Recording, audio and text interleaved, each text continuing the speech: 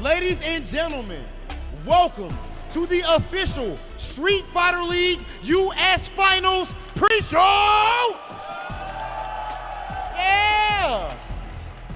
I am your host, Big Hollywood Rob TV, and I am joined here with my brother, the commentary great, the one and only Vicious. What's going on with you, bro? Yo, I'm feeling great. As soon as I drive up here, I'm like, thank God, we get to do this in LA offline, by the way, the very first time. You already know you're in for something great. Yeah, you know what? I'm not gonna lie to you. You are not lying whatsoever when you say we're in for something great. Because this pre-show, oh my goodness, we got all of the works for you guys. Starting things off, we are going to have the Marvel vs. Capcom 2 exhibition. When's Marvel? It's Marvel, baby. All the way live. After that, we're gonna keep things rolling. We gotta keep the energy just as high as we're gonna have the Capcom vs. SNK 2 exhibition. The grooves. The music in that game is so good. It's bro. OD. Oh it's my actually goodness. so good. Like, it's actually overpowered. Both actually have really great soundtracks. I'm not gonna lie to you, man. This is true. This is true.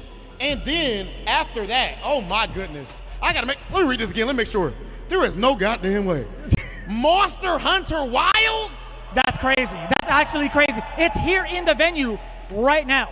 Right now in the venue, Monster Hunter Wilds, and of course we have a special guest up here for that as well. You guys do not want to miss any of it. And finally, as you guys know, you see the banners to our left and right. You've watched all years. You've seen the defending champions, Street Fighter League US. Ladies and gentlemen, we're about to find out who is going to be crowned the Street Fighter League US champion.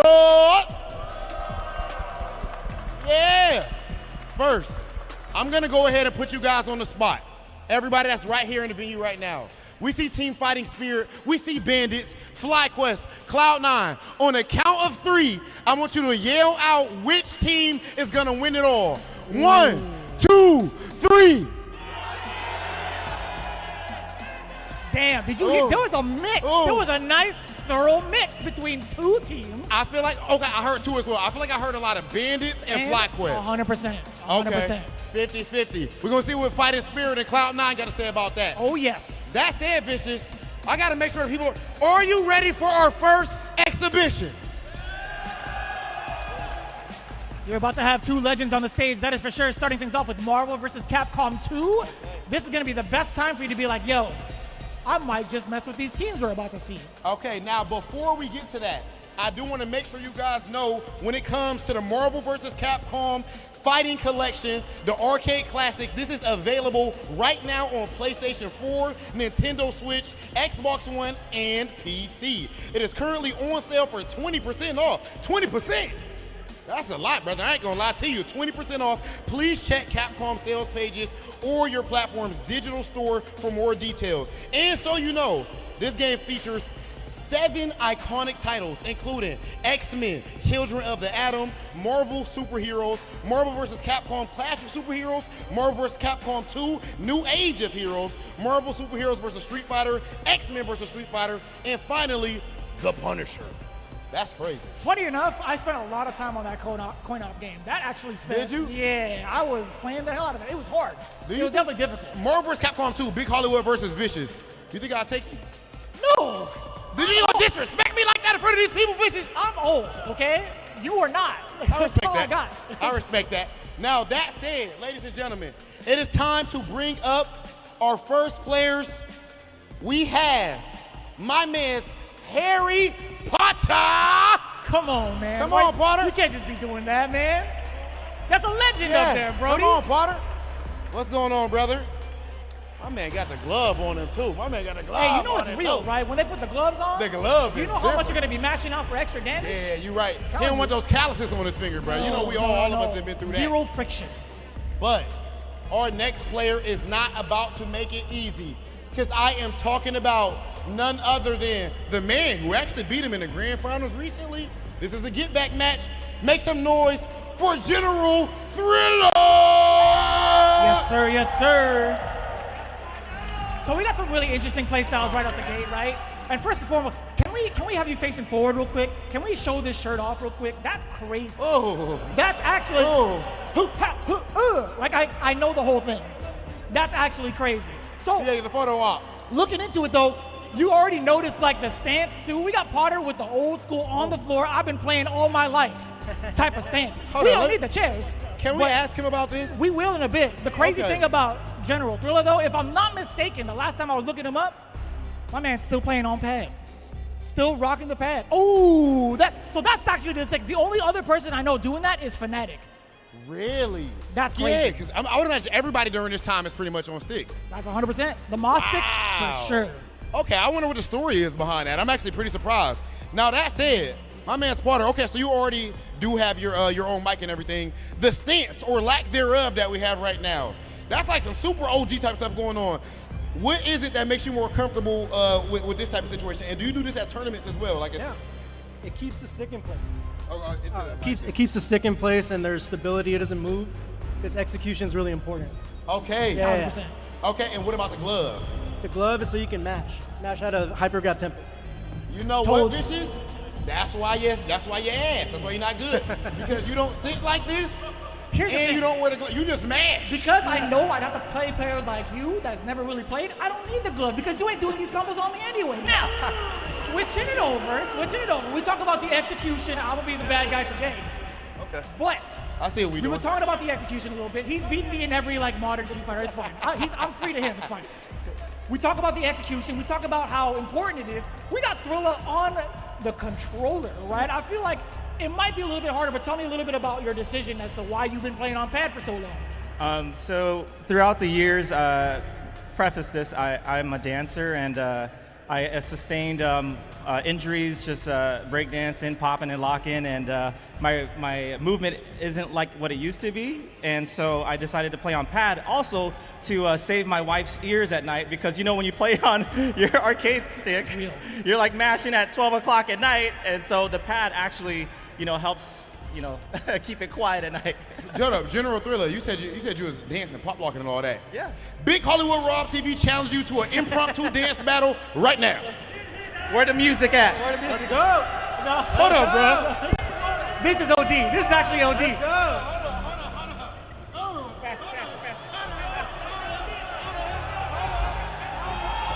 Oh my God, my shoulders popped out of the socket watching. Pass it to him, Rob. Pass it to him, Rob. Okay, hold on. Hey. Okay.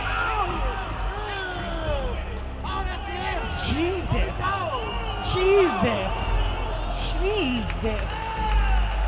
Hey, I'm glad you're not playing him in both Marvel and in a dance battle, because he got it. He already got me on that too. I think he got a lot of people in this room, to be fair. That was crazy. Are you sure that was it's not actually Thriller in Manila? Because you'd be great in the Philippines. I'll tell you what, man. That's crazy. All right, let's get into it. Our first match. If you guys are ready, I'm trying to see some Marvel vs. Capcom, brother. Yes, That sir. was fire, by the way. That was completely impromptu, by the way. You mean to tell me mad that was off random. script? That's crazy. That was mad random. All right. But, competitive fire. So obviously what you're going to see based on the stage, right? We got Potter here on your left. He's going to be on the player one side majority of the time. We got General Thriller here on your right side. That's going to be player two. So do not get the teams mixed up. It's going to be a pretty good exhibition considering how many different characters they're going to be flexing today. Yes, of course. So they're actually going to have more than one match. These matches, the first one is going to be a first to two. They're going to start with certain characters, and then in the second match, it's actually going to be a first to three. Very interesting character choices coming up too. So and are they good? Get it ready. Are you guys good to load in now? I think you guys are good to load in now. Okay, I'm ready to start. Yeah. You're all good, Thriller. You're all good. Yeah, so. I hope nobody asks me how to configure this, because sometimes I'm like, sometimes I gotta make sure. I don't know if I'm locked in. Okay, we gotta get at least Potter signed into the profile so that we can get him locked in. I hear the whoom. Yeah, that whoom. Yeah, we already know about that sound. Yeah. Too many late nights hearing that goddamn sound. Girlfriend wonder why ain't I coming to bed. I'm hustling. It's serious in here right now. When we had to do like any of like the Japanese streams, the Japanese joints, I feel bad for all of my neighbors. Low-key, me and St. Cola, we're both like, man, we're about to get evicted. Because we're we are rocking out at like 3 or 4 in the morning. Bro. And then you can't sleep after that. On Street Fighter League and everything. Yeah, you can't sleep after that, so you want to play games, and it makes it even worse. Yeah. Watching this for sure, I know damn well I'm going to boot it up when I get back home. 100%. I got to get put onto the OG stuff, bro. I got to work on my fundamentals. my newts, brother. No, with this game, you ain't got to worry about newts. Just rush it down. Okay, Just rush it down. this is true RTSD. At least from a beginner's perspective like me. Yeah. No, I understand. Okay, I understand. so what's Potter looking like? What do you have? Okay, so Potter is actually running with Iceman, Jill, and Hayato. And on General Thriller side, we've got Juggernaut, Thanos, and Colossus. Okay. This is the low-tier hero match that they're That's going right. with right It's now. big body versus little body is what it's looking like. Body positivity. This is a body positivity match, Vicious. I mean, we'll see. There can only be one winner, so it depends. Slam him down. Stop. I like that. So Juggernaut Assist is really going to cover a lot of the offensive for General Thriller for the most part. But yeah, the zombie, that's fine. You know, we take Take the round. Take the round. That is take the round. a bootleg unblockable. Nobody blocked that. As soon as the pause button was let go, nobody blocked that. Head crush. No DHC. It's totally fine with him. Missing a couple of OTGs too.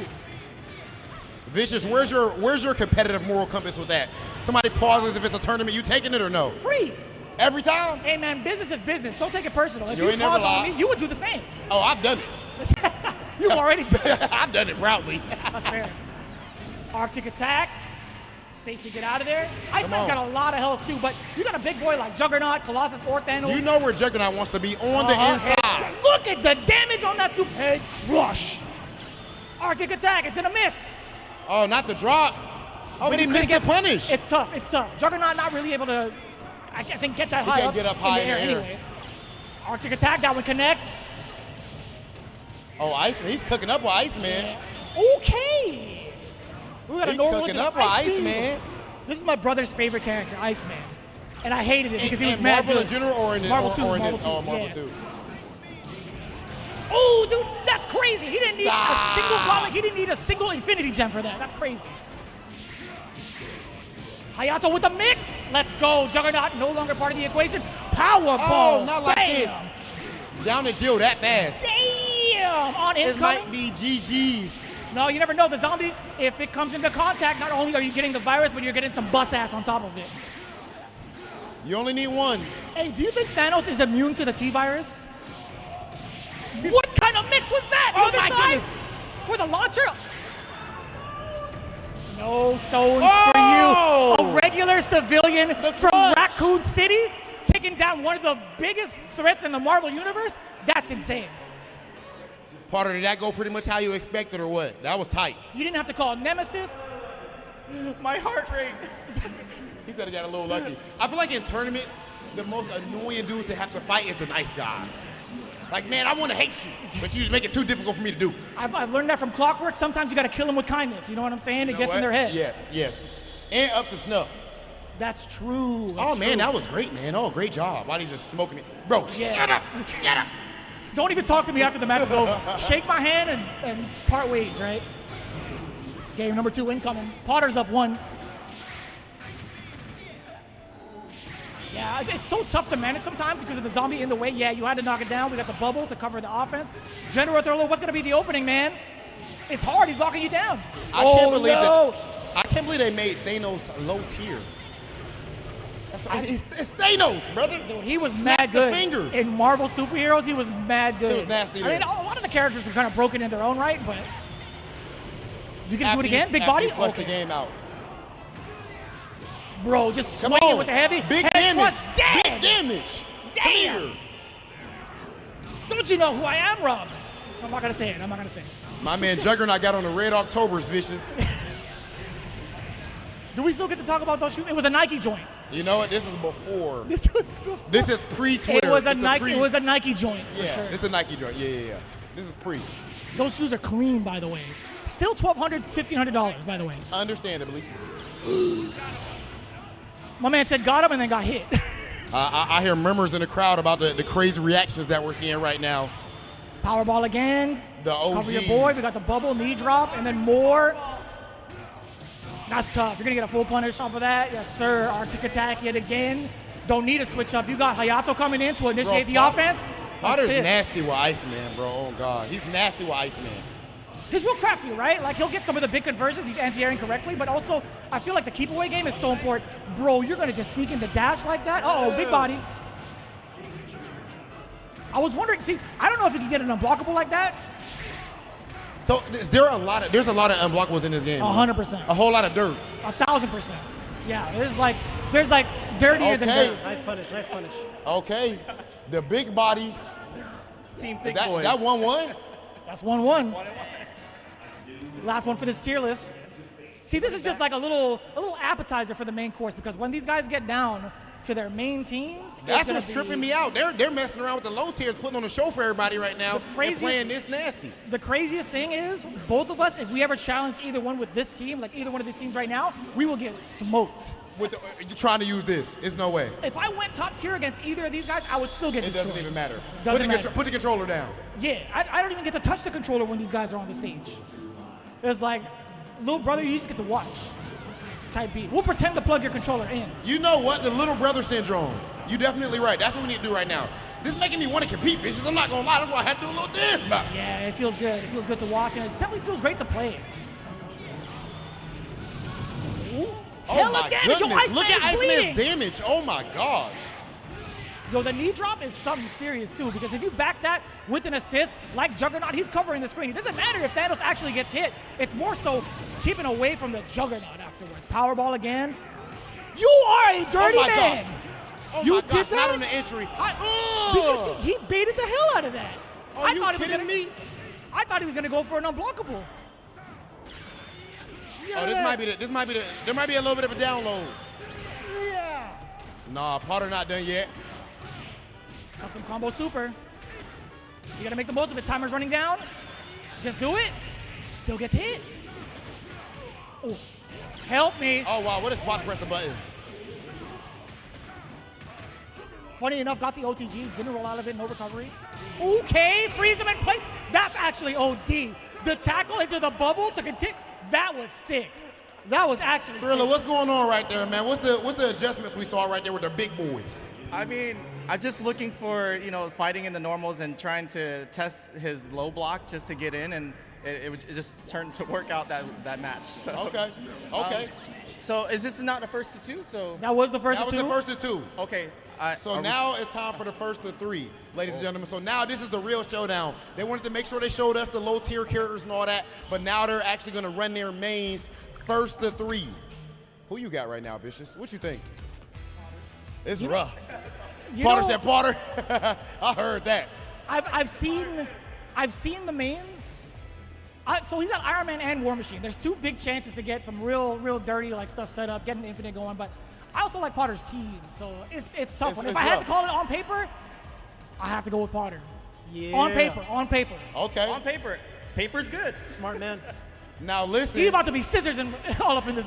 You know what I'm Y'all saying? do know that these guys have a history. We alluded to it a little bit earlier, but this was Texas Showdown. Which year was this? 2022 or 2023? I won Texas Showdown 2022 and 2023. Grand Finals. Yeah. On winner side and in Grand Finals as well. He said 2 times. I mean, 2 times. He sound like Booker T. Just minus 3. Oh my God, Booker T. Okay, but now my man's Potter trying to get his run back. You guys can go ahead and load into this. Okay. It's time for the first of 3, brother. Let's see what's going on. Now, I'm Potter, trying to see y'all at full strength. You had the matches against General Thriller. You've had that experience already, like going into it. Do you think you already have the necessary strats to combat against his double millionaire comp, I gotta say? I mean, technically you got what, Rhodey and then Tony Stark, you got Iron Man, War Machine. Those are the primary threats, right?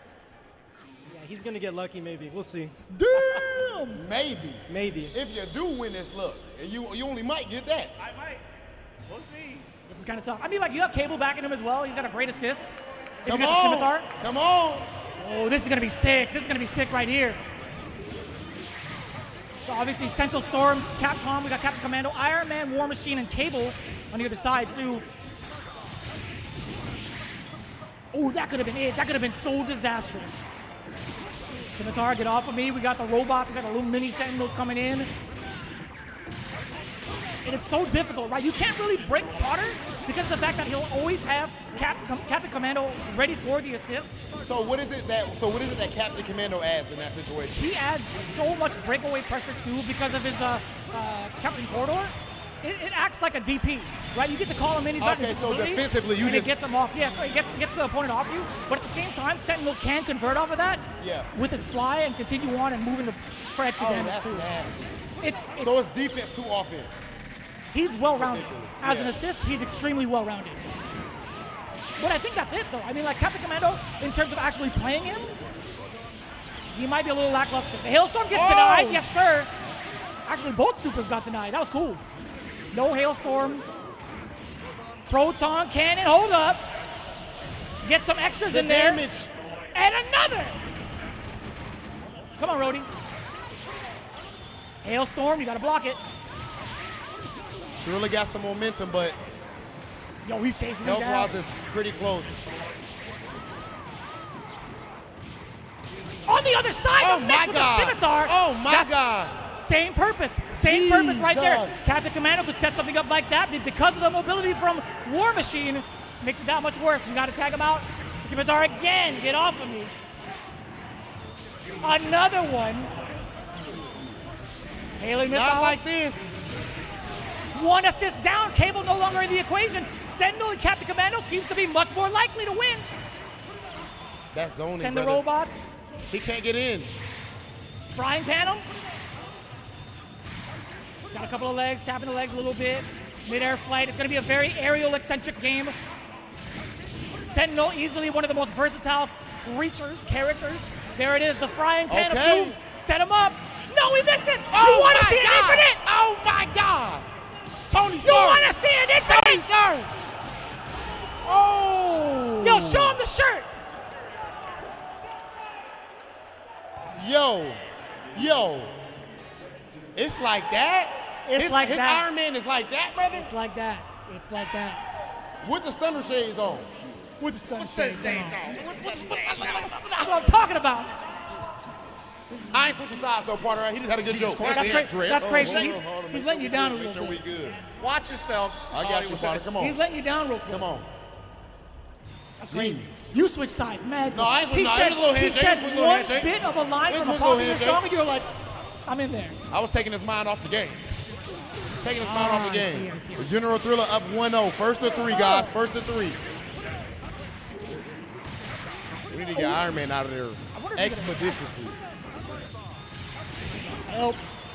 Cover yourself. And to do it. The frying pan of death. That's right, man. That thing is massive. I don't know, he like throws out a shoulder blade or something? I don't know. What you call it? The frying pan. That's the classic, yeah. Jump heavy will always be known as the frying pan for Sentinel. Oh, we're getting the assist off this. Do it again. Kill the assist off. Yes, sir. Sentinel is down, just like that. Ooh. Oh, can you do more over there? I was about to say, oh, he landed to the projectile for the hailstorm. Hella damage. Get off of me. Do it again. Chip him out a little bit more. I like that. Oh, this is huge. The pickup for two characters. He doesn't have enough bar, though. He can't continue it. It's fine. Potter is still alive. Very much so. He's got 2 bars to his name, too. Oh, repulsor blast assist, dude. That's rough. Set up. Ooh. Captain Sword gets blown up. Captain Commando, please. Not again. Okay, drop.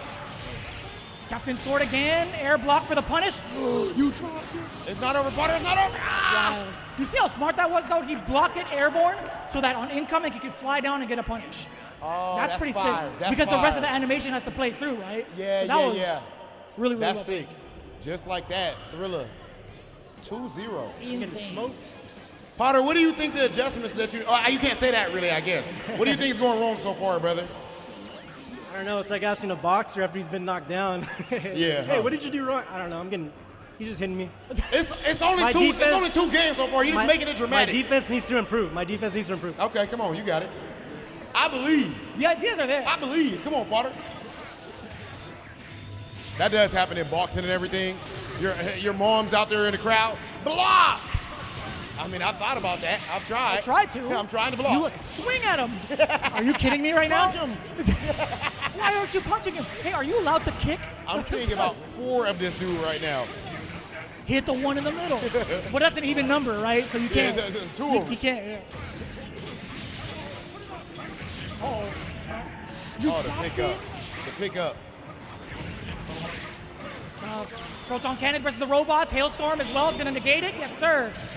Do it again. Chip him out a little bit more. The switch up is nice. Cable's got 4 stocks, by the way. 4 bars equals a lot of that. Ooh, not today. Hailstorm's not going to hit. Pick up. Jesus Christ. Mauling in the corner. Potter talking about his offense or his defense initially, but his offense is looking mad clean. It doesn't get it. You know he was chasing down the assist with that. Oh my goodness. It's so difficult. Come on. 1 bar piece too. There we go, Potter. Cook up, brother. Yeah, we're building meter for both. We're building meter for both. The more meter they have, the more dangerous they are, specifically these 2 characters, because of the potential, right? I feel like Cable, if he gets that single combo into the air Hyper Viper Beam, it's going to be GG's. Storm can keep away as much as she wants to, by the way, and chip away pretty significantly with Hailstorm. Bro, this movement with Storm is insane. Are you kidding me? Air Hyper Viper. Could do it again if you wanted to with the switch. I couldn't tell you what that was. He said... Yeah, I thought Storm was done. What the hell I thought so too. Damn, sit him down, Hailstorm. Look at the damage.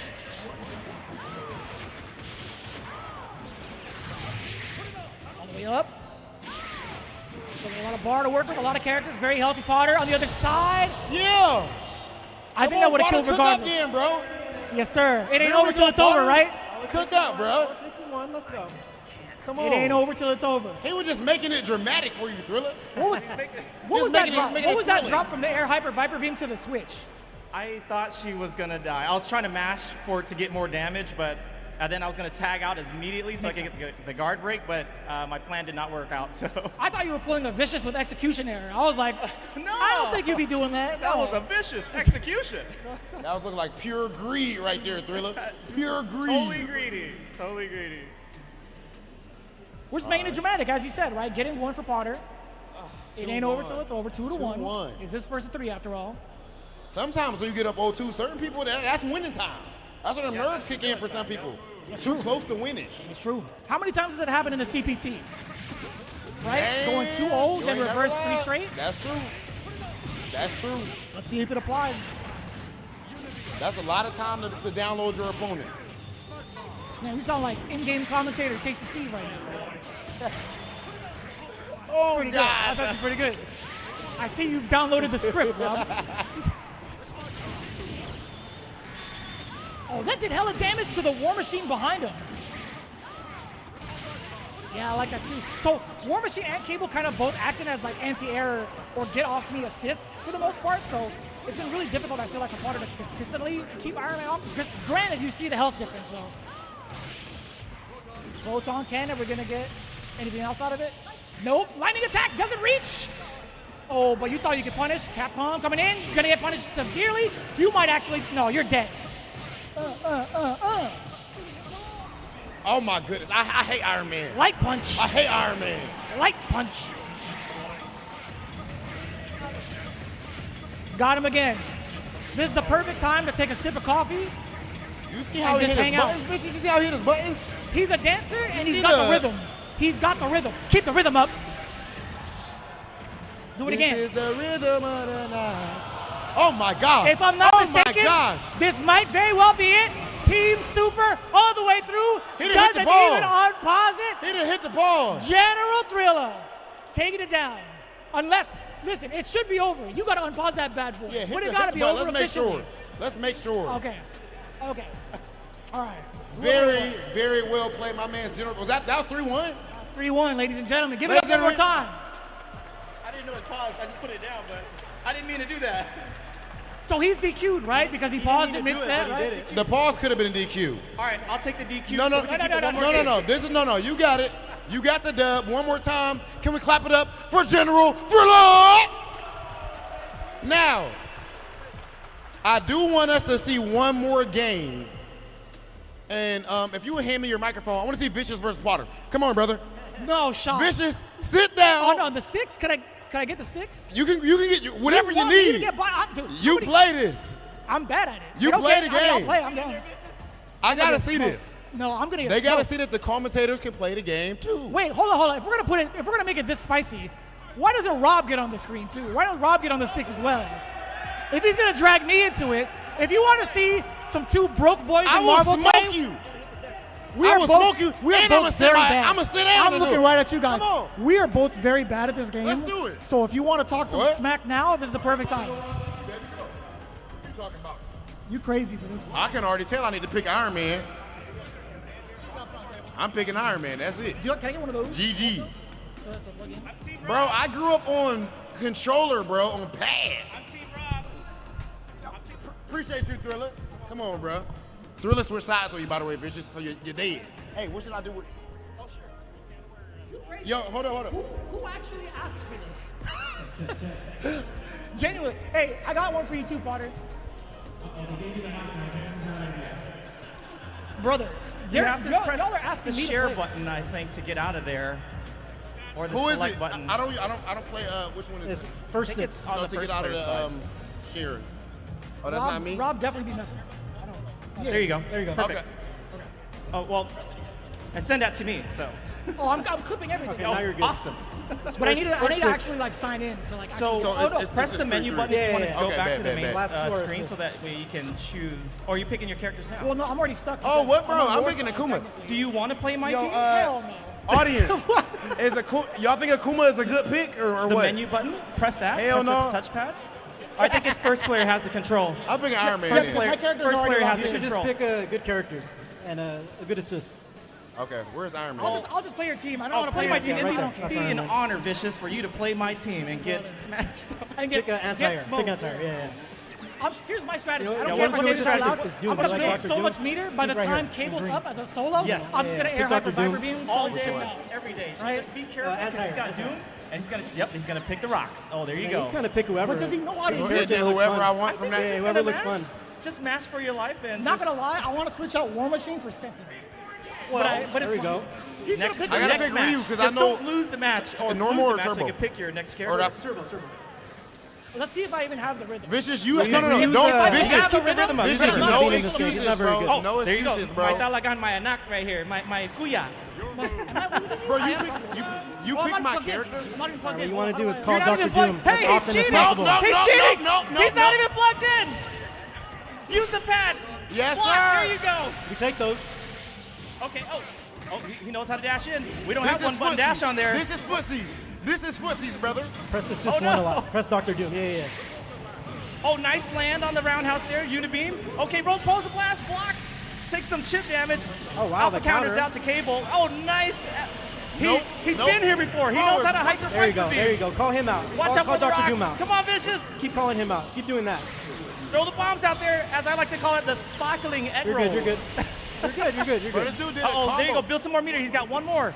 Oh, tag into War Machine. Let's see what Rhodey's gonna do. Oh, he's got the infinite. I need to get Ryu Jab out there. punch. I need to play Leave some Dr. pussy. Doom alone. How can Robert Downey Jr. play two characters at once? There you go. Oh, snapping him Yeah, out. bring him in. Bring him Okay. in. Nooch. The sparkling fingers. Nooch. The jazz hands. Yeah, and we got a But trophy. Dr. Doom, oh, he misses Yes, sir. the conversion. Doom There we rocks go. chips again. Vicious looking, locking in, but he Good. mistaken. Bro, why you oh, now he running, gets a bro? hyper viper beam. Oh, yo, take the game. Take Hook it. around. Take it. Take it. Take See it. how hard it is Yeah, not to we press win. the round, We Brian. win. We win. We take those DQ. You have no honor. All right, there's we go. Bullets. More bombs for Ryu. Now what can you're Ryu smoked. do? Is he gonna go Dark Hado? Let's see. Shoryu. Anti-air. Very nice tech hit from the grab. Oh, tags in. He doesn't get the conversion into infinite. try. Throw Shoryu again. fireballs. Throw some fireballs. Come on. Activate your inner high score girl here. There we go. Oh, gets canceled out. Protein Oh, cannon. damn. Oh, Rhodey comes in for the second assist. Not Get looking up, good get for our hero. Oh, block those. Yes, we do. We block on time. Tag again. Oh, he pauses the game. This is what happens. Bro, is that true pausing? That's a double win. There you go. You won. You actually won twice. Give it up for 2009 Vicious, inevitable guys. death Taking rule. up that match. You guys gonna go again, or we got No. Hollywood Rob? No, what's he going, got lucky. What's going through your mind? I'm gonna let him have his luck. I'm gonna let him have his lucky win. I'm gonna let him have his lucky see what win. had happened was 2 out of 3? 2 out of 3? 2 out of 3. We're doing tournament Production, style, guys. do we have time They're for gonna my run it run back. back? Or no? I'm playing on pad, bro. He's playing on pad. That's I don't not know an if we got excuse, time. though. If they tell us no, Yeah, because for I me want it my is. run back, bro. Because now I understand. Hollywood Rob back on the decks. Hit that start button. Bro, I was about to say I didn't pick Let's him. go. All right. I had the setup. Yes, you I did. had the setup. I really liked your well-timed random tags. all right. Are you from the West Coast, by the way? Gotta lock in, Rob. Oh, you Let's are go. West Coast I'm tags. locked in, Okay. bro. With his You know Ryu, what I I'm knew he gonna wasn't going to do anything. I'm like, all right, if he throws a fireball or a super afterwards, I'm just going to tag in.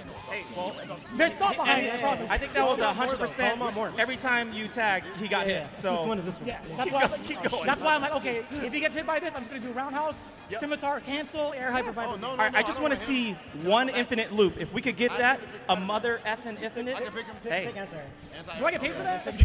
I believe so. All right. I'm gonna try. I'm gonna try. This is. I don't know how you do this. Wait, I gotta do it like you. Hold on. Yes. Call him a lot. There you go. Look at the boots. Get the camera on the boots. What is that? Is that Alta? What is that? It's definitely all of them. Yeah. It's I definitely shop all at all those. Yeah. This one matters more. Uh-oh. Two Ironmans going Oh, at back it. up off Looking me, bad. champion. First Back start. up off Gets me, the brother. launcher. Doesn't convert Call out into the Doom, infinite, call out but Doom. Vicious is looking for it and blocks the proton cannon. Do we Yeah, that see one, that Parker one. out there? You're good. You're good. Who picked Parker?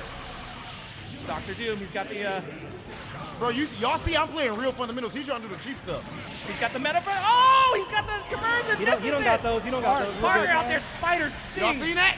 Come on. I Push block blocks wide. at the I wrong didn't mean to do time. that. He wanted to dash in, but got an input mistake.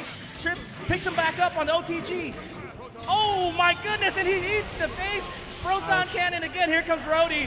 What's the heavy artillery? Why you random? Get the Why you guard do break. that one? Oh my gosh, Back Spider up. stick. As soon Good as I tech came by in. Vicious. Spider-Man. Parker, come on, Getting Parker. sticky. Yes, sir. There we go. Combos. That's crap. Newts, Crap. Bigger crap. pussies, Oh, he tried to swing him in. webs. Oh, nice. Doesn't get the super conversion. Oh, trips him again. Nice air dash. Where? Oh, you can't do it. Can you do it, Yep. machine? Good. Let Oh, Doom heal tagged a it little again. bit more. See, Let Doom heal a little 100% bit more. ratio of those tags. Whoa, cancels out the Doom assist. Smart bombs are good. I like it. Like it. Spider-Man Oh, he got doesn't OP get it. Oh, wait. Oh, doesn't cross it up. There you go. There you It's go. not looking good for Do Hollywood it again. Do Bravo. it again. Oh, Spider Sting takes a block. No. Oh, he eats it again. Bro, that Proton super's OP. cannons. You're Raw good. tag, raw tag, raw tag. I mean, we're not good, but Oh, be careful. Oh, raw tag again. He is from the Bro, no, West he Coast. can't win without folks. losing the character, bro. He is He cannot from win without the losing West the character. Coast. Oh, you Viper Beam. Oh, Vicious I takes covered it it. I covered 2-0. it. Good set, good set. Wow. Hollywood Rob. I told you I was old. Give it up Rob. for Vicious and Rob, guys. And he just I'm so sorry. That was probably the worst exhibition y'all have ever seen. I can't wipe your memory from this, but I apologize. Just in On case. your end, I was cooking. I was playing Nooch. He One was more playing- time, he guys. was Can we playing please Nooch in a game where actually you're not supposed make to play some noise Nooch. for the real players? My guys, Thriller and Potter. Much love, guys. Much love, guys. Vicious, you suck, brother. I ain't gonna lie to you. On the weekdays I do, yeah, but not on the weekends. This is my Saturday, baby. You suck, brother. Now, I do want to, again, make sure you guys do know that this is available right now. And, of course, not only this game, this is the Marvel vs. Capcom Fighting Collection Arcade Classics, available now on PlayStation 4, Nintendo Switch, Xbox One, and, of course, PC. It is currently on sale, 20% off.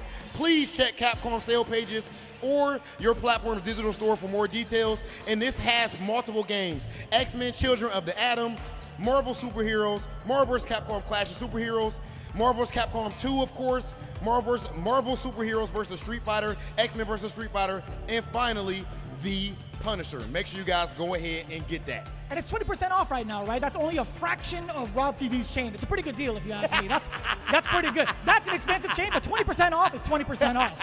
I like that. Bro, I'm not gonna lie to you, man. Like I feel like you was doing that the little super with what was that? What was going on right there? There was a bunch of the supers. big There old was- beam and all that. Yeah, there was a lot of beams. You don't play no pussies with me. I don't like it whatsoever. Now that said, ladies and gentlemen, we're talking about neutral.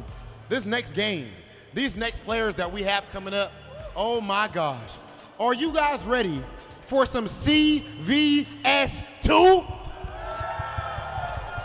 With that in mind, I think I'm going to be switching up with St. Cola, if I'm not mistaken, right? Who we bringing up first? What's going on? Oh, okay. Actually, that's going to be after this break. So much love to all of you guys. Stay tuned here. This is a Street Fighter League US Finals pre-show. We will see you guys soon.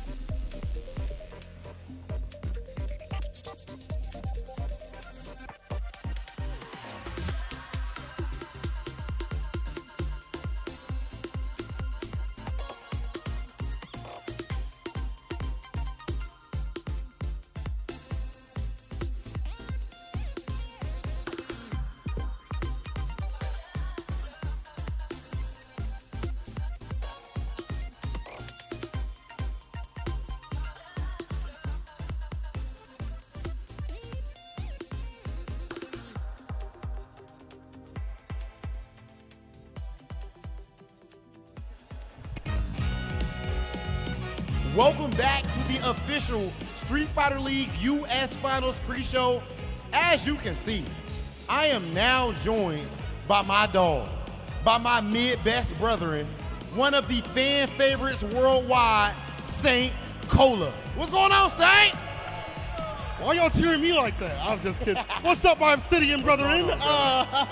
Obsidian is crazy. It It is Obsidian month right now. That's true. We powered up. We powered up. Now that said, we got something really cool for the people coming up right now, Saint Cola. That's true. That's true. CVS2. We're gonna have that exhibition, first to one, then first to two, showing off all the grooves for that game for a fantastic game. I didn't get to play a lot of it back in the day in Aladdin's Castle, where I was at for my arcade.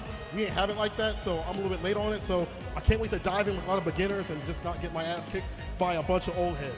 Now we're about to find out the highest level of play as we have coming up to the stage right now. First, I want to make sure, okay, who we actually got coming up first. I don't want to have them in the wrong order. Right, ladies and gentlemen, put your hands together for Silent Skull!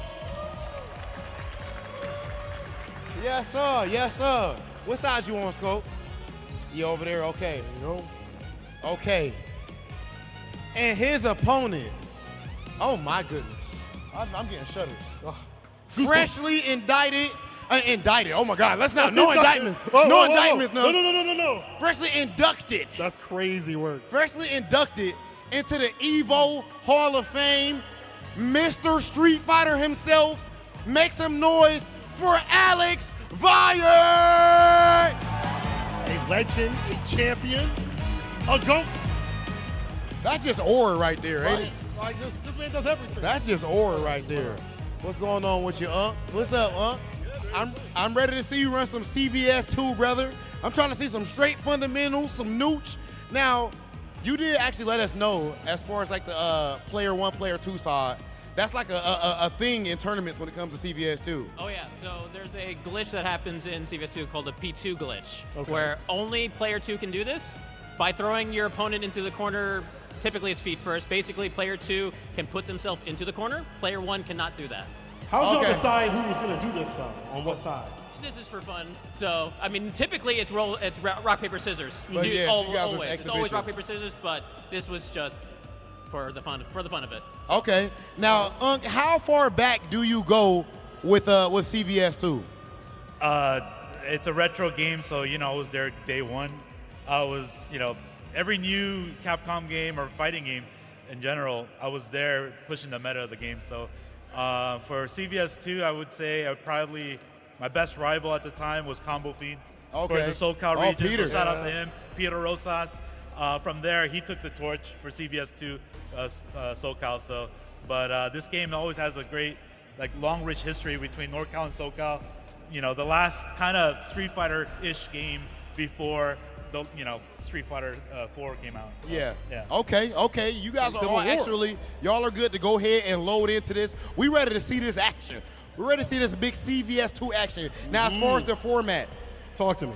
Exhibition matches 1 to 2. The first ones are actually going to be first to ones. That's true. They're actually going to be first to ones, and then we're going to have first to twos with different grooves actually as well. So that everyone does know, this is from the Capcom Fighting Collection 2. Physical and digital pre-orders for Capcom Fighting Collection 2 are available right now. Physical pre-orders are available for a limited time and come with an exclusive Capcom vs. SNK themed comic book for the PS4 and Nintendo Switch physical versions. And the Capcom Fighting Collection 2 features 7 iconic titles, including Capcom vs. SNK Millennium Fight 2000 Pro, Capcom vs. SNK 2 Mark of the Millennium 2001, Capcom Fighting Evolution, Street Fighter Alpha 3 Upper, Project Justice, Power Stone, Power Stone 2, and of course, Plasma Sword, Nightmare of the Bilstein. You guys, of course, want to make sure you pick up that available right now, physical and digital. And these guys about to get physical right now, St. Cole. Oh yeah, they are. And I do see some of my favorite characters up on the screen right here. I see a little bit of that Rolento. God willing, he come back to Street Fighter 6 so I cannot play Nooch. But in this game, it's a little bit different, so they have grooves that give you different things depending on what you pick. So each groove will give you something separate. You know what I'm saying? Yeah, so it's like it's a mechanic type V. So and the grooves were CAP like Capcom grooves, yes, and then the SNK. Just like SNK. Yeah, Correct, yeah. And then That's we're going cool. down each and every groove separately. Let's see what we got on this side. And they are doing the ratio system, so depending on what characters you pick, some of them cost more or cost less. It's going to be a little more powerful. So, all right, as well, the core we see on the screen. And Sakura whipping that super. I like the dodge. Oh, my goodness. Not to choke. That corner. Oh, but put herself in the corner. Oh, I like to bring up the dodges every so often, though. Looking out for something in the nooch. Okay, and I believe this is, even though it can confuse us as far as the sides they're on, I want to say that Scope is actually running Sakura, running the S groove. You running the S groove, Scope? Yeah. Okay. Cool. See that charge up right there to get your meter? That's a little bit separate than the other ones. You'll be able to go Super Saiyan. Saying I can see you getting that kill fit off in the club. I ain't gonna lie to you, brother. That looks I pretty could clean. rock that. You know I what think I'm you saying? could I do get that. the arms for it, too. This is a game, like looking at actually how like the pacing of it. This is very like Street Fighter based, which of course I guess makes sense. Yeah, of course. But at the same It's time, it straight definitely nooch. goes a little bit longer. I was talking to Vicious before all this, and it was like these games go a little bit longer than what you might expect. So first to 3, probably not going to be on the menu when this does drop for like the tournaments and stuff like that. So don't ask. Don't even start. Super 4 Super Aye! Oh my gosh. Silent Scope. That scope was kind of loud. Ain't had no silencer on that right there, Saint. Blocka. That was bam. There's a Rolento. This gives me Street Fighter 4 That jump flashback spears. nightmares, brother. Patriot Circle records. The jumping knife throw and everything. He was playing honest suits. What are we talking about? Very honest character. Oh, that misses. Oh, look at the slide. Watch your toes, brother. The cancel to keep safe, it seems. Oh, nice air there. Defense. Man, splash That down slide. I with thought there might be a whiff punish on that slide, but it might be a little more difficult than it looks. He looks so good. I don't know where he at in this game, but he looks like he's really good in this game. Compared to like Alpha 2 where he was really good. Off the backboard. Tech. Damn, the buttons there looking good. The stand pierce. Timing right there. Okay. That's something that Sonic Fox actually talks about a whole lot when it comes to fighting games. He first put me onto that concept. Just timing in general. The actual timing, and that helped me out a whole lot. Being able to just read when your opponent is going to press something, even in neutral. I feel like that's good in like any level, right? Just understand when someone's going to press a button and when not to press a button on the other hand of things. Regal! All right, it's the last character that we got. Okay, Rolento down. Are we down to the 1v1? Is it always like that? Oh, Anchor? Yeah, it's always Sagat. It's always unless Sagat? it's A group, it's always Sagat. I know this. Sagat master on that crouch fierce. I don't know. Super good on the character. I don't know if a Valle Sagat can be stopped, bro. I'm not going to lie. Mr. Street Fighter Sagat. Come here. Give me them ankles. Every so often try to get some bar up as much as possible. Rebuke it. Are you seeing the length of those normals? Okay, and I believe that's his groove that lets him roll like that. Yeah. So again, that also goes into movement. So some of the grooves also impact how the characters move. Some of them have runs. It's kind of goofy to watch characters that didn't have the sprites to run, have to have like a run that looks really goofy. Oh, I like that little delay right there. Wait for the charge up and in. Oh! The Super reaction. But that's a reaction right there, huh? Ooh. That's the reactions? I mean, Come if on. you can't hit that, you have no business playing old school games. Okay. It's a different standard. Yeah. It's a different standard right there. We have to. So now mix we it up. switch. Yeah. First one. Probably takes the first one. Okay, we're Also gonna be switching grooves We're gonna as be well. seeing some different grooves right now as well. So the end groove is why he was able to roll like that as well. End groove, yeah. End groove has roll. So some grooves actually share mechanics. So roll is in 3 of them. So A, N, and C. It actually tells you when you're on this menu what you actually have access to. Okay. So for instance, C has roll, N has roll. The one that has the least is P, which just has parry and short jump, essentially. Everybody has a different wake up, so there's delayed wake up as well as quick wake up, but quick wake up is actually unsafe in this game. Okay. So yeah, you actually have a certain amount of frames of recovery. So there are, if you throw somebody, certain characters have specific things. So like Dictator can just slide against most things and then pick anybody up. Hold on 1 second. Characters, good. Do you see how big the lock roster is on here, bro? Oh my I goodness. know. It's, Back in the day. it's very strange to see the god characters on here. So we have God Regal, Shinakuma, Shinakuma, and Bloody yeah. Ori. It's very strange, but very kind of cool. Vi, what's the most? Is there a most meta groove you would say? back when it came to like high turn or even now in high tournament play? The meta has evolved so much. Like when it started, nobody roll canceled, so like K groove and C groove were just ruling the world. And then as roll cancels became more prevalent, and people discovered a bunch of crazy combos, A groove was the best for a long time. C groove, because it can still roll cancel and air block, was really good. K groove is still there. It'll always haunt your dreams because it just does so much damage. So like it constantly evolves. Okay. So there's actually there's some balance. I feel like with the OG games, a lot of times you're hearing about like, oh, this was busted. This is the tier list. This is the tier list. Yeah. But I feel like that could change too when you got more access, more out here with this game. Yeah, right? that's true. More years and things like that. Easier to learn games these days. Go find a YouTube video of somebody. You got to think back then when they're competing in this. Bro, you just have to watch VHS tapes. Yeah. Word of mouth. If your arcade don't have good players, hold up. Look, I'm the best, bro. Hold up. Are we seeing some Valle Ryu song right now? This man actually helped teach me the Fireball game back in the Street Fighter 5 days with Ryu early on. You're the best in the business, man. That's why I be cooking you like that, Saint. Hold on now. We ain't seen me in 6 yet, so relax on that. You're Kuma okay. Oh and my the DP god! right after, damn! Oh my gosh! So that's C-Groove specific. C-Groove is the only one that can do a level 2 and can cancel level 2 to a special.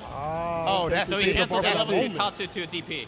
That's saucy right there. You know what's also sick in this game is that they have those special intros. You saw that with Kyo kind of doing the flame at Ryu, having those interactions. I wish we got it back, man. Like that personality is super sick that has back in these games. I'm not saying they don't have it now, but you know. Spend that meter, baby. You gotta get that bar up out of him.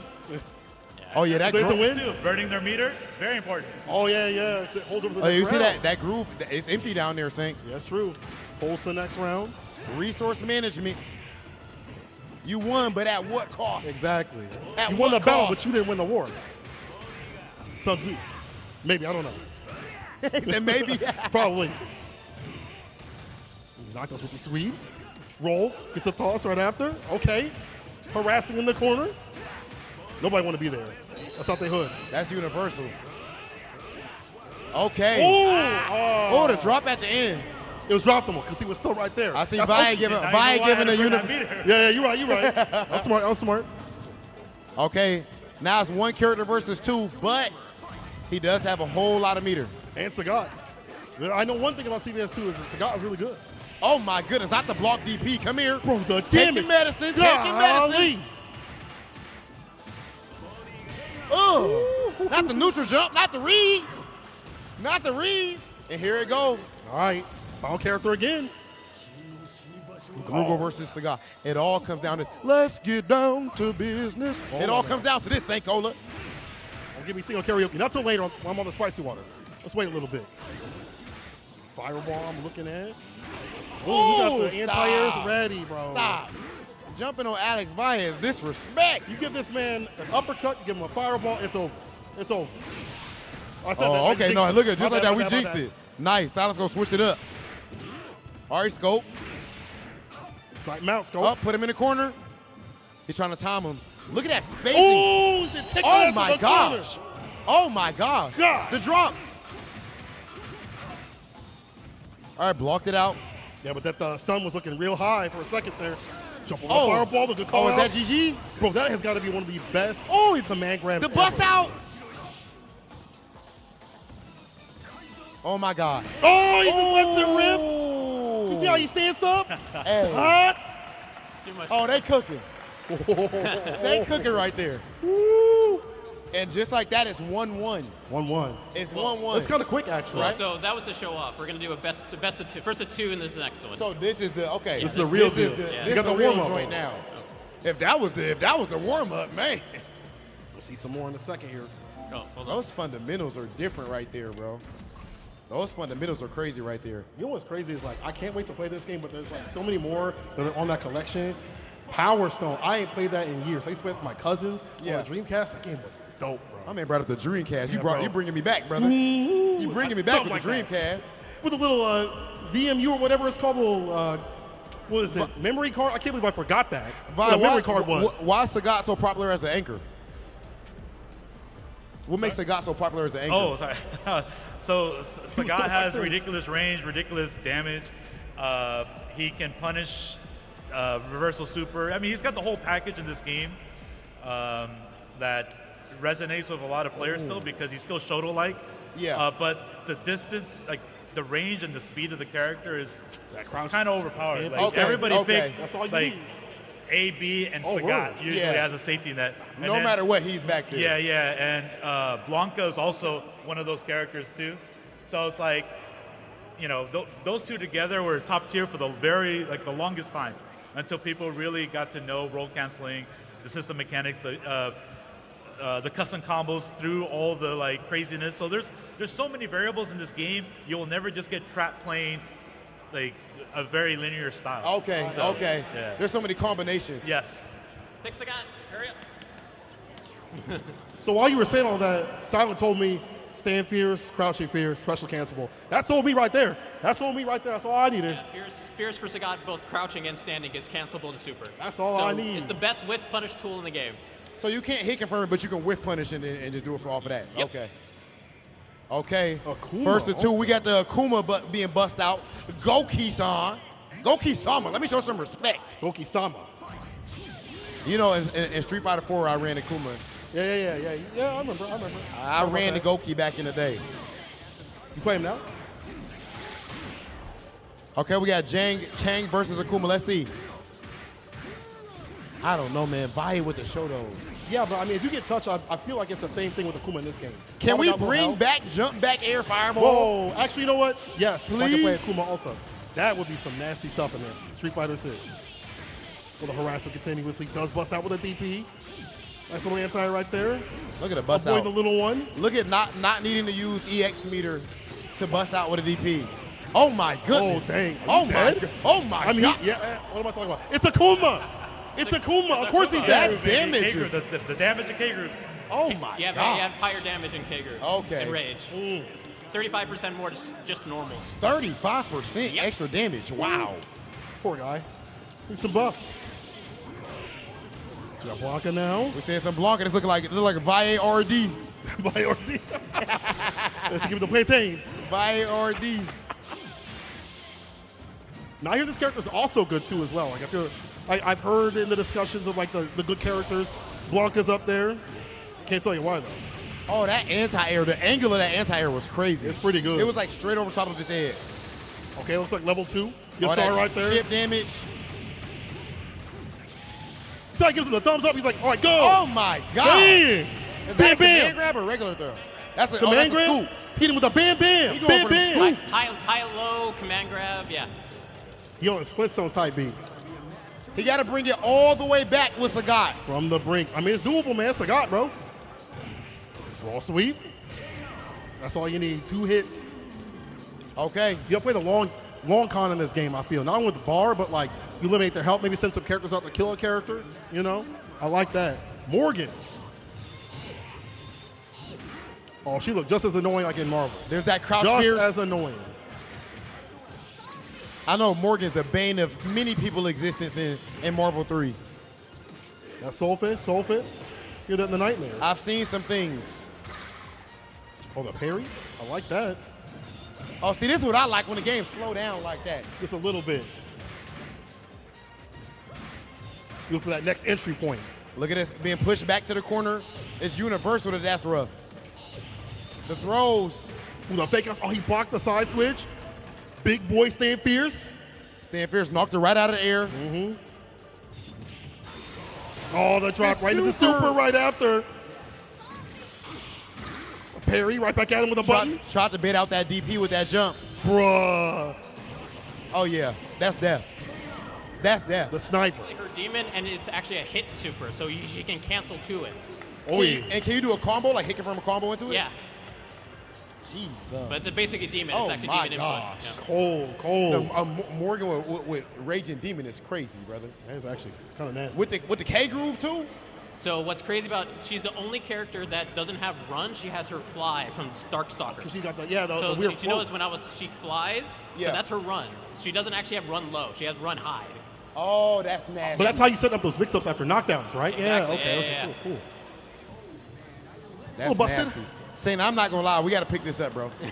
I'll roll the set. I'm not gonna lie, brother. We gotta pick this up. I'm trying to get good enough to beat Jabali. At least one game, and I'm going to walk away. Jabali supposed to be nice? He kind of nice at the game. Unfortunately, he's nice at the game. I know you mean it too, because that pains you to say. I know it do. I'm gonna get at him though. We're gonna learn. We're gonna learn. I just want one game.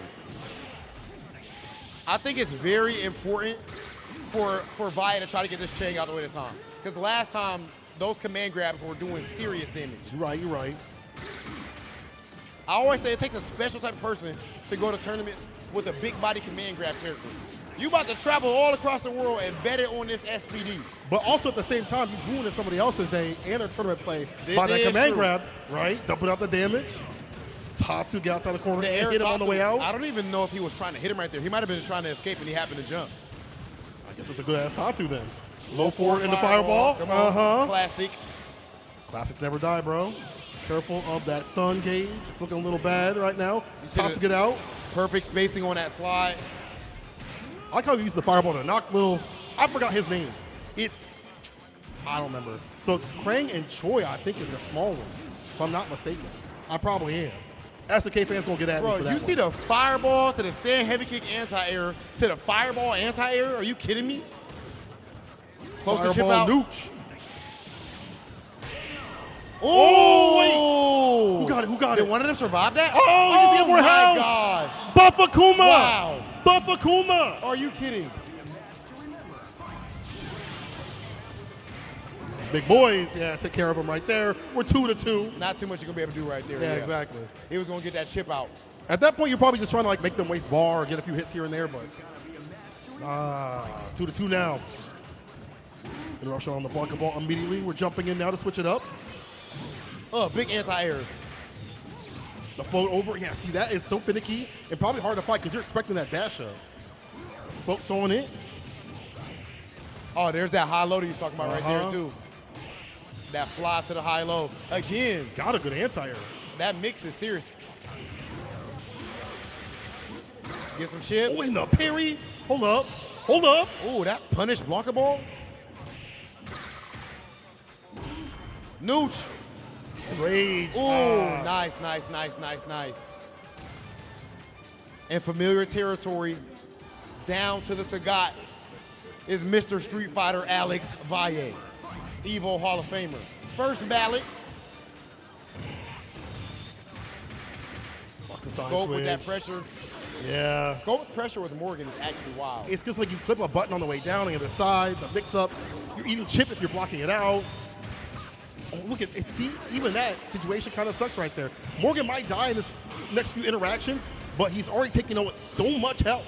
It's a long con. That's what we're talking about with this game. One fireball. A sneeze, a breeze will kill at this point. Hit him with the Hachu. No anti-air, no tiger uppercut. Oh, he tried to bait out the DP. Said, do it, I dare you. Oh, Parry into the parry? button. Bruh. P-groove. Not the parry. That was nasty. There's nothing you can do about that. No, I feel like it's over, right? You're going to naturally go for the anti-air right there, and then he just reads you in advance. That was sick. All right, comes down to this. Last two characters. Does Valle take it here? Come on, Tiger. Does he give us more games? Oh, the float. Looks like that one had a little delay on that compared to the ones we see that was a little bit more instant. Yeah. Changing up the timing. Maybe like a heavier version. Yeah, you might be right. You might be right. Okay, the throw. Nice anti-air. Oh, no Ooh, cross-cut. He did a little flourish. Yeah, he said, ah! Wow. He said, ah! Very well played. GG's, that's two right there, right? Yeah. That's two. That's two. Can we get one more? Sure. Guys, can we please get one more match? Wait. We gotta ask the crowd. Y'all want one more match? Can we get one more match? One more match? Yeah! Yeah, they want to see Come one on. more. Let's give them one more. They cooking. We got to Bro, see this. They cooking up. I want to play this game so bad now. Can we take a break so I can play this real quick? Can I go over to the station? Or okay, we'll just wait. We'll chill. I will definitely, bro. Who do you think you running in this game? I got to be Rolento on the team no matter what. I don't care about the meta. I need to have my Rolento. But after that, there's so many characters. Probably Sagat. That stand fierce, crouch fierce, chunky ass button. Do we have any CVS2 players in the crowd right now? CVS2 OGs. One. We got one over two, here. Three. I saw three. We need OGs. Like I want you were some. I putting want some. quarters I want to pick some of y'all brain real quick. Hold on. I need some help Where is on he going? comms right now, St. Cola. in. Okay. I I wanna feel like talk you're to trying the to get people. cheats. I feel like This you're the trying to get like FGC, the meta. baby. We got to be with the people. All right, I'll come down Okay, with you. hold on. Let's see. All right, what's going on with you, brother? All right, so what are you seeing so far? Why do you think my man Silent Scope is cooking up over my man's body right now? Just uses the mid tiers and Chang, Morrigan, especially Morrigan, so well, so annoying. How good? So Chang is mid-tier, you would say, overall. Yeah, CVS2 is a really big mid tier, so even like the top teams, top players will still have like one of the mid tier characters on their team, and just specialize them and just destroy, like Scope is right now. Oh my goodness, he's nasty with this character, bro. Those command grabs, he's so consistent. And now, is that slide right there, the slide that he's doing right there, is that like something that's like it's only safe if you space it out properly? Yeah, if you space it out properly, and plus with Just Defend, you recover a little bit quicker. So even if they can recover, or if they can punish it, if you Just Defend, you do recover a little bit faster. Okay, and we see it right now. Vi's having a hard time. Not the stun. Okay, there's the back throw. This is Mr. Street Fighter, ladies and gentlemen. All right. While you do that, Rob, I'm going to ask somebody in the crew, first time, who going to pick up this game for the first time? I need hands up. Who picking up the game? Who picking up the game? Who picking up this game? You right here? Yeah. Okay, real quick. What's your team? Tell me. I'm probably going to run Akuma. I think Rock's in here, too. So. Yeah, Rock is in here. Rock, and then probably Sagat as well. Okay, a man of culture. I appreciate that. That's some good characters right there. I like that. Yes. Good choices. And some of them a little meta. It's okay. We just say we like the character. That's why. Yeah, man, I really love Sagat. His fireballs are super cool. Yeah, bro. Yeah, he got reach. Yeah, man. That's the reason why. No, actually, that's close to my team. A little bit of that Rolento, though. One touch, though. One touch. Okay. No anti-air.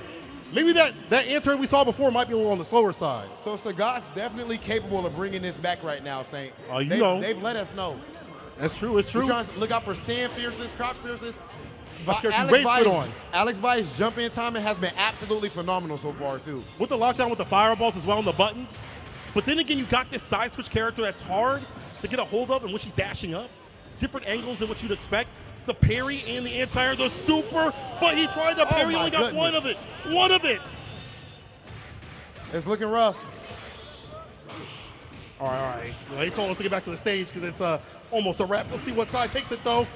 Come on, Rob, hurry up. The toss, chip out. Low forward fireball. Alex Vi. Don't doubt him, St. Cola. You know who that is? Hold on now. Did I? You know who that is? I thought you would say that you wasn't that good. No, Before we came up, you were like, I don't think Vi is that good, though, bro. You sound crazy. You sound crazy. I'm just repeating what I heard, my friend, from you. One last character on both sides. Sagat not that healthy, but he's never out of it.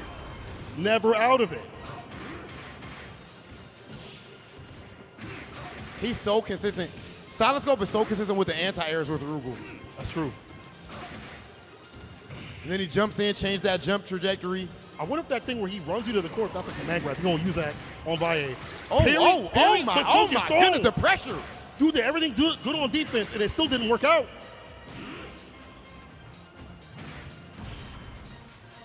He got Bardo.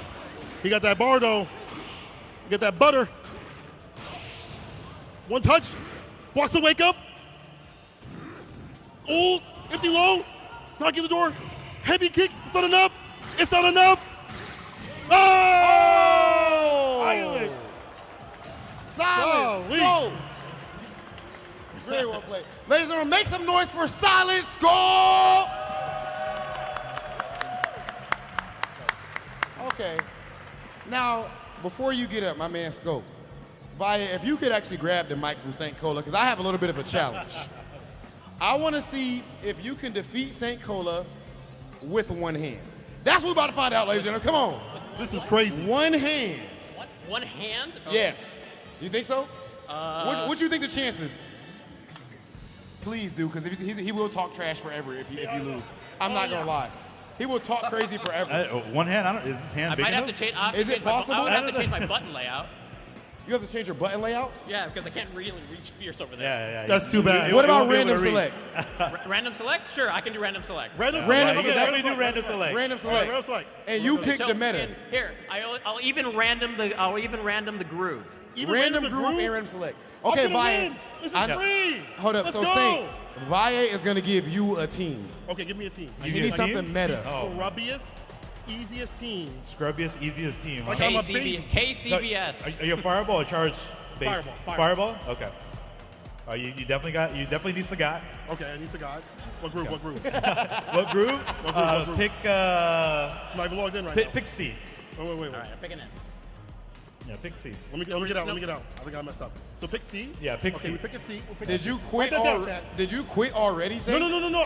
I'm trying to align things. Don't worry. Are you backing up to the title screen? No. Just relax. Okay, I'll relax.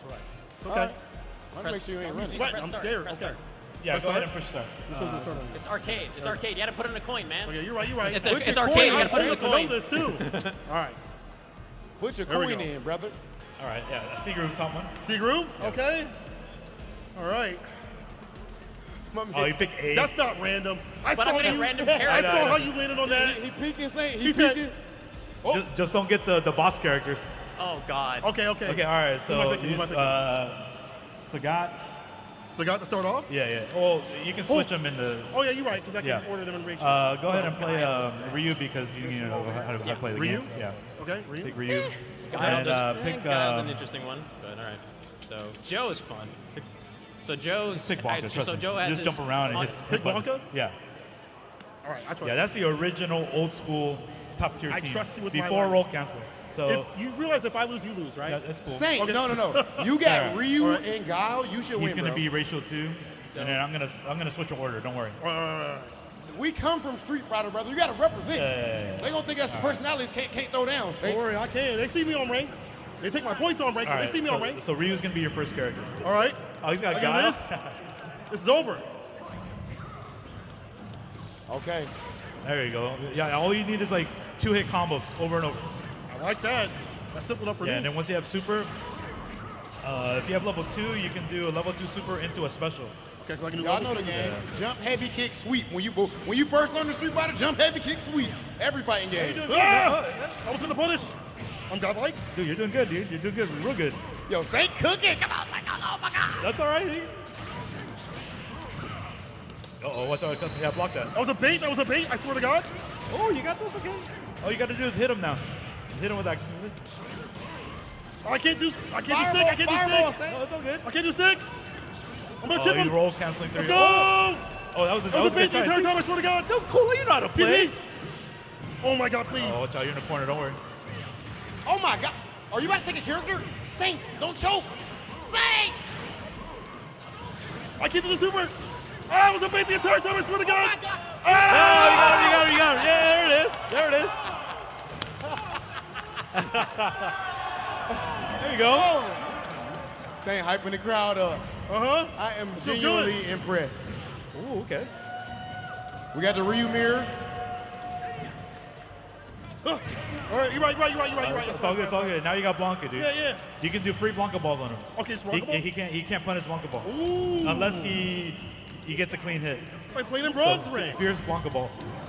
Yeah, that's a clean Oh, hit. okay. That's a clean Besides hit. that. You set him up for failure, huh? Hey, man, I said unless he gets a clean hit. Ah! Oh, right. no. Oh my. Oh. On stun? Oh, the stun is Yeah, I mean, crazy. he's got an uppercut. Why? Oh, there you go. There you go. You gotta believe, Saint. Okay. Crouching heavy is your friend, too. Okay. Oh. All right. That's all Hey, right. you took off a lot of health though. That's important. No, it's good. It's good. Polo knows what's up.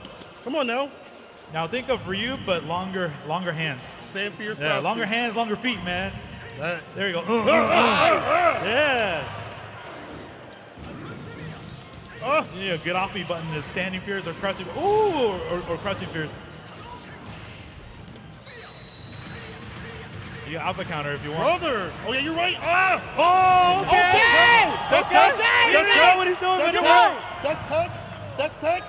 What? Yeah. Did you just parry Don't that? see What was me in that? CBS 2. He did level 2 into special. He canceled the level Yeah, 2 it's early. cancelable special, cancelable super. That Yeah. was sick. Saint, act like you know.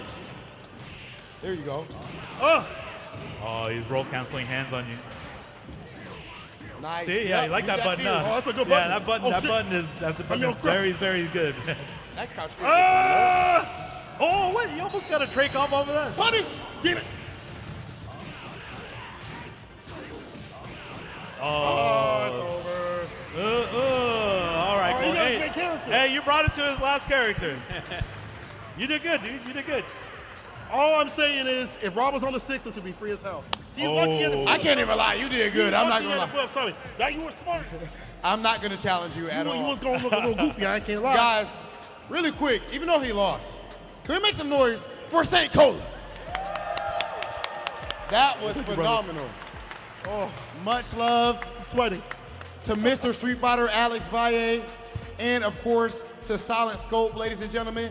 We are here at the official Street Fighter League US Finals pre-show. Make sure you guys go home and cop the game yourself. It is officially out right now. The physical and digital pre-orders for Capcom Fighting Collection 2 are available now. Physical pre-orders are available for a limited time and come with an exclusive Capcom vs. SNK themed comic book for the PS4 and Nintendo Switch physical versions.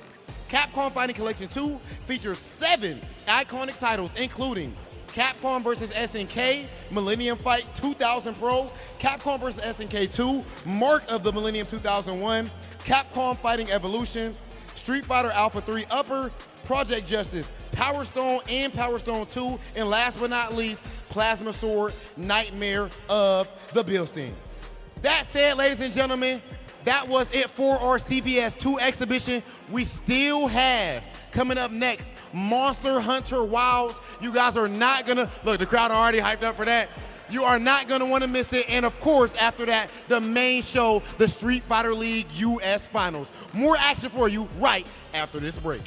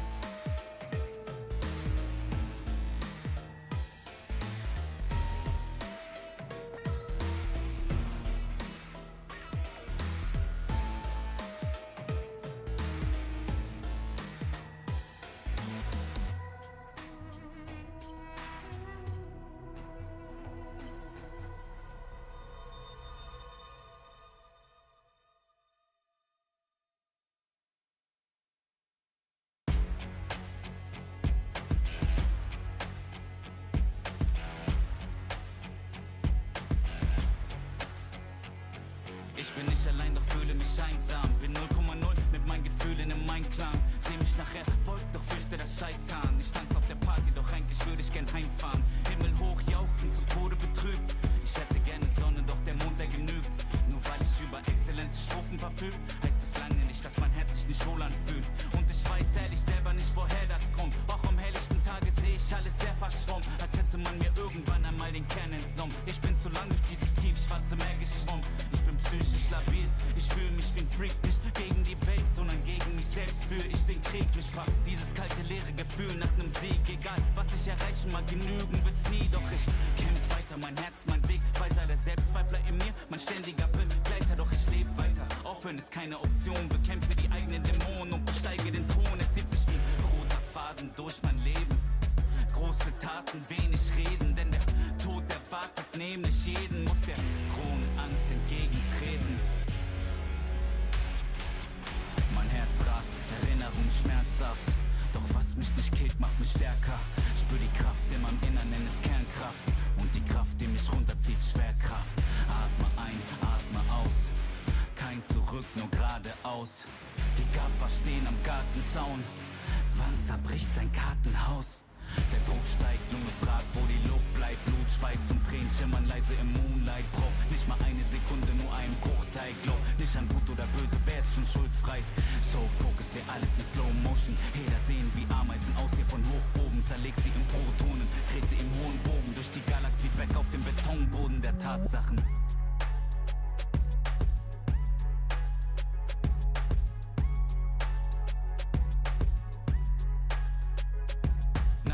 Glücksträne folgen die Rückschläge, weil so viele dich fallen sehen wollen wie Hyänen. Sie trauen sich nicht zu träumen, rauben dir deine Freude. Sie haben täglich ihr Leben vor Augen, wie sie's vergeuden. Doch nicht mal einen Tag will ich tauschen mit diesen Leuten. Sie fühlen sich erbärmlicher, auch wenn sie es verleugnen. Lacht ruhig, ich hab einen Traum, der mir was bedeutet. Los Junge, schau mir in die Augen, siehst du sie leuchten? Bling, bling, ich folg meinem Instinkt, so call me the Kingpin. Trag heute mir innen drin, dein Motto ist los, los, mein Motto ist win, win. Sie nappen mich, kleiner Versager, Trottel und Winzling. Während sie schliefen, hab ich weiter trainiert, schreib auf Papier, alles was im Inneren brodelt, keine Zeit zu verlieren. Bin schon einmal krepiert, weil das Leben dir die Sonnenseite zeigt und wieder irgendeine Scheiße passiert. Doch der Street Fighter in mir will weiter marschieren. Vielleicht werde ich mich hin und wieder auf der langen Reise verehren. Er hat dich keine Manieren, vielleicht sind sie schöner, größer, reicher, aber im Ich bietet mir keine...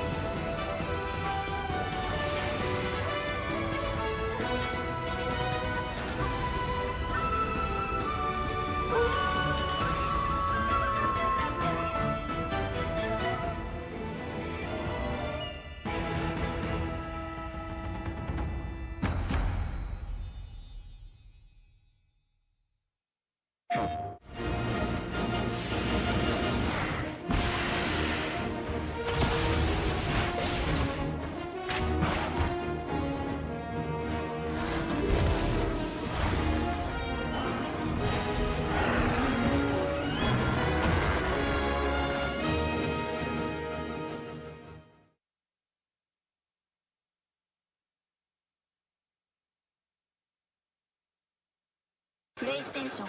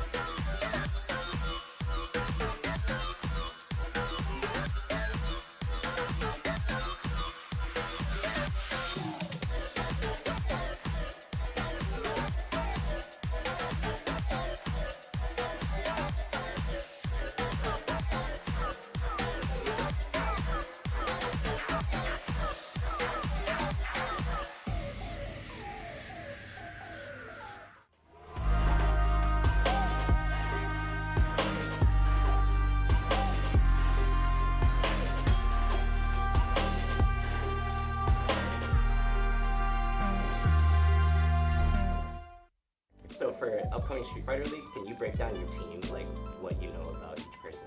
So like on the team, you have Chris CCH, and he's been very good for a long time. And then you have like Psycho, I feel like just really ready and hungry for a big moment like this. And then you have Sean, always been very good. So I feel like having someone with a lot of experience is always very good also. Those are the best players that come to Street Fighter League. So my goal this year is try to do Street Fighter League, because there's a lot of opportunities and money in fighting games right now.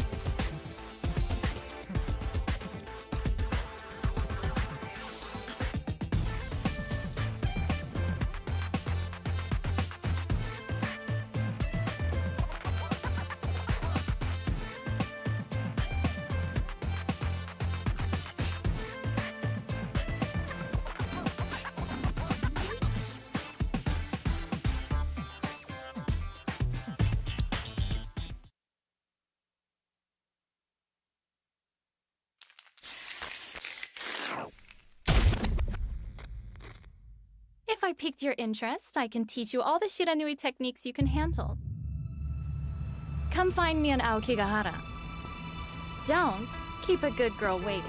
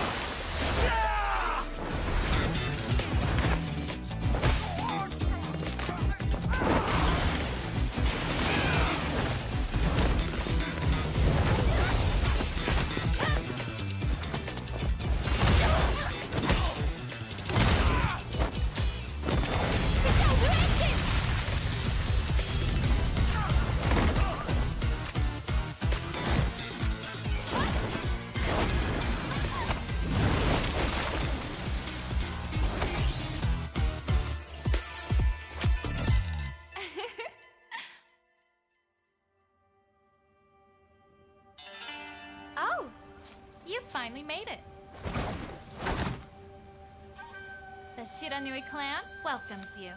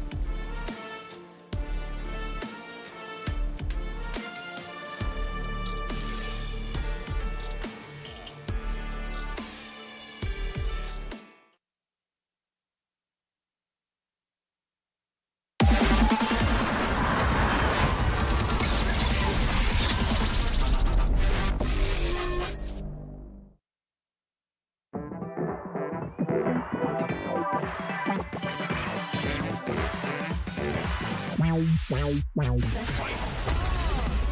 come on. Everybody come alive real quick. Battle of the strong, survival of the fit. Take your best shot, hope you don't miss.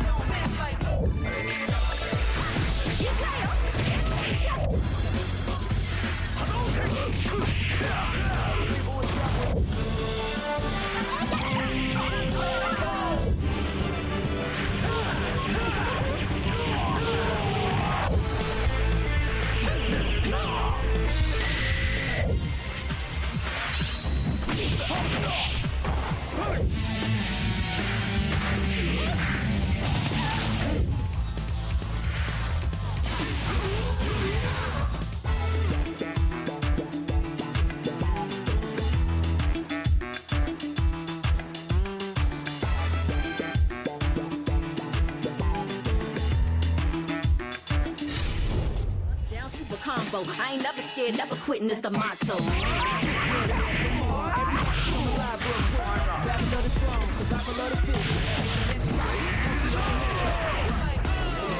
Yeah, come on. Everybody come alive real quick. Battle of the strong, survival of the fit. Take your best shot, hope you don't miss. A new challenger is among us. They can take it high, you can take it much farther. Fast with the hands, E Honda. Defend my legacy with strength and honor. The greatest ever. Showdown, this is my dream.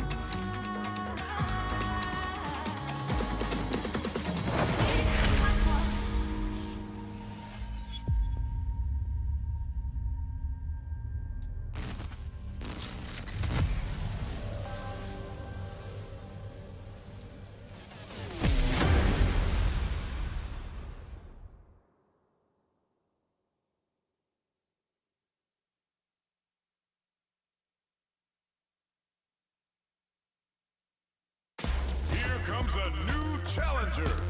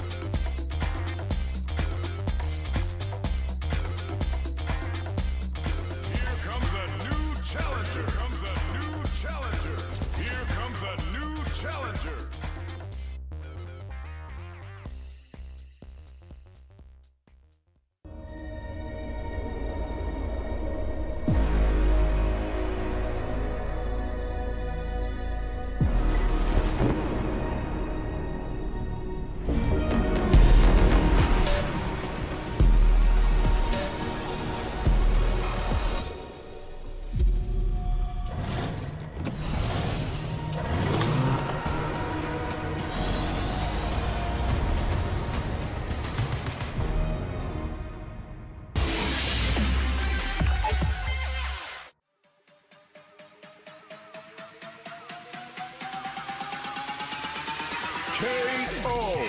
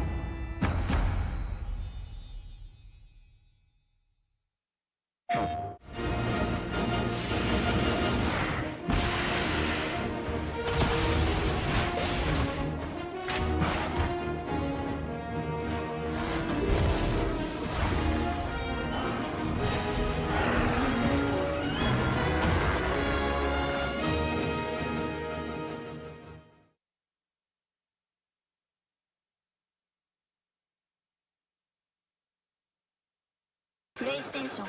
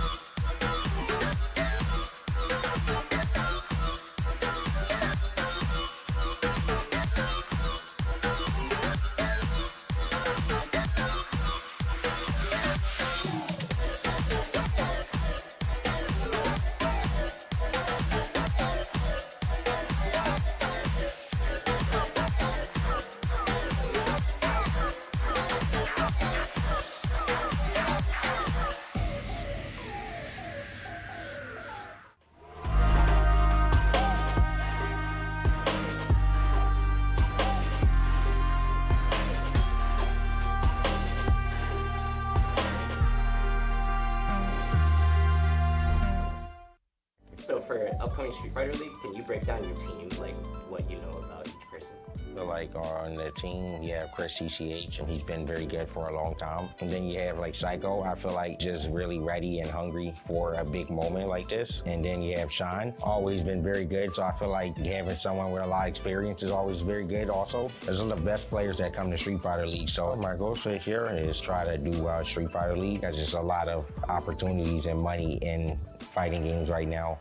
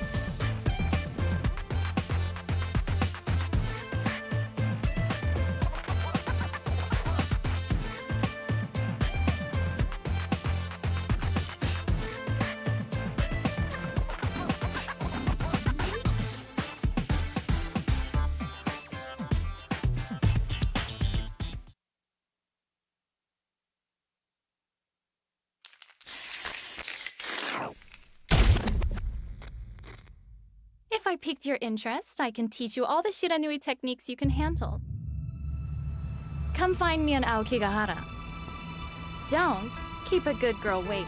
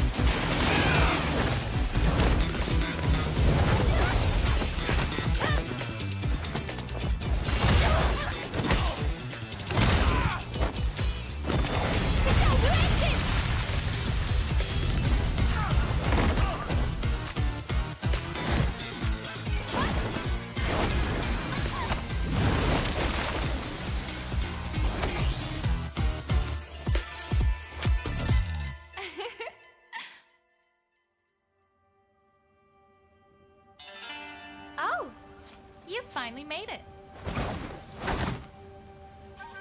The Shiranui clan welcomes you.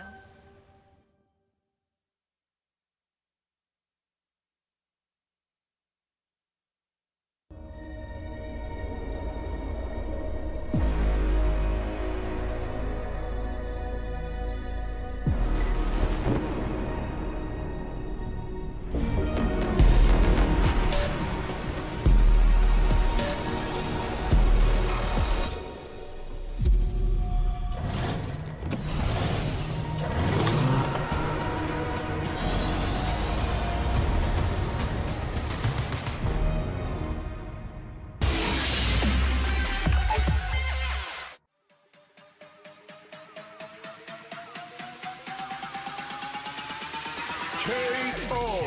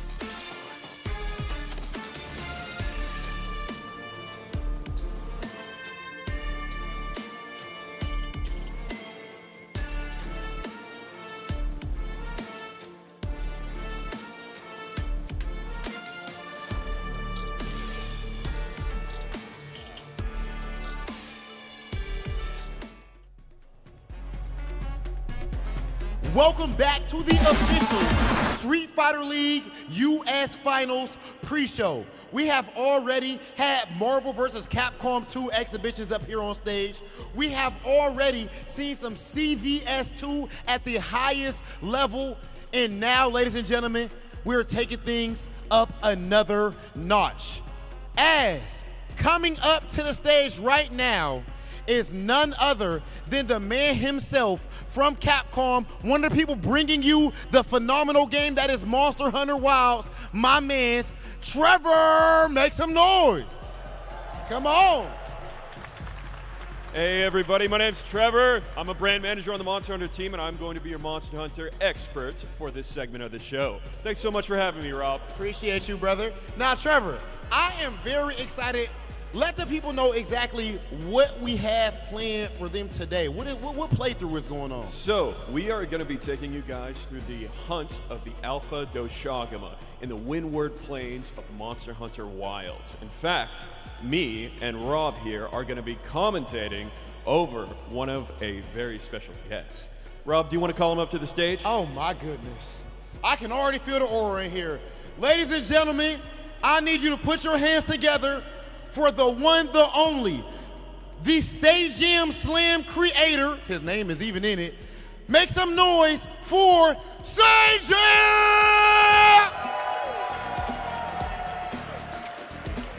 Oh, man. No longer a fighter, a Monster Hunter tonight. Sajam is actually who we're going to be having playing this. Sajam, let me holler at you real quick, brother. I know you to be playing fighting games. I know you used to compete in everything. Now, of course, we love you as one of our favorite commentators and all that. You're organizing tournaments. But Monster Hunter, do you actually know what you're doing? It's basically just fighting games. Monster Hunter is a fighting game. Really? So that's why after I tried to use the greatsword, I go and swing my greatsword. My character's sitting there for 50,000 seconds after I did one attack. So it's pretty much a lot of frame data and whatnot going on. Yeah, those are just recovery frames. You were whiffing. That's what's happening. Your spacing was off. You were whiffing. And that's what's happening. That's all. Is there a 1v1 mode in Monster Hunter? I need some smoke. This is insanity. SageM, sit down. You're talking too crazy right now. We are about to see some Monster Hunter Wilds. Now, of course, the game before this one was a Monster Hunter World, and this is actually a big deviation from that, correct? It's an improvement in every way. So not only are the areas larger, there's new monsters, new gameplay, a lot of really cool mechanics. Monster Hunter Wilds is the next step in the monster hunting formula. And our friend SageM here is going to show us what it's all about. Right, SageM? Yeah. All right, let's get into it. Trevor, let's go ahead and hop behind my man. We want to make sure we're not blocking the spotlight from our actual Monster Hunter. I want to see, do we have it on this screen as well? Okay, yes, cool. So I can see it perfectly. All right, so we're going to start out in our base camp here. You're in the Windward Plains, and this is our faithful handler, Alma. She's going to issue quests and accompany you out onto your hunts as well. Right now, she's just telling SageM that you're going to be hunting the Alpha Doshagama out in the Windward Plains. Okay, so this is actually out. This would be considered like the base camp area. Essentially, yeah. This is where you stop, change out all your weapons, equip new items, or eat before a hunt. In fact, right after he gets out of this menu, he can go into his tent, change out his items, and even eat a meal. Now, of course, people have been playing Monster Hunter for an extremely long time, but there are a lot of people who are going to be, Wilds will be their first ever joint. This will be their first ever Monster Hunter. So with that being the case, the preparation is kind of a huge part of Monster Hunter. It's not about just running out there to hunt something. Absolutely. And it's a big part of the hunt, but Monster Hunter Wilds makes it a lot easier to adjust your hunt on the go. New to Monster Hunter Wilds is you can equip 2 weapons to bring out to you with the hunt. So if you don't like one weapon, trying out a new one, you could switch to the other one. Also, you can see our man SageM here is starting his hunt with a meal here, some steak and honey, which is my go-to. If you forget to eat in the base camp, you can actually take your portable grill, take it out into the field, and have a little barbecue. You can get rudely interrupted by some monsters, so. trying to enjoy some grilled chicken and getting bit by a monster is They crazy. smell it just as much as you do. Of course, SageM getting that protein. He is a former wrestler. I don't know if everybody in here knew that, even though I would hit him with a mean fireman's carry. I don't think my man SageM can mess with me in a wrestling game. Why are you making that face, SageM? Yeah. I can bench and squat a whole lot. You think you beat me in wrestling? Absolutely. Seriously? Yes. Don't disrespect me like that, brother. Hold on. What you think? Look, you be the tiebreaker. Do you think SageM beats me in wrestling? He did used to professionally wrestle, but I got African rhinoceros genetics. You know what? I think I'm going to need to see his Monster Hunter gameplay before I make a judgment. Fair enough. Yes. Fair enough. So he has selected the Great Sword to bring out with him. This is a... For Rob. Rob said the Great Sword he was whiffing. It's so hard to use that weapon, bro. I feel like the Great Sword, it's kind of like playing Ryu.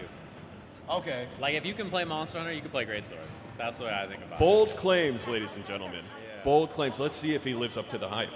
So here you see, we have the Alpha Doshagama. He's the biggest one of the pack, and he's surrounded by these little lackeys that are going to kind of join him on the hunt. Let's see how he starts out here, creeping up. He is, of course, on his mount, the Sacred, rapidly approaching. Ooh. Oh my God! Starting off the hunt with a bold jump onto the Alpha Doshagama's back.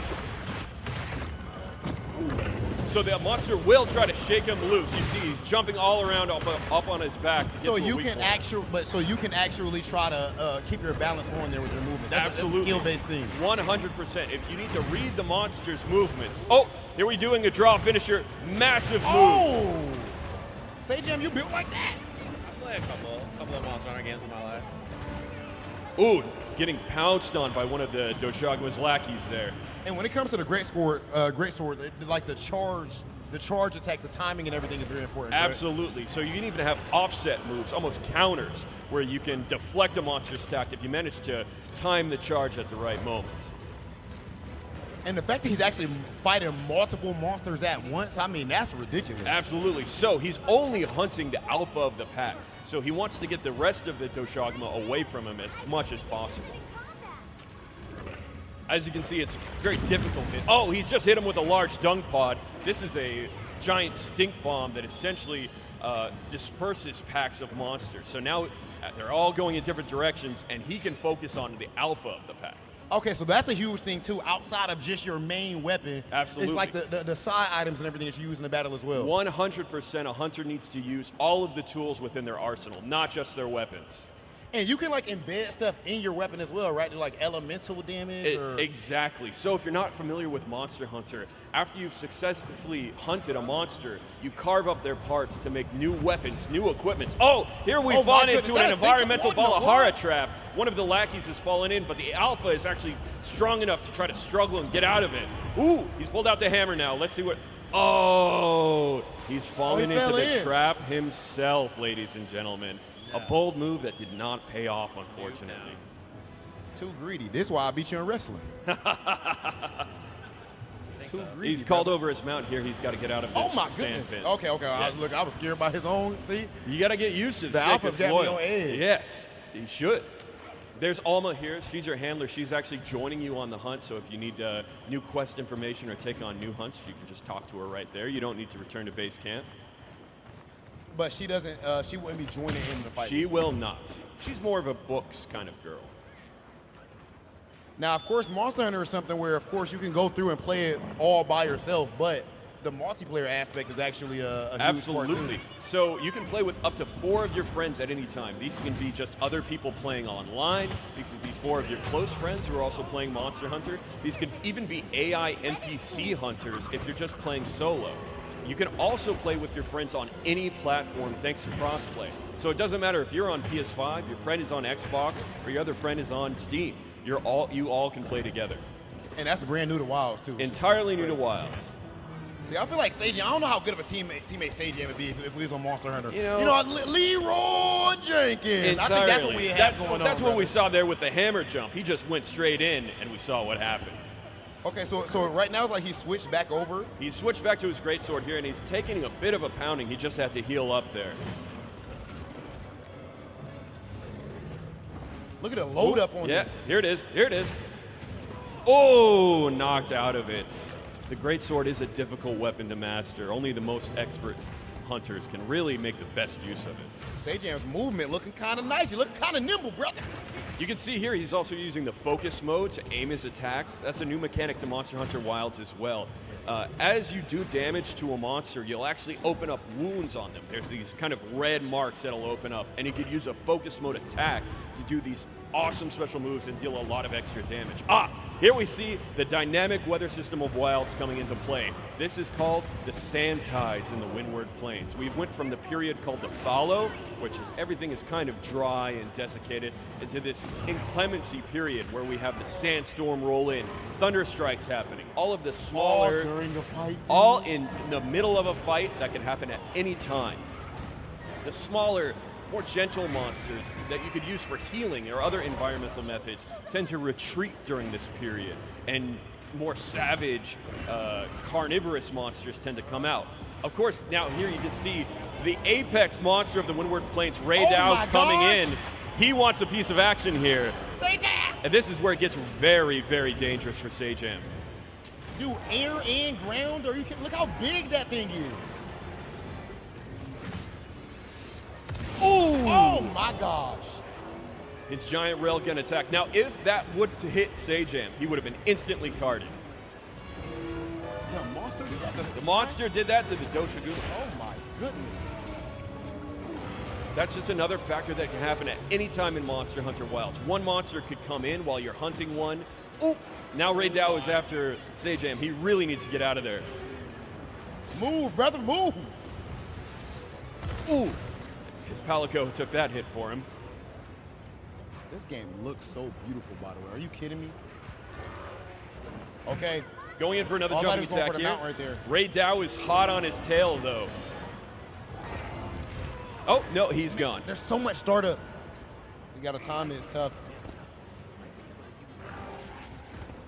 The Doshagama is an especially aggressive monster, too, and he's going to keep hitting you until you are guarded. Oh, and he's actually been stunned here. He's got a match to get out of there. Come on, that's what we do, baby. Come on. There you go. Luckily for him, you can see he's drooling, the monster, not Sejam. During hunts, monsters can get exhausted, and so these are periods where you can really unload at them. However, If you hit them too much during their exhausted state, they'll become enraged and exponentially more aggressive. Okay, and you snap them right up out of it. 100%. They're pissed off about it. Ooh, his Palico has just laid a shock trap for him, allowing him. Oh, so now he's stuck. Now he's stuck there momentarily, and he's able to get a couple good licks in. Ah, there's a wound that he's just opened on the head. Ooh, nice hit. Come on, say him take his eye out. Now, if he hits a focus mode attack on the head, he'll do a great amount of damage there. But it's just easier said than done. Easier said than done, especially with Greatsword. You don't have a lot of mobility options. Ooh, and you can see he's really low on health, too. He needs to heal. Make a decision between targeting that wound before it disappears or healing. Let's see if he can do both. So is this a situation, when it comes to like the dual swords, for example, would it be simpler to attack like a focus area with something like that with more mobility? Absolutely, because it allows you to get in a better position. Here, the Greatsword, once it's drawn, you can only take small steps, and you have to rely on the monster to come to you. High risk, high reward. 100% defines a Greatsword. There you go. Charge it up, Sajam. Put your back into it, interrupt. brother. That is the death knell of all Greatsword players, that interruption.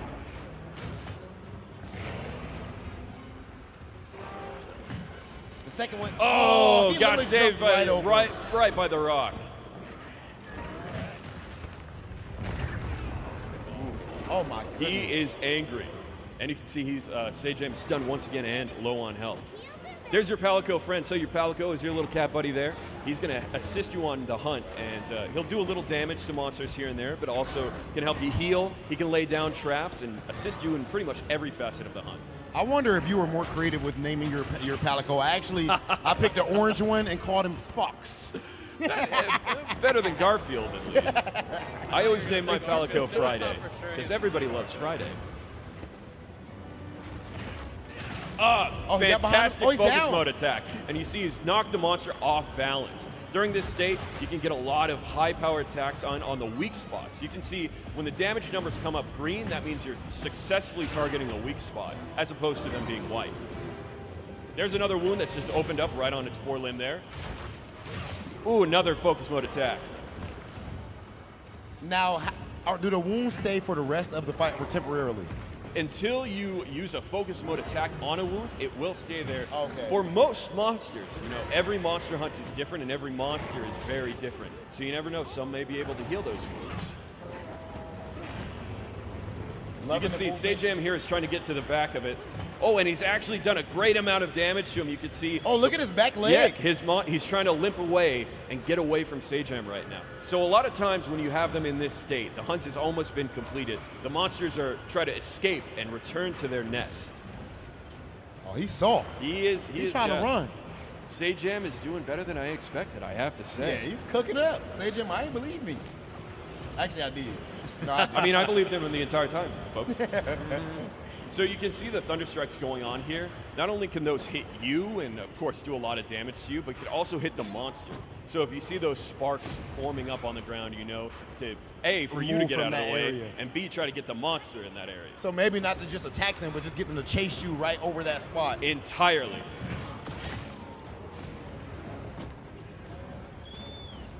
And you see he's always putting away that great sword so that he can move because you walk so slow with it. So slow with it. It's very heavy. You really need to rely on either sheathing it or hopping on your Sacred for mobility. Rob, could you carry this great sword? I'm 100%, bro. I bench over 315, Sajam. I could carry that. 315? I definitely would carry that great sword, bro. How much do you think the great sword weighs? I would imagine the great sword weighs a good. Ooh, that's a great question. I feel like it's 200 pounds. I would say a cool 250. That's just that great sword too. A lot of different kinds of great swords, Maybe one made out of monster material, fangs, claws, scales, stuff like that. Maybe it's a little lighter. Yes, Sajam, show no mercy. Oh, he's still alive. He's still alive. He's still in there. He's not done yet. Yeah, he is trying to get away. It is a little sad. I can't, every Just time you see see it walking away like this. But you have to remember when I was limping. I was going to say, This is remember true. when you were so low on health and he was ripping up the ground underneath you. Yeah, when I was stunned, he was not. He had no remorse for you, Zaydiel. He did not feel bad. Here's Wait, Ray Dow again. He What was if- just coming up in the Doshagama. Oh, that lightning strike almost hitting him.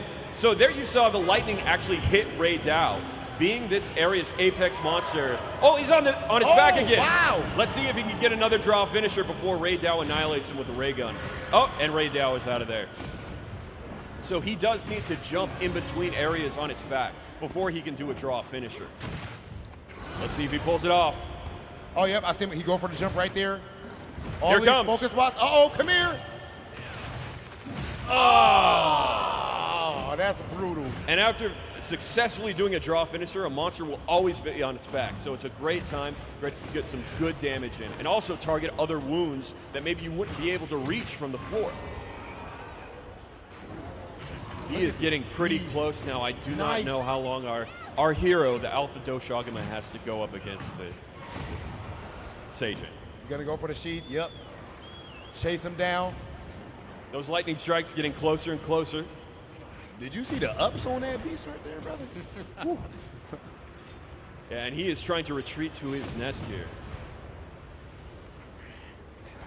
Now, if you don't actually end up tracking it down in time, it will actually get back to his nest. Absolutely. In fact, you might see here that he is going to sleep it off. Just like us after a Friday night party, he returns to home to sleep off. It's GG's. Gotta recoup. Need a liquid IV. But Oh, the hunt really? isn't over just because the Doshagama is taking a nap. Seijin, are you gonna do this? Oh my Let's goodness. see if Seijam is going to prepare a little hunter's wake-up call.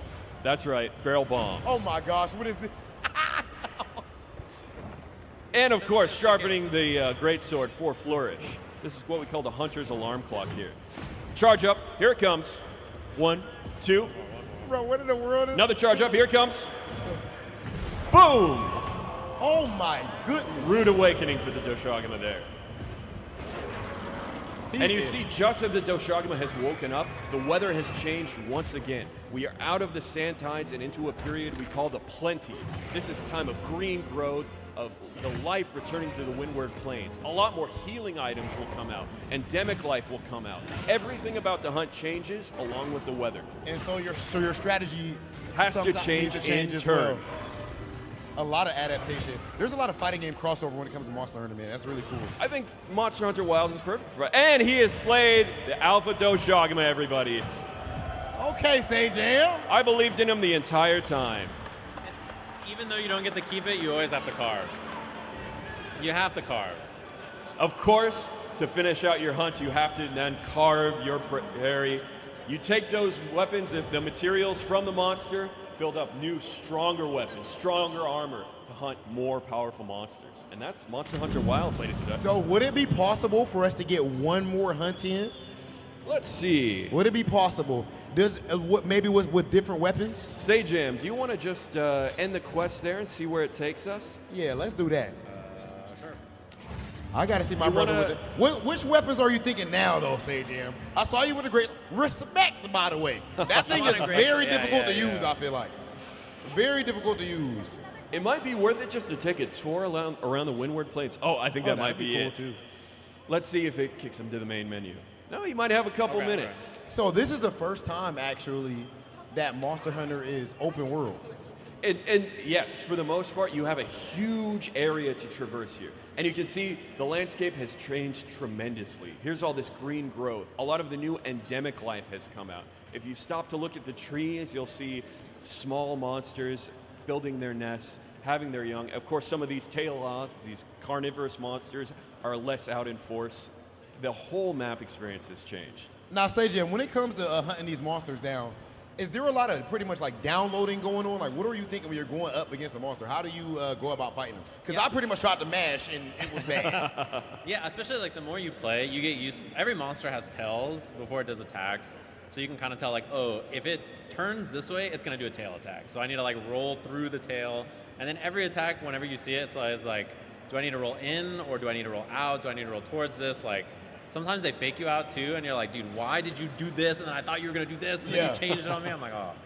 Okay, that's sick. That's Absolutely. That's super fire. However, every monster hunt is different. There you have one of the Doshagama's lackeys here. You want to show him a little hammer action? Oh, dude, look at that thing. Oh, on his back gosh. again, right off the sink. Did you hear the sound of that thing? Woo! So, as this is one of the little lackey Doshagama, little quotation marks here, it's not going to be as tough as the alpha. Oh, here comes the draw finisher. Boom. Bonk. Oh my That is a goodness. bonk and a half. So in Monster Hunter Wilds, 14 different weapon types that you can solution. Each one plays tremendously differently. Here we have the hammer, which is a concussion-based blunt weapon that is always focusing on the head. Because the more hits you get on the head, the more likely you are to stun a monster. And that's specifically with stuff like the hammer. Absolutely. Because yeah. a blunt force Entirely, attack. yeah. And I've even heard you can even like cut off limbs, like cut off tails. Absolutely, but not with a blunt weapon. That is the hunter's one weakness. So during hunts, you'll damage weapon monster parts.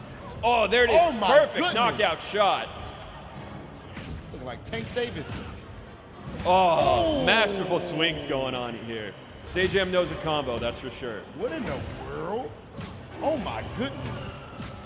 Okay, I might use the hammer, bro. I might use the hammer. That's sick. The hammer is sick, bro. It's a fan favorite for a reason, ladies and gentlemen. That just looks so satisfying. However, unlike the greatsword, there's no ability to block. So you have to be so much more nimble. You No have to, blocking at all? No blocking at all with the hammer. And no counter moves either.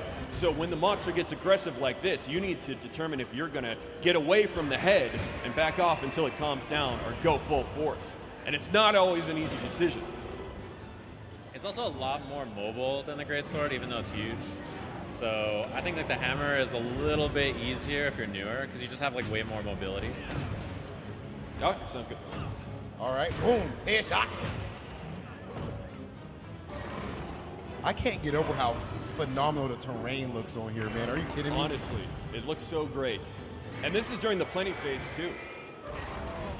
Ooh. So all the time, is that like specifically like a demo thing, or throughout playing Monster Hunter, the periods will change? So in Monster Hunter Wilds, there's 4 distinct locales that you can visit.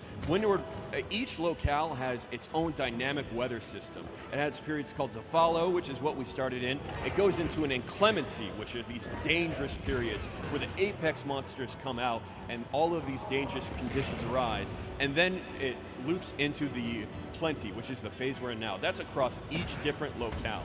And with each locale, all of those systems are entirely unique and look very different. And the one with the when the Apex come out, that's when we saw the lightning. Absolutely. That's called the inclemency That period. was the inclemency. That was terrifying. That is a lot of things changes about the hunt more so than any other phase. Oh, that was fantastic jump attack right there.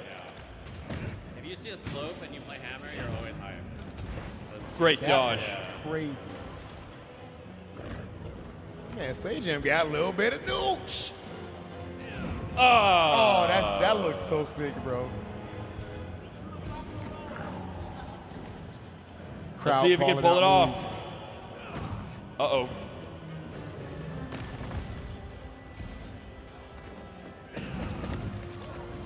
Dude, that attack looks so insane.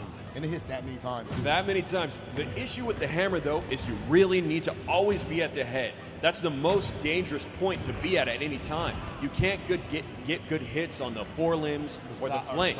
You always need to be right in front of the monster. Boom! There it is. And you can actually see he's damaged part of the Doshagama.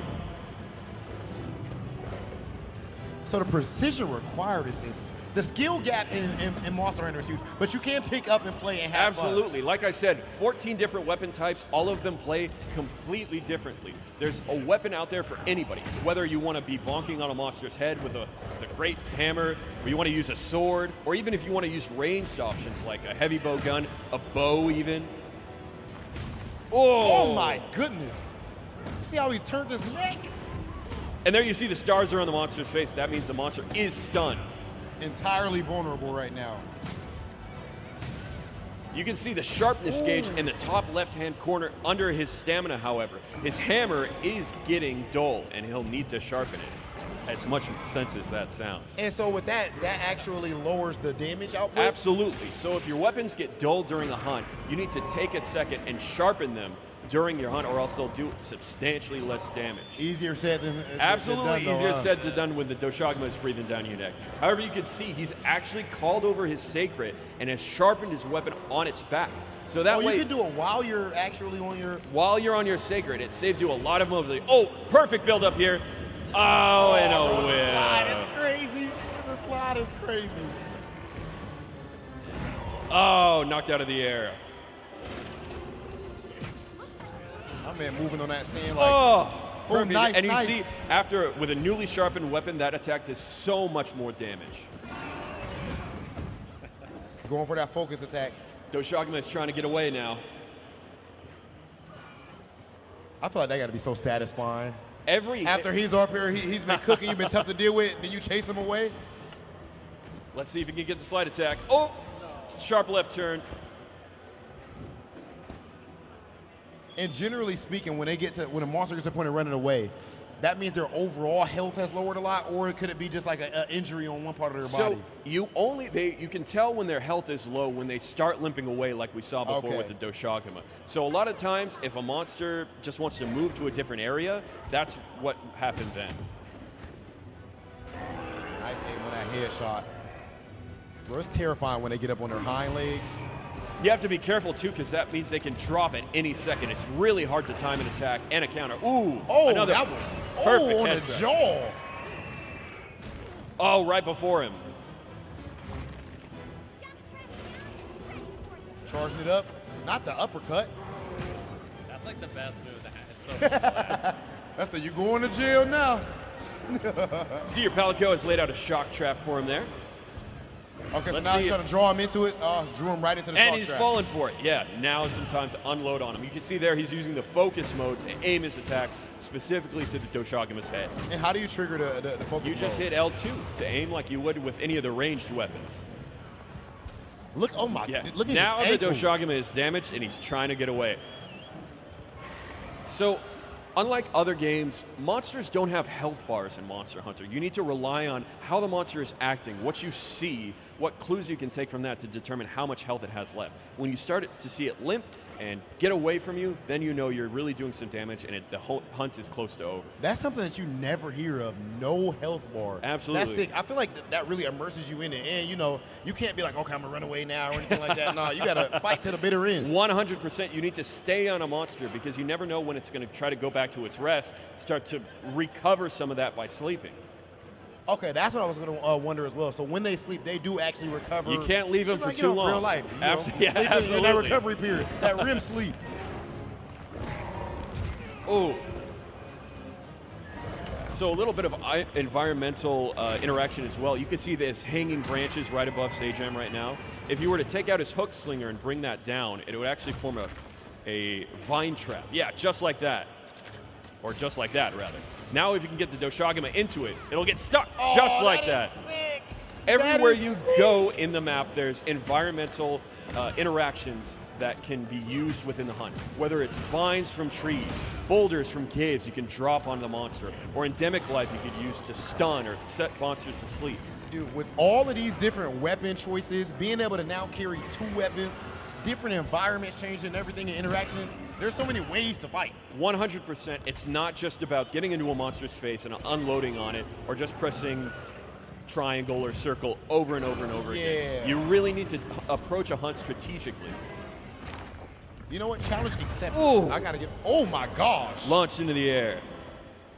Doshagama is very dangerous there because it does the initial attack and then prepares to bring the rug out from underneath him with that second attack. Oh, and he's got him down. Let's see. Dude, oh my goodness, these headshots. Yeah, he's gone. Yeah, he doesn't want the He's smoke. gone.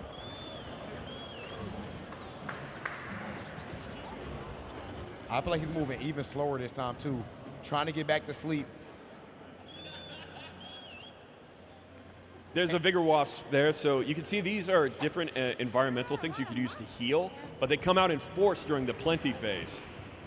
Now, just how important is the armor side of things? So it is very important. In Monster Hunter Wilds, there's no levels. Your the amount of damage you're able to deal and the amount of damage you're able to take is based entirely on your equipment. So it doesn't matter how many times you hunt a monster. You need to hunt more powerful monsters. Leveling up. Your gear is. You're gearing up. 100%. So that means also every hunter approaches the playing field on a level terms. It's all about what you've invested your materials in and what gear you've crafted. With the jump strike. He tried to finish him. He's almost there. I can't wait to see what type of guest. I know you guys can't talk about it right now, but I can't wait to see what type of guest characters you guys have, man. I know it's gonna be crazy. Stay tuned. Monster Hunter Wilds releases February 28th, everybody. 1 week away. Did you tell Rob he could play Ryu and Monster Hunter? Yeah, bro. Have you done it? Yeah. So World. he actually can Hadouken and all that type of stuff? Mm-hmm. They need to put my boy Akuma in there, brother. We'll see. If He's Akuma in, was in wow. Monster Hunter, what would be his... Oh, that's the demo, Okay. ladies and gentlemen. Oh. Unfortunately, he was not skilled enough to hunt two Ghost Akuma. So, let's give it up for Ahmed Sajim!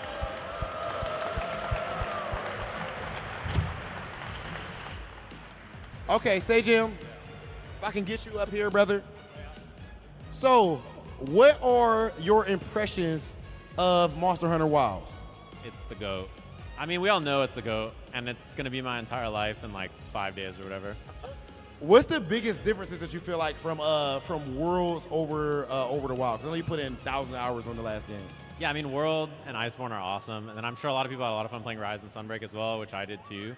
But to see like a big budget Monster Hunter game again that looks this good, everybody's gonna be in the mines, in the caves, not leaving their house, just like not showering for 5 days playing Monster Hunter. That'll be all of us. That's how it goes. I literally have a buddy who's here right now who's already called off work in advance to make sure he has time to play Monster Hunter. Now, for those of us that are actually newer to the Monster Hunter series, I know there's a whole lot of OGs who are extremely dedicated to it, but those of us that's new into it, what is your recommendation? Because I'm not going to lie, somehow I did get smoked my first time playing. There's 14 weapons to try, as you guys were talking about. And there's like, if you're a fighting game fan, there is a training mode. There's a training range you can go to try stuff. So just find a weapon that you think is cool, and then go play with your friends. And like everybody will want to hunt with you. Like all your friends will be like, oh, I'll play with you, and they'll come help you. So just like call other hunters in, play the game for a bit. You'll kind of get the feel, and then you'll be good to go. That is the perfect answer. Don't choose any meta picks. Pick the one you think looks the best. To be honest, that's how I approach fighting games too, until I get serious. Then it's time to go meta. That said, ladies and gentlemen, there is only one meta choice, and that is, of course, to make sure you pick up Monster Hunter Wilds. It's about to come out. Monster Hunter Wilds is out February 28th on PS5, Xbox Series X/S, and PC. You can play with your friends on any platform, of course, thanks to crossplay, which is brand new as well. It is indeed. Thank you guys so much. Thank you, Rob, for having me. And let's give it up for Rob and Sajam one last time, guys. Okay, we're taking it to the break now, right? Okay. All right, ladies and gentlemen, now that is officially the end of the pre-show. But you know what pre means? That means we got something even more crazy coming after. After this break, we have the official Street Fighter League US Finals. You do not want to miss it. We'll see you soon.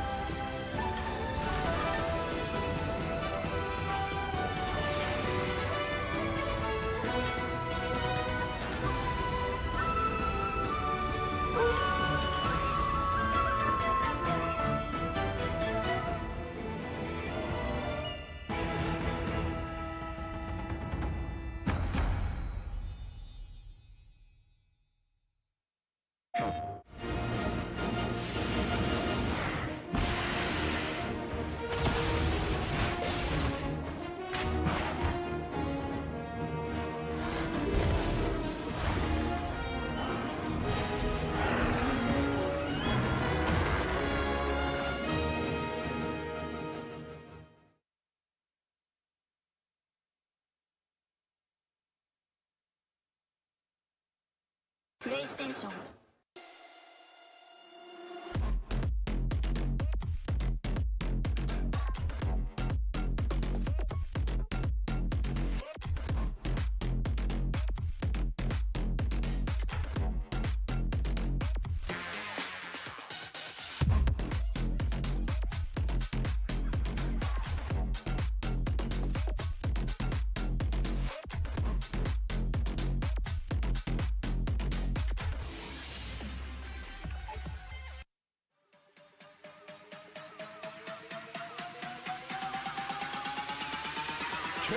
KO.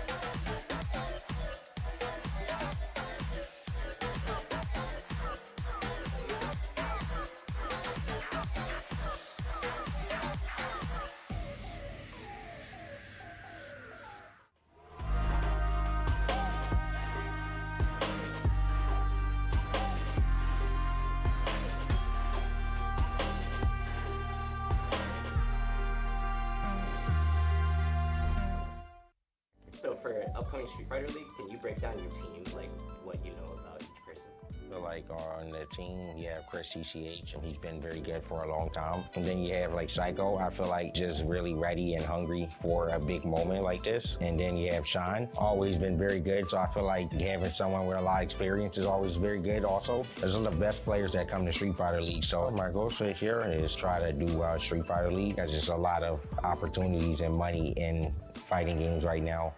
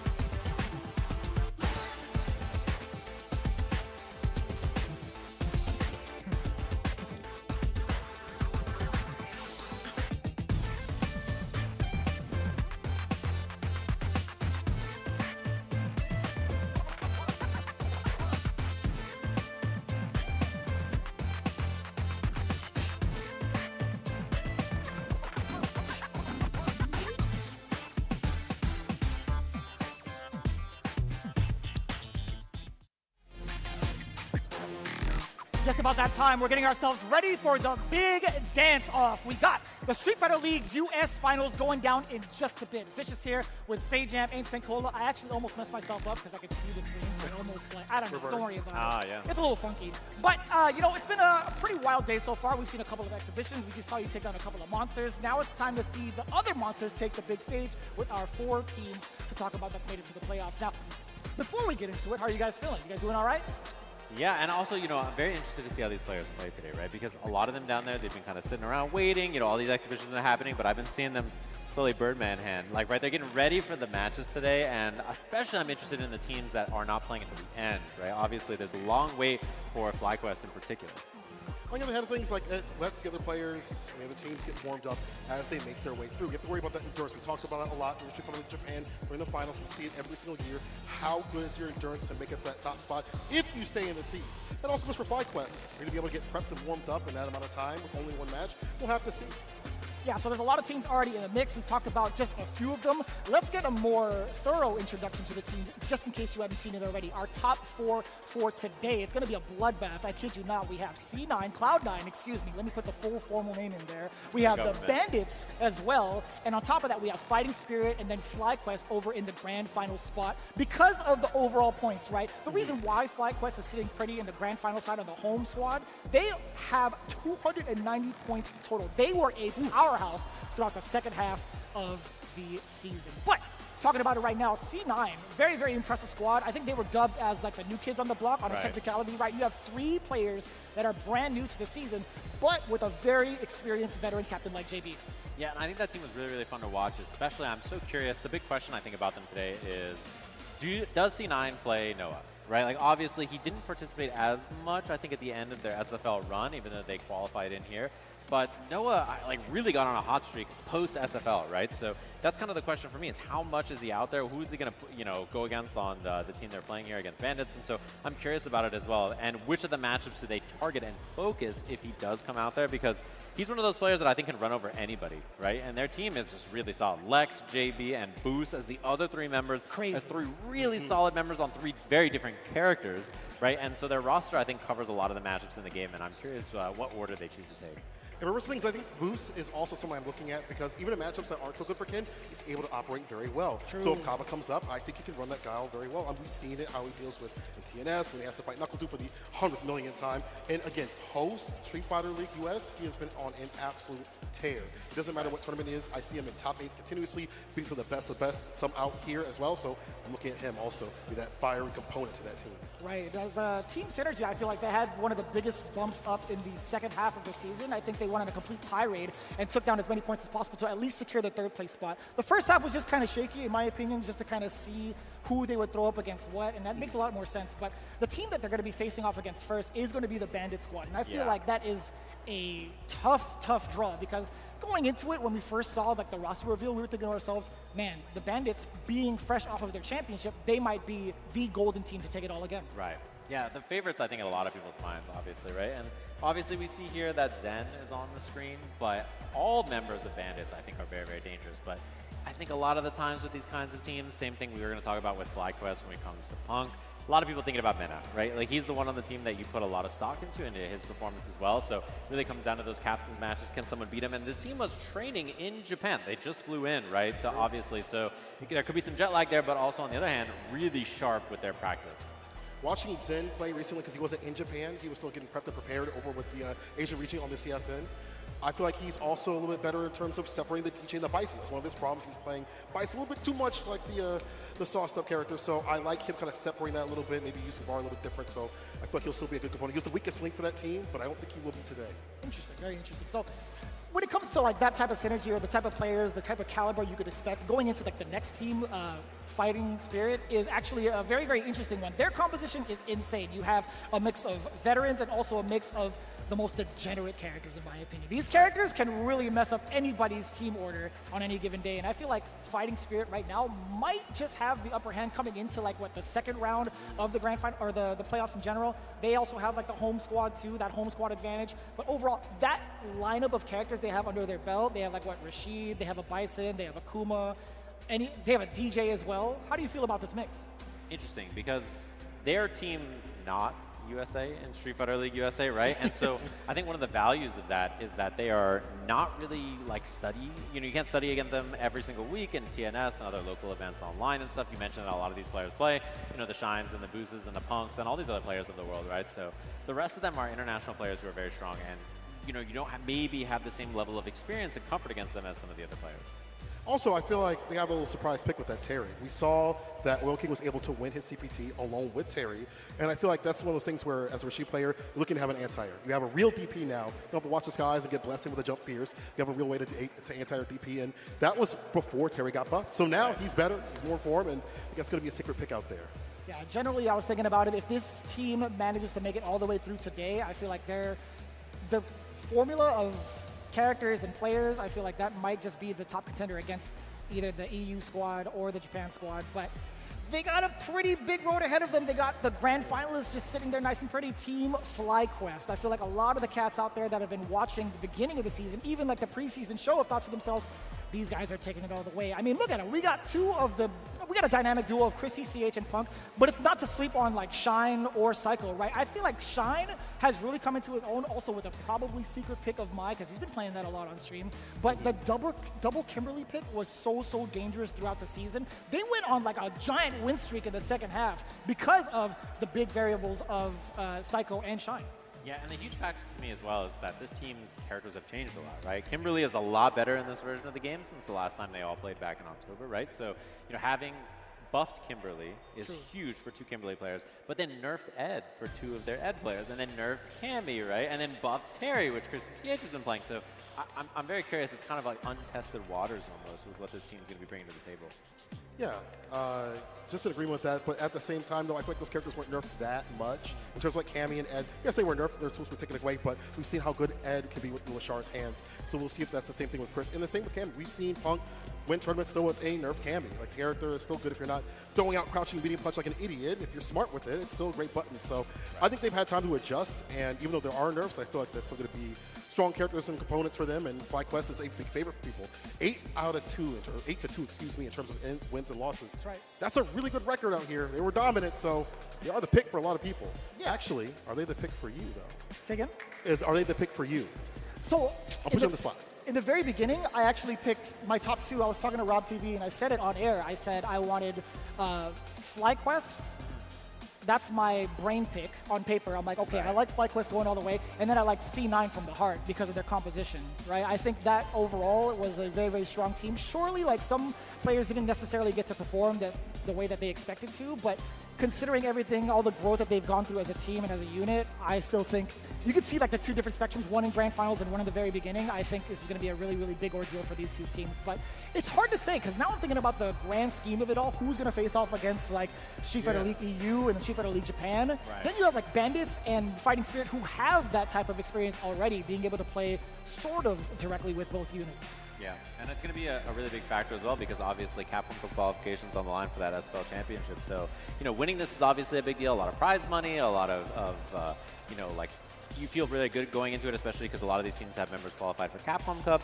So it's sort of that boost right before that, but, you could win the whole thing and then be auto-qualified for next year's Capcom Cup, which is a really big deal. Yeah. Absolutely insane. Well, I will pick nobody because I have no idea. You know what? I'm going to do it. Okay. Real deal. I'm with you. Brain pick, FlyQuest. But my heart pick is actually with Fighting Spirit. I feel like they have good composition of characters. Their players are really good. And they're in a really good spot. Second before the last. You have some time to warm up a little bit too as well. Get a game in and then go into the finale. That does bode well. But we'll see. History has shown us something different than what we predict, especially over in Japan. Yeah, it's going to be super unpredictable. But again, these guys are shooting for that shot to get into Capcom Cup in just about a few weeks. But after that, I do believe there's going to be a real special project near and dear to this guy's heart. Yeah, I get to talk about this, of course. There's the Reject Fight Night Cross Sajam Slam match happening, of course. Hey, look at those guys. Let's go. Who you got? It's going to be an awesome match. This is happening, of course, March 15th in PST. It's going to be March 16th over there in Japan. Coming to you live. You can watch it on YouTube and Twitch. The main stream, there's a Japanese stream that will be occurring. You can watch that on Reject channel, and you can watch the English feed on my channel, twitch.tv/Sajam. So, of course, I'm sure a lot of you watching this, the English side of things, are going to be rooting for our teams over there playing, but it should be a good time no matter what. Hopefully, we don't get beat up too bad by the Japanese teams over there, but I'm rooting for us, and I think we can do it. Yeah, there's been a lot of work going around, like watching all of the streams and watching you guys directly. I'm like, man, these guys, they're very impressive, by the way. Then I went over to like the Reject side. I'm like, these guys are doing cheating, dude. They're cheating out there. We're US biased. Yeah, of course. Yeah, of course. Let's go, Nap. Let's go, Diaphone. Let's go, boys. Team content creators, and competitors. No comment on Team FDX on that one. I feel like it's that's our boy like too. That, bro. He's out there fighting for the streets. Big fan of you, FDX. You make great content. But of course, we have a long day ahead of us and a lot of great matches coming up very quickly. We're going to take a short break and be back with SFL Finals here in the US of A in just a little bit.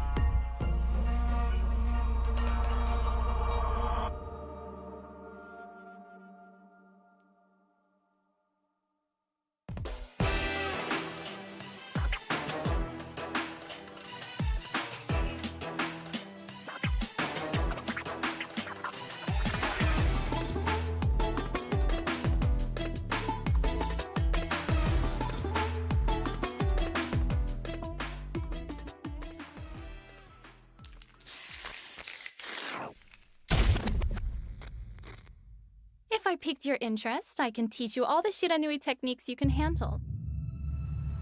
Come find me in Aokigahara. Don't keep a good girl waiting.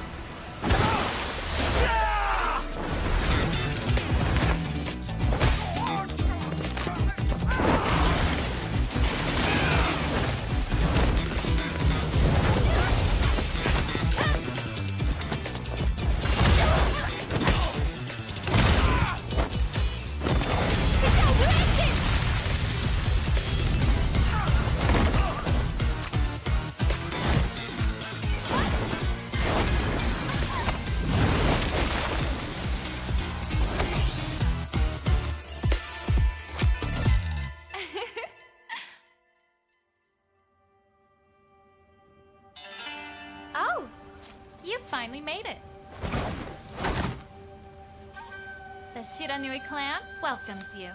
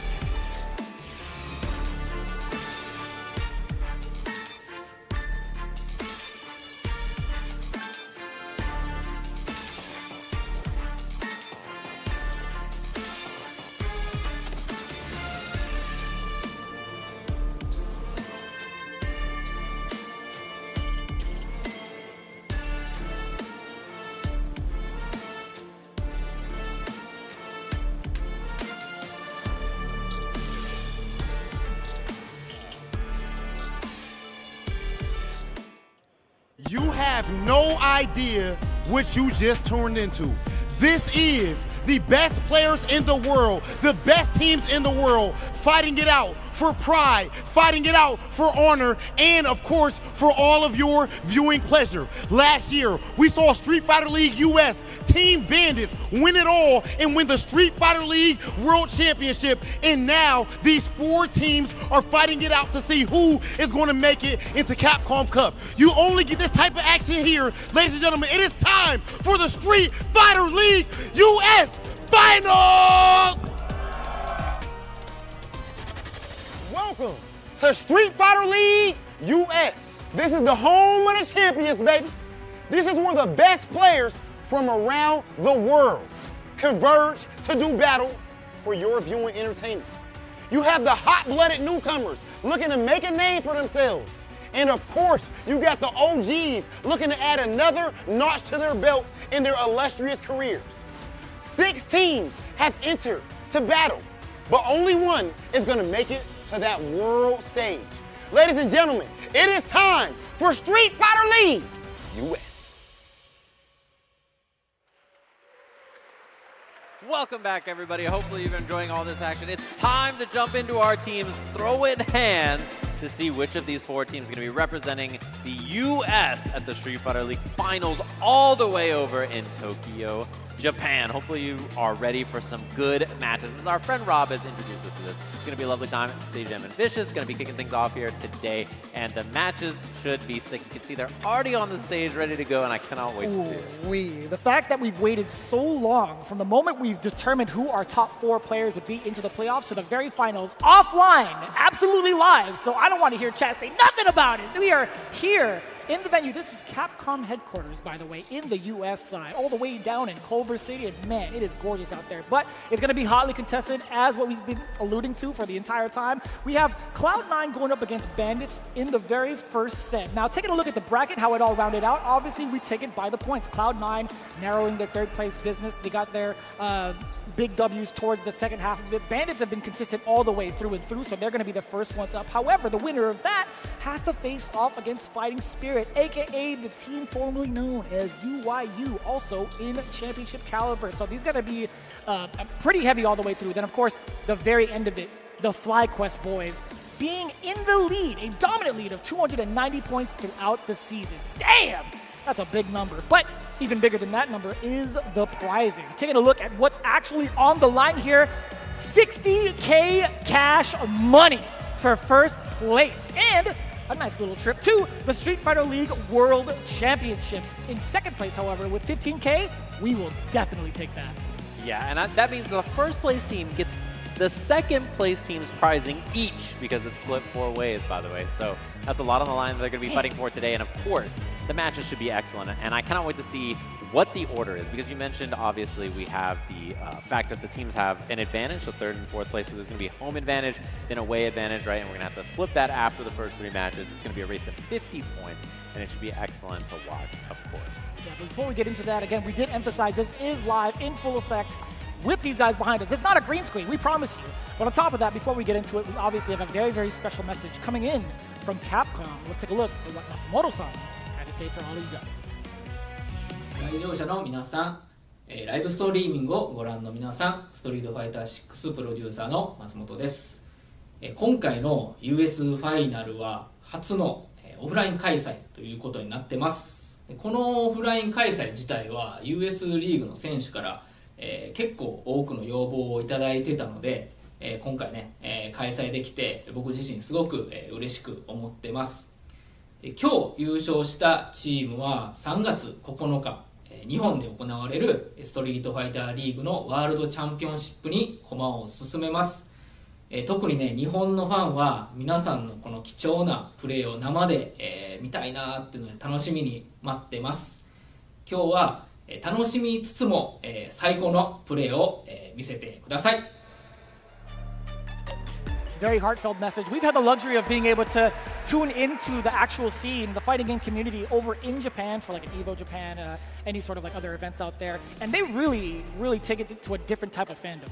Yeah, they're always excited. The crowd's always really, really hype. And I think they're going to be really excited for the chance that their team to represent on their soil, right? Team Japan is going to be there trying to get that championship for SFL. Obviously, you know, we're here at US SFL. We're going to be rooting for our teams, and I can't wait to watch those matches. Of course, you guys all saw the schedule. It's going to be a Capcom Cup. Should be a lovely time. And we're going to break down the bracket and the format of what I was talking about earlier, the format of how these teams are going to be scrapping, of course, from this. So it is a race to 50 points. As you can see, the first 2 matches are going to be worth 10 a pop. The third match is going to be worth 20. It's also going to be one more game as well. And it's going to be first to 50 points. The grand final of this is going to be first to 70 points, so a little bit longer for the format there.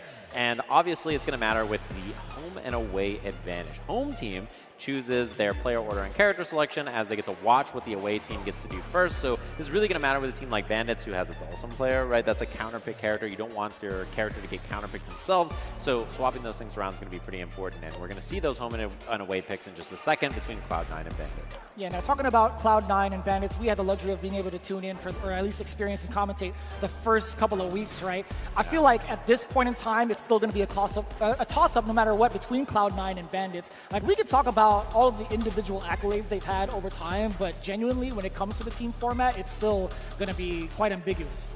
Yeah, definitely. And, you know, team format really depends on who shows up that day. And there's a big factor of having the anchor match. Obviously, Mena is a really important anchor to hold things down. This is going to be something we're going to be talking about all day long. But the team's contribution is so important. You need each of your teams to win those matches, because without that, you can't have this championship. You can't have a championship off the strength of one person's back on a team format like this.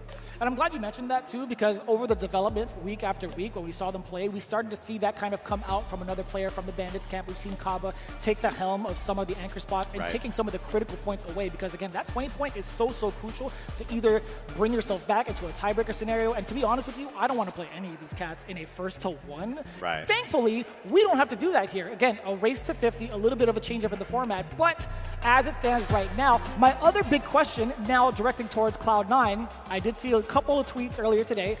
Is JB going to allow Noah the Prodigy to play? That's the big question, because he has been killing it. After the way he performed at SFL, it wasn't the best that he wanted to, but man, he took it to heart. I think he is currently still on his Rookie of the Year run in spectacular fashion. Yes, exactly. And so that's the thing that, you know, there's a tweet, obviously, he was like, we got to lock in today. And then JB said, yeah, you got to lock in today. You ain't playing. So we'll have to see if that's a mind game. I think it might be a mind game, to be honest. I think they're going to play Noah. So something we'll have to see here. We'll get to see their picks in just a second here. We'll get them on the screen so that you guys can check it. So let's see who the away team has opted to select and what their order is. My guess, Word. What is that on the bottom? Sorry to cut you off. Do you see that? M. Bison from Mena? What did they do to him in Japan? He went to Japan and then immediately picked the top tier. It's just, that's how it goes sometimes. So Louis Man's going to be first on the sim. I'm curious what they do here, because by putting him first, obviously you select immediately against him JB as your thought, right? But that takes away your captain from the last match. So I kind of like the theory that Bandits is going for here. Maybe try to get that 10-point Rashid pick against Dawson, because that matchup's tough, and then leave the bottom here open for the rest of the team to combat. Yeah, one of the biggest concerns too from the Cloud9 camp is throwing up Lex against either of the Bisons. Personally, I would love to see him face off against Zhen, because he had a pretty good success throughout the season, but facing off against Mena RD is a whole different story because of the fact that Mena RD has Kaba as a training partner. So you're down there. But now you've got to think about Boost, who has been killing the game. I feel like he's one of the harder players to get a solid read into. But also Noah the Prodigy, he might be feeling some type of way and trying to get the run back. He might be the first one up against Louis. Yeah, that's such an excellent question about who they choose to pick. But speaking of which, we get to hear from the players themselves. We have some interviews for you guys, so let's check those out. I am here with the reigning and defending Street Fighter League World Champions, Team Bandit. To start things off, Mena RD. Earlier in the season, we see that you actually had like a little bit of what I would consider a character crisis. Tell us about just what your journey was this season in Street Fighter League. Yeah, the journey was all about, as I told you, surviving, because I didn't know what character to use for what matchup. It was a very interesting experience, but my team came through. They all played amazing. Louis Man, Jen, Kava, they all went crazy. And at the end of the day, I was able to clutch it out. But we shouldn't be here, man. They messed up. Oh, so you saying that them even letting you guys be here at the end, they should have destroyed you while you was wounded. So are you saying that we about to actually see the Bull here in the Street Fighter League US playoffs? Yeah, tune in.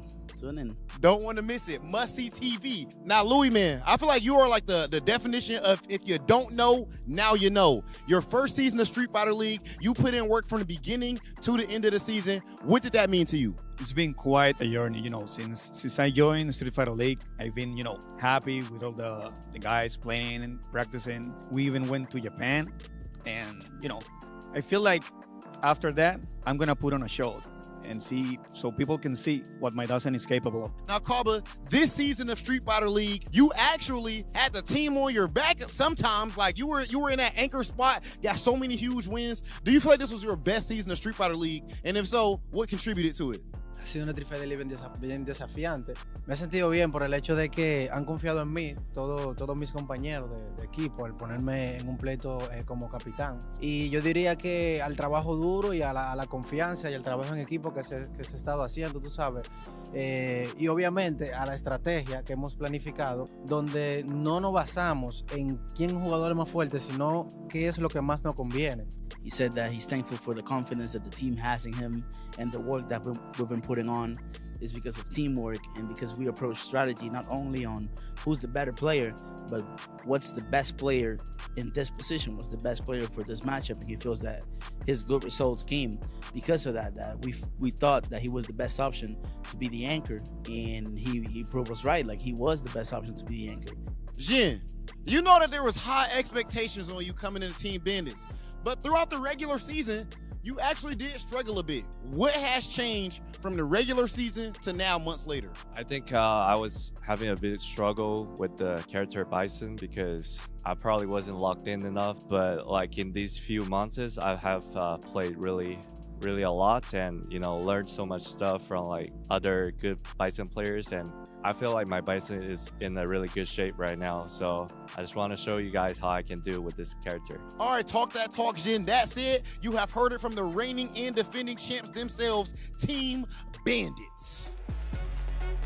All right, we heard from the players here, and I have to say, surprised we don't see Kaba in the initial lineup.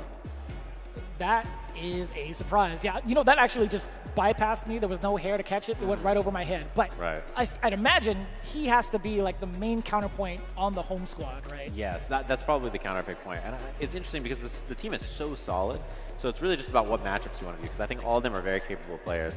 And yeah, almost qualified for Capcom Cup is a lot of this team actually, because Zen was obviously very close a few times throughout this year as well. And in particular in that event in Singapore where Nephew got the better of him. So we'll have to see kind of how that goes. And speaking of which, we've heard from this team now. Now it's time to hear from their opponents, the team with the higher seed, of course, Team Cloud9. First season of Street Fighter League US, and they made a bang from the absolute beginning. Of course, we are here with Team Cloud9.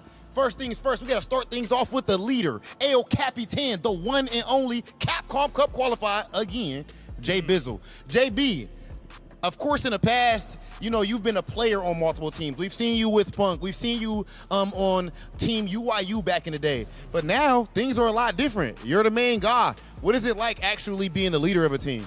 It's a huge difference from being just a player and having someone else lead. I really had to kind of like learn how to be a leader and how different it is from being a leader and just a player. Like, I have to kind of teach my teammates discipline. I have to show them my training regimen, and we have to just be a team together. I don't know, I feel like a dad kind of, or a big brother kind of, but it's a lot of fun though, so I appreciate it. I enjoy it. I definitely feel like you guys have one of the best vibes, like just even off camera, out of all the teams when we're shooting Street Fighter League. Okay, now my man's Big Boost. Of course, Street Fighter League US, you put on one of the best performances, but now right here at the finals, this is the biggest stage you've been on so far.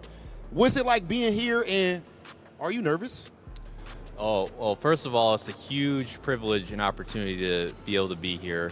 To be able to be in the regular season, to be able to contribute, help us make the playoffs. But now that we're here, it's time, we can't have any egos on the team. We all have to have that mentality of get on my back. We can't be looking over our shoulder to our next teammate and thinking like, oh, help me. No, we gotta, we all got to man up. Now that said, Noah, at Street Fighter League, you struggled. It was your first Street Fighter League. You was getting that ass tapped. Fast forward right after Street Fighter League, and you up here winning tournaments, qualifying for Capcom Cup, Blink Respawn. We see you at Frosty Foster's getting another championship just that quick. What changed from Street Fighter League to then, and can you bring that? How do you bring that here for the finals? Just a killer mindset, just warming up before I played, because in tournaments you just play. And in the hood, I just kept playing rank matches all day. I'm not used to like waiting. I just play. So that's where I build momentum. I feel like when I get my momentum going and I'm going, nobody could beat me. Now, Lex, I feel like right now you are one of the definitions of the word consistency in the world of Street Fighter. I mean, you've been cooking throughout the entire season. What do you think lends itself to that? And what do you think is the next step for you? I couldn't get there without like the support of my family. Being able to play like all day, just 24/7, it really helped me a lot. And not having an ego, just practicing a lot and not thinking that you're better than people helped me a lot. Ladies and gentlemen, you heard it here first. The first season that they have had in Street Fighter League, and they have been on a tear up to this point. It is time to see exactly what they can do on the biggest stage, Cloud9. They might just very well be the definition of locked in. That is Cloud9 and their player profile. I love how JB is like, yeah, I kind of have to be like the big brother when he literally is the big brother of Lex. Same hair, same glasses, same, dude, they even probably shaved the same. Look at the facial hair, the mustache. Yeah, they have the same facial structure, hair, like it's just, they're the same human. They're just, one plays God. This is the path, right? The path of Guile or the path of Rashid. Yeah, and they covered both. It's pretty rad. But you were talking about like Capcom Cup qualifiers, right? We have 3 out of the 4 in this squad alone, and it's surprising to say that Boost was not one of them. That is wild. Yeah, definitely weird to think about that way, right? But obviously these players are qualified for Capcom Cup for a reason. Very solid and very sharp. And yeah, as you mentioned, the team with 3 of the 4 on there, looks like they're sitting down ready to go. Wait, did they have like a little mind game? Oh, I love that Lex was sitting in the chair during all of the interviews, like he was going to be the one to play. And then now, of course, the captain, JB, going to be sitting down against Louis Man here. This matchup is very favorable for Dawson, so it makes a lot of, or for Rashid. I was going to say, when did that develop? I was like, did I sleep on this? Handshakes, everybody all around. Good vibes, good energy. We're here to play some games. Yes, sir. So this is one of the big takeaways that you talked about. Like, what happens if the Rashid gets put up first? Like, does that mean it'll be a little bit lackluster for the other matches to behold, right? I feel like it's going to be a little bit different considering it is a race to 50 after all. Like, you're still going to get that reset in away squad, switch up, and lock in your teams. But I don't mind this, right? Trying to garner the points early if it happens. But Louis Mon, we can't sleep on him, right? The way he performed from East Coast Throwdown throughout his longevity towards like Blink Respawn and then his power up over in Japan. Lord knows what he has up his sleeve. If he managed to fight with like Tori Meshi, there goes the boom mic. If Tori Meshi or YSC Mochi had toured him a little bit, I feel like it could be a whole different thing. We might even see a development where your words would actually come true, where Dawson would be favorable in this matchup. Right. We don't even know yet. Yeah, and this, on paper, this is really tough for Sim, right? But, you know, there's a lot of really strong Rashid players in Japan to practice with. I think Rashid is a character, he's clearly a very powerful character, but not very well represented. There's a few in each region, right? But Japan has a ton of strong ones to practice with. And I'm sure Louis Man played with all of them while he was out there, right? So this is a matchup where prep is key, I think, because both of these characters are not very common, and so your prep into the matchup is extremely important because the way you approach them is very different than a lot of the rest of the cast, so that prep work is a big deal. And I think to myself, when you look at the variation of characters that they have, or at least that we have access to in the North American scene, it makes a lot of sense, right? I feel like Rashid, although having almost every tool in the shed, it's still very difficult to capitalize on certain situations because you have to make some of those micro decisions to lead up into either getting your offense going, what you're going to do on defense as well, because he's got so much under his belt. But on the other side with Dawson, it's like, how do you catch him? And then also, how do you like break away from him if he actually happens to get you locked down? There's a lot of different variations that we've seen, at least in Japan.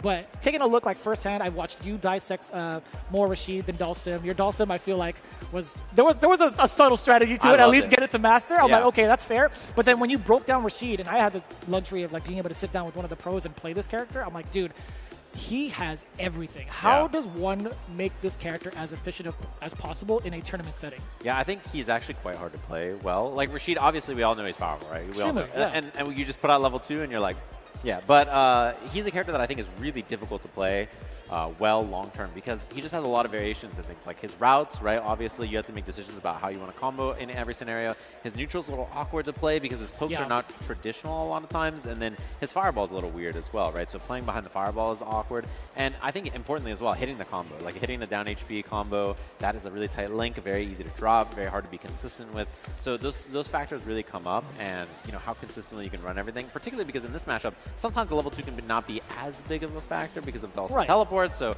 there's a lot of things going on your way, but we'll have to see how JB is. I feel like he's a very sharp, consistent player basically every time I watch him play, so I don't expect him to have a lot of problems. Yeah, we've already had that kind of experience being able to watch JB like week in, week out. I feel like the wild card right now, it's so wild seeing Luiman be the first one up on the away side, right? If you've been watching a lot of the other SFL, like Japan stuff, a lot of the times the Dalsim players, whether it be Torimeshi, whether it be YFC Mochi, they're never really played in the away spot. They're never going to be on reserve like that. They're mostly going to be the ones to counterpick some of the meta. I've seen some really interesting developments between like Dalsim and like an Ed player. That's been like the biggest crux, I feel like, for Japan, because you had like Fudo and Momochi leading the pack majority of the time, even like Tachikawa. But seeing this right now, an enhanced Luiman with no personal data, I haven't been able to watch him because he's been overseas. This is actually going to be the biggest testament for both players going into it. Yeah, definitely. And as you mentioned, Ed Dalsim, I think, is in a very important matchup to call out, because I don't know if we'll see it today, but that matchup is really important for Sim to be good into in the current version of the game, right? And yeah, this matchup in as well. I haven't seen Luiman play as much recently as well, because you mentioned all the Bandits players have been in Japan, so they've been out there training. And then even Mena comes back and he's on Bison, right? Like, he was playing, obviously, Zangief in the main season for this. He was playing a lot of Blanca. He was playing Luke as well. So to see him on that is very interesting. He mentioned that he had another character in reserve for this. And it looks like we're going to be jumping into our match here. We have Cloud9's JB up against Bandits Luiman on the Dalsim. One of the biggest things we're looking for, we get the enhanced movement from the fireball. I feel like it was very hard to stop. That's going to be really, really tough. I feel like that alone might break into the mental of JB a little bit off of that error. Yeah, it just strips a ton of the drive gauge with that drive rush pressure there. I love that at the end. The meaty fireball into the drive rush heavy. That extra bit on there. And JB already almost in burnout, but every time he throws that and he has the enhanced tornado, he has the big jump across the screen, he has the dash, he has the enhanced eagle spike. Threatening those options are really annoying for Sim to deal with. Yeah, but Luiman's got it covered, right? He actually floated over, tapped a couple of those buttons to make sure that path gets interrupted. So I like the counterplay to it. Luiman now setting up the fireball, important tech, but he's still going to be forced to block because of that enhanced projectile. Yeah, plus on throw tech right there for Dalsim. He got to still get pressure afterwards. And JB still not out of this round. He needs one sequence here, and he can make this count. Looking for the whip punish on the limb, didn't find it. It's going to be a little bit tough. Luiman also building up his gauge a little bit slower too. The punish counter, I thought there was going to be a connection. JB mashing for his life. I love that. Very winnable round now, and that's huge, actually. He has the XEX. He's going to have level 1 at the end of this if he needs it. It's enough without. Damn! Yeah, that's how this matchup is, man. 90% of it is so perfect for Dalsim, and then that happens. I was thinking to myself, does he need to do the one-frame link here? No, he had enough bar to go for the Arabian Sky High finisher to the dive kick also. That was actually really well calculated. JB coming from a big deficit. Now Luiman a little bit on the offensive. He's closing the gap a lot more, setting up with the fireball first. Stay in place with the medium punch. Yeah, and these anti-airs, every time you hit one, it's awesome, but very little damage, and it doesn't dissuade Rashid very much. He's going to go right back to jumping, attacking, looking for different angles to get in there with. So tough to manage. Great block on the overhead as well. Luiman running out of space. You got to imagine there might be a teleport coming in. Okay, the Yoga Blast first into the Inferno. Yeah, huge damage and a lot of drive gauge on from JB as well, but he finds an opportunity. Exact thing we saw last time. Punish counter again, not optimizing. It's fine. The damage is there, but not quite burnt out and not quite in chip territory. Oh, JB trying to run here and avoid this burnout. Waiting until he can parry now. Yeah, he waited that out until his drive gauge came back. Oh, yeah. Nice find. Right in his tracks, too. I mean, like, I think trying to sneak in a dash there was valid. Luiman still covering his tracks, though. Fierce to set the range and also set the pace. The jump in, not quite over the fireball. Yeah, and a quite damaging 2-piece there to eat. Oh! Damn! Excuse me? Huge find from JB there. And optimal on the combo. I love the decision-making there. It's still far enough for the Fierce to connect. Punish counter as well. Set him up. There's going to be a lot of pressure going into it, but JB also getting the enhancement on the mixer, but also building up his gauge. Wait a minute. He can go under here. And he's going to go for the throw. I like that safe option. Gets the parry afterwards. Beautiful. He didn't want to try too fancy of a combo. Right in the jump and hits with a fireball. So being able to cover his tracks, Luiman set that up a little bit earlier ago, but he is in a deficit. He does have a lot of drive gauge to possibly throw it in. Oh my God, throw it! Nothing, keep your hands in the vehicle at all times. Dear God, that is a beautiful whip punish. Yeah, 2 for 2 on that round. He tried it in one of the other rounds, didn't quite find it, but beautiful stuff. JB getting that punish counter advantage into the drive rush, forward heavy kick, which gives you tons of frame advantage to get that combo afterwards. So very, very smart finds there from JB. You can see the intention from both, right? You see exactly what Luiman is trying to accomplish, JB trying to thwart that. And if he can't do it with limbs or against the limbs, he'll either throw out the fireball or set himself up nicely with the whip punish. He's been doing a great job of that thus far. But the jump in, pretty critical. Yeah, the punish counter off that allows the juggle. And the continuation of the combo, I like that as well. And big pressure off this. This is a huge find again for JB here. Eagle spike for the knockdown, flip for the meaty. So much pressure too. Trying to find a gap. Luiman actually getting stuff out of that special. And meaty jab, he gets the link off of this. He can double rush. Gonna be a double drive rush combo. He has level 1 at the end of this. Forward medium punch, medium mixer, level 1. It's close, but not enough. Checking the lows twice. Great defense from Luiman up until the last part. That is such a hard tool to try to like gauge. That medium kick reaches so far unexpectedly. Yeah, he doesn't get a combo a lot of times at max range, but it's a very useful poke to swing at that kind of a range where all you need is one hit. Oh, scary jump. A little bit too far out on the punish counter. You saw that stand jab. Luiman just trying to back up a little bit. It's hard to keep JB in place, man. Oh, not quite under with the slide. Whip punish, it looks good for Luiman, but not too much damage, sadly. Trying to back up and bait out a button, JB. Not gonna play his game. He's waiting for it. So the fireball's coming in. Ugh, anti-air. Yeah, the jump is forced there, but not too bad, because again, he just needs one. He just needs one, there it is. Drive rushes in for pressure, this is gonna combo. And actually, JB, one good hit away now. This is getting very scary with burnout a threat. And he's looking for that setup, right? I feel like the more he drains the drive gauge from Luiman, oh, he might not even need it.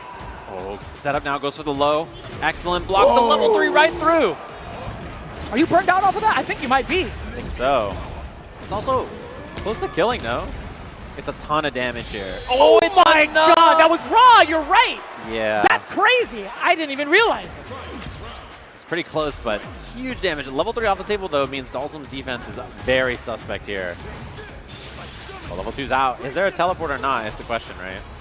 Locks him down. Out. It goes behind the character, right? That's actually going to be kind of tough, or at least just right in front of him. Strips a ton of that drive gauge there. I like that choice from JB. And now, Luiman got to fight and keep this burnout off the table. It's going to be tough to manage. Again, the barrage, the fireballs through, the cyclones too. Oh, burnout imminent here. Not much you can do. He eats the hit to try to avoid the burnout. But he's going to spend it anyway. And now drive impact's guaranteed here. We're going to see if JB can cash out enough damage. Look at the damage. He's going to try. Not Level quite 1? enough. Not going to kill, but a throw stone, or stone's throw away, excuse me, hello. Or a throw. And the fireball sneaks it in 2-0. First dub on the board for Cloud9. Very cleanly played from JB. That was just so utterly difficult. You had already prefaced it, right? We talked about what happens if you do get rushed down. As a Dalsum player, like, what are you going to do to get this guy off your back? Yeah, it's so difficult. That matchup really, there's not a lot of winning spots on the screen for Sim, right? It's like very difficult to find your footing because your offense, you know, he has a reversal to deal with you. And in the mid-range, he has excellent ways to traverse horizontal distance, but also his jump is really good. He has anti-fireball options. It's just difficult. There's not a lot of an easy part in that matchup. It's really just got to be scrappy and well played. True. And we didn't even get to see like some of the big wake-up options coming in from like JB. Like how often did Luiman actually get to score a knockdown into any sort of setup? Yeah, like maybe only once or twice. And then one of the few opportunities he had, he had a jump back drill, and it was a punish counter whiff on JB, and then you're like, oh, he's going to get offense now. But JB just does EXTP after and says, I'm going to take my turn. You know, I'm going to go in here and get some offense. So even the little opportunities he did have, it just felt like JB was ready to shut them down too quickly.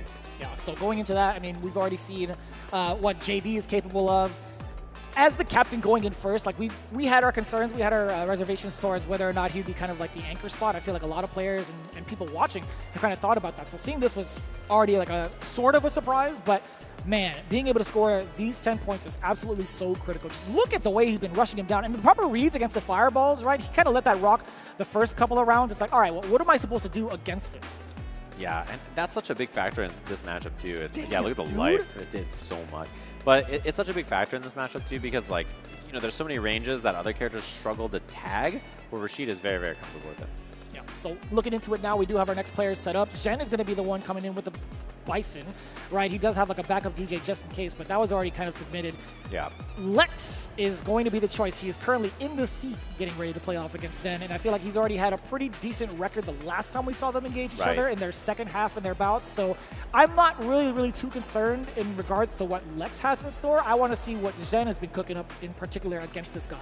Yeah, he said he just had to go lock in and like get his Bison That's ready. it. That's how it is like these days. the phrase of like the year, I think, Yeah. right? Just Mine's lock even in. got it, right? Drive rush in. Yeah, she's lock locked in. Yeah. She throws a fan at you, and you're like, well, here it comes. So, about to see how he's looking. I feel like, you know, his run, particularly at the end of the year, he almost qualified for Capcom Cup over in Singapore as well. And he's a really sharp, young player with, I think, a very bright future in Street Fighter. He's really solid. This matchup in particular, you know, it can be a little spooky, I think, to get in sometimes for Bison. You know, obviously he has the X Crusher, he has Head Stomp, and other things like that. But when you're playing against a world-class Guile player like Lex, it can be a little difficult, I think, to navigate that mid-range. Yeah, so we're going to see how effective that's going to be, right? I think I'm more concerned about what Lex's defense is going to be like once that opportunity opens up for Zen, because I feel like having that bomb planted and having that corner positioning, that is just like two of the main factors that he has to make it a diabolical situation. There's so much that Bison could do that could make you explode or just kind of like kill you by 1,000 cuts as well, right? He could throw loop you as many times as he wants. He could get into like a light string to kind of bait you and to go into another bomb setup if need be. So there's a lot of pressure that can be held by Bison, but it's a matter of being able to traverse that mid screen against Guile, as you had mentioned. Yeah, and it's like when the bomb's on you, do you flash kick? Are you down? Are you about that life? He's definitely down. You about that life? You down to do it? Personally, I would do it. I don't, you know. Are you down to get Twitter clipped? That's going to start discourse. You know, you're down. You down to be the discourse because you know you just block one thing. Let it rip. He blocks the flash kick. It's over. I have no skin in the game for either of these characters. So if both of them get nerfed because of me, I think that's a win. Maybe. I'll take that. Perhaps. But it's not about us. It's about them on the screen. I think, you know, Lex is not going to be the one to shy away from like throwing out something kind of outrageous, like an OD flash kick right out the gate. He's down to be scrappy. He's he a really scrappy is. guy. Yeah, and I think that's like a lot of the nature of his play. Although one thing about this, as we mentioned earlier, is that Guile has a lot of natural lead in here because you can practice with Kaba for this. So there's some prep that you can get ready for here that's sort of important to consider. Where on the other end, they don't have a Bison player for him to do prep on. But, you know, we'll have to see, as you mentioned, last time they got this done. Go ahead. I might slightly disagree with you. Over in like the UK London scene for Lex, now that he's kind of like stationed out there. That's true, yeah. He does have access to a couple of well-known Bisons out there. I was more speaking like on site. He has access. But yes, in terms of prep work, everywhere on the planet has good Bison players. You know. Did he sneak off to Japan too? I don't even know. Maybe. Yeah, I wouldn't be surprised. He's not that far away. Yeah, and he's got a horse. He can go anywhere. The Guile doesn't. No, he doesn't. What kind of car do you think Guile drives, actually? Like a Mustang. He's American-made muscle, Yeah, right? he's borrowed one of like Toretto's like Chargers or something, perhaps. Who knows? He's just gonna say that every time he does a boom. He should. He's the epitome of the family man, right? Yeah, that's him, officer. Good jab check on that too. Stand medium punch from Bison. Such an important button to check until he starts doing the target combos to shut that down. That mid-range game you were talking about too. Okay, wait, let's talk about this punish counter. Yeah, dash up, target combo, get the bomb planted. What do you do here? That critical moment. What a time to press crouching medium punch. It stuffed out Zhen's butt. Yeah, and then the boom after, very difficult to deal with. You wanna hit buttons after you block stuff in this game because a lot of things are minus, but boom cancel, very annoying. What a whip punish. Jesus. Oh, and that is a pivotal jump in. Zen letting it rock with the OD scissors, bomb planted, drive rush in, waiting for it. I'm surprised he drive rush given how low his drive gauge is.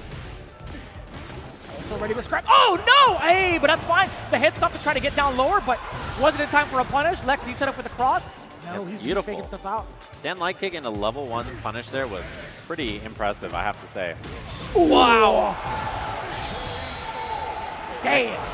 And that's one of those things that's really good about Guile. His level 1 is really fast, and he has tons of heavies he can hit like that to look for hit confirms into it. So much time. So much time. Covers so much space. Anti-air, you know it. Oh my, I pressed the button. I teched immediately. Drive rushes in. Oh, he was looking for the throw, but actually got hit by the jab, so he's out of there. Oh, the throw on the other side. Lex gets severely punished. Not too big of a punish in my opinion. Yeah, that could have been way worse, actually. I'm surprised he didn't spend EX Crush. Sure, but not going to be a factor. This round is over. He is deader than dead there on that combo. So round apiece.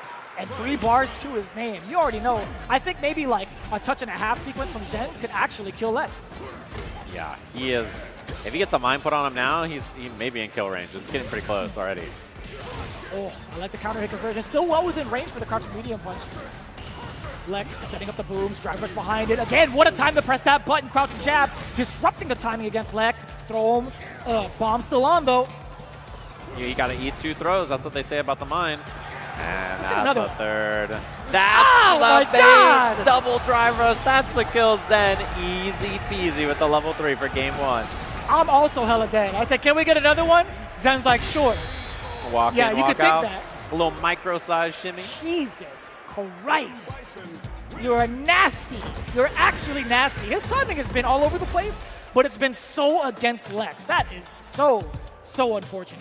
Yeah, and Lex is trying to take a little bit more space than he needs to, and he's getting caught by those counter hit jabs.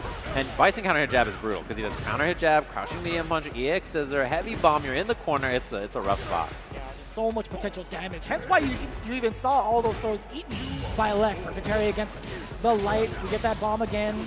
Drive rush on in there. I couldn't tell you what that was. A little bit too early. Was that intentional? Don't know. Yeah. Ooh, and a big boot on top of that afterwards, following in. Lex with a huge lead now, finding the same medium pick. Anti-air, same jab check we've seen a few times now from Zen. Oh, scary. That range is so scary. Oh, an immediate counter hit. Lex tried to flex the button immediately after the parry too, so a little bit problematic, a little bit scary. Hella damage incoming. Oh my God, he is so dead. It's not even close. Only a level 1 spend with some damage to spare. You know, I always forget about that heavy punch coming in afterwards, like how much damage it actually takes. I'm thinking to myself, is there going to be any sort of like scaling involved? Like, oh yeah, he's level 1, 2, minimum damage scaling. Come on, man. Is that the Twitter clip you were looking for? It's got to be it, right? No, I mean, he could kill there from so much more, is the thing. Yeah. Oh, yeah. Especially with even with level 2, he doesn't even need level 3 sometimes. That's facts, yeah. I like that we're just trying to bait the anti-airs there with Devil's Reverse. He's done that a few times. Another big conversion, at least to get Zen off of him. Setting up the booms, the drive rush. Very patient from Lex, willing to give up some space, but upon landing, Zen clips him with the back roundhouse. Lex might have tried to throw out a button, a smaller button at that. It was a counter hit. Yeah, you got to eat one more of these throws for sure. Yep, down to just block it out. Ooh, so much pressure. Help. Another one. Next throw will not kill. He can eat one more. Wow, What? turn around behind the back flash kick. And he held that. No eagle walk necessary. He held down the whole time. Goodness, what a call out. Zen against the drive reversal, read like a book. Yeah, and that's one of those things too. If you don't have down charge there, you can't EX flash kick, right? If you're looking for some kind of gap there on that. So unfortunate there, the drive reversal just comes out immediately gone. We're going to see who they're going to send up here for the 3rd spot. I imagine it's going to be Boost. Yeah, he's already standing up. These cats are mad tall, by the way. Don't let the TV fool you. Every time I see Boost, I'm like, hey man, like I'm looking up to him. Physically, I'm like, dude, you're a lot taller than I remember. Yeah, why is he so tall for a little guy, a young man? Not and JB too. JB's also quite tall. I feel like he's I had no surprise with that one. I don't know what it was about like the difference between like him tall and guy Boost. energy. Yeah, he does give that up. The Boost I rarely get to interact with, but there was a lot of interactions between like Zen and Lex. There was a lot of moments where I feel like Zen had the right timing against Lex's button decisions. Yeah, and I think it's like one of those things too where a few wrong choices go a long way in this matchup. You know, a lot of the times it's just like, man, I feel like I was wrong twice, but instead I actually think that, you know, his decision making was correct, like, you know, 5-6 times around, which is atypical for Bison, right? He just really grinded him down in impressive fashion, and yeah, unfortunate there. Just blocks and he was totally ready for it, so really well done. It means these two teams are tied after the first 2 matches. It's a race to 50. It's 10 points a pop. The next one is obviously worth a little bit more. And we're going to see, it looks like Boost is going to be up there against Mena in our first round, and wow, this is going to be a scrappy match. And obviously Mena locked in on the Bison as well, so that's something to factor in here for who they sent up, and you know, Boost's preparation in his mind. pretty critical difference in regards to like what he had to face off against like the former Mena RD, where he beat him 3-0 in the anchor spot. This is going to be a whole different case. Now, I'd imagine Boost has to go through like the ringer of so many different like Bison players from different variations, at least on ranked, and also through the grind of going in on every single tournament daily. Yeah. I'd imagine he has that type of practice, but I feel like there's a specific type of preparation you would need for a Capcom Cup champion like Mena RD. He plays so outside the box, and then at certain times he can kind of play pretty orthodox. It's a very wide variation of skills that Mena RD can show off, and also with the character selection he has. So I'm, one, very surprised that the Bison pick is coming. Two, I want to see how he's going to play it out against Boost specifically. I think Bison is like a really good character for Mena too. I was kind of surprised he wasn't playing Bison before, because I think of all the strong characters in the game, this one suits like the way he likes to play maybe the most, right? So it gives him a lot of control in neutral, and then once he gets in, the threat of his character is so high, and I think that's something that he really values in almost all of his characters, is like really strong threats once he makes it in, and then the control in neutral lets him kind of like flex his great decision making and risk management and kind of you know, ability to just gamble a little bit and then suddenly slow the game down and just whip punish you and play solid. So good character pick for him. Can you elaborate a little bit more, right? We've talked about, or like you had mentioned, the amount of control that Mena RD wants to have with this character in neutral. How does that go up against a character like Ken, who actually has a pretty decent time in neutral as well?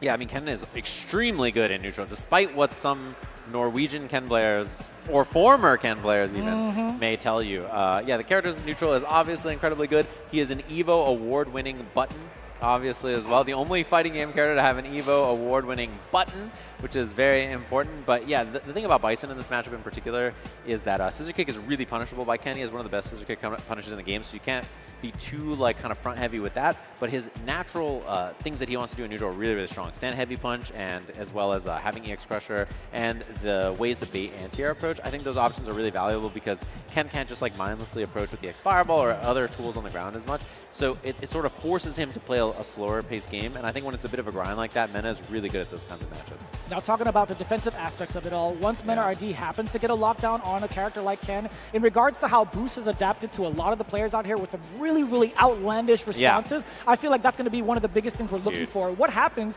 if Boost gets knocked down, right? And who knows? It's a little bit opposite in regards to like what Ken is going to do against a Bison player who's knocked down, right? We've seen the limited options that Bison does have on defense, so we could kind of see what kind of story is going to be played out that way. You could see throw loops, you could see constant pressure with the lights to see a confirm, etc. He could keep you there forever. Ken, Bison could do the same, but there's just a wild variation of OG uppercut that can ring out anytime because it's Boost. And Boost is down to be a little wild guy, I can't lie. You know, he's down to be a little gnarly with the decision making on defense, and even in neutral, like just everywhere. Yeah, he's down to do some funky actions sometimes. A lot of whiff grabs coming in, Yeah. pretty hot and early, but you know, Mena RD now with the oh my god, that hit mad late. Did you see the option select? Yeah, he did parry OS on Wake Up there, and Mena's just wasn't meaty, and so I think Boost was probably expecting that a little earlier. Wake Up, walk forward, trying to find a throw maybe. This could be the kill if he wants to spend level 1. It's close. Not enough though. Overhead, no medium kick, one of the best buttons. That should be an award-winning button. Yeah, oh yeah, and stand heavy punches as well. A lot of like, wow, and counter hit confirms into the medium punch, target combo, big corner carry on that. The backdash read against the throw, well calculated. Boost getting thrown back again, thrown literally. And you know, in Boost's mind so far, he's thinking to himself, this dude's not respecting me on Wake Up at all, right? It's probably, you know, getting in there, just like, do I take the risk on EXDP or not? That's the question. See if it happens again, trying to open up low, counter hit, yeah, being able to link the standing light kick, drive rush on in there, an important tech from Mena RD, it just creates so much more space now. Scissor kick being a threat, the drive rush even a bigger threat. Yeah, a little jab there to stuff the interrupt, and finally he does wake up. He's like, listen, you gotta respect me. There it is! There's the, award him the trophy right now. Yeah, that's an award-winning button right there. And for good reason. Oh, he tried to check, but it just goes under. A jab check from Mena. EX bomb. Overhead connect. He gets the combo off this. Damn, that set him up mad high. Yeah, double dash, goes for the throw. Mena with a lot of resources now as well. One hit kills here very easily. Oh, caught the backdash. Nice hit confirmed. Most excellent forward throw now. Going into the corner. What are you going to do about it? A couple more will do it for sure. Oh my god, what a delay! No true string on that. One guess away here. Mena buffering. You know what he wants. Oh, I love the driver throw. He's ready. That's huge damage. Oh my god. I feel like that was a little bit a little bit telegraphed, right? You saw Mena RD kind of pumping away a little bit. Yeah. It's not dead, though. Nobody's burned.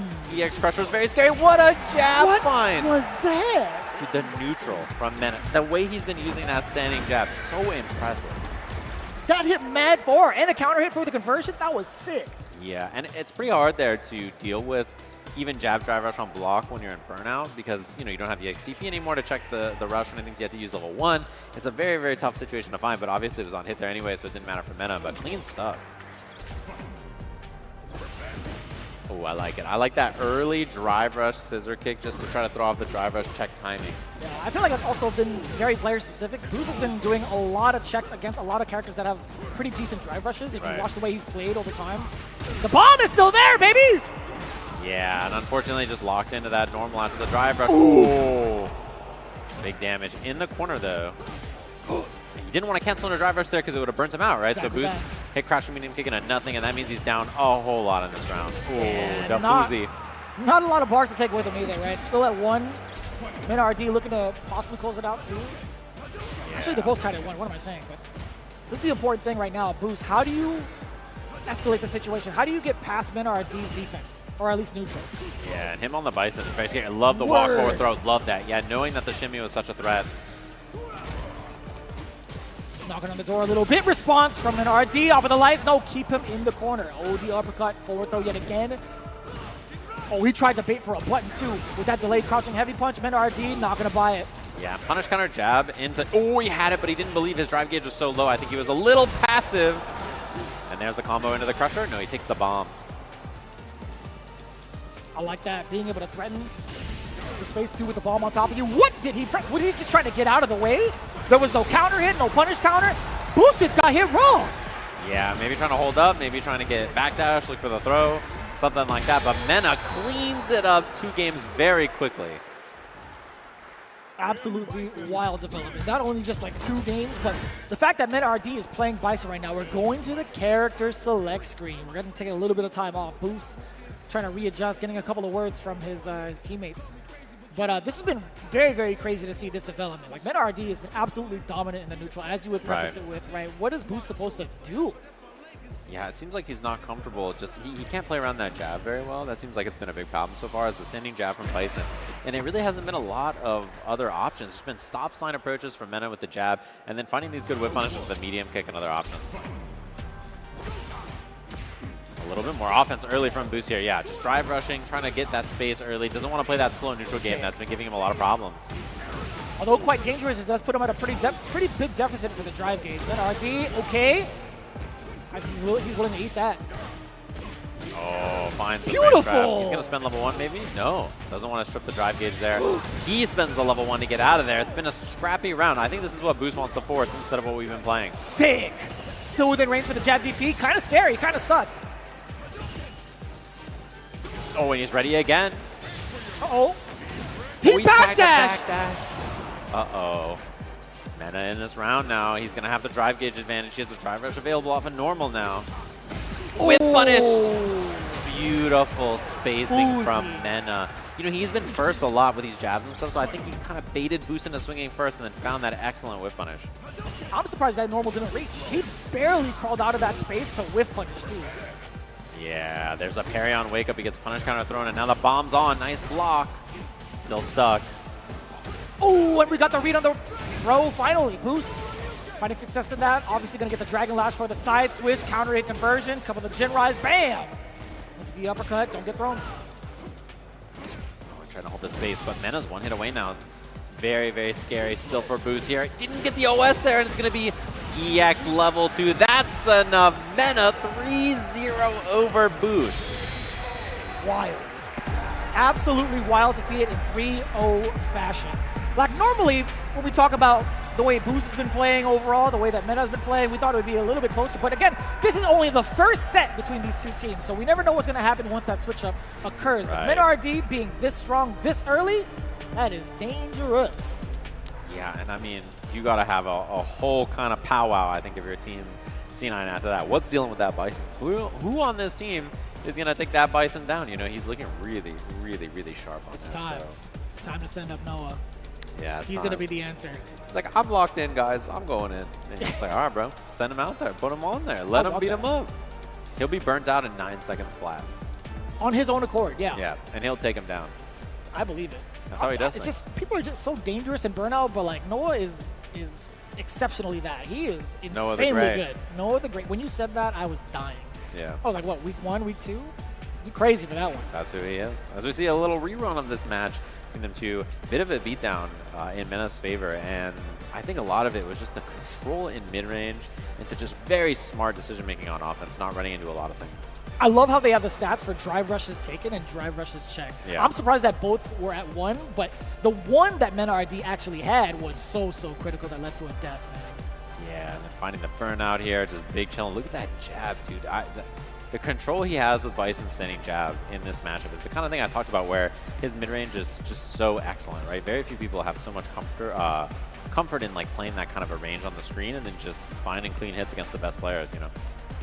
It really do be like that too. I mean, Mena RD, you talked about his phenomenal neutral, being able to navigate with this character as well. There's just so much on the table when it comes to these clean hits, and he's going to be controlling a lot of that. But in the meantime, as we get ourselves ready for the next rebuttal between these two teams, it's time to put the egg rolls in. Ladies and gentlemen, there's actually in the venue, there's actually a setup for Pagoda egg rolls right in the very back if you guys happen to be, listening to us live in the whole audio system that we have here. It actually kind of echoes. It is definitely time to try out some Pagoda egg rolls. And as we get ourselves ready too, there's so much more in play when it comes to everything that's been putting on for Street Fighter League. Obviously, Pagoda's been one of our staples throughout the CPT, right? Yep. I mean, they've been serving up dishes for a whole year. Like, how many egg rolls is that logistically? If you're Rob TV, like 1.6. I think is what I've seen him eat throughout the 30 interviews where he's taken bites. But for me, I think I could crush like 40 easy, to be honest. Damn! So you got to crush your cravings and level up your snack game thanks to them. Thanks to Pagoda, obviously, for being involved in this. And thanks to Steel Series, which our pro players have won more prize money using Steel Series gear than any other brand.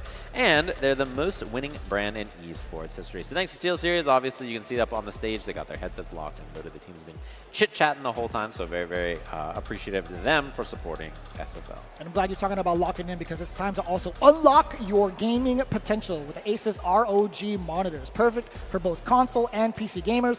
They offer stunning visuals, fast refresh rates, and ergonomic designs. Be sure to visit asus.com to level up your setup today.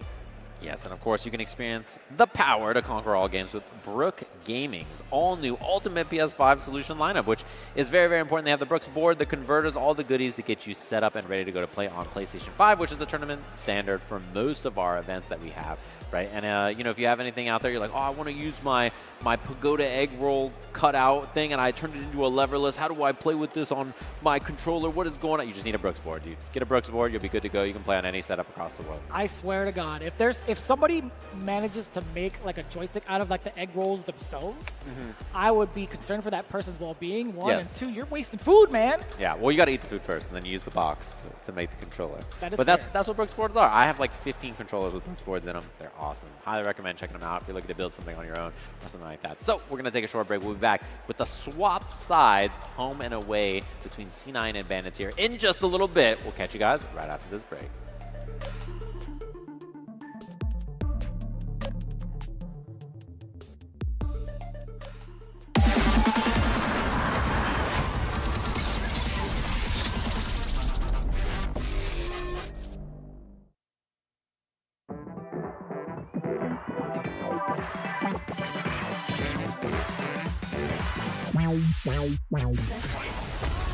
Yeah, come on. Everybody come alive real quick. Battle of the strong, survival of the fit. Take your best shot.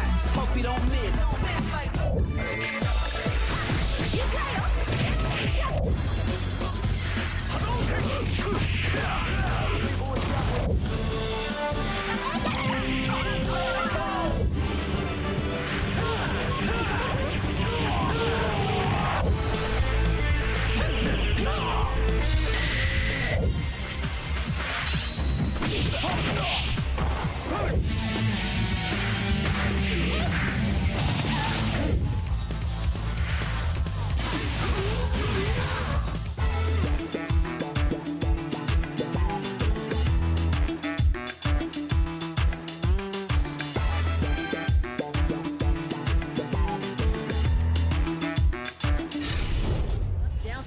Rambo. I ain't never scared, never quitting is the motto.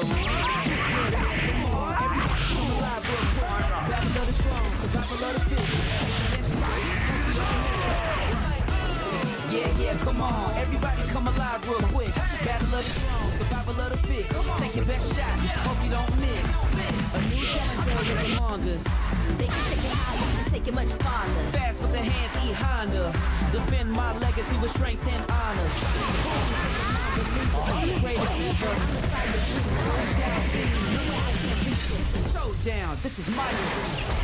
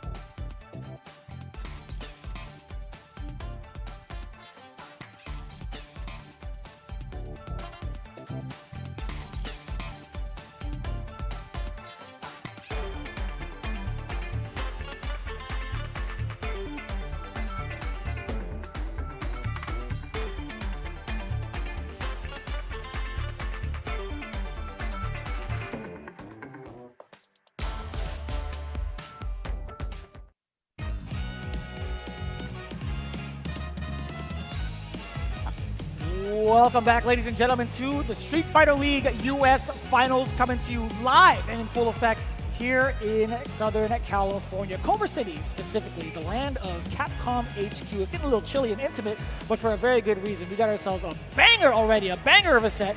We had the Bandits taking it down over Cloud9, at least in the first standoff, 30-10. And you know, you asked me when we were walking down after, you're like, who's going to beat that guy? Who's going to beat that Mena guy? I don't know. After seeing that Bison, I'm a little concerned for not only Cloud9, but everybody's fate in this bracket. It's going to be pretty difficult, I think, to beat that guy, but we'll have to see the rest of the team score as well. You mentioned, of course, it is 30-10, the score right now for Bandits, looking very, very good in that first performance, with their Bison players clutching it up back-to-back. Yeah, so again, it is a race to 50. Now, looking at the current score, 30-10, you would think, you know, it would be a little bit more close-knit right out the gate because of how close and contested it was in the first week in their engagement. But right now, you're really starting to see like the fruits of the Bandits' labor being able to like practice in Japan right now. But now we got to switch it up. On the away side, Boost is anchor again. Yeah, very interesting. So they didn't want to swap the order at all. It's immediately Lex, then JB, then Boost. I'm a little bit concerned. This doesn't leave a lot of space to let Noah rock. No, it's not, right? Like that's all the space that we're going to see here. So he's not going to be locked in, it looks like, for this set. And potentially for this tournament if we don't see C9 clutch up big time in their next 3 matches. So Lex is going to be the one to start things off with Guile. We have JB with Rashid and obviously Boost with Ken. This is such a tough spot. We've seen what the counterplays have been thus far. Honestly, I don't think you really change it up for Bandits. I think you send Zhen in again. Maybe switch it up between how Luimon played against JV. Maybe throw out a Kaba in there. Right. Yeah, I think you basically just attack the same points, but you just swap out the sim now because you don't have the counter pick choice. But it is pretty interesting. I'm curious who they sent first against Lex because obviously the last match was a bit of a beatdown. So I'm curious if they just immediately like right back in there, same thing, or if they try something different.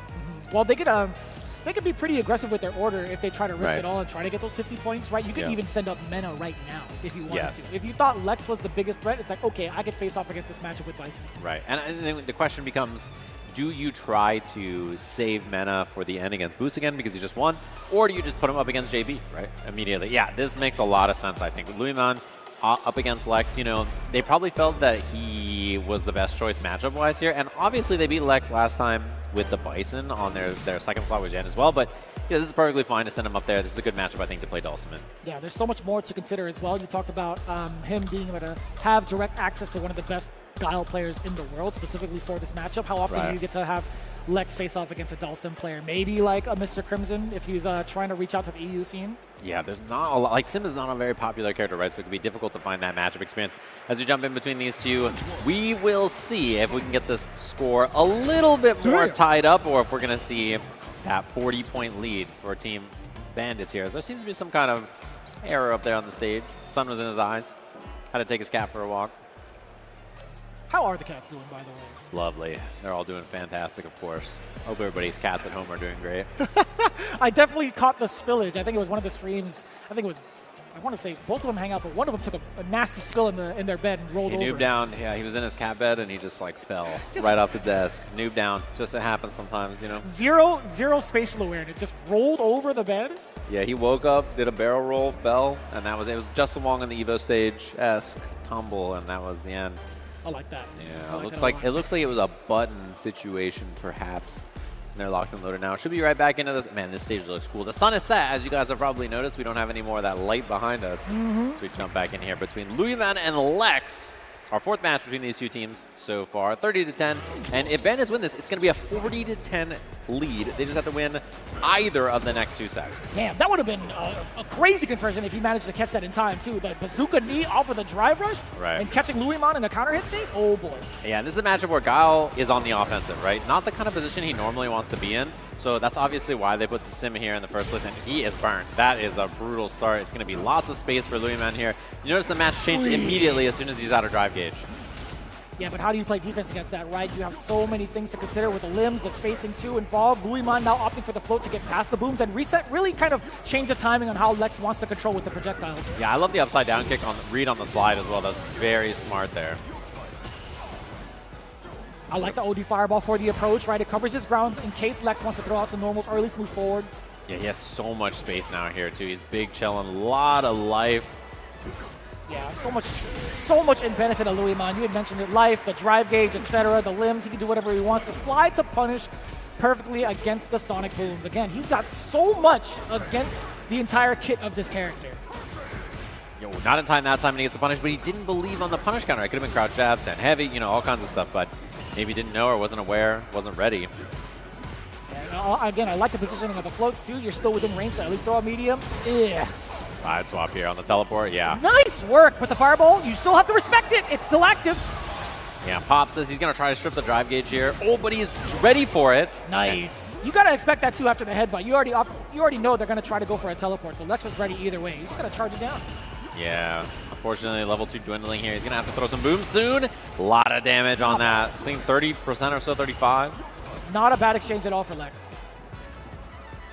Just walking him down nice and slow here. Lex has kind of changed the pace a bit. There's the offense all of a sudden, and he's got the completion easy peasy on the double rush.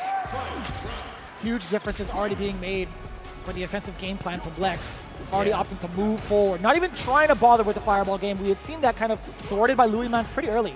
Yeah, boomless guile. Just like lots of approach with knee, jump. Trying to find it in there. What a back heavy bunch. Opting for the side. No, he's going to initiate with the fireball again. Yeah, that makes sense. Just create that space away. Uh-huh. The scary thing, too, is the lower this drive gauge gets, the more Lex is forced on offense. As you can see him, he's trying to make anything happen before it, and now his drive gauge is a lot better, so he can chill a little bit here, mind his space a bit. Yeah. On the other side, though, Louis Man, yeah, he's starting to take the initiative a little bit off of that drive rush, but he's trying to maintain his space against Lex, either with the float. Oh, boy, wait a minute. Yeah. Cross the setup.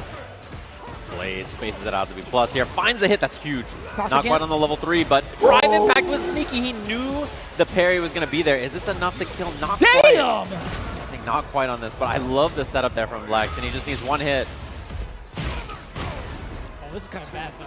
Yeah, burnt. And the overhead, he respected like 400 frames there. He just dashed in overheaded. Not gonna lie to you, the math definitely checks out. Yeah. He waited, he dashed, and he overhead. Yeah. That is nuts. That is fear. Yeah, that is like Louis Man being like, you know, he's thinking to himself, okay, like he needs to hit me once, but I have lots of meter, I have lots of resources, he's in burnout, I can play this slow and just dash overhead. And he's got some chonky fingers. Did you see that windscreen? My man hitting you with the 5-knuckle shuffle. That hurts, brother. Oh, get off of me. That's so big. Oh, nothing after the. Wow, even better. Even better. Even better. We take those. Suplex. Drive rush on in. Oh, everything's hitting, yeah. Louis Man just trying to escape the pressure, and that kind of like forced feeling is making him run into these normals. And now Lex can play a little bit slower here. On the other side, no big punish. He had the hit initially, but nothing big came out of it. Not a knockdown, not damage. Yeah, and after such a perfect start to this game, it's been such a big problem here. It's going to be level 1 for the kill. Lex now set point. Damn. Damn. Lex might have been the perfect call to face off against Louis Man. I mean, Louis Man, again, they're on the home side. I'm actually kind of surprised what the strategy is supposed to be here. Yeah, especially because, you know, obviously they beat Lex last time in that second slot with the Bison, and now they've, you know, opted to change their strategy, and you know that that's going to hurt the team a little bit. If he loses here, they're going to be like, dude, we had it. We had the right thing. You just put me up again, bro. Put me up again. Oh, burnt. Jumping, not in time, but the drive impact's scary. So scary. I don't even know if he was going to be in time to let a level 1 rip. This is a critical error. Now you get to set up on the other side. Flash kick wasn't in time to set up anything proper. Level 1 to try to get the kill here, even if it's not. Yeah, Chip was going to be a factor. He could have meaty fireballed. Lex is in a pretty bad spot either way. Slowly recovering. Louis Man getting around on the board.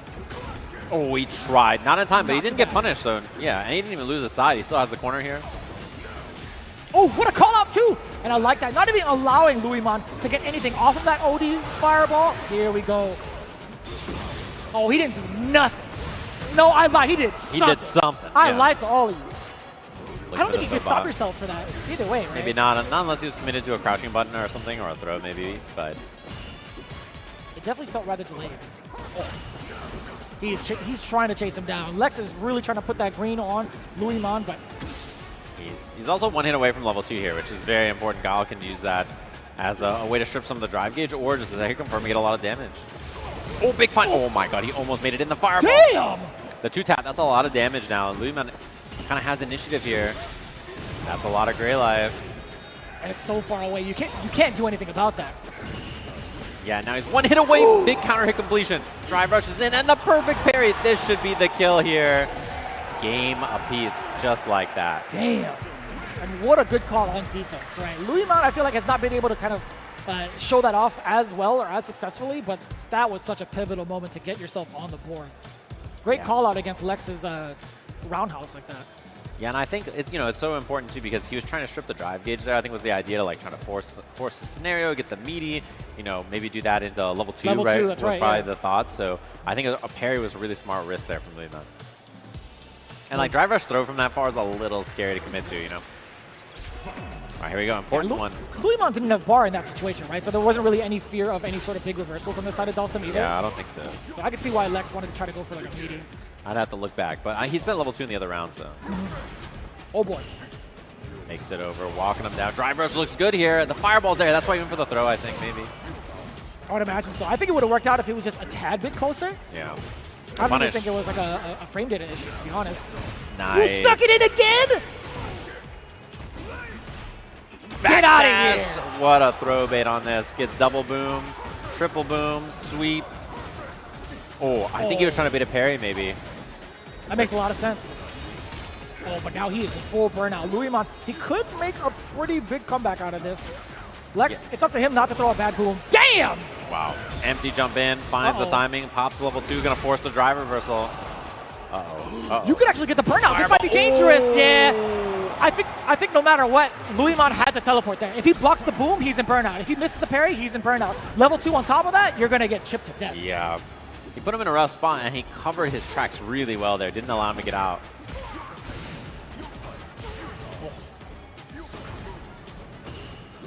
Oh, back fist. Damn, that's a trade Lex will take any day. Ooh, but he's low on drive gauge and down a lot of life, and just whiffed the parry, so even worse now. That's so far reaching, too. That upside down kick is a miracle normal. Yeah. Out of there? Yeah. This looks like a hard round for Lex here. Down a lot of life, down a lot of drive. And locked and loaded Luimon, too. A single hit. Yeah, he's going to be locking him down either way. That burnout is there. He could chip him out if need be. And the bait against the flash kick. Well calculated. Luimon looking like he's on the board still. I mean, match point for both. Excuse me. Oh. That could have been disastrous. Yeah, but look at the drive gauge from Lex here. He's down so much already, and that's such a big factor against him. It makes the matchup so hard. 1 bar left for Lex. Whip punish is so important here. He gets his drive gauge back. Whip again. What do you do about this? What do you do about this? Now low on drive gauge. As you had mentioned, Luimon now on the offensive to set up with the OD Yoga Fire. He's gonna get burned. He has to jump. He has to wiggle. He has to do something to avoid the burnout here. He still gets burnt out either way. Luimon is gonna be in full control. No, not gonna be quite to the corner. But watch out, the flames are burning, man. Jumps, what the hell? The fireball hit him and throws it. That's huge. Now he's in burnout. Oh my god. No. He can strip a ton of life here with this boom pressure as well. And obviously driving back scary. That's a huge amount of damage. Does he go for it? He's ready. Oh no. That's raw. That's raw. I think it should be enough to kill, or it's very close. It's enough. Luimon clutches it out with a level 3.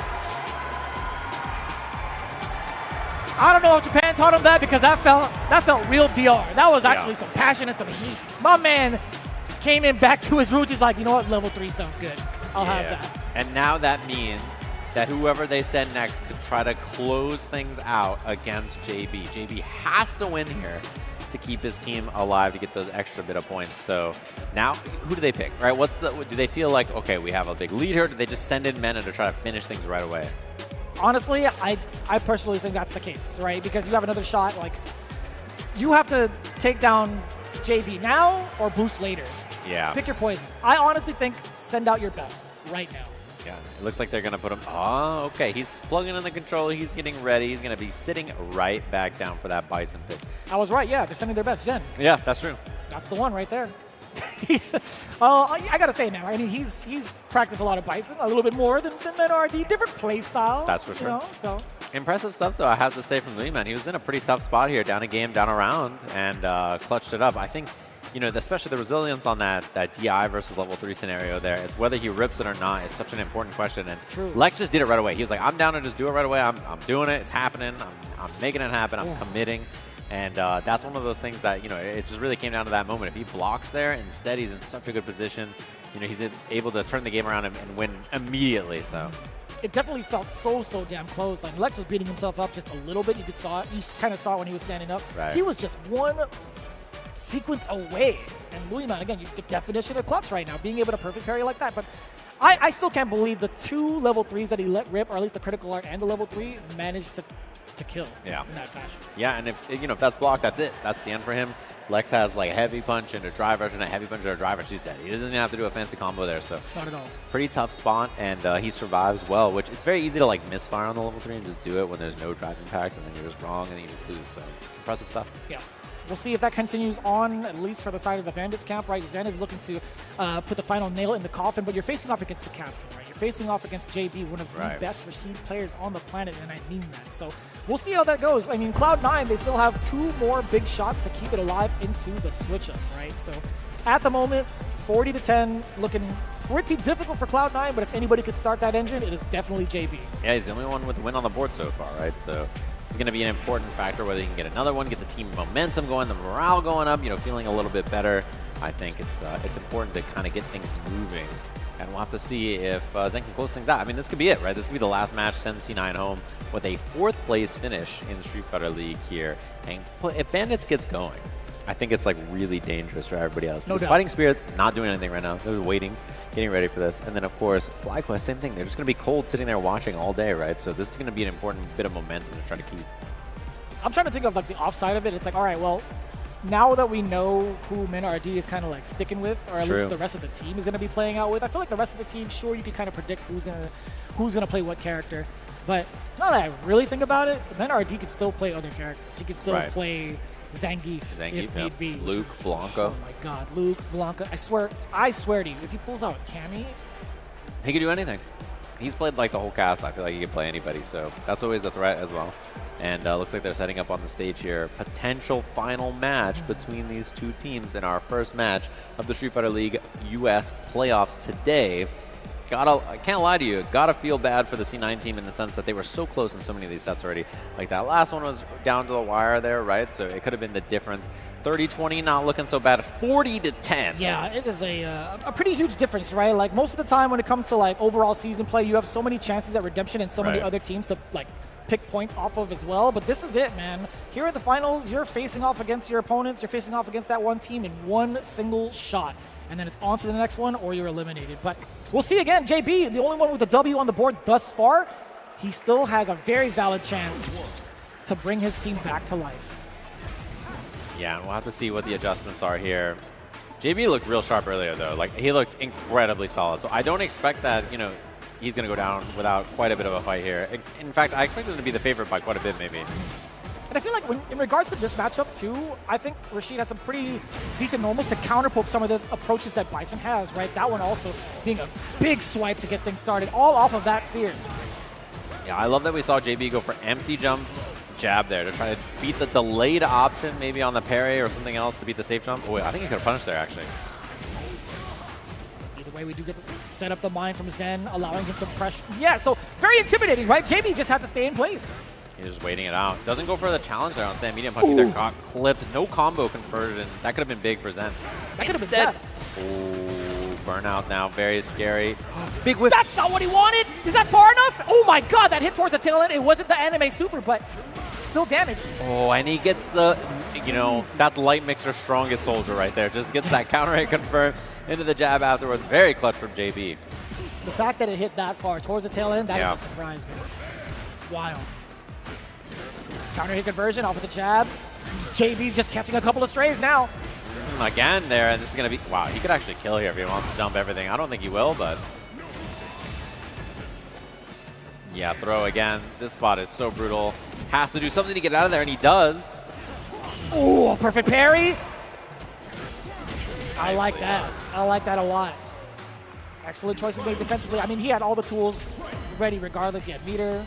He had plenty of drive gauge. He was not sweating. Oh!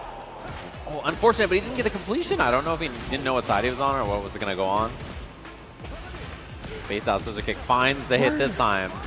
I like that. Oh, perfect parry. He's going to hit him on the ground, get the conversion. Heavy bomb for the knockdown. Gives you better advantage there to dash in. And again, we talked about intimidation factor, having that bomb planted, punish counter against the throw. Now you are burnt out. What are you going to do about it, Zen? Yeah, I like that covering the grounds against the Cyclone mid-air. Practice that punish accordingly. Not going to kill, though. Yeah, but huge damage on this. JB in a really rough spot. He has like all of his burnout to go. Chip is a big factor as well. Yeah, and you got to see it's going to come through like ways a scissor kick. Ooh, a couple more of those is going to be a big problem as he finds the throw. Damn. Up a game just like that. The honorary Dominican pulling through all the way from Canada. Back to character select to take a breather. That throws me off every single time. The stool on the, How does he chair. Come on, man. Is he cheating? Is he using like the jetpack? There's no way he has this much like balance, right? Look at that. Come on, son. What do you mean he almost fell off and still recovered? Nah, he's chilling. That's crazy. He just winked. There's no way. There's no way he could effortlessly just get himself off of those 2 seats. All right, so Zen on the board. 1 game against JB. Again, these are still 2 out of 3 territory. This is not an anchor battle. No, and so it's got to be 2 quick ones here from JB. I feels like he was a little off on some of those interactions that we saw earlier. Yeah, the big punish counter that he let drop was like the main one for sure. Yeah, those are very important drops too. You need that damage, you need that corner carry, and I love the check there, knowing that the tap parry was there and he saw it. He was like, oh, I should just dash to get myself out of here. A couple flashes of the parry thus far. JB not making the appropriate reads, and he's paying for it too with the drive gauge. And speaking of which, okay, not too bad. Or so I thought. Bang! Double burnout. And the advantage here is the JB by quite a bit because he gets the offense here as well. Hella damage. Yeah, I still corner get very carry. surprised for that. Or by that, excuse me. Lots of plus frames too. And he's going to be out of burnout first, maybe because of it. Well, maybe not, actually. He finds the jump in. That was kind of rough. That was a counter hit as well. JB just maybe mistiming. Trying to get out of the corner. He's going to dump the level 2. This is big damage. Throw will kill now. Very, very scary spot, and JB is wrong on the gas. No way. Zen just having all the right reads against JB. We talked about how versatile Rashid can be, also, and how intimidating he can be with his like reversal factor. But now level 2, finally getting the offense started from JB, or so we thought. Zen has had the right read with the parry at the right spacing too. Like one of the biggest detriments too of that super is taking away some of the drive gauge, right? Also applying the mix-ups. Yeah, and right on defense again. His decision-making so far has been so solid. Bison, not the best on defense, right? That's one of his weaknesses. So, you know, to get out of situations like that where you're in such a bad spot, very impressive. Okay. Nicely done. That was a good call out against the Cyclone. Yeah, Cyclone. Looks like a projectile. It's not. Unfortunately. Well, okay, well, it depends on who you ask, right? Yeah. SRK, hella damage. You get to maybe pursue after that, or at least you're within range of a fireball. Okay. Brings him up air to air. He was so ready for that one, so JB staying alive. I'm glad that he opted to go for an air-to-air because the last time he was in burnout, he might have got stuffed trying to do like an air spin or anti-air spinning mixer. Right. Corner position here. This is so scary. Oh, punish maybe? No, it doesn't go for it. Nice. Option select on the drive rush immediately. A lot easier because, you know, obviously EX mixer is just a quarter circle motion. Forward throw. Oh my God, sweet chin music. Bring him down to his knees. What are you going to do about this? The rest of it? Level two. Is it enough? It's I so don't know. close. It's not a pixel of life for JB here, and he went for the parry. Team Bandits going to be moving on just like that into their match with fighting spirit. Most definitely Dominican now. Yeah. He is one of them. He is part of the Bandits team off of that W. That is for damn sure. It's kind of crazy, right? Like the whole back and forth between Menard and Zhen that led up to like the decision of picking about the team was a very, very nice conversation between the two, right? Capcom Cup rivals, first and second respectively, and it's like, you know what? I don't even want, like Menard's thinking was like, I don't even want this guy to be a threat for me. I'm gonna pick him up on our team. What a choice. Yeah, impressive, of course, and their performance was awesome here without even seeing Cabo play, who was someone who held them down for most of the season, right? He played awesome, so I'm very, very impressed by their performances and the clutch up factor from Luiman, of course, and then I think that they're having a chat up there. I'm sure Mena's like, let me tell you why my Bison was so sick against you. Let me break it down, and Boost is like, brother, what are you doing up there? Like, you're a beast. He's like, what? He's done that plenty of times over. When you saw like Boost play, win or lose, he would immediately go to his opponent and be like, hey, what did I do in this situation that made you crack? Or like, what am I supposed to do to fix this? I think that's really, really a sign of a high potential pro player like as we see Boost. And it's cool to see it, like the camaraderie between the two, no matter if they're on the opposite sides of the fence. Mena RD is always going to be the one to kind of let you know, it's like, hey man, going forward, if you want to beat me in this matchup, do so and so, right? It only improves Mena RD as a player as well, if you could like have somebody test your weaknesses. Yeah, makes a lot of sense. And, they're chatting immediately about it, right? He's like breaking it down for himself. Impressive stuff. Good work from Team Bandits there. And, JB trying to clutch it up, but it was a tough one. It seems like Team Bandits was just so ready from top to bottom, right? Basically, all their players were just really, really performing super well. And even the set that they lost to JB, it doesn't feel like they were too out of it. So. Yeah, so this whole back and forth thus far in regards to like the home and away side, you could kind of see a pretty significant difference as to like what choices need to be made from the home side to kind of pick and choose your battles carefully. But I feel like, as you mentioned, if you have somebody like the Bandits camp starting to rev up, it's so difficult to even have an actual valid strategy from a team format. But Zen making all the right calls too, and it's just so intimidating when he has that bomb planted on you in this matchup. Even in burnouts, right? He's made the right decisions against JB. Yeah, and right there, he's trying to cartwheel out of the corner, make us escape, and then just punish beautifully. Puts you in this bad spot on defense. Gotta guess, and he's just right every single time. His defensive decision-making was excellent too, right? There's so many times where Zen was in a bad spot, and he just finds the right defensive choice against level 2s or other offense from Rashid. So. And the weight too, like, no matter what I think JB decided to do there, Zen kind of popping down first to block would have made it that much tougher. And of course, he could just delay the throw if need be. If JB decided to kind of get like squirrely and wake up with like a back throw, Jen has plenty of time to delay it. Yeah, and dash forward delayed throw is a pretty good option there because it covers, like, you can block and wait for EX reversal, as you're mentioning, right? There's a lot of things that I think there's a lot of value in doing dash delayed throw because it's a pretty safe option, pretty low risk, and like even if your opponent wakes up with a jab, you just block. So it's, it's a pretty fine choice, and I think it was very smart. JB looking for the tap parry, trying to turn things around, but didn't go his way. Yeah, again, one of my favorite teams to watch overall. It's just unfortunate that Cloud9 is eliminated in the very first round of it all, but that means the Bandit camp moving on to the second round, the semifinals, to face off against Fighting Spirit. This one is going to be a banger. Just like the rest of it, just like we saw earlier, this one is going to be a whole different beast. The team, formerly known as UYU, invading U.S. soil, becoming Americans themselves, honestly, the way that they've been scrapping out. That's how it works, yeah. If you want to know how you become one of the U.S., you just show up and you're just like, what up? And then we're like, all right, that'll do.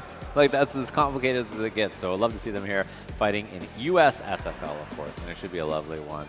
And that kind of international match is always one that I think is fun to watch, even though it is the U.S. SFL we're basically the world SFL. Anybody who's not EU or Japan, they play here, right? Which is, I think, very cool. Yeah, so we're starting to see like the big fruits of the labor in regards to the Bandit camp. They've been really leveling up their game. You could also do so with Pagoda. That's right. We have the Pagoda situation going on. We got the station right below me, actually, right in the very back. If you guys happen to hear me, they've got plenty of snacks on deck. And also, you guys can get your hands on some of the snacks that they've been serving out throughout the entirety of the Capcom Pro Tour. If you guys haven't done so already, again, there's so many flavors that they've had. And it's a pretty nice, like, touch-and-go type of snack, especially if you're trying to get back into the hot seats and get ready for the next couple of matchups, right? Yeah, and I'm sure a lot of people out there are eating a snack. You're hungry. You've been gaming all day. I'm hungry too. I'm with you. You've been gaming all day on all of our awesome stuff that we have here. Of course, all the headsets that you saw on stage provided by SteelSeries, who has been awesome. They're the official headset of the Street Fighter League, and it's been awesome to watch their performance there. Of course, the easiest way to record and share your gameplay is with SteelSeries Moments, which is an in-game audio clipping that lets you capture and share your clips anywhere. Their headsets are awesome. We've been using them on stage, so every time you hear that noise on stage, you know that it's one of these awesome headphones. Crispy, absolutely crispy. Now, we talked about the leveling up process that the Bandits have. Well, you could do so as well by leveling up your gaming with Asus ROG monitors. It's designed for both console and PC gamers. The Asus ROG offers various panel types, including stunning OLED displays and the highest refresh rates. Visit asus.com to elevate your experience today. Yeah, and of course you can elevate your chances to play in these offline environments with Brook. They've been doing awesome stuff. Of course, they have the Gen 5X fighting board, which is the heart of your next-gen fight stick. Whatever you're playing on, leverless, fight stick, Pagoda, egg roll box, it's fully compatible with the PS5 and Xbox Series X/S, delivering seamless performance and low latency with built-in assist features, make it easy to craft your ultimate fighting weapon. If you're looking for something to play on anything, highly recommend the Brook board. And thanks to them, of course, for working with us here at Street Fighter. I'm definitely going to pick your brain in regards to like the wildest joystick that you've ever seen in like your fighting game career, but that'll be during the break. In the meantime, we are going to get ourselves set up with the next round of battles between Fighting Spirit and Bandit. It's going to be right after this, so don't go anywhere. We'll be back with more of the Street Fighter League US Finals.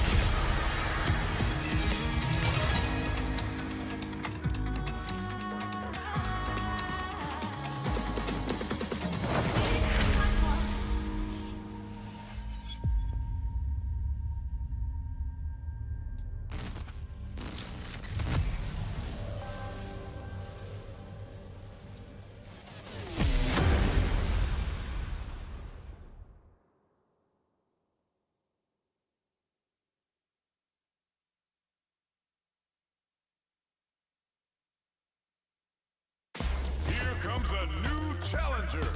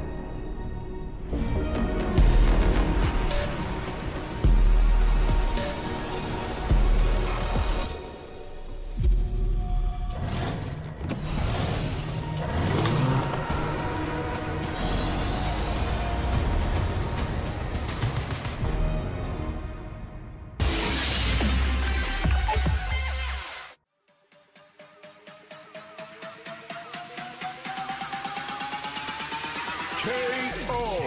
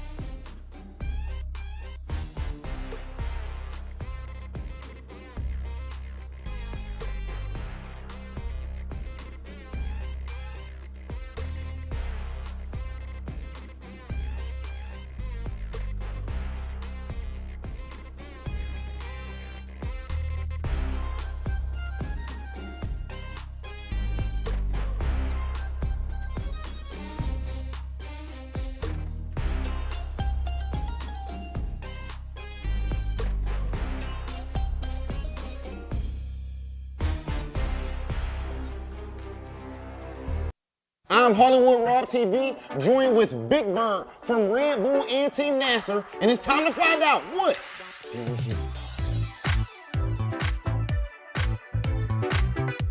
So, Big Bird, tell me. When it comes to brotherhood, right?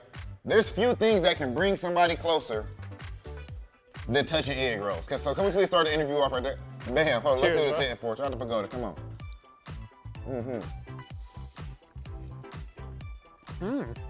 I'm about to eat this whole thing. Okay, Big Bird approved. That ain't easy to get, I ain't gonna lie to you. What do you mean? Speaking of course, the theme, what fuels you? You've been an elite player for years at this point. Had the fame and all that, have phenomenal results. What fuels you to compete at this level? Brings me joy when I travel, compete, get results, and obviously it brings me sadness when I don't get the result I want. Something that you put a lot of work in, when you get the result you want, it feels amazing. Like, it doesn't matter if it's fighting games, work, gym, anything else, any hobby. Anything you put out a lot of work in, when you get the result you want, it feels amazing. When it comes to carving diamonds, you and your brother Angry Bird are, I feel like, two of the best in the world easily when it comes to doing that. And something fascinating about you guys, over here in the States, you know, when I was playing, it would be me and Knuckle Dude training and Punk and all these type of guys. Over there, you didn't have that same luxury. It's you and of course there's a lot of other players, but as far as like elite, like super elite players, you guys somehow are able to get to this level. How is this possible? We watch you guys on YouTube and everything. Are you two like just your main training partners? And how is it even possible to get to this level like that? We do have, right now in Street Fighter 6, we do have more players compared to Street Fighter 5. Like, aside from Angry Bird, we also have our two friends, Abud and Hamoud. They went to EVO Japan, one of them got 17th, and the other got 33rd. Is it like, oh, I mean, whoever wins is cool, I don't really mind? Or is it, do you still, like, does it still hurt to lose if Angry Bird beats you? And vice versa, you know? Yeah, I mean, when I sit down and play versus Angry Bird, I don't look at it as, oh, this is Angry Bird, I can't lose to him. No, I look at it as, this guy is standing in front of my... Just like anybody else? Yeah, he's standing right in front of my path, so I gotta get him out of there. So, but when I start thinking, oh, this is Angry Bird, I can't lose to him, some other things might come into play. You might get more nervous, you might get more uncomfortable, you might start playing out of your comfort zone, stuff like that. Do you hold anything back in training? No. When I play Angry Bird, it's full, I show all my cards, he shows all his cards, but doesn't mean we can't go back to the lab and maybe check something out, figure something out. He told me he holds that. Yeah. No, I'm lying, bro. I was about to call him right now. Crazy. I was about to call him right now. You look so hurt. You look betrayed, bro. Yeah, I was like, what the hell? Because he'd be beating me like a lot. I was like, that's what him holding back. Ladies and gentlemen, I've been your boy Big Hollywood Rock TV. This has been Big Bird, and this has been What Fuels You with Pagoda. Welcome back, everybody. Of course, we just saw him up there. Big Bird obviously won Street Fighter League EU, so he's waiting for the winner of all this all the way over in Tokyo, Japan. He'll be there playing for Capcom Cup as well as the Street Fighter League Final. I'm here, joined by Sankola. We're back with more action, and I have a question for you. You got to watch all this earlier. Me and Jeremy are sitting up here chit-chatting about it. What did you think about that performance by Bandits? It was pretty wild, no? I did not think it was going to be like that. I ain't going to lie. It was going to be a little bit closer and towards the edge a little bit more. But Jin, as I pointed out, I told you he'd be informed, separating the DJ and the Bison play. But also Minardi, his understanding of spacing around drive rush, things like that. Also with that very dominant victory at the very end as an anchor match. I think that's going to be a very imperative thing. Him and the anchor, switching those characters, as y'all mentioned, he plays a million of them. Might be a continuous threat now. But Fighting Spirit, though, is the next opponent for the semifinals. Yeah, and I think a bit of the surprise, perhaps, about Menace pick is now gone because they had to play first. True. So there potentially is that advantage, but Fighting Spirit on that, top side of the bracket, they're big chillin'. And if you're Bandits, you have to win all the way through in that way. And I know it's not enough, like getting second place, you get some prize money here. I'm sure people will be happy. Bandits, I don't think would be happy with that. I think that they're a team that's like, dude, we're trying to win. I don't care about getting second place and getting some prize money. I'm trying to win this and then go back and win in Japan, right? So those are the two teams we're going to have here. We're going to have our orders selected in a second here. For those of you wondering, we do home and away, and then we swap sides after 3 matches, so that'll be a factor here as well. And curious because, like I mentioned, I have to imagine Bandits is feeling warm, confident. They've been on the stage for a while. They're chilling, whereas Fighting Spirit's just been sitting here, right? Like watching this happen. So I wonder how much of a factor that's going to be. And we do have the order selected, by the way, for Bandits. So let's take a look. I wonder if it's the same as last time. No, Kaba. Okay, Kaba first this time. I kind of think that putting Louis Man out there is like asking for trouble. True. When we just saw what happened with JB and Rashid, right, into that pick, and then this team obviously has Oil King on the Rashid as well. It could just be a rerun where like the first match is just you swap JB's pictures out with Oil King, and it's just 2-0. The match was really tough. So I think sending Guile first, it makes a lot more sense. Also, in the same sense, I feel like people are starting to see that Terry might be a counter pick to the Sim. Some of the players of the Terry players feel like that's a very comfortable matchup. And so as that's been worked out, that may be a pick that Oil King goes to as well if the Rashid don't work out. So you're right. Setting up the Sim might be a bad pick. You put up the Kaba, put up the Corazon to start things off. He was the most winningest player for his team in terms of everything calculated. So put him up first, get that energy going.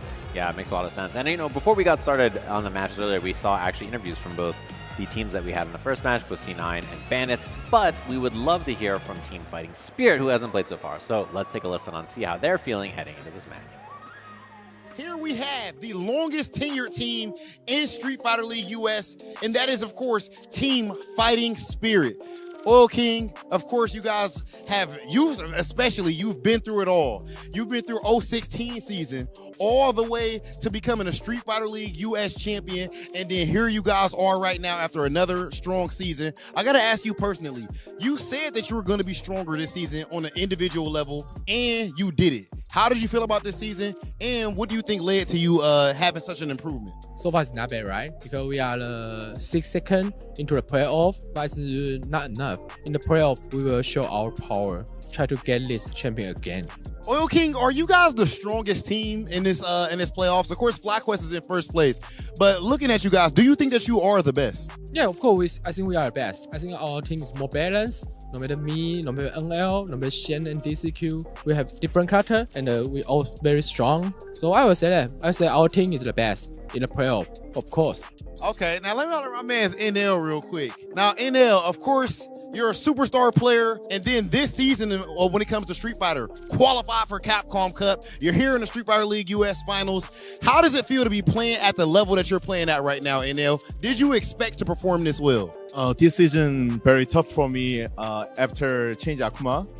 Very hard to understand this character, so when you lose before qualify. But finally I'm here like 2 years ago, so I want to make it one more time. All right, now Oil King brought up how balanced this team is. All of you guys are extremely strong, accomplished players, but for some reason, NL is usually the person in the anchor spot when it matters most. Why is that? And do you have a lot of pressure on you being an anchor player on such a strong team? Usually our anchor is DHQ, but Oil King think I can win everybody, but I can lose everybody. So,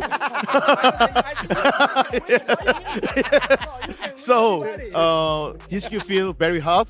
I go because I can win everybody. Okay, and now Shen, you talked a bit about, I guess, like you aging in the scene and you know how stuff is like a little bit harder now. Where are you at right now, and what can you tell us about what it's like playing in the scene after so many years? I think I'm at the scene for really long, but I'm not so old, so it feels a little weird. I'm kind of in between the older generation and the younger ones, and I'm not here and there, so sometimes I'm trying to find a position. We gotta talk to my man's Easy Cake down there at the end.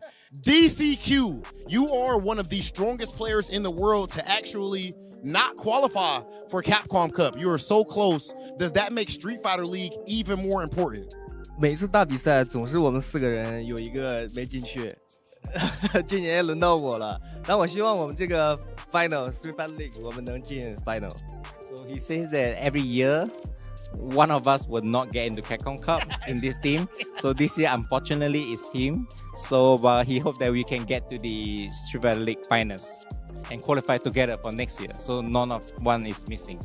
DCQ, Shen, NL, and Oil King, we've seen them putting in work for years, and here they are again, Street Fighter League US Finals. Can they take it all the way? We're about to find out. And you heard from there, of course, excellent to hear from all of them. And they're my favorite Street Fighter League US team because none of them live here. Yeah. Which is like the most American thing I can think of. You know, we just have them in, we're like, you're with us now. Welcome to the squad. And if they win, I will be waving the red, white, and blue, cheering for them. And happy to see them on that stage, of course. And excited to see what they're bringing to the table because we mentioned earlier there's a factor that all the players on this, for the most part, play with each other all the time. Yeah. This team is across the world, right? So there's less familiarity, I think, on a week-to-week basis of them and everybody else. But we obviously know them because they are, you know, 3 out of the 4 qualified for Capcom Cup worldwide, really phenomenal players. So, you know, that you kind of know what to expect from them. But getting to watch that, I'm so curious to see it. I'm so curious to see who they picked to go against Kaba first. Let's take a look at this. Perhaps Cien on the DJ? I like this a lot. I like it. I thought DCQ might come up, but he might go up a little bit later on, Right. maybe in the anchor position. But listen, DJ, still a good pickup against the Kaba and on the Guile. I think you can go toe-to-toe, band to band with the fireballs. You have the fake out too as well to create that variance. You have the approach that's kind of wily for Guile to deal with. He does have the crouch fierce, but that knee shot, if you can string it in real well, could be a dangerous threat. He has to pick and choose his anti-airs properly. And that man right there, you see on the left-hand side, is a mad scientist, always concocting something devious up in the lab. Yeah, he's one of the few players I can think of in the world who can, like, sit in training mode and become a world champion. There's not that many players I can think of where, like, the experience of just playing other human beings constantly is how you sharpen yourself. I think Cien, he was very isolated for a long time over there in Singapore, right? And now that scene is so strong that there's lots and lots of players, and the netcode in this game is awesome, so there's a lot of people to play with. So you see our first match between these two teams here. All right, let's get it. On the other side of things, Kaba talked about how strong he was for his team. Shining star. And how also he went to Japan, so he's definitely have some practice against like Tomo Rock and a few other DJ players that do exist out there. He's got the matchup knowledge. Yeah, Kugera. This character a little less common than he used to be. Of course, big starter, although he didn't have the range for the heavy punch link. Maybe he didn't even have the range to cancel. It might have been a weird, like, kind of ugly zone where he couldn't cancel it, but he also couldn't go for the link afterwards. Oh, yeah, strange. Does he get the whip punish? Will get the counter hit strike though. He actually goes for a slight little feint, ends it with a crouching medium punch. OD string, DP, doubles down with it. I like that. The frame kill in the grip right after. Beautiful stuff there from Tian. I love that too. One of the things about challenging against DJ is if he counter hits you with that heavy fireball, he gets a link afterwards as well, which is brutal. You saw him link in that EX fireball twice afterwards for tons of damage. Shan trying to keep that bar up as much as possible for that corner position. That's going to be the meta. Push him to the corner without meter and then work there. Yeah, DJ, he can burn out quite a bit. He's one of those characters that burns out quite often. Yep. Oh, try to get under with the slide. Obviously, Sonic Blade weak to lows, so a pretty good idea to try to get in there with that crouching heavy kick. Okay, the right distance. Now Cobb expending some OD on his gauge. Perfect parry to get the bar back and try to be more in the green so we can use more of that OD and even threaten the idea too as well. Yeah, we haven't seen an EX Fireball into Drive Rush from DJ yet either, which is such a big threat against other characters in the Fireball War. True. It's not been an option just yet. He's ducking, dodging, does get the punish counter. Come on. Take some bar back from this. Yeah, he's going to burn him out off this, right? So obviously, Cien feels the pressure to swing, which he does. And there's a whip punish on top of this. And honestly, even if you see a DI, I don't think you spend any meter here if you're Cien. Like, this round is... It's GG's. Yeah, you kind of just block and wait for him to chip you out. There's no reason to spend resources there. You know, he spent his 2 to burn you out. Might as well save it for the last round. Level 3, third round, pretty damn good for DJ. It's what you want in the first place. You know, you have that big boy damage you can dump out as a starter, maybe even a closer. Yeah, he does a lot of damage. His level 2 is also very good for that kind of stuff as well. It's also anti-fireball, which is important. Oh, could see that. If he has the spacing, the timing against maybe like a blade or something. Big crouch fears, goes for the level 1, keeps the level 2 or something a little bit later on possibly. Well, might go with that level 3, harassing with that crouch fears every so often. Runs into the boom. Other way, and he gets a huge fat punish on top of this. He gets triple boom if he wants it into level 1 or sweep. Sweep. The knockdown meaty boom is there. Backs up for a little bit, you thought. Man, rough spot for Cien. He lost half his life, lots of his drive gauge here. Right, just way in. The drive rush jab is a little bit quicker on the draw. Strike though, this time he goes for a little bit of a bait with the crouch fierce, doesn't find an opening. He wants that level 3. He wants a big super. He needs something significant. Also get the bar back. But patience is helping out. Ooh, a lot of drive gauge could be stripped here. He's almost in burnout, and that'll do it. So now, very rough spot for Cien here. You know he's got to be buffering. He's got to be scared of EX Boom to beat his regulars. Oh, he might fall on it. It made him block though. No anti-air. Not able to get the conversion. The flash kick is there. Chip is this very scary factor here now as well, and Cien almost out of burnout. He can block it out now. He's safe. Yeah. But at what cost? Look how much health you lost. You have to find a hit confirm into level 3. Anything with it, find an entry point. Maybe have to expend some of that OD fireball at some point just to get in, just to get that mid-range, and he does. Oh, tail end of that. Spending a lot of drive gauge. Now, burnout's scary. He doesn't have the range. He had crouch heavy punch hits. I think he was a little worried about going for jackknife, the up kick. But unfortunate there, forced onto the jump, down to the wire, and Kaba with the clutch. And Jackknife would have kind of sucked for him because you wouldn't get like a super right after. Yeah. You'd be back to full screen. You tried to work your way in so much. You already costed so much bar. But Kaba, on the other hand, his resource management has been fantastic. He'll use OD to kind of push you out. We saw the OD stagger every so often to push Ian into burnout and to not in a point where he can drive reversal or go into burnout in his own terms. Yeah, as soon as he threw that EX Fireball and he has like that sliver of drive gauge, he has to go. Because if he gets burnt out, he's dead, right? That round is not very winnable at that point. So really, you felt the urge to go in, and I think Kaba was super ready for it. Just the patience to take that down back, wait it out, get the flash kick. Kaba saying the Sonic Booms. There's the OD, a little bit more early initiation here from Shin. Now with the heavies as well, looking for a heavy kick, punish counter, getting nothing at all. But at the very tip right there of the medium Sobot, does not get punished. Perfect parry on the way. We go for the side switch, corpse up. Yes, sir. Trying to bait the throw, doesn't find it, but he gets the counter hit after the parry's over anyway. He went for it. Like the check. 6-frame crouching medium punch for DJ. Very good for situations like that. Crouch fierce to back it up. Looking for a nice little chunk of damage on a punish counter. Drive rush medium. Hella plus. Ends it with the fireball. Trying to kill that drive gauge as much as he can. But Shin is the one on the deficit right here. Got to get aggressive enough where you can build the bar back. And that has not been able to happen at all. The problem is, too, is that he needs to throw when he's in to force Kaba to attack or do something else. It's going to be a double drive rush. Booms. One more into the level 1. That's the kill just like that. But every time Xian gets in, he needs to throw him, right? Because Xian, like, you know, otherwise Kaba's going to block it out. Yeah. But by doing that, the next sequence, you need to drive rush again, and then you're down more drive gauge, and Gao's already winning the drive gauge war, so he's constantly just at a deficit, and throwing feels pretty bad for your reward. Very wallsy style right now here from Kaba, who's been, you know, historically on the more aggressive side, more active, especially with his drive gauge. Look at how he's evolved his game plan to not be in burnout, to always have resources, to strip away theirs too as well. Nice interruption. Sobot there, unfortunately loses. He was already ready on that drive rush. See, Xian, a lot of this has not been his own fireball game. In this game, it's been a lot of walking down, trying to make something happen. Kind of have to have a fireball game with DJ. He more so get the bar back to be able to fight Guile in the first place. Crush Fears. Kaba willing to block these sequences out at the perfect distance. Knows there's no threat. Nice punish. At the tip. Stand like kicking the flash kick. Had the charge up. Comfortable up in this corner. Beat her up. Yeah, in that range, it's really difficult to fake the drive rush enough to make Guile's Sonic. Oh, wow. What a whiff punish. On top of this, oh, he went for the juice, but now he's down a lot of drive gauge. Don't worry, he still has the sauce. That's what matters the most. The bar at the bottom. Looking for that heavy kick activation for like a level 2. There we go. Come on. Such a bad spot for Xian now. So close to being burnt again here. Flash kick, the anti-air is there. OD with it too as well. One more hit, an OD Sonic Boom, OD flash kick will kill. You'll take the trade, you have the help for that transaction. And Kaba with some satisfaction moves on 2-0, securing the points that we talked about. Having that heart to start out, very, very strong stuff. Yeah, too clean. And now they're talking about who's going to go up next and like having a chit chat there on the stage. So I'm curious about who even comes up next for this match, right? Like, what is their thought about who's going to go up next in this position? Obviously, they know it's going to be the Bison. Obviously, they know the opponent. But what they feel comfortable sending up is going to be the question. As I mentioned it before, I think being on this stage, playing back-to-back-to-back, staying warm could be a pretty valuable asset for Team Bandits here. Oh, you hear the people in the back for the Bandits? Y'all like the Bandits like that? That what we saying? I think they're a fan. I don't want to be on nobody's side right now. It is too dangerous. Yeah, I think they're a fan. But we have to see who's going to come up. I don't even see. Dude, NL's not even on the stage. Where is he? You know, he's probably outside. That's my guess. Yeah, he's usually outside before every match.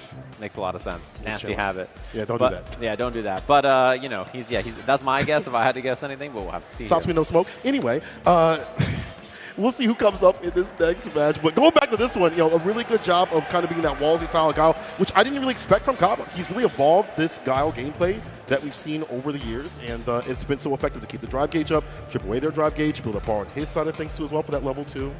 Yeah, this whiff, I think this was the beginning of the end. Before this, I think the rest of the set looked awesome for Xian, but this was such a heartbreaking whiff, and I kind of felt like the set just slipped away from him after that, so pretty rough there. And Kaba is always clean, really, really excellent player. I'm always impressed by his play, so not surprising to see here. And what was wild is that the Bandits won in their very first match without even playing him. Yeah. And that was his first time on the stage, so really impressive.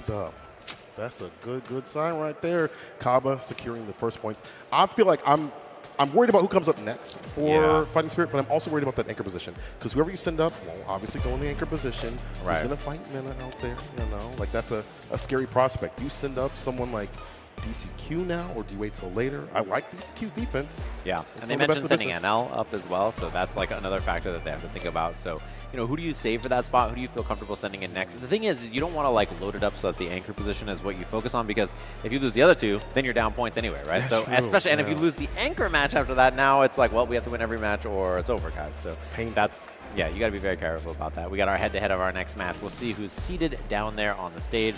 I have a feeling it is NL, of course. So he's going to be going up there. Akuma, they didn't want to play the mirror, it looks like, and they didn't want to send up Oil King. So I wonder who's going to be in that final position. We mentioned that NL has done it a few times on the Akuma, so it's either going to be Oil King or DCQ for their spot against Mena. I'd like to imagine it might be DCQ. We'll get into that in a second. But NL, recently I haven't really seen him play that much Bison. Like, outside of Street Fighter League when everything kind of ended and he's been able to, you know, play the CPTs and things like that in other tournaments, it's been a lot of Akuma and a lot of Luke. Luke is also another factor. But I think Akuma does fine in this matchup, as long as you're willing to go aerial.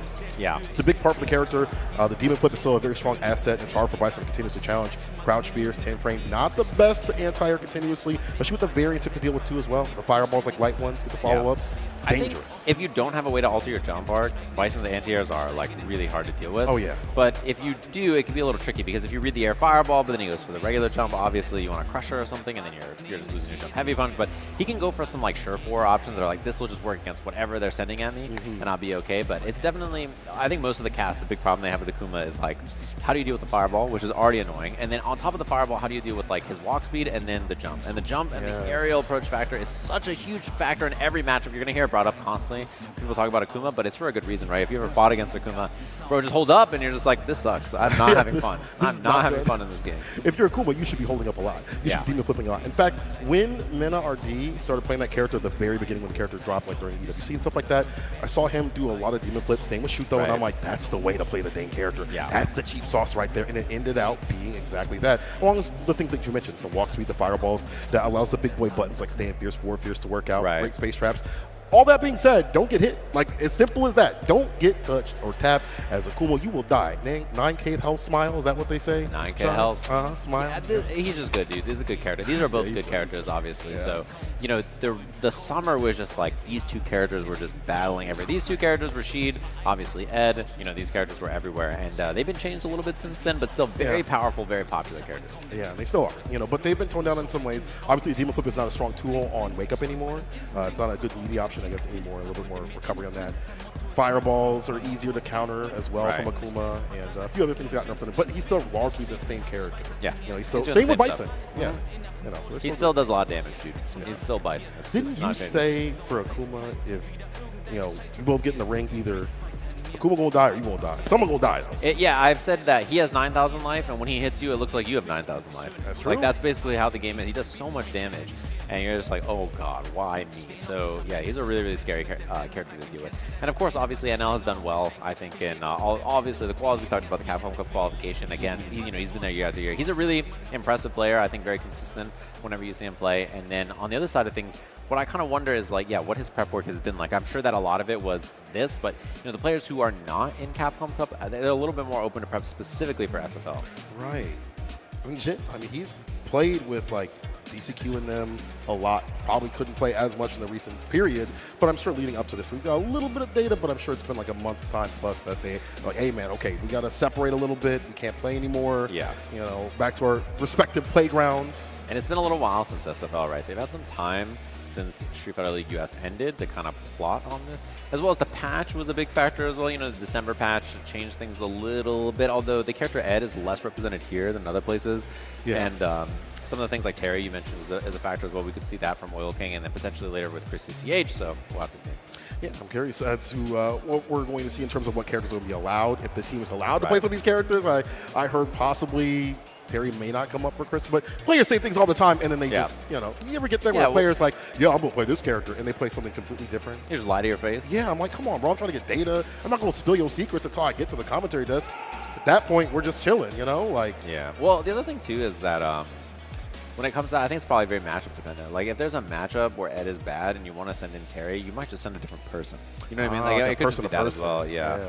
With this format, you kind of have that benefit of like being able to swap things around, so it's a little bit different. But it seems like they're having some situations on the stage, setting things up, of course, for those of you wondering, why are you talking? Where's the match right now? Where they're getting it all figured out, trust me, as fast as possible, so we can get our match for all of you to see which team is going to be fighting up against C9, or rather FlyQuest, as C9 just lost to Bandits, so that's going to be our last match of the day in case you missed everything earlier. And the other thing, too, is, you know, we mentioned this, we didn't even get to see Noah play, is the other thing about that. I was curious to see, because I think he has like some decent head-to-head, especially against some of the people on here. I would have loved to see his style against some of these players, because I think a lot of people who haven't played Noah a lot have a lot of trouble with his style. It's a very different way of playing the game that I think like only he can play. You know? Yeah, it's we saw the EWC and a lot of the players like, damn, he plays like this in a good way, not in a bad way, just like, wow, I did not expect you to jump this much and be in burnout in a way that you would like not be passive right after being in burnout. So like, I feel like he would have been maybe another threat, but it's like a woulda, coulda, shoulda. You know, shout out to Cloud9. They obviously did fantastic in this season. Their players are doing fantastic too as well. Many of them are qualified for Capcom Cup. Right. I feel like Boost will be qualified next year. I would almost put money on that. That guy is ridiculous. You saw that DP avoidance against the Super? Yeah. That was crazy. That's pretty good. Got me a noise complaint. Well, thank you, Boost. Appreciate that. But you'll be seeing a lot of those players later on. But as you mentioned right now, Fighting Spirit, try not to give up the ghost out here against Bandits, who are warmed up and definitely have something to prove, being the winners of last year, not only the U.S., but also the World Finals. Yeah, being on stage for a while like this, it can tire you out, but I also think it's pretty beneficial, to be honest. Like a lot of times. I belong here. Yeah, because I can only imagine what it's been like to be in this venue for Fighting Spirit since, you know, noon or something like that, to just be chilling for 5, 6, 7 hours of like waiting for your chance to play. And you have that one chance, right? You have to show up on stage and play immediately and just and perform well. And especially when it starts with the match like that, where Cabo was kind of dominant, like, you know, the team is feeling like there's that energy of like, oh god, guys, like we're on stage, we're losing, like I gotta clutch up. Like, you know, that immediate feeling I think is a little scary to deal with. Horrifying, absolutely horrifying. That's why I'm up here. All right, that's why they're down there. But yo, what's good, crowd? A little silent right now. We good? Yes, this is live, people. I saw some people in the chat being like, is it live? Is it going on? Yes, it's live right now. And this is the best way to play. Appreciate Capcom for putting this on in a live fashion. First time US has been live like this for the ending of everything. And I hope to see it happen more often. We saw, obviously, with EU. We saw it with Japan, as we do every single year. But it's great to see it live and in person. You get to see everything happen. There's no, like, you know, oh, we got to wait this long or whatever. It's fantastic. Yeah, I want everything live. I want everything to happen all live, all the time. That's the way to do it, man. It's the most fun way to watch the game, and I think that makes matches like this even better. So we're jumping in here, of course. It's going to be NL on the Akuma up against Jen on the Bison matchup. We've seen a lot of these two characters very, very like heavy on the firepower, right? They both just hit you and bad things happen to you. Very scary to deal with. Just like this, ends it with the bomb up in the corner, delays the throw a little bit, but NL still able to tech. Try to connect the fireball before the bomb goes off, forced to hold the parry, countered, not with the proper combo though. Yeah, a little wrong on the timing, wasn't fishing for it. A side swap, and that's the thing, even though there's more recovery frames on that, if you're parrying, if you're going for something else, still very good. Immediate DI, honestly not that bad. Yeah, this could be way worse. You know, ain't gonna spend too much bar right here, if at all. Holds it, ends it with the heavy kick Tatsu for the max amount of damage, but this is real bad. We'll probably finish this off with level 1. Never mind, it's Akuma. He just gets it done with the Adamant Fist. Yeah, I think he had like 4 ways to kill there too. There's so many combo routes for this character. He could have done Tatsu, he could have done Flame into Tatsu. He has a lot of choices. So. Oh, it really does. Careful now. Man might see that stand fierce too much. Get that perfect parry. Trade combo, yeah, bad spot. Little crouch light kick confirm as well. And he hasn't challenged after that medium punch each time. We'll have to see. Maybe he's scared of the tar combo. Ooh, nasty pickup incoming. Hell attack, stand fierce. Level 1 kills? Oh, dude. 9K health smile once again. 9,000 health moment for sure. That's rough. But almost level 3 already for NL, which is a pretty big benefit to have in the last round. There we go. Good area with it. It's with the dive kick. Crouch fierce is there as the anti-air plus delays a little bit. Catches him whiffing, grabbing nothing but his demons. And heavy bomb here for the Oki. Very scary spot. One hit away, but he challenges. Oh, I don't know if he wanted DP. I wonder if that was heavy punch or something. Yeah, like maybe forward heavy punch or fierce. Wow. He's going to spend bar here to force double burnout, of course. I like that. Level 2. Still got a bar in your pocket. Finish things off. You have him caught up in the corner. Not too good for Bison. Doesn't overextend. Knows that there's bar at the bottom. He presents to bust out. The dive kick's able to hit.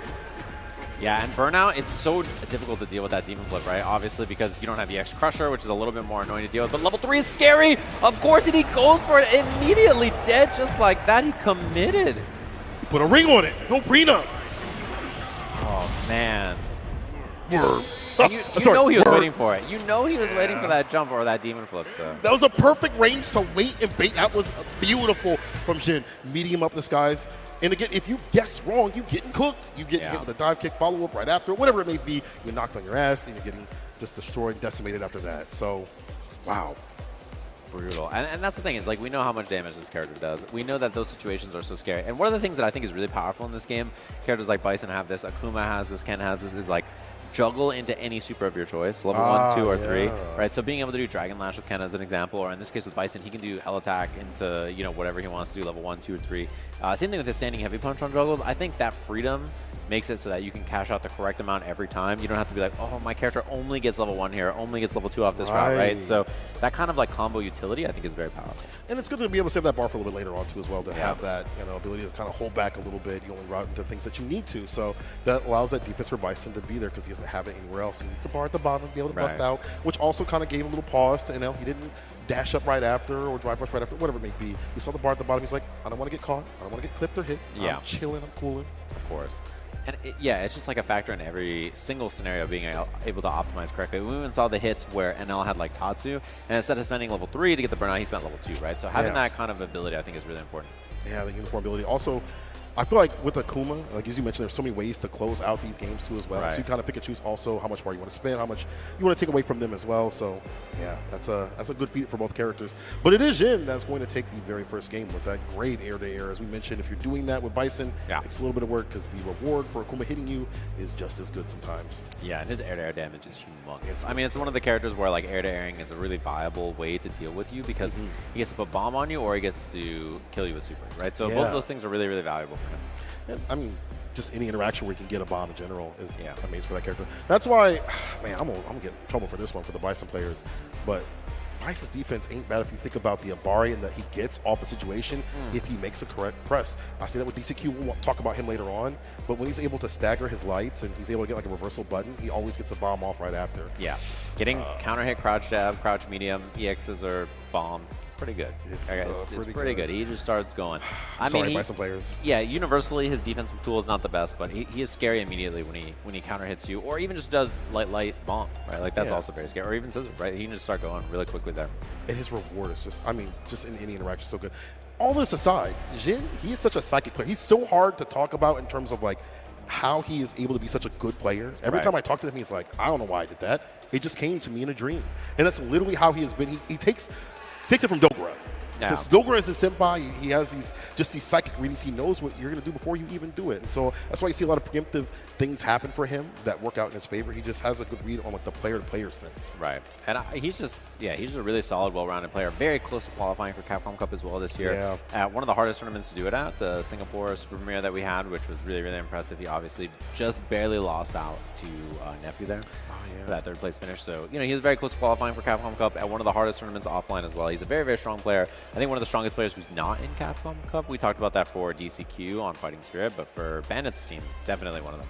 Oh, yeah. Jin is, when we saw him on LCQ, and then he got second to Minute Street Fighter 5. Yeah. Now, I remember just meeting him. That was the first time I ever met him. He had the MF Doomstick. I was like, who is this guy? Me. I like this guy a lot. Who is this dude? He just showed up, LCQ'd it up. He's a beast. We're just like, all right, this guy's not bad. It turns out. Pretty solid. He was just like, whatever. If I win, I win. I lose, I lose. I'm like, how can you have that mentality and still cook up? But I guess that's like a lack of stress, though, a little bit. That kind of helps. Even in like this scenario right here, you're in a team-based sort of thing. You're not stressing that way that you kind of play fighting games. So you're just kind of like, if I win, I win. I lose. But I'm also, trying to get that W, but I'm not too stressed about things. Right. It's like taking a little bit of that extra weight that comes out here where you have a whole team. You don't want to let them down. You don't want to lose points. Exactly. And like that kind of environment can make or break, right? And definitely we've seen that Team Bandits big challenge so far playing through, looking fantastic. And I wonder, how they're feeling already in the sense that like they're up a game. I have to think that they felt confident they could win coming in and they do it. And like it's just business as usual, right? And like if you're a FlyQuest watching this, you gotta be like, oh man, here we go.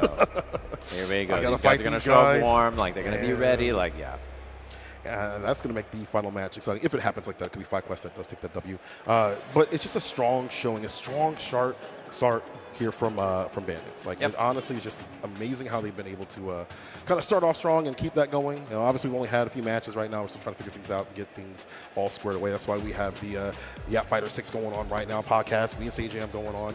But once that does happen, we'll finish off the game. Yeah, 10-0 is the score, and we have one game. It could be potentially 20 if we see the dub here. We'll have to find out. Obviously, we're having some issues on the stage, getting that all figured out for you gamers chilling at home. Hopefully, you're getting snacks, hydrated, big chilling, ready to go. I see a character select screen up there, which is a good sign. Potentially, we can get some fighting games going here. I hope we do. I hope we do. Oh, my God. I'm so excited for this because I in my heart of hearts, I want this to go to like final game, both teams, things like Final that. set. But like if they do get washed, if Fighting Spirit does get washed, they get 40 points. I mean, Bandits gets 40 points, and if Fighting Spirit gets nothing, that's only one more game they need after that. Let's see if it happens. Let's see if the start of that even happens. Jin up 1 NL. Gotta be never lacking out here. Let's get cracking, my boy. Come on. Just patience at the start here for both of them. We didn't see, I feel like, a lot of grounded control from NL last time either. It was a lot of like just kind of him on the back foot. offense for Zen looked very good here. Immediate drive first lane is already committed to the button. Burnt. There we go. Looking hella ashy. The charge of level 2 fireball to lock him down. Dash up does not go for the DP. We'll go for the dive kick, though. We talked about that. Crouch fear is not the best option. Plus frames trying to fish into the corner, finds that crouch medium kick, and he has, oh no, he had no meter to defend himself against DI, and now things have changed so badly here. Not a punish, but still such a bad spot. Back with bar. Bomb goes off, back heavy kick, perfect parry. Knew he wanted the button after those plus frames. Hits the adamant fist, double dashes up. Will call out the super drive rush punish incoming, and it better be a good one. Yeah, get it done. Nicely done. Good read there from NL on the neutral jump. Something he's been looking for a couple of times so far. We've seen him try to bait stuff out like that. And Zen actually just anti-aired it last time that scenario came up, although he gets the double medium punch confirmed into the corner here with the bomb on. Back heavy kick delays a little bit, still caught back. The crouching medium kick sweep gets it for the Oki. Stanfier's knocking on the door. I'm swearing, man. I feel like that perfect parry might be coming through against that Stanfier Jin. Has shown it so many times. Got to alternate with other buttons every so often. Air-to-air trade. Trying to bait an anti-air there with the Devil's Reverse. Not working quite yet, and a check on the drive rush. Double rush, looking for the kill here. Game apiece just like that. Sip this Calamity. And what better button to do so with the crouching medium punch? Slight little disjoint in front of that. 6 frame, quick-witted. NL ties it up. Yeah, 2 6-frame mediums, by the way. A stand medium punch and crouching medium punch. Very, very good. And that check is just perfect right there. You get the forward heavy punch, you get the double confirmed. Easy peasy. So game of peace just like that. A lot of moments of also putting Jin on the back foot where he had to go for the bust out too as well. A lot of knockdowns were happening. A lot more activity. I want to see more like that stand light kick. I wonder if that might be good in this matchup. Every so often we see the other players in Japan using that button. Well, now perfect parry. The bomb's incoming. Oh, and he went for the parry there. Now down on drive gauge. This is a pretty rough spot to be, even if he eats a couple of throws. Delays a little bit. The dive kicks, able to hit the drive impact, too needy and greedy. For an obvious option right there. Light. No confirm from NL, but in a much better position very quickly here. Whoa. That had to have been a fireball. Is that close though? Still. Oh, the frame kill into the OD stomp.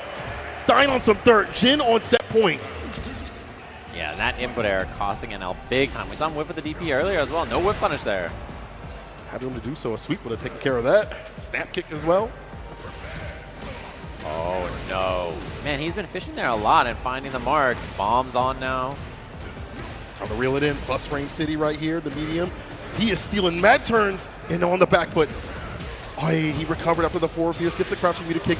Ends it with a level 2. Drain the gauge. The Empyrean's in as much as possible. BD fireball. Yes. And you try to go for the OD, but the startup isn't there for the involved.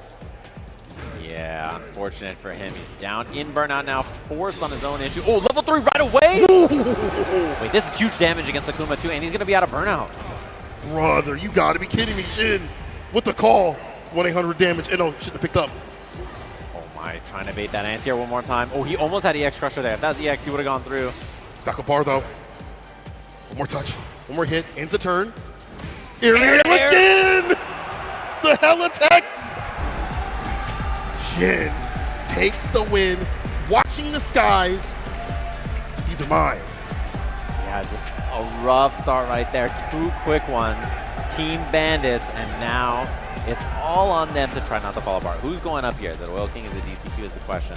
They're having to think on it. And that's the problem, right? Like now you have Big Dog Mena in the back, and I mean, you know he's going to want to try to clutch this up big time. Get this done real quickly. Put them up 40-0 in points already. I'm curious to see who they send up there because, man, Bandits have got to be feeling way too good after that. You got to fight a dude that just came from his training arc.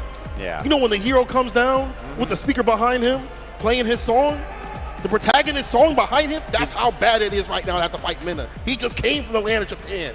Literally just did the training art. He literally just did the training art, and you got to fight him right after. So here's a look at those matches, of course. Clean play there. NL brought it back pretty quickly, I think, and looked a lot more comfortable in the second game, but just wrestled back control. And this is one of those matchups that can be very swingy in that sense, where the damage difference between both these characters is so high, so easily for things to turn around. I think whenever I watch this matchup, you know, where the Akuma is successful, he is taking a few risks here and there. He's a lot more active with other buttons. Stand light kick. We saw the snap kick, but it wasn't in range to kind of harass the character continuously. He had good moments, like you mentioned. He called out the super, finally got that bait. But in terms of being on the back foot, just not the right calls continuously. Like sometimes you might stand light kick there just to kind of check and challenge a little bit. But he kept going to the air. That was too easy for Jin to sniff out.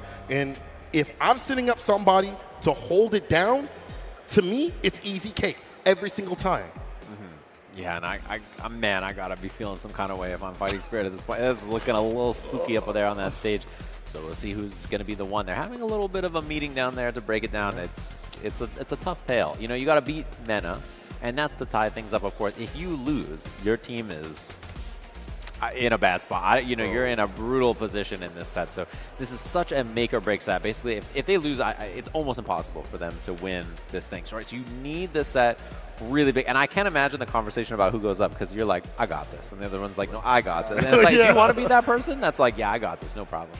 Or maybe it's the opposite. I don't got this. I don't got this. He's like, I don't got this worse. I don't got this way worse. And he's like, no, I don't got this way, way worse. So, it's a conversation they got to break down. I guess if I had to bet on something, DCQ would be my pick in terms of his defensive tactics, his timing, and things like that to counteract someone like Mena RD. The problem is the character rotation, though. Mena could pull out any damn character. Well, he's locked in on the Luke because they had to put him up, right? So that's the starter. The start of what we'll have to see here. Okay. But I think either way, he has a lot of characters. It's a very flexible pool of characters that he can choose from. So the Bulldog style behind that, too, as well. So even if it is a mirror match, if it happens to be DCQ, maybe, possibly, he can still be solid. He's one of those types that, we saw at the beginning, if you always watch the reversal doc, which you should, he kind of talked about a style of making the other player feel uncomfortable out of their element continuously. And he knows how to do that even in a mirror match, so I would still be afraid to have to fight him in that mirror.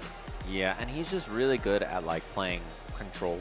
Yeah. And then just kind of bringing out some of that wild choices that really define him as a player. I think he's really good at throwing you off of your own game and then just playing solid when you start to get a little scrambly and weird. That Blanca also has been developed in that way too as well. Yeah. I feel like he has that good neutral for a while and then he just goes right to the jungle, starts to rumble. And that guy being able to get these knockdowns continuously to put out the Blanca-chans, kind of rule the neutral and have an extension right after, or even make you just feel uncomfortable. Sometimes he'll do nothing with it and just chill because he knows that you're afraid of what could come. Yeah, and he plays around options that other players don't represent as much, so I think he's a very scary player in that sense. As we do see DCQ going to be the choice that's sending up first, and especially this is really an important dub, right? Not only for the points, but for the fact that, Bandits put up their order and said, all right, you guys match us, and to lose the first 2 matches after being on the home team, and then next you're going to have to put your order up, which means they get to perfectly match what they want to your matchups. I think a pretty tough spot to be. DCQ, though, looking back at him recently, how he's been able to play, his Bison, I feel like he's one of the best at understanding not only the defensive timings of being able to use the 4 frames, but also his parries. His parry game is insane, and he always ends things with the bomb. He's got the perfect frame kills. He is just, I feel like, a very complete package when it comes to Bison, but I think he errs more on the defensive side, which I feel like is kind of the meta with Bison now. Yeah. We're starting to understand how to fight the character. However, when you have to go up against Luke, when I play this matchup, obviously I'm trash, so maybe I don't have the best insight when I use it myself, but it does feel like I can go toe-to-toe with the neutral, though. Yeah. I'm like, oh, cool, you have that big, long stand fierce and mediums and things like that. I have my stand medium punch. My crouching medium kick reaches pretty far, too, as well. I have scissor kick to bait you out. It has my own little suppressor if I use drive rush behind it.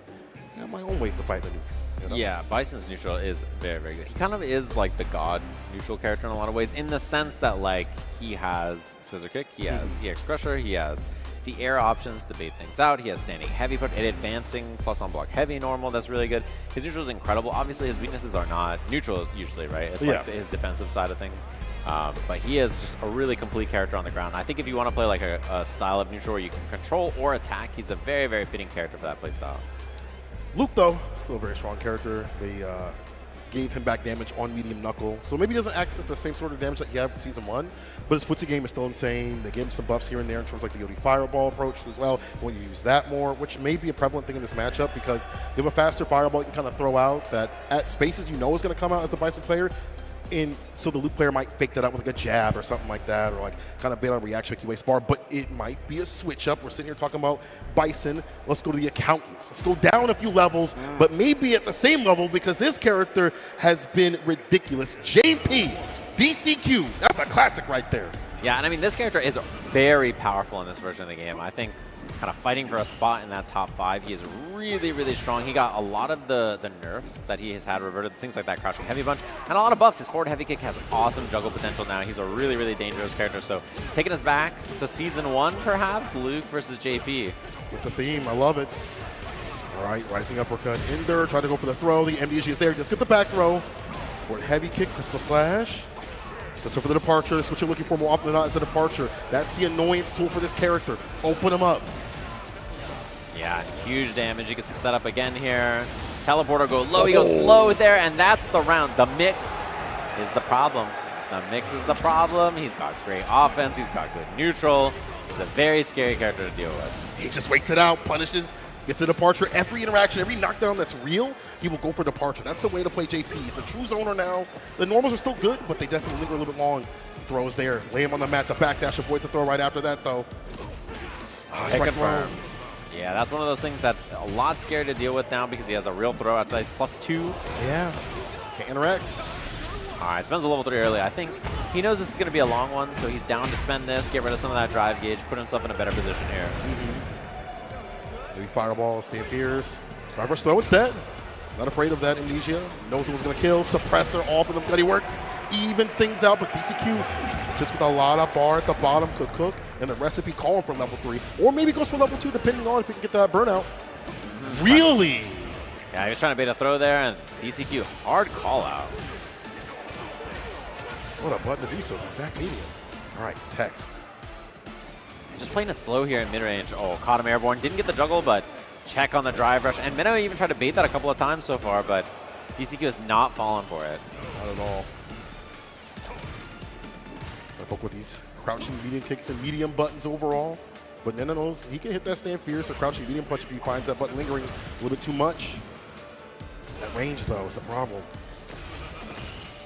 Oh, and he gets a punish counter on it. It's a lot of damage, a lot of drive gauge loss.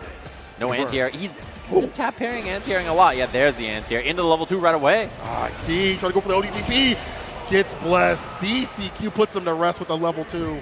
That was a hit confirm away anyway, but man, ended up panicking a little bit. Maybe didn't expect the JP as much. I'm sure maybe he did expect it. But switch it over to the Blanca. You know, this man told me at Cream City, he was like, yeah, this might be the last time you see me ever play this character. What do I see on my screen right now, Minna? Crazy work, how players don't follow their words. I mean, I saw him playing Blanco like a week ago in Japan. I saw he was on this character. He's playing, keep throwing them? Yeah. Come on, bro. He's pretty good on this character, it turns out. He could definitely win an Evo on it or get pretty close anyway. He's a very, very, very, very strong player, and I'm not surprised to see the Blanca coming out in this matchup. You have slide, which is a very annoying thing for JP to deal with. Better mobility, good ways to throw off the air approach as well. True. That variant's always a problem for JP. Even though that crouch fierce got buffed back to the way it used to be, you still have to have the proper angle, the proper timing. Things that have like that dive kicking nature will still blow that up if it's like not properly timed. And honestly, it's harder to time than not, or harder to place, I should say, than not. We'll see if the switch up works out here. Minard again with the rotation of characters, but still in that bulldog type style. Yeah, and a lot of like forward heavy punch from Mena, as well as the thing he leads with quite a lot. Yeah, and then he does a lot of coward crouch hop, delayed ball to bait stuff, you know, something that he did a lot. But a lot of people probably remember, you know, he got this dub against Kakadu in this very matchup over at EVO Japan, right? That's true. Times have changed. Let's see if it's changed too much for him. Flip out, able to whip punish the fears, the lift off, side switch, tries to go for the grip. It's an immediate break here for DCQ. Max range on that forward heavy punch, very hard to deal with for Blanca. He's a longer crumple now, right? I think so. Punish count. Wow. Into the slide. He's just so ready. Big jump in already. Knockdown. Heavy kick, such a good interrupter. Instinct with the level 1. One more touch. The stand fierce. He finds the button that he needs. We'll probably go for a side switch here, I'd imagine. Yes, sir. Stand fierce, departure, drive impact, forward heavy kick, crystal slash, stand fierce, the departure out again. Guess right, and he does. What a DP from his core zone. He was ready that time. Rough spot. Obviously, last time he got put in the corner against DCQ, he had some real problems. So. He is pressing the issue. I care about any reversal, slight walk back with the crouching medium punch. Wasn't able to get the fall. I wonder if OP would have did it, or if he did spin OP, maybe I missed it. Yeah, and scary thing too is Blanca level 2 about to be a factor as well, which is very annoying to deal with. We went for the slide there, gets clipped. He can ball in for more pressure here, and he plays it a little slow, a little cautious, maybe beating that amnesia. Perfect parry finally coming through for DCQ. Drive rush forward, heavy kick, pierce, departure. Makes it snap, the fake out, trying to make him waste bar as much as possible. Stand fierce, waits a little bit after the flip out. I like that. Sets up for the OD. Pure lockdown. Jail no bail up in the corner. Oh, probably not what he was. Yeah, he probably wanted that crouching medium punch. Had to hit a little too far for what I think he was looking for there. Wow, what a forward jump. Mena trying to slide through, maybe catch that throw bait whip. Oh, still able to get the drive rush button? Are you kidding me? Level 1. Not enough to kill though. It's not enough. It's not enough. Drive reversal. This close to burnout. Drive rush heavy kick. He's got the bar at the bottom. Sage him. Level 3. Eat him up. Mena RD. A couple of miscalculations there, unfortunately for DCQ. We're tied up 1 apiece. This man is the definition of absolute clutch. Man, that is so rough too, because DCQ was a pixel away if he just had a slightly cleaner completions a couple of times there. I just feel it's like you have to fight somebody that's just putting you off your game, bro. Right. Try to drive rush this man, use standing heavy kick, which is a good button to stop drive rush, but it's a continuous one for Blanca players. It's actually crouching medium punch. Yeah, and it's just like he has that easy peasy hit confirmed, level 1 after, huge damage on that. Just moments like that just make you irritated. It puts you in a realm where you don't feel comfortable. And DCQ looking to switch it up to the Bison just for the... But you know what? I've been watching him play this matchup too as well. He has been finding the proper timings to make you try to go for a crouch fierce outside the distance. Either land in front, kill you for it, land back, kill you for it. Either way, he's got some nasty setups on the way. So good luck, DCQ. Blanca Chan locked and loaded here for a Mena swapping. He had to make a switch too. He's like, all right, we're going to go back to character select. I'll make a choice. Yeah, I'm showing my final form. Doesn't look kind of like Frieza, actually, now that I think about it. Anyway, Mena RD, already getting a game on the board. Very dominant one with that. The Blanca. I don't like the way the eyes are fuzzy. It's like it's looking at him and it's looking at me. Yeah. We're going to have to fight, bro. Yeah, I don't mess with that. You can't look at 2 places at once. Like, oh. Bad spot early here from Mena. Oh, how many evil knees? That is an evil knee, bro. Oh my. It's time to hit confirm. It's it with the bomb. Look at that knee. Look at him go. Drive rush heavy kick again. Dude. This time he delays, but here's a perfect parry. Side switch off the hop. There we go. I like Has that. that enough. Yeah, a little reset there. Interesting decision. I like that Mena was ready to be a little scrappy. Oh, really? I'm surprised to see that whip in that fashion. Maybe a little bit late, I believe. Yeah, or I think that was maybe one of those angles where back medium kick could have been slightly better too, but hard to say. Immediate pop. Oh, and he's ready for the challenge. I like that a lot. Probably not going to be a throw from that far, right? So parry is a pretty good check.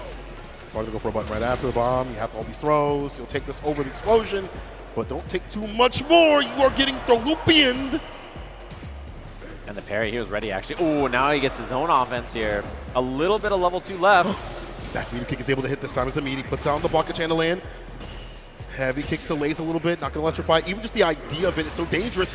But DCQ doesn't care, finds the anti-air, links into the level 3 after the back fist.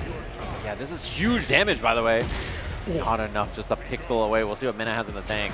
Oh, big hit. You gotta be kidding me. There's no way though, right? Like, he puts on the Blanca Chan, drive impact. He can't do that, he plays around the reaction, and DCQ goes up a game.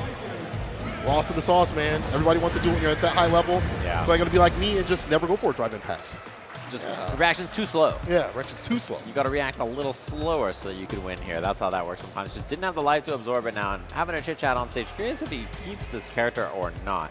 Because whatever he picks, right? Obviously the threat of JP swap again is there. Yeah. What do you do if you're Mena RD? Do you go back to the Luke? Do you pull out the Geef? Mirror match? Oh, you're right. I mean, Geef would be so scary if he loses, or even if he wins, because then JP, right? Ah, yeah, that's true. You would lock into that in a horrible matchup. Oh, yeah, I guess you wouldn't go Geef here. So probably either one of them, Blanca's or the Luke. So he's switching up the coloring, taking up the costume. Yeah, that was the problem. The problem was the Blanca Chan outfit was getting in the way. He couldn't see anything, obviously. Yeah, he mixing himself up. You're giving DCQ a buff. Yeah. So I kept going for that back heavy kick. Yeah, it makes sense. I do it too. Hey, all right. DCQ with the Bison, bringing it back from the brink. Let harassment continuously. I feel like it's just one of those things where for Blanca, you ain't got the neutral to fight and set up shop continuously like you'd like to comparatively. Bison's buttons are so good, the reward is so good. Right. But you get him up in the corner, you know, that's great. Like, you're having a great time. But how many times has that happened it's usually been DCQ putting Minute RD in the corner himself. Yeah, and especially in that, his Bison was just so explosive. There's really not a lot of chance for Minute to get off the back foot there. Just like that, right? Just drive rush throw right away. Parry OS there into the drive rush immediately. And yeah, he's trying to call out some big stuff there. DCQ taking big advantage. Why the slide? Maybe thought he was walking back enough to get that knockdown. Didn't work out. Frame kill into the throw. Missed it slightly. Yeah, the timing on that was so weird because he missed the median. I think Mena just down to wait it out. Back heavy kick flip out. He just, you watch, DCQ just delays a little bit, waits for you. Stand medium kick. Here's the hit confirm though here from Minute RD, but has spent so much strength, gauge, and health. Cost it up in the corner. Jumps back, trying to find some way to avoid it. Had the hit, but I don't think he wants to drive push with so little drive gauge right now. Maybe he feels a little bit more comfortable now. Yeah, now he's down to commit to it. But the anti-air is there. DCQ moonwalking back that perfect distance. He's on set point. From what was such a dominant, good game that we have from NRD, the Bison pick was the way. Yeah, solid damage on this. You get the setup afterwards as well. Corner position early. But a button scissor kick, not close enough. And it's probably hard for, honestly, Blanca to get a significant punish compared to other characters. Now I think about it. That's a scissor kick for him. Okay. Oh, big find. Yeah, combos off of it here. Does not spend the X or anything, but he does have the doll set up here. And the level 1 immediately out of there. Does not want to deal with it. Because before Minute didn't really interact with it, but this time did work out. He's caught back up in the corner. It's not your hood, you have to leave. Level 1 does clip the button out and about. Gives him some distance, some breathing room. No more level 2 for Blanca as well, just chilling. Rainbow Ball cross-up, he just wasn't ready. What did I tell you? Full screen. Just, yeah, full screen of all things too as well. Where you think you'd have a more easier shot to anti-air. Oh, this guy is good. Perfect parry on the way down. We'll be able to get the punish counter right after. Oh man, that is huge damage on this. A bomb at the end. Next hit kills if there's a reversal or something. Oh my god. Command grab! Oh! He's at the block of chance, what he's looking for here. Just time to do so. Back heavy kicks able to hit, gets the counter hit. The bar at the bottom. Cycle Crusher into level 3, filter at the very last moment. DCQ! Keeping the team alive here. Mena was looking unstoppable earlier, and now look at the change over there on that team. Look at them having to think about that. Who was that guy? Was he on that team before? Who was that guy? Who was that guy? Who was that guy? How did he get in here? I didn't even see him on the stage. Yeah, really. Did he go to the process? Go to the combines? I don't know. Man. 2020, just like that. Very big turnaround, and they needed that bad. And honestly, in a pretty convincing fashion, right? You know, he had that swap over to Blanca, switch to the Bison. He looked undefeatable. So that's the question that we have to see now. It's like, what is their choice now that we swap things up here? They get the home advantage now. Yeah. And we'll have to see what the order that they choose. Is Oil King going to go up? Is he going to play against anybody? Like, what are they going to do, right? Suddenly they're way back in it. Oh, See, look at how much happier they look up there. So different from what they were before. They're sitting up there like this. Sighing and stuff. It's not looking good. What are we going to do, guys? Now they're just like, oh, yeah, it's even. We're chilling. Go Japan! Guys, we can win, So, you know, it's such a big change in how things are looking. And really because of switch up the characters. You mentioned this, the JP could lock out the Geef and maybe another character possibly, but the fact of the matter is the Bison doing a lot of work. I was sitting here talking about his defense, but his offense was fantastic. There were good moments here from NRD on the Luke, obviously, so the drive gauge drainage right there, and on the Blanca too as well, but DCQ was able to route it back by going to a different character, different sort of look. You know, there were obviously cool things like this. Yeah, he got him up in the corner, get the little Barcher, all that cool stuff, but it was the Bison play that came through. The calculation to get the bar up, the damage up in the proper way. Really great stuff from DCQ. Yeah, and I think it's one of those things, being able to swap between these two characters really helps, right? Like Yeah. having that extra bit of juice when you're like, you know what, I don't think I want to play this matchup where you're going to be able to like deal with my zoning and you have all this Blanca stuff, etc. I'm just going to go to Bison, right? Yeah. It's like one of those things that's very, very valuable for a tournament player, especially in an environment like this where you know kind of a little bit more about like what your opponent, the field's going to be. I think it's very valuable to have this ability to swap between these characters. And they have to worry about like a counter pick, at least in terms of what would fight Bison and JP. There's no Cammy on that team, on the squad. They don't really have to worry about that, or at least a Cammy in that way would be strong enough to pose a threat to DCQ. Yeah, definitely could be a matchup hurdle for them. It's something they have to think about. You know, particularly because the next one has a pretty good Cammy player, maybe the best Cammy player in the world if they win against this team. So we'll have to see that. We'll see that soon. We'll see the switch up too as well. I am super excited to be out here, man. Just seeing this live once again has been fantastic. So Shout outs to Capcom for making this live, and shout outs to all of our beautiful sponsors.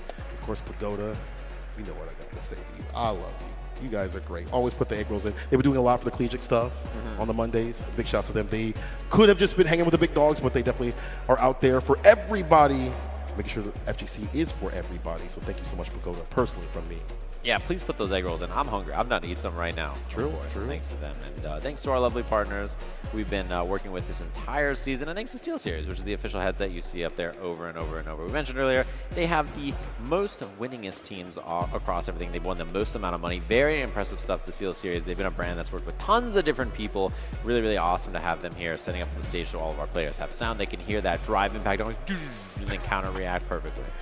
You can't have these headphones without the monitors, right? Asus out here, unlock your game potential with Asus ROG monitors, perfect for both console and PC gamers. They offer stunning visuals, fast refresh rates, and ergonomic designs. Visit asus.com to level up your setup today. Yeah, and of course, check out our last sponsor, Brook, which also has the Wingman we talked earlier about, you know, getting a board for your controller or something like that. You can put it inside.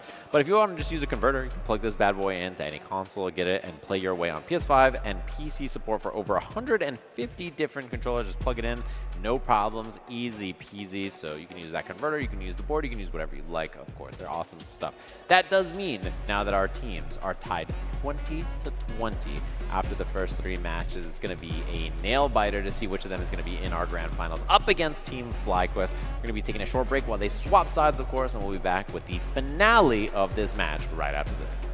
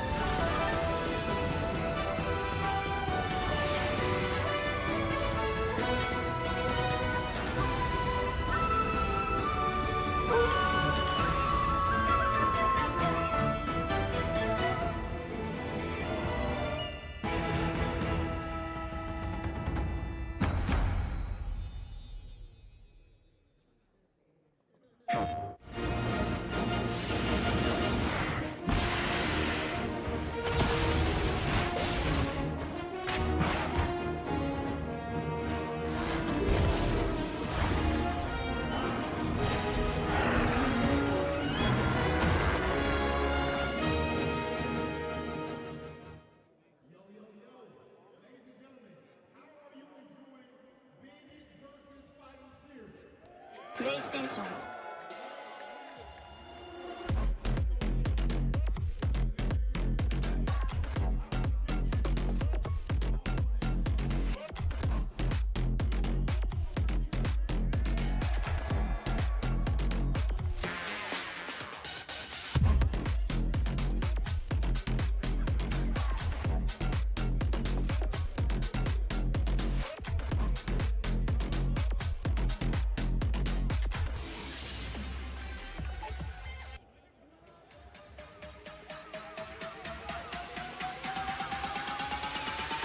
KO.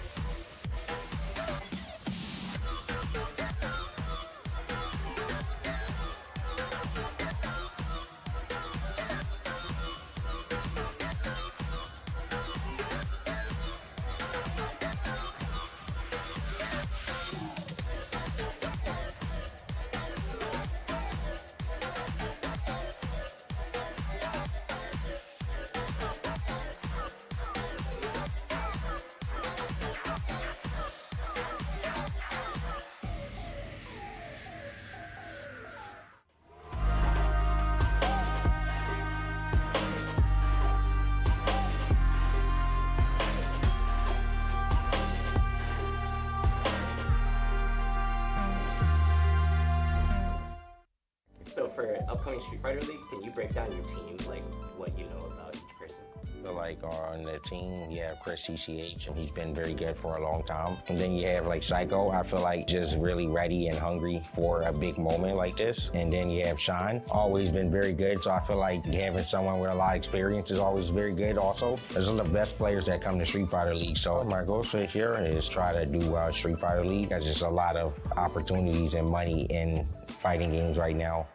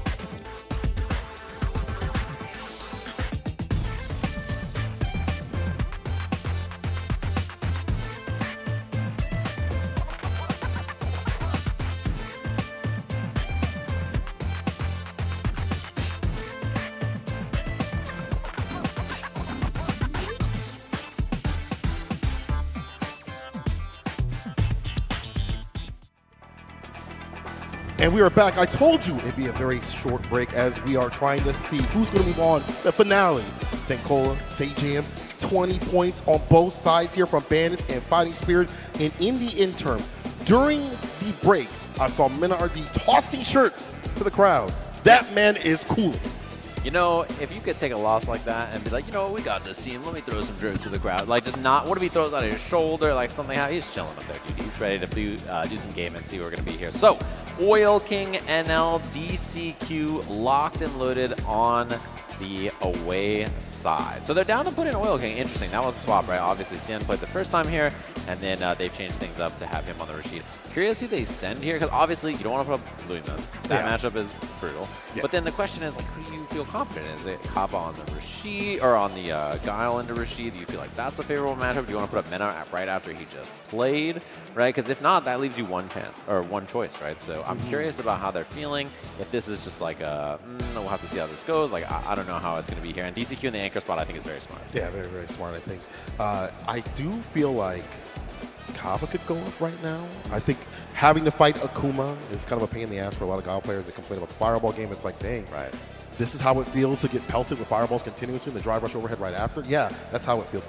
But I also think, you know, Akuma's buttons interact really well against Guile too as well. So it could be that you put up the Guile first. You know, you kind of use the Rashid to put up the Guile, and then you go from there. So yeah. We'll see. It also could just be like put out Bison right away here, right? Put up Jen. He's been playing great. I think that makes a lot of sense too as well. So yeah, we'll have to see. And I wonder if it's like save Cabo for the anchor kind of position and you put a Mena in the middle. Like, we'll have to see. But it looks like our first match is locked and loaded. We got our head-to-head between these two. And it is Zen, of course. Okay, sending up the Bison right away to deal with Oil King on the Rashid. This is a big one. It gives you a lead in the set. And, you know, I'm curious to see, right? Because obviously, 10 a pop here for these next two. It's going to be very spooky once we get to that anchor match there at the end. Now, I don't know if it was like this now. In Season 1, though, I remember a lot of Rashid players complain about DJ. So he could switch if things get dicey. We saw how good he was already fighting JB on the Rashid. So I feel like he's prepped and primed for this matchup. You know, he's been playing over on CFN continuously. I mean, that man, from what I've heard from the Chinese fighting game community, has been through hell. Absolute hell practice. I forgot what the exact term was. It was like hell practice and then go out to eat right after. Yeah. And go right back to the hell practice. That's how it's got to be. Yeah, Looks like they're locked and loaded. I saw thumbs up.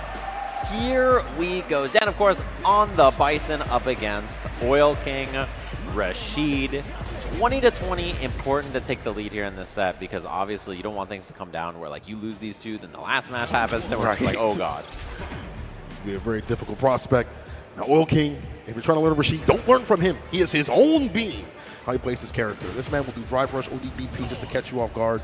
Very different approach in how he plays the character, how he approaches, and how he uses the bar too as well. Perfect parry to drive rush jab just to get in. Is air to air. Yeah, catch the recovery.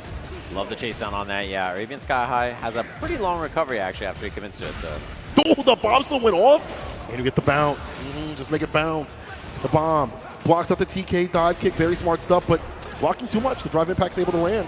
Yeah, and what a DI call out there. Yeah, super surprising. I don't think he was ready for it. I don't think Oil King had anything else on his mind. Level 1 here? Oh, no drops on the combo. I wonder if that was supposed to be a level 1 and he just missed it or something, but either way, gets the round without spending any resources. Oh, he's American. Yeah, we claim him. That's a drop him right there. All right.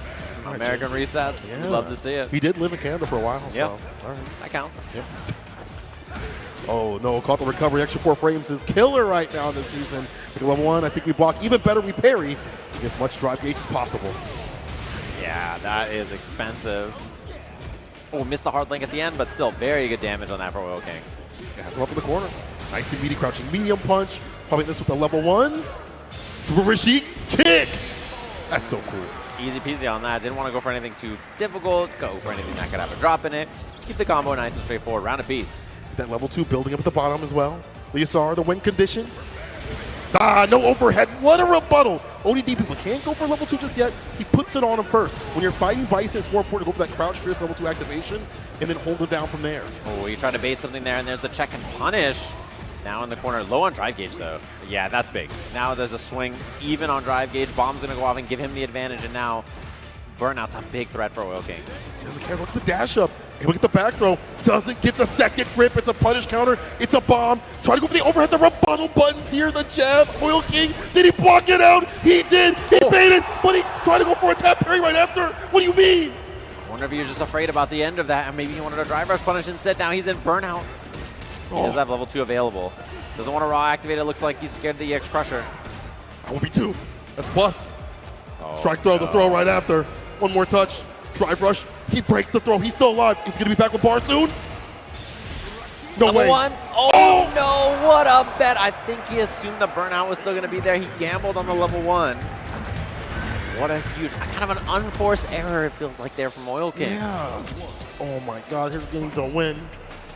Jin up 1 game, though. He's been really good at what people want to do on defense and counteracting that right after. Even these scramble scenarios has been pretty prepped up and ready to get something off. Uh-oh. Now that I say that, he's knocked down after that stand medium crouch fierce and the side switch here from Oil King. But there's Zen jumping out. Oh, air to air was a pretty good idea there. Oh, unfortunately dashes into the knee. Pretty bad spot now. OD spinning mixer lets it rip. Yeah, and the worst Oki on that really matters. Not only for the level 2, but just in general, he doesn't get much pressure after that. Yeah, he can't just harass continuously. That's a real nerf, People say that Rashid's not nerfed. You also have to hold some things. Still a great character. Definitely matters in situations like that. Yeah. There's a big pickup. Missed the double rush. Oh, now double burnout. Double burnout. Almost level 2 fear for Oil King. But Jin trying to harass with the scissor kick. Scissor kick again. Oh, Chip immediately now a factor. Oil King had to run in the chase down. It was beautiful. Dash up and then goes for the air-to-air hell attack. Set point. He was just so ready. The definition of locked in. Uh-huh. Locked in and clocked in. 9 to 5. Missed the setup, gets the back throw though. Finds the meaty as well.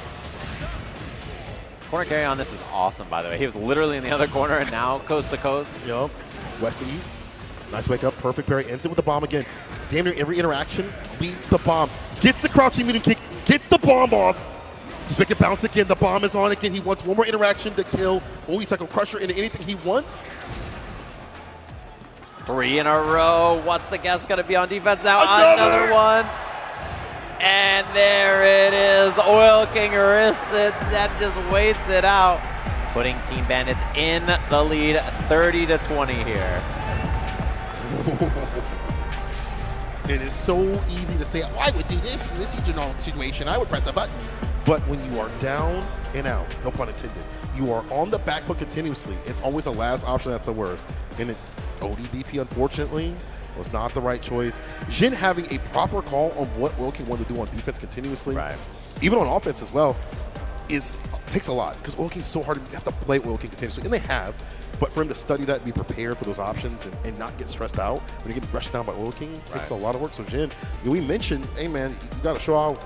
You were the weakest link on the team, but now he's one of the strongest soldiers on Bandits. Yeah, his performance today has been incredible. He's been really, really consistent. And I think when you're playing to that level and feeling good about everything, you're a hard man to beat. You know, that's a tough ask. We'll have to see who they send up next, by the way. So they have the advantage of getting to choose again here, Team Bandits. So they did their aways already, and now they're on the home team, which I think is such a big deal for these 3 matchups, right? To go even, I think after having the choice in the first place is pretty tough if you're team fighting spirit. Pretty difficult to ask. But, you know, back to Shane. Having... Oh, did you see the teammate reactions there in the background on that? I would love to see that again. I think hear what they're saying. Dude, I would love to see that again on the replay. That reaction was so funny. We got to see in the background of Oil King's camera, his team was like, what are you doing when he blocked it? Oh, man. What are you on? And there's the ODDP, there's the throw right after. Man, I think at this point, though, who would you send up? They didn't send up Kappa first. I don't think they're going to send him up in the anchor position, unless they do, but it's not a fun matchup to have to fight. Because you have to fight JP and Bison. That's not good for... Somebody is sitting back there, it looks like. I can't tell exactly, but it looks like someone's in that. Old. Oh. You know, they have a way to fix that. They do, but I'm not wearing those glasses, bro. I just can't. Okay. I just can't. You just can't be wearing glasses? Okay. It looks like we got our head-to-head. We can see this at least. Yeah. There he is. Mina. Okay, I thought I saw a little gray blip, the beanie out down there on the stage. That makes a lot of sense. The aura. Yeah, just with a tiny beanie on his head. It's just a different color. I was like, that looks like the beanie. So Mena going up second, not going to be playing in the anchor position here. Maybe saving that for Kaba in the last spot. He's played anchor quite a few times with him, so it wouldn't surprise me. No, I have saw Kaba, practice with Kakaru and things like that over Japan, so maybe he's trying to prep for that matchup. That's a wild thing to go willingly to a bad matchup on paper, but definitely the player-to-player does matter in this game. We'll get to that in a second. We do have Mina back on the sticks, looking for that revenge against Easy K. I'm sorry I said no, my bad. I'm getting ahead of myself. I saw the Pagoda egg rolls in the bottom left of the screen. I would destroy Pagoda egg. Like, how many would you destroy right now? Like 27 easily. 27? I'm so hungry. Yeah. This man to the ER. God, nah, dang, you know how powerful I could climb a mountain after. I'd be so strong. Like, flex after this. Dude, it would be over for everybody. Them are mad good. They sent us some for the collegiate stuff, and I went through those boxes. I didn't want to be weird and be like, hey, watching can I them, get more? they just nibble in the interviews. I would be destroying them. Nah, bro. You gotta just get in there. I put them all the way in. All right, all the way in. All right, get into the game here. Let's go, Mid-RD. NL, Akuma. It's wild to see Mina go up on this matchup. I don't know if Blanca does that well against Akuma. I've heard back and forth. But the neutral's so good for Akuma, though. Fireballs, 4 fears, stand fears. How do you deal with that? Yeah, we'll have to see what the plan of attack is. Right? He has a couple character choices, and I think this one kind of fits. It's either this or Bison, I think, are like the ones that I would have expected here. But I think, obviously there's a lot of world-class Akuma players in Japan, right? So there's a lot to train with, a lot to practice with, and I saw him playing with quite a few of them. Heavy Flame, you want to whip punish me, whip punish this buddy boy. Exactly, like the suppressor. Satsui no suppressor. The fact that he threw out, that looks like a different NL, but he tried to tap parry stuff going for the anti-air. Mina takes advantage, gets a grip. It's a punish counter as well, so it kills a lot of that drive gauge, goes for another throw. It's on the back medium kick and another throw, equalizing. Yeah, Mena's so good at that. He's really good at like finding offense that's simple and really effective. He understands the game really well, and finding a lot of those instances where people want to tap parry on the jump-ins, and he just finds the empty jump throw. Especially when they're like close, like you try to go for like a close jump in right there. Love the tap parry. Know how to DP, buddy. Yeah, and that string is really good from Akuma. The double medium target combo into the fireball afterwards. -4 with the pushback. So far, you can't do anything. But the whip punish against a suppressor. Are you kidding me? Adamant Fist is gonna miss. Mina-RD says not again. Never again. I mean, he whip punished him a few times, and like he convinced NL on Akuma to just like do that. When you have such good neutral options as well, right? To commit to something like that is so interesting. The doll's behind the back. That's ignited fine. though.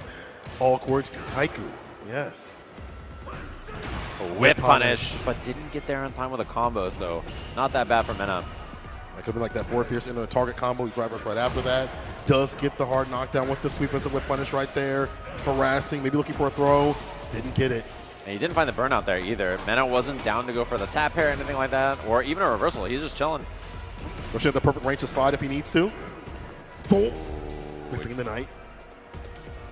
Wasn't quite there with the whip punish, but Mena's 1 hit away now. He's big chilling.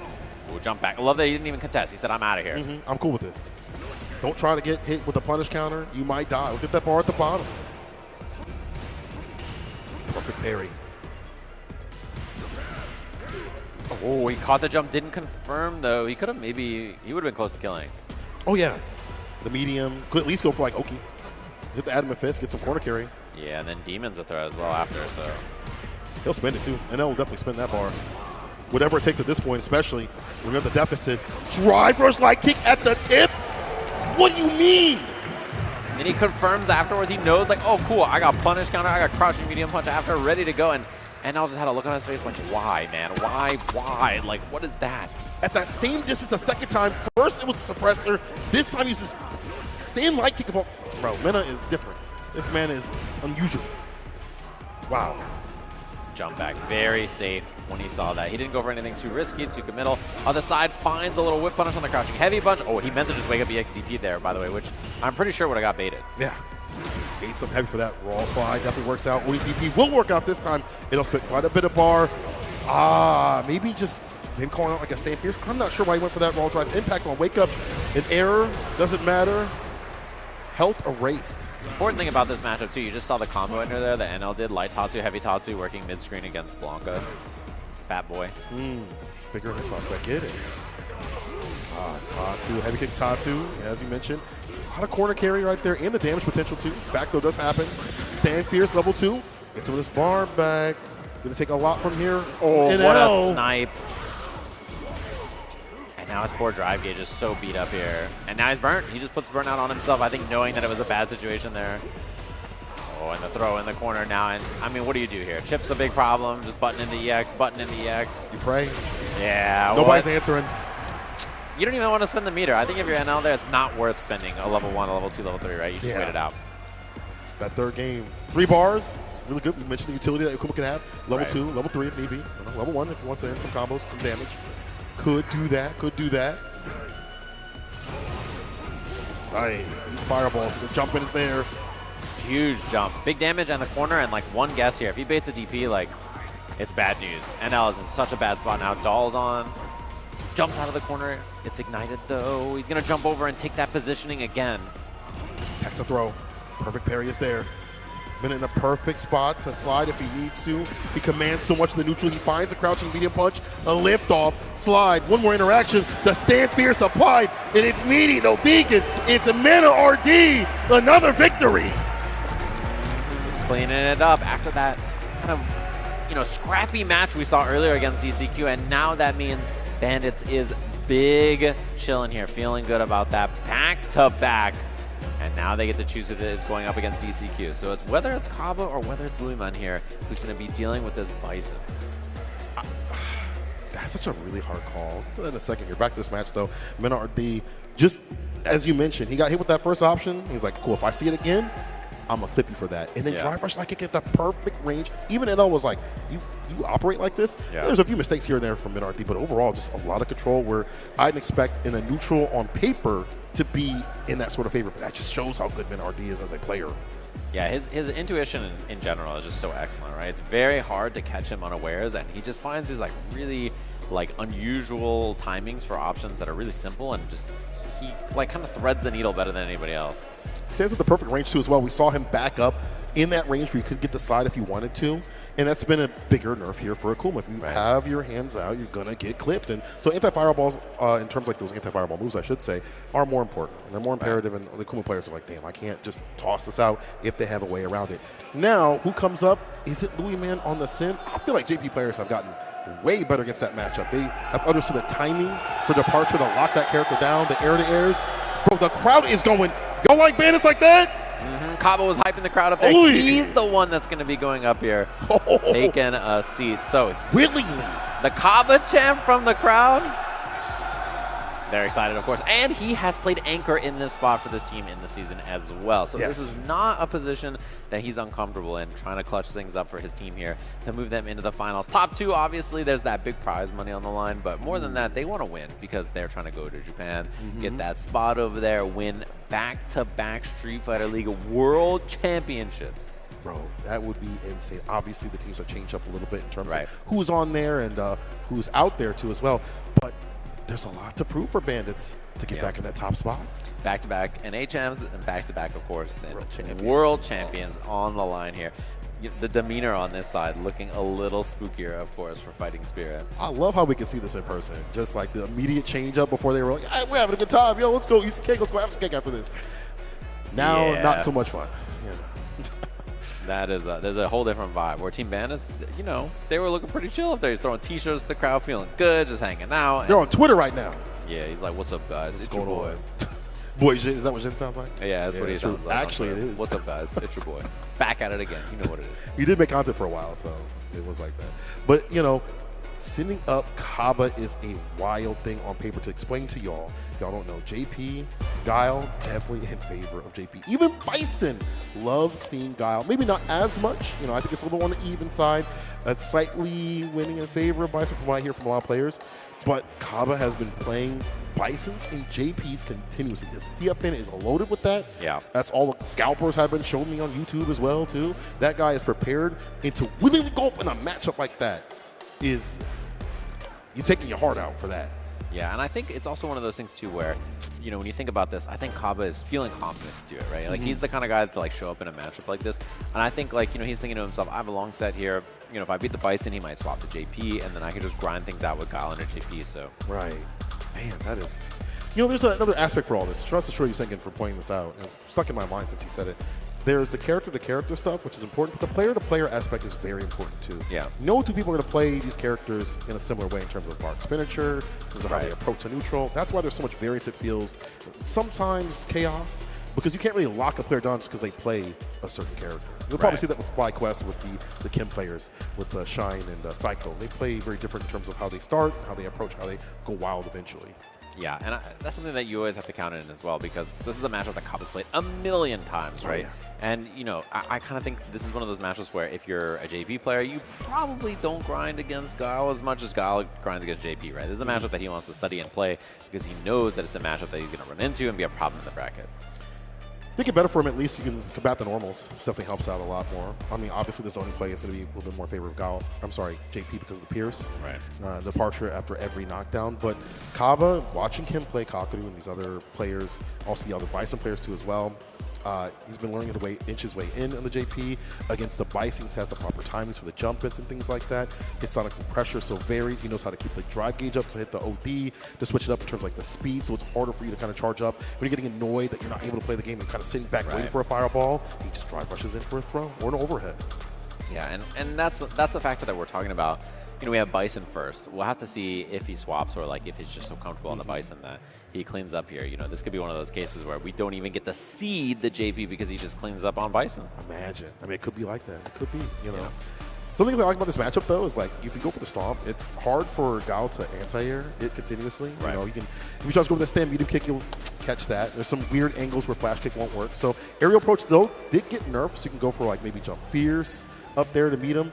It's still in favor of Bison overall because he can shift that arc and make you whiff one of your anti-airs that you correctly picked, just maybe didn't time right or space out right. Right.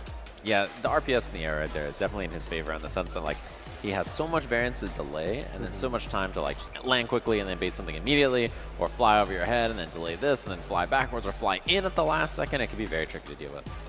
Of course, the threat of the OD Cycle Crusher, as we mentioned, but again, Kaba, fireball timings, and how he chooses to go in for maybe buttons instead of booms. Right.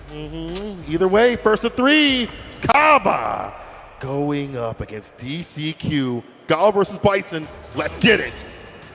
We'll see if there's a clutch here for Bandits to clean things up, or whether we're going to have that final match between these two. Of course, walking it. Playing it nice and slow. Love what we're seeing so far. Just walking them down. Not even waiting for the CX Crusher or anything like that. Just playing grounded play with Bison. A little too far for the completion. Unfortunately. You like that same medium kick that's kind of dog walking Kaba to the corner? Ooh, you can't pull a fast one on me. Perfect parry, buddy. Incoming. I like that drive rush light kick. Traps him down for a real strike throw. The medium right after, get a trade. That stand fierce is fantastic. Really good entry point button, but you have to be nice and close right about here for Guile to let that rip. Yeah, this mid-range, very awkward for Guile to play sometimes, right? He has very strange buttons, I think, but they're excellent. Next, long-range crouch medium kick. Back fierce and a Sonic Boom. The Sonic Boom's nice and close against some of these buttons that DCQ is trying to present the three-piece. The flash kick puts out the blade instead of going for a meaty Sonic Boom this time. Yeah, immediately in the corner, has a throw after the Sonic Blade. Didn't tag. Plays it slow, yeah, he just went for the upside down kick and then backed it up. Just won the lead. Burns himself here, very scary. He does have the lead. If he gets one heavy into a level 1, it's probably going to kill here. Oh, no flash kick on that. He's down to chill. Let that chip just build up that drive gauge up even faster. Just go for the throw, no drive impact. Don't do anything wrong. Oh, whiff! Oh, no whiff punish. And he immediately challenges, but it wasn't actually a punish. He didn't get the combo afterwards. Kaba low on drive gauge already. He just got out of burnout. One more touch. Oh my god. Back throw. 7 seconds. He just blocks. Yeah, I was going to say he just blocks and waits. Very, very hard to die there, even with 5 seconds on the clock. Even if he gets hit, there's so little time. Had been a trade, have been fine too as well. Kaba, I think grinded that out. Very well done. DCQ on the same side too, was approaching with that Stampede kick, but now upside down kick will hit. We'll take the trade, lock him up in the corner. Love the dash in after that there, trying to cover some space just in case he comes in for the approach. He can go for the down heavy. They'll block it out too as well. The flash kick, big wait and bait. Crouch Fierce puts the bomb on him. I like this. For the throw, but Kaba's able to tech. The bomb is still on though. Jumps out. He gets an anti-air, but not too much damage, and now Kaba on the offense. Perfect parries the Sonic Boom. Trying to inch his way forward. His DCQ waits for a little bit to get the flash kick to hit on the other side. Perfect parry on the way. And does DCQ spin a ton of bar here? He goes for level 3. He's down to commit all that meter. He knows that winning the round a lot more valuable, especially because, you know, his drive gauge is a little low there. If Gal burns him out, I mean, that could be a pretty tough spot to win from. That's true, that's true. On the verge of dying too as well. Level 3 on the side here. Kaba, that means no bar in this next round. May not even need it though, depending on how he plays. Just gotta put more bombs on. Simply put more bombs on. Blocks it out, but man, this position already for Kaba looks a little scary. A little fights out, finds a counter hit. There's another perfect parry. He's been doing that a lot. Again, it's hard for Gal to pull up there and like threaten with throw really in a scary way, so I like that a lot. Parry was perfectly done. The stand fierce taking away the drive gauge, stripping away with every interaction. Oh, he got it hit! That is huge, a massive loss, and he forces the burnout. There's no way out of this. He should just be checkmated. Button into drive impact here, and no escape available for Kaba. Game just like that goes to DCQ.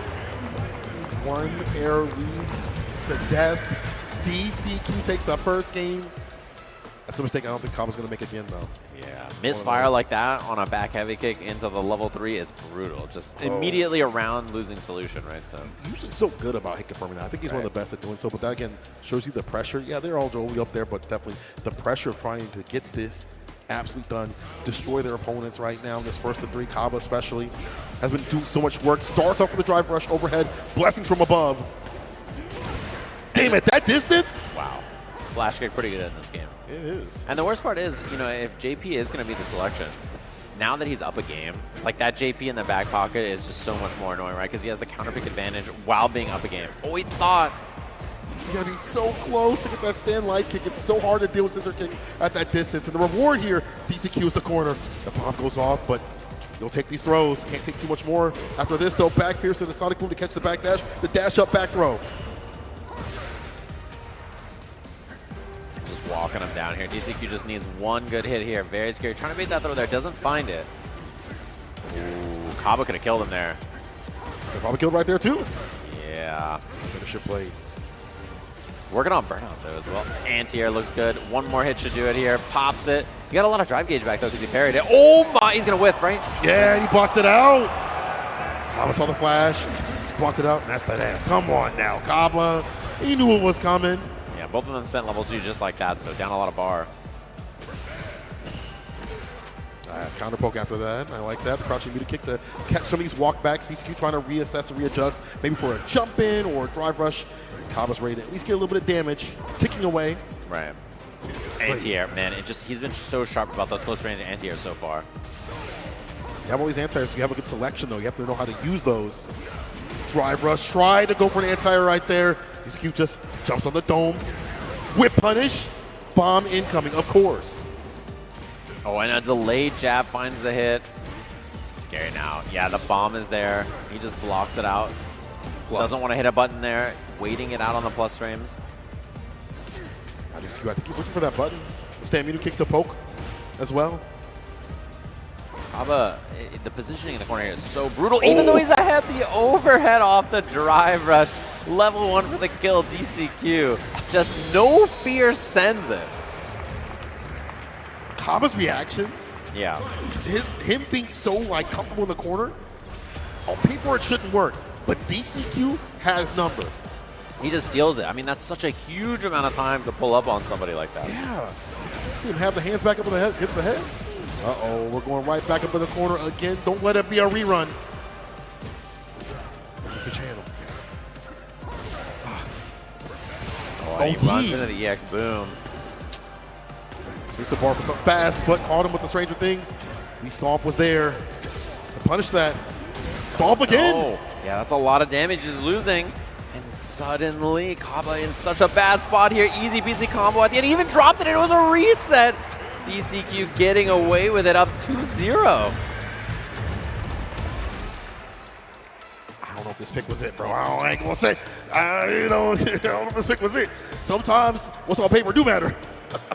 Yeah, and the important thing here too is, right, they chose Mena earlier. Mena was very, very clean in the last match, but who is the one on their team that's going to beat DCQ if they send? That's a hard. You know what I mean? Like DCQ is the guy, right? Like he's clearly the guy on this team right now that's going to be clutch for them. So maybe they want to avoid Jin going up because they play so much. That's like a thing outside of league that they've practiced and played for years upon years. Right. So it's possible they want to avoid that. Because I feel like DJ wouldn't do that bad against Bison, again on paper. But then you're fighting someone that you played so much, and they have your number on a lot of things. Oh man, things are looking dire, but it's not over yet. 2 games up. We'll see what the switch up is here for Kaba. How he's going to be able to avoid these blessings from above up in the corner with the overheads. Right. How he's going to be able to get more off these counter pokes. I like him counter poking with that crouching medium kick on the walk back. Yeah. It's just the access to damage has not been there just yet. And the other thing too is like the air approach from Bison has actually been really effective. Those instant stomps to just beat whatever option Kaba's committing to, especially because he's been crouch heavy punching so often, and these head stomps just instantly catch him. You know, huge damage on that. You get pressure afterwards. You could just make an account. Talked about it, man.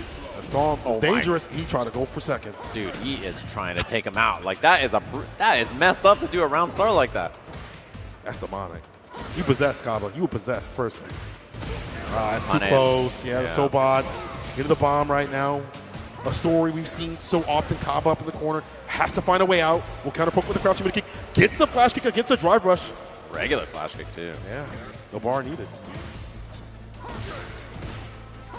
Yeah, fighting a lot more in this mid-range, more booms, more back heavy kicks. A little bit more active in this space rather than just like waiting for DCQ to pull up on him, just like that. Perfect parry. He's going to take his turn. DCQ puts him right back up in the corner. We talked about how good he is in terms of understanding when to hit that perfect parry. Take the momentum right back in his hands. Oh, and he's willing to risk it. That, I mean, that's death on block, right? So yeah, that is a big commitment. Drivers oh overhead. God, dude. How many? But at least he gets bombs after this, or should have got a bomb after that. Kaba still going to be able to get the 6-piece flash kick in there. No side of fries there. But I can't believe he went right to the overhead. Yeah, he is. I mean, that is a big commitment to go for that. You're stealing a lot of frame. Okay, even like that. Yeah. All right, this time he makes him sit still by hitting him with light, and then that's why he got away with the throw that time. Upside down kick, trying to get anything like a punish counter or a button at that distance. Hard to punish. Ooh, I don't know. I guess it was too far maybe for like a flash kick. I'm not sure. Punish counter was good, but again, the reward has not been significant enough here for Kaba in some clutch scenarios to either be outside the corner or step out the damage. Oh, yeah. Nice, he's ready for it. Very consistent so far. Found the timing on that. Just going to take the side swap here. Oh, this is good. You get the damage, positional advantage. But we're looking for Space Trap. Called his button out and about. Definitely going to be a level 3 on the way. Oh, yeah. Watch the cutscene first. Boom loops, hits the heavy. Dial in the Sonic Steppers. Kaba, back in business. Wait. Oh, okay. Hold on now. I saw your face and you're like, no, that was clean. That was definitely death. I was very, very impressed with the stuff that we saw from Kaba there. I think a little just more sharp in the mid-range. He's down to scrap a little bit more, which I think sometimes you got to swing against this character, right? Now the question becomes for DCQ, do you swap? You know, obviously the Bison did well. And look, that's the conversation I think they're having here. It's like, do I swap the JP or not, right? And they're like, well, here, Bison's looking good. I don't know. But what happens if you lose the next game? Then do you swap becomes the idea. Or like, what happens if you swap the JP and then you lose? Like, do you go for, you know what I mean? Like, so he's back to character select.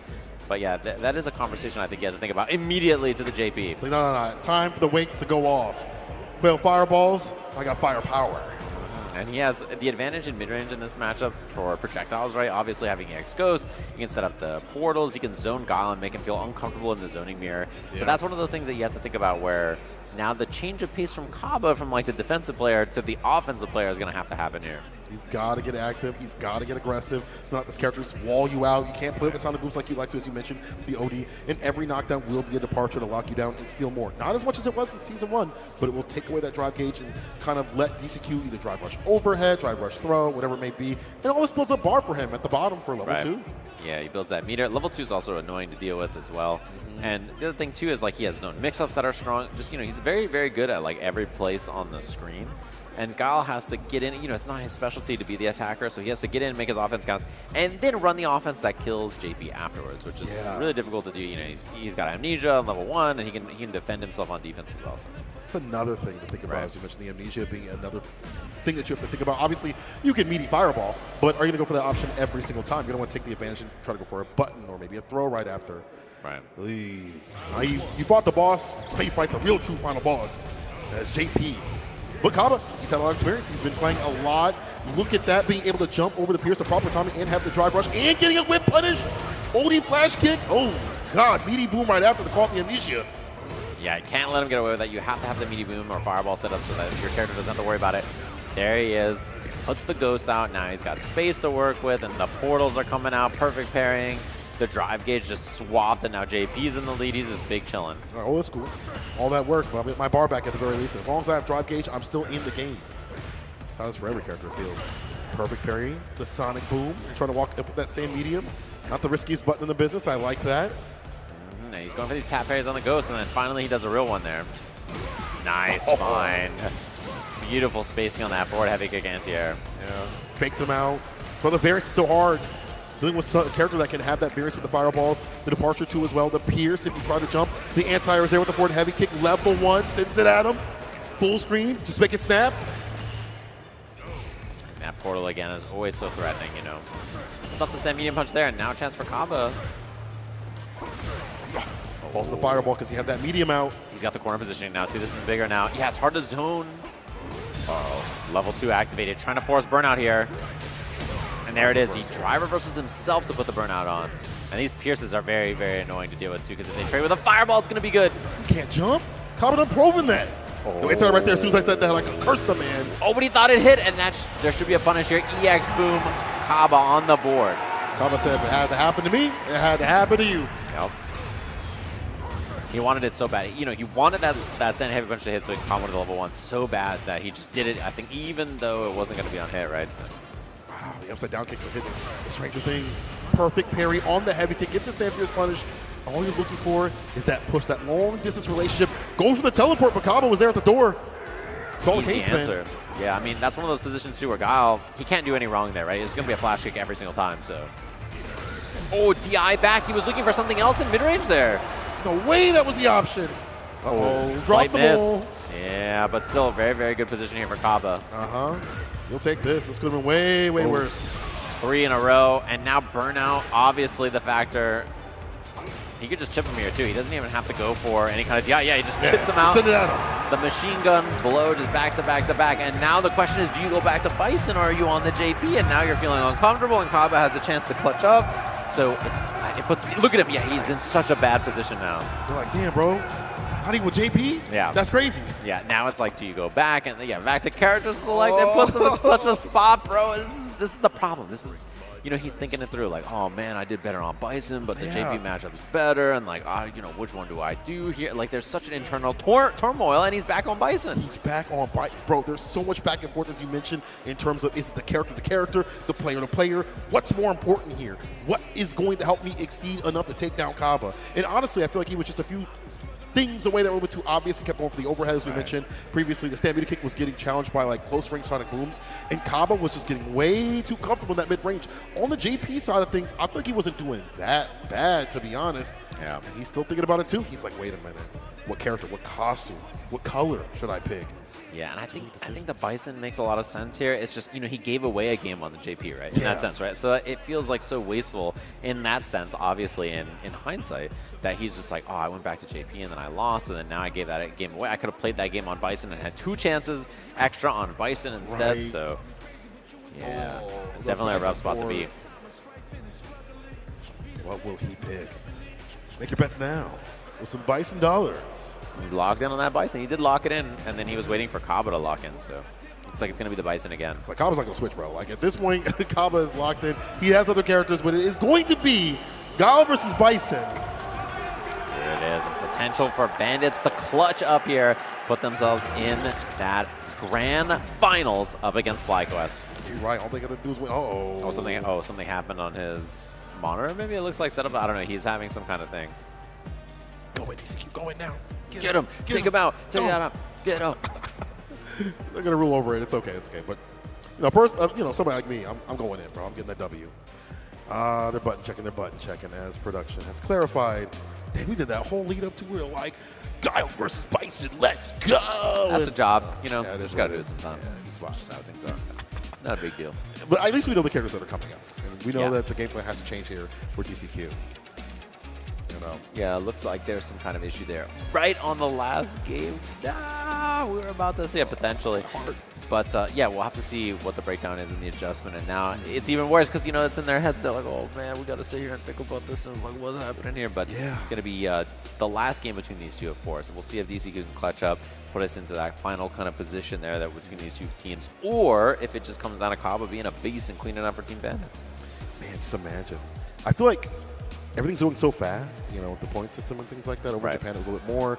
But, I mean, that's a blessing and a curse.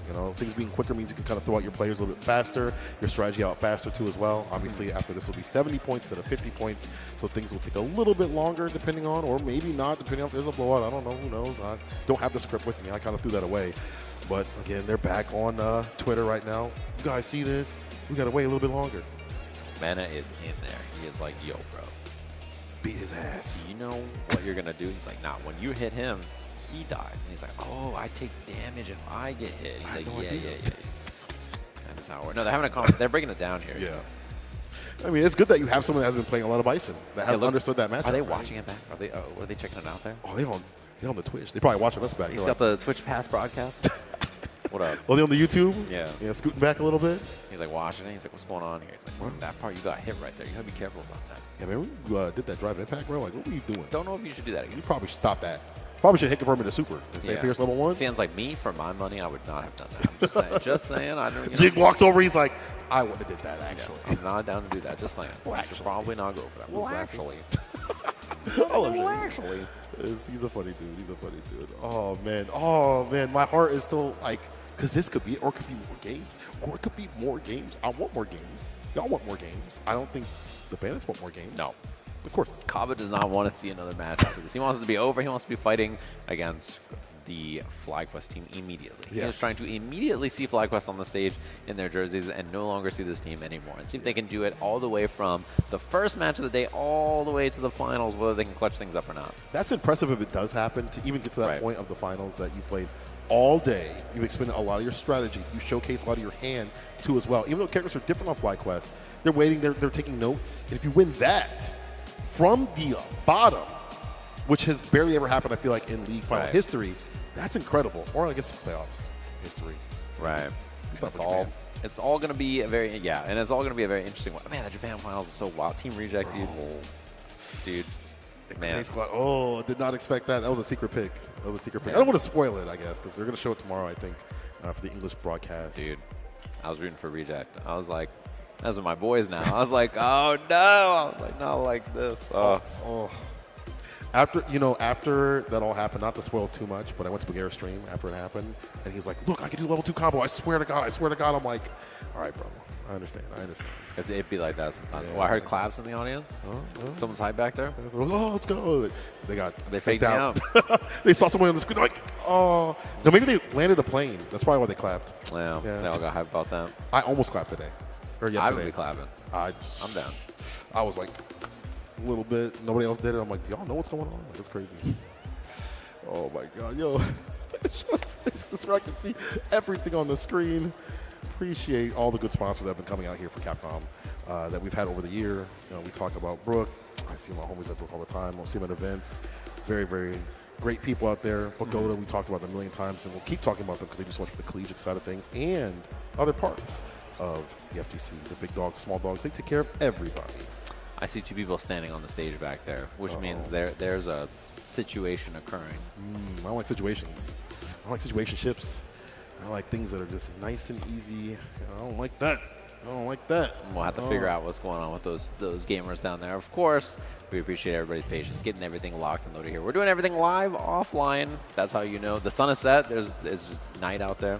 Yeah. I was wondering how this venue was going to look with no more daylight. Because when we walked in, it was bright in this venue. Just like clear glass, everything. But it heated it up too. Yeah.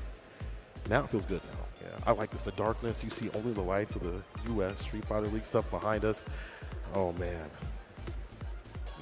Good matches so far. So yeah, I'm curious to see because obviously, you know, the winner of this is going to be fighting up against FlyQuest, and FlyQuest, it's got to suck for them a bit because they're sitting up there. They don't even know who they're going to play. It's not like a blowout or anything. They're like, man, who are we going to fight? Could be either side. Yeah, it could be either way. I wonder if they have a preference about who they fight. Like if they have a team that they would rather play, or which team is favored into them more. I got to imagine they would be happier fighting Fighting Spirit, but I'm not sure. Yeah, I think you'd be right on that because I think Fighting Spirit never took a whole ass set off of them during the regulation play. They were the only team that, at least in terms of playoffs, that did not do so. So I think they'd be more happy to see that come up. But obviously, that was weeks ago. In terms of like character spread, I guess it would be Fighting Spirit because you have Cammy for a lot of things. For she. Yeah.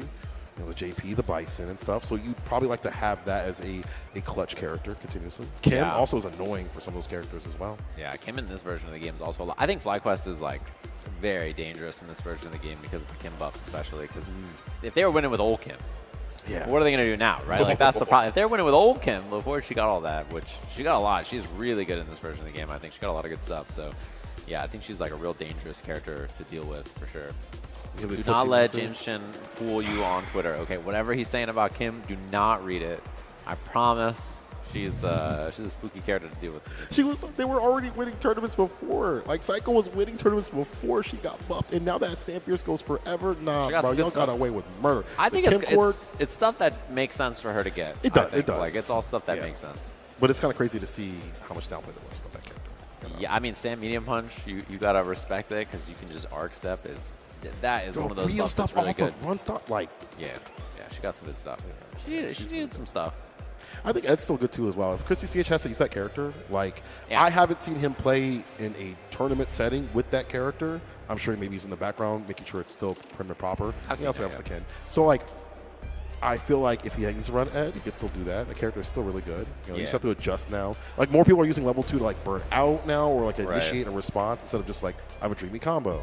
The big problem, I think, is like the crushing leg kick change. Yeah, right? Like that's the one check that drive rush as much. Yeah, it makes on punish counter it's still good, but on like counter hit, crushing leg kick is such a brutal nerf to not have anymore. It makes it a lot harder. Yeah. And like OD Blitz, Burger King, McDonald's -4, like that's not that bad. But like the crushing leg kick change is, I think, a pretty tough one to contend with. So here we go. Looks like we're finally back into our match.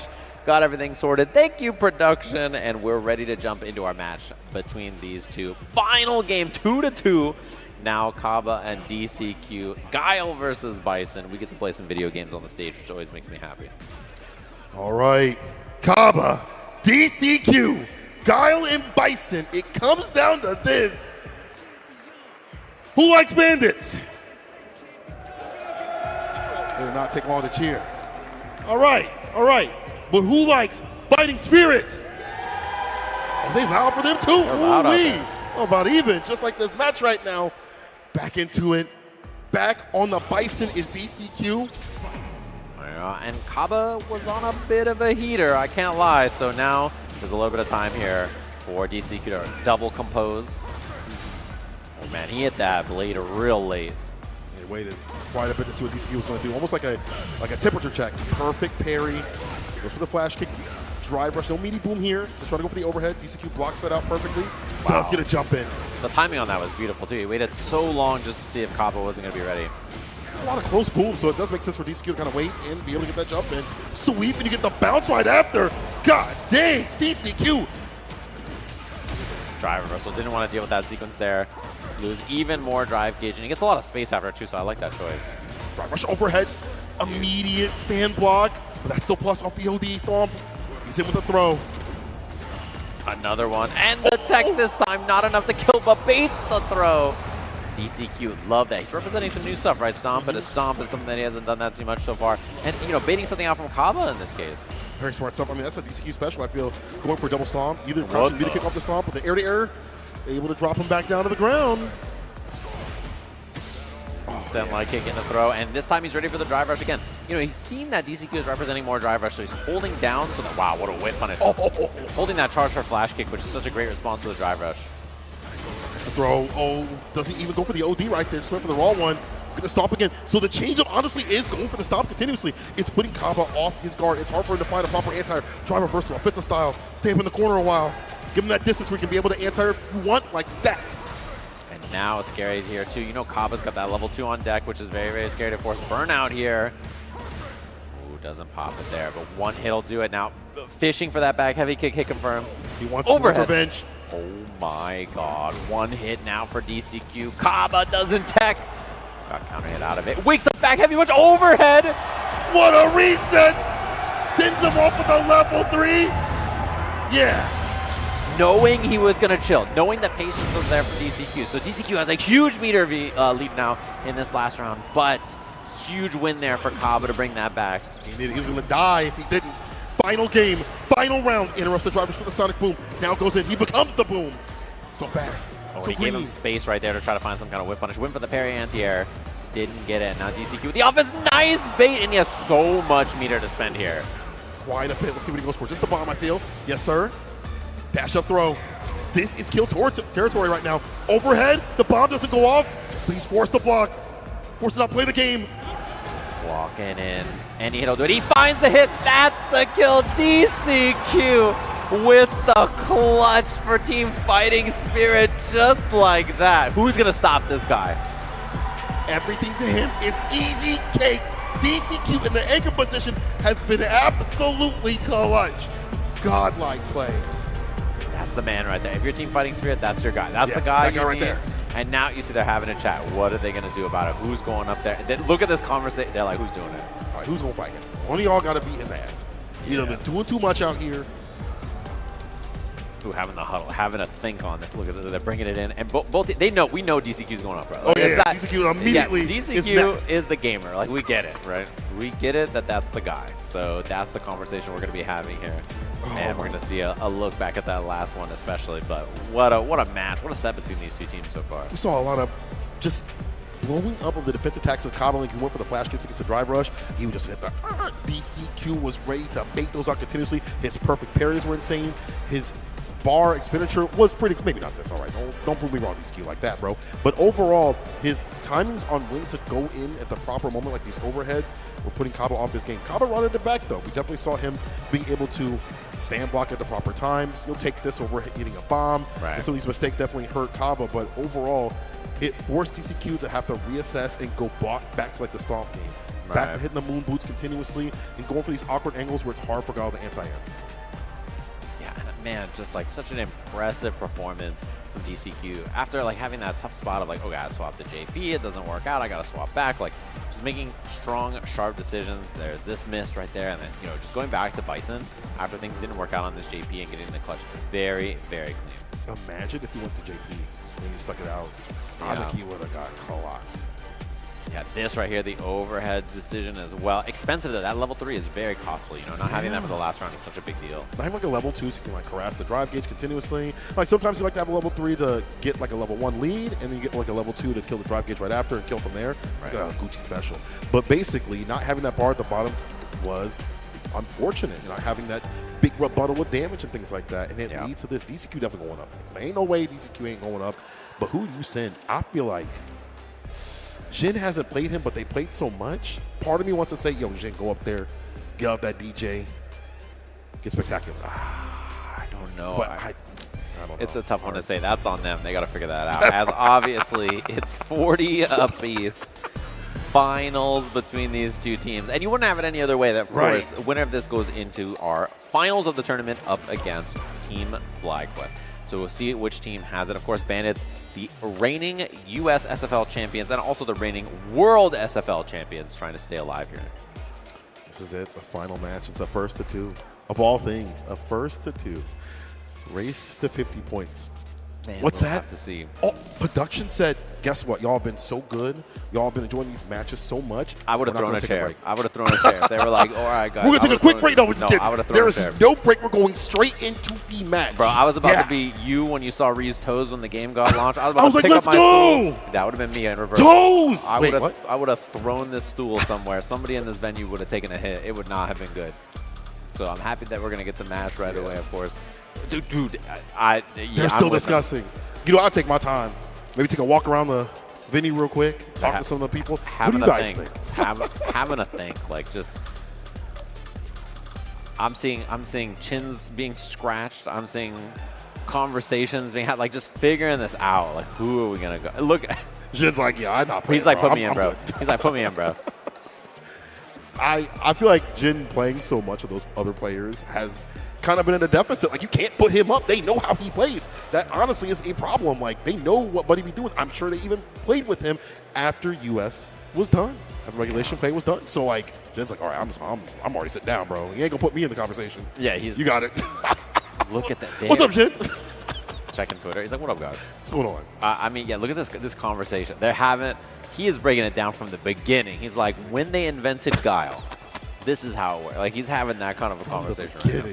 From Street Fighter 2, we're gonna go through everything. Street Fighter EX, Street Fighter the movie, the game, the movie as well. Yes, all of it, every bit of it, every iota, every iteration. Like, you need to know. You need to know. Oh, T-shirts? I saw somebody throw a T-shirt. Right. A T-shirt? Was it Minute? Probably wasn't Minute. Was it Roberto Television? It might have been. Yeah. It could have been. I don't want to get a T-shirt from him. His arms be looking brolic. I might get hit with that, like Marv Simpson. He's gonna take you out. Yeah. You gotta be careful out there, crowd. I'm already like scared of this right here. I feel like I'm gonna fall back. Why did y'all put me close to that? I've almost fallen like 3 times. Yeah, it's been a little. Yeah, I'm scared, but it's okay. Yeah, it's definitely worth it for this action. It has been fantastic. We're going to finalize things real soon once they make that decision. It's a very critical decision, so give them time. This is a possible $60,000 decision.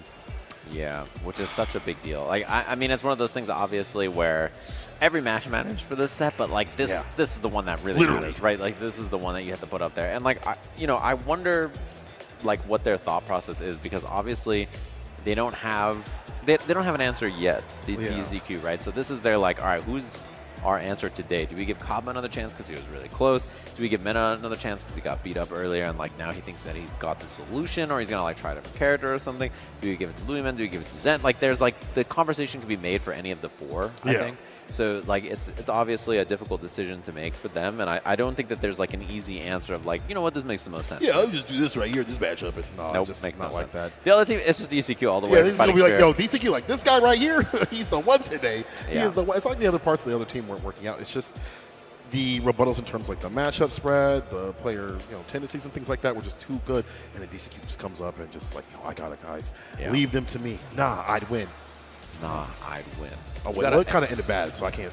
And that's the hard thing too, is like, how much of this is like you being like, oh, you should go up, or how much of it is like fighting for yourself, right? Like, do you want to be if you're too confident and they stick you up and you lose, it's like, dude, you said you were gonna win. You know what I mean? You lost us some money. My mom.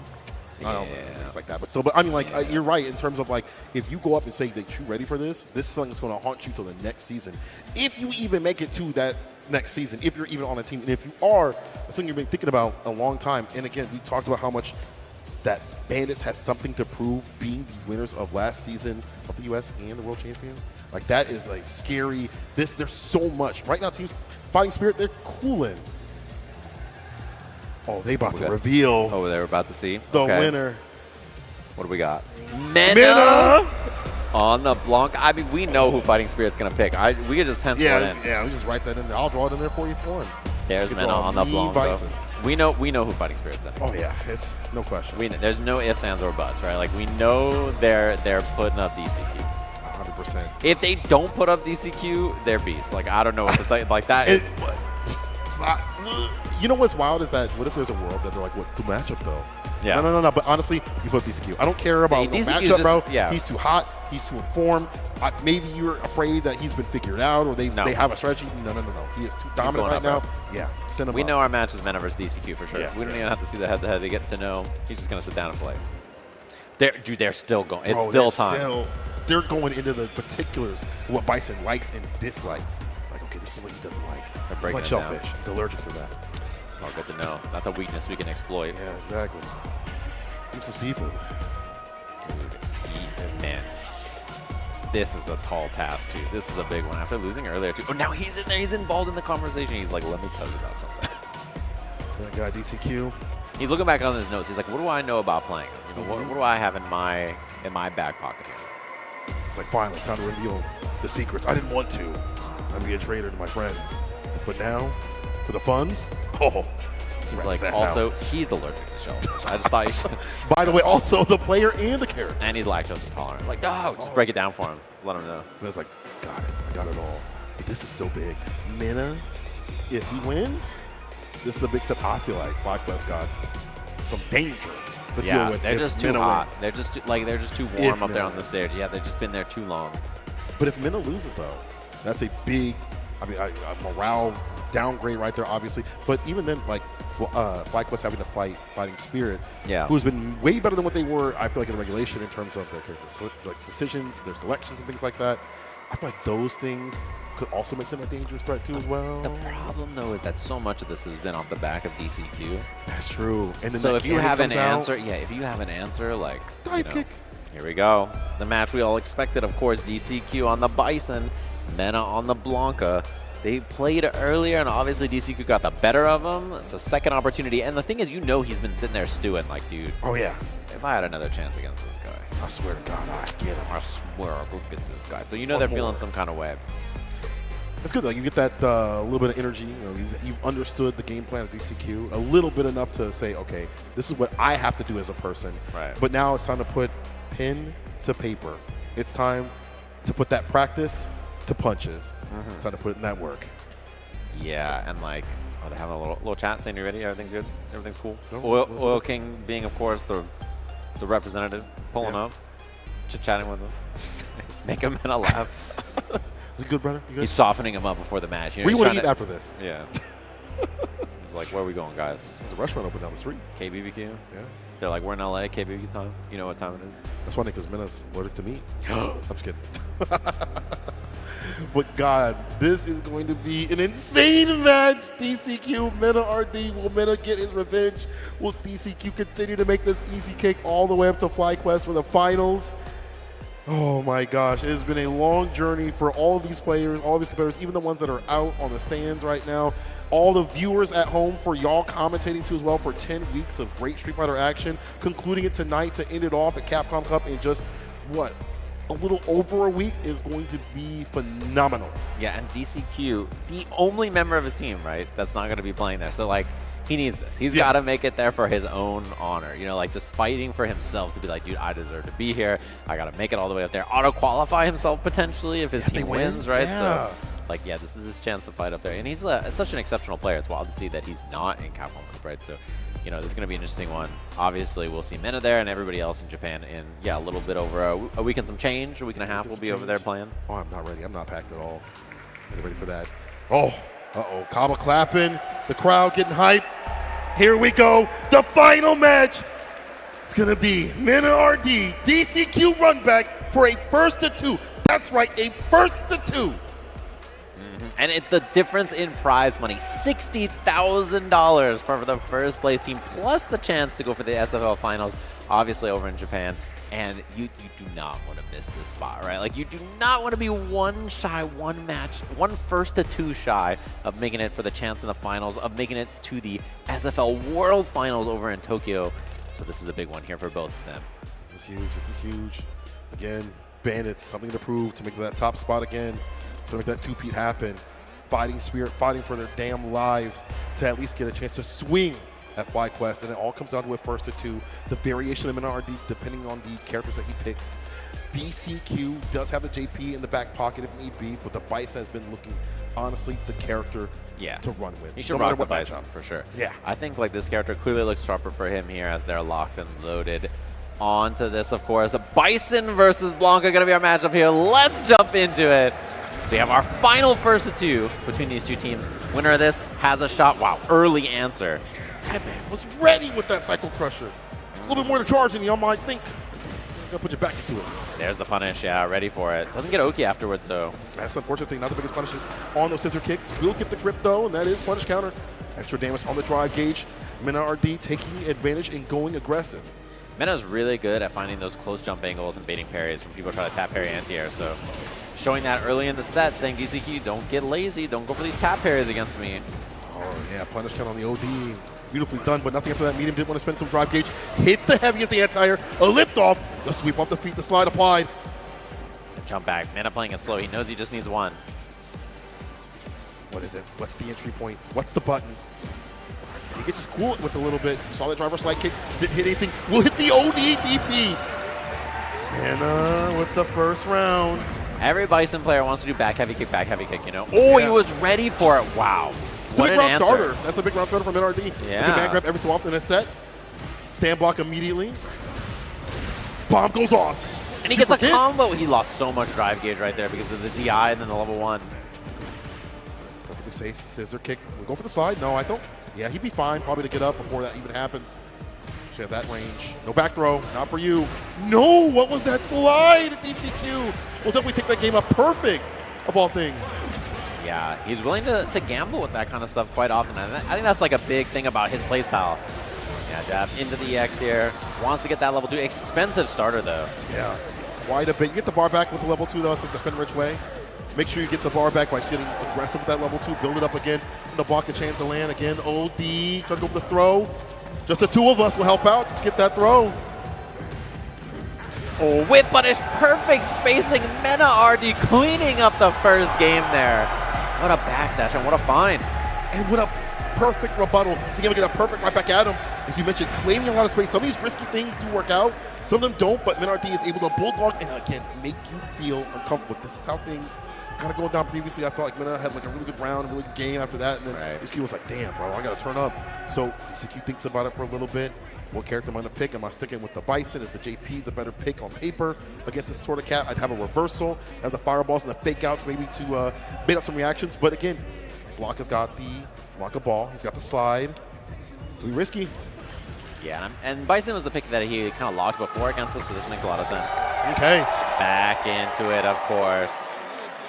All right, Mena up a game, trying to put his team in that finals, get that repeat Worlds appearance for Team Bandits. Step by step. No answers, and Mena just whiffs everything, and no response from DCQ. He's very patient. Finds the counter hit. Bomb right after, yeah. We'll go for it here. Back heavy kick, but the bust out there. A lot of back heavy kicks we've seen on these knockdown scenarios. DCQ, RD able to call that out properly. Drive rush throw. No tap parry, though. Space out on that was beautiful, and he finds it again. Same exact thing we just saw in that whiff scissor kick, and that's got DCQ, I'm sure, second guessing. Am I kidding? With scissor kick? Raw slide. Take a tip from Mena. We'll get a punish off of that. Yeah, that's hella punishable. You get so much on punish counter, but the risk is, as you see right there, hella minus. The bomb is on. Tries to bait a throw, doesn't find it. Mena just blocking it out, but DCQ, very high chance to win this round now. Counter hit confirm, he's on the board. Nice little delay on that leg in the counter conversion. Fantastic stuff. We get it back from the brink, staving off some set point scenarios. It's DCQ. Ends a turn, but there's the anti with the heavy. You'll take that trade, but the perfect parry. So DCQ doesn't go for a button. Perfect parries, put the bomb on. All roads lead the bomb. Yeah, Mena might have thought he had a counter hit combo there, or a trade combo even. Trying to bait something. Now he can strip the drive gauge here. Does he go for it? No parry from DCQ. Now he parries, he gets all that drive gauge back. Luckily able to not hold parry right there. Does take a normal throw. He'll take that, but can't take too much more. That drive gauge is looking depleted and defeated real soon here. Mena backing up because he knows he has that positional advantage. He can go when he wants to. He's kind of cooling a little bit. The dash up light kick. The knockdown back medium for the meaty. Buffers the medium punch. Kill with level 1 to end this, to put himself on set point. Doesn't even need the bar at the bottom. Mena RD on set point for Bandits. He has another level 2 available, which is huge as well. Overhead starter. He's going to pop the level 2 immediately. Got to. Get your bar back. So for the Blanca-chan, high enough to let that fly, electrify it. This time he goes for the throw. Last time it was the throw bait. Strings him up. But you know that level 2 is very scary. So much mileage out of it already. Back throw. Oh, the back heavy kick to avoid the jump out. Mena trying to bait those scissor kicks again. You see medium punch and a backdash here. He's looking for the scissor kick rebuttal. I like that air-to-air. DCQ find the proper range is the deal with the ball from that distance. See all that bar at the bottom. Nice find. He's not going to be able to kill here, but one more from Mena. DCQ in such a bad spot. Out of range of the throw. He could have been punished. Oh my. And if DCQ gets a hit, he has level 3. He has CA now. Huge damage. Two-touch sort of scenario here for DCQ. Excuse me. Drive rush scissor kick. Trying to get something on punish counter. Gets nothing at all. Drive rush throw. Not enough. One more from Mena here. What's he got in the tank? It's a one-touch scenario. Look at him. The raw slide. You could have lost money off of that.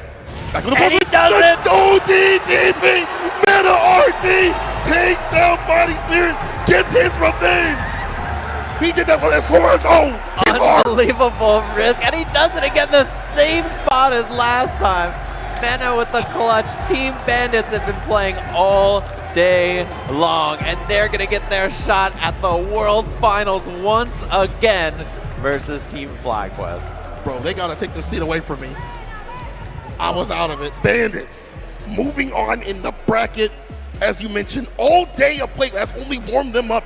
Taking down the demon that was DCQ. It's easy cake for Bandits. Themes of the night. And now they bring that fight up to the top spot. FlyQuest is the only ones that remain in their path. Are you kidding me? Yeah, they've been on stage for 4 hours, and they're still going to keep going. They've just been up there this whole day playing, of course, and you know the energy's got to be feeling good here, and they have that long set up next. So, yeah, man, what an unbelievable one. Of course, thanks to Pagoda, who's been involved this whole time and doing some awesome stuff with us. We have some words from them, of course, and we're going to be checking in on them and then having our finals pretty soon here, which is going to be FlyQuest versus Bandits. My heart. Yo, Sage, we still have one more game, but again, shouts to Pagoda. Appreciate them for all they do, bro. Pagoda, this is, again, partly this is because of y'all, showing out for the scene and helping out. Appreciate y'all, Pagoda, for doing the most out here. And I don't think we have any egg rolls. Can we get some egg rolls? Hey, can someone toss up some egg rolls up here? I mean, this dog said he could slam like 27. Yeah, like easy. I'm pretty sure. Oh, right there. I see him. Yeah. Give me. Yeah. Here you go, sir. Thank you very much. Yes. Oh, they're warm. All right. We can eat these on stream, right? Yeah, like these are the mid-stream break. I'm not going to need that.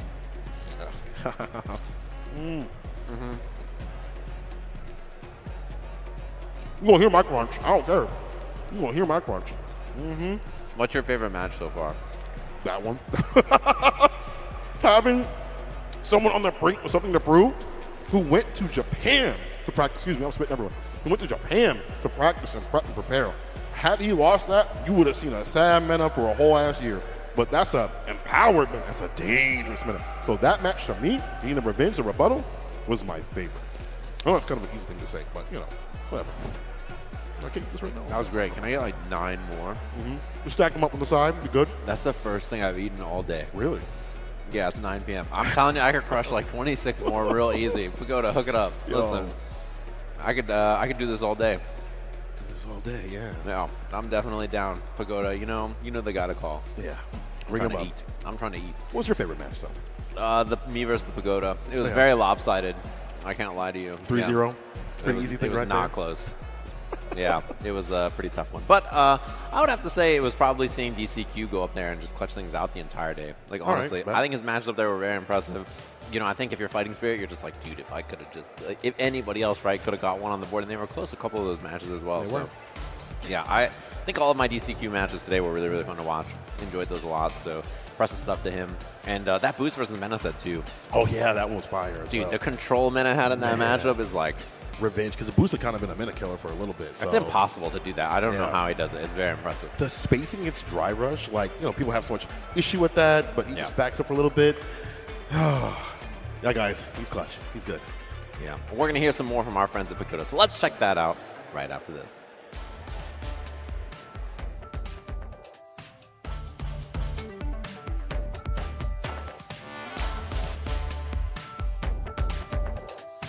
I'm Hollywood Rob TV, joined with Big Bird from Red Bull and Team NASA, and it's time to find out what fuels you. So, Big Bird, tell me. When it comes to brotherhood, right? There's few things that can bring somebody closer than touching egg rolls. So can we please start the interview off right there? Bam, hold on, let's see what it's saying for. Try to pagoda, come on.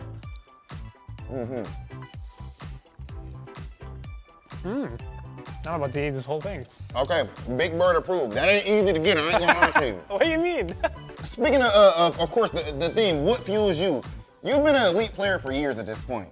Had the fame and all that, have phenomenal results. What fuels you to compete at this level? Feels like brings me joy when I travel, compete, get results, and obviously it brings me sadness when I don't get the result I want. Something that you put a lot of work in, when you get the result you want, it feels amazing. Like, it doesn't matter if it's fighting games, work, gym, anything else, any hobby.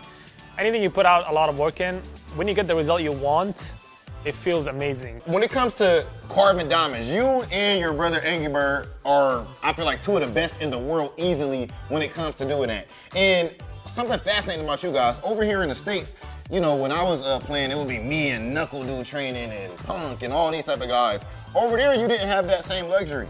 It's you and of course there's a lot of other players, but as far as like elite, like super elite players, you guys somehow are able to get to this level. How is this possible? We watch you guys on YouTube and everything. Are you two like just your main training partners? And how is it even possible to get to this level like that? We do have, right now in Street Fighter 6, we do have more players compared to Street Fighter 5.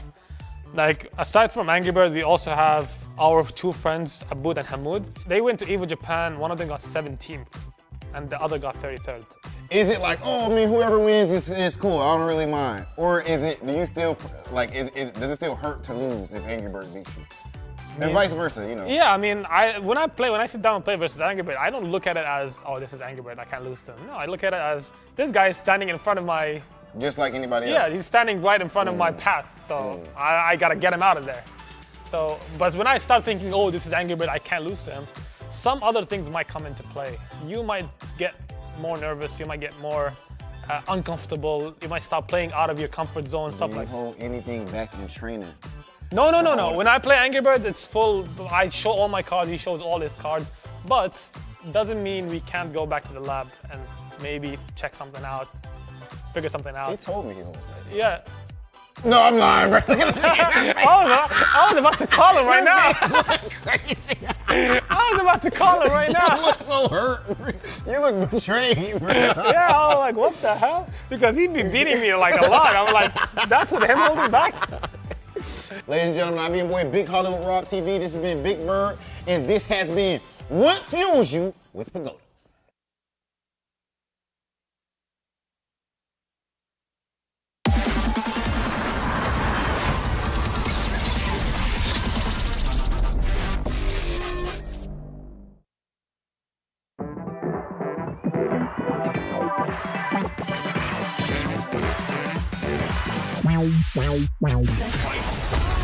Yeah, come on. Everybody come alive real quick. Battle of the strong, survival of the fit. Take your best shot, hope you don't miss.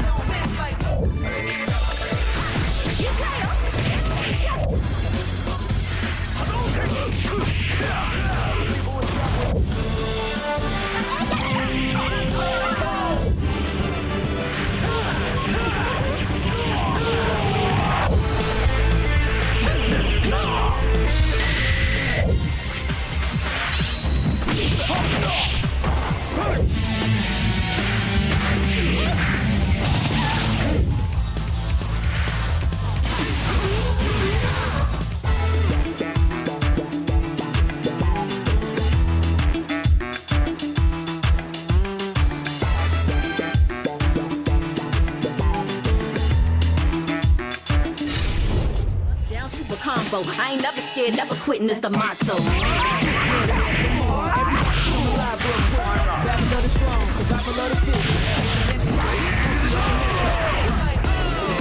Yeah, come on. Everybody come alive real quick. Battle of the strong, survival of the fit. Take your best shot, hope you don't miss.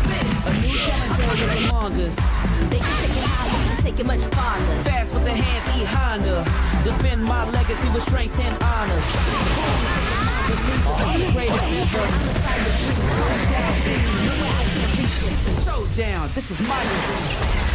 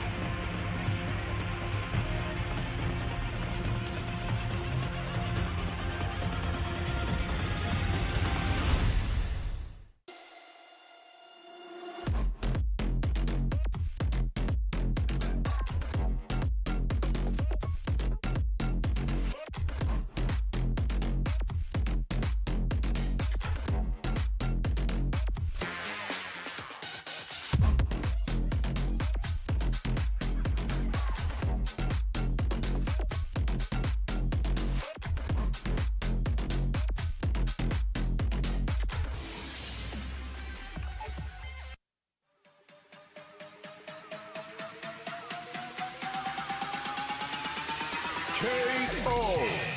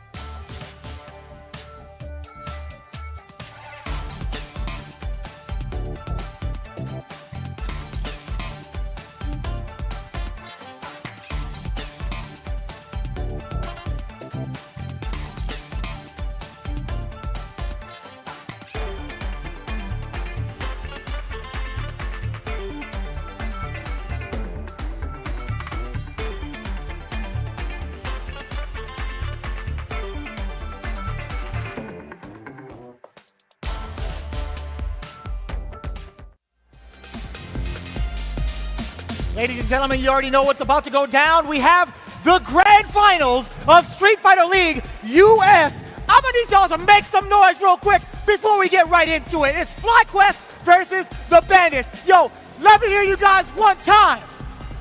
I think they're ready. I think I'm ready. Are you ready? I've been more than ready. Oh yeah, I know you have. I had to let that one go for Yeah. Tasty Steve because you know what? We wouldn't have a Street Fighter League US without a make some noise type beat. That's right? our boy, shouts to Tasty Steve. I know he's doing other things right now. We're gonna hold it down for the homie, but as you mentioned, this is grand finals of Street Fighter League US. We're gonna see who's the best and move on to fight the EU in Japan in just a week and a little bit of change.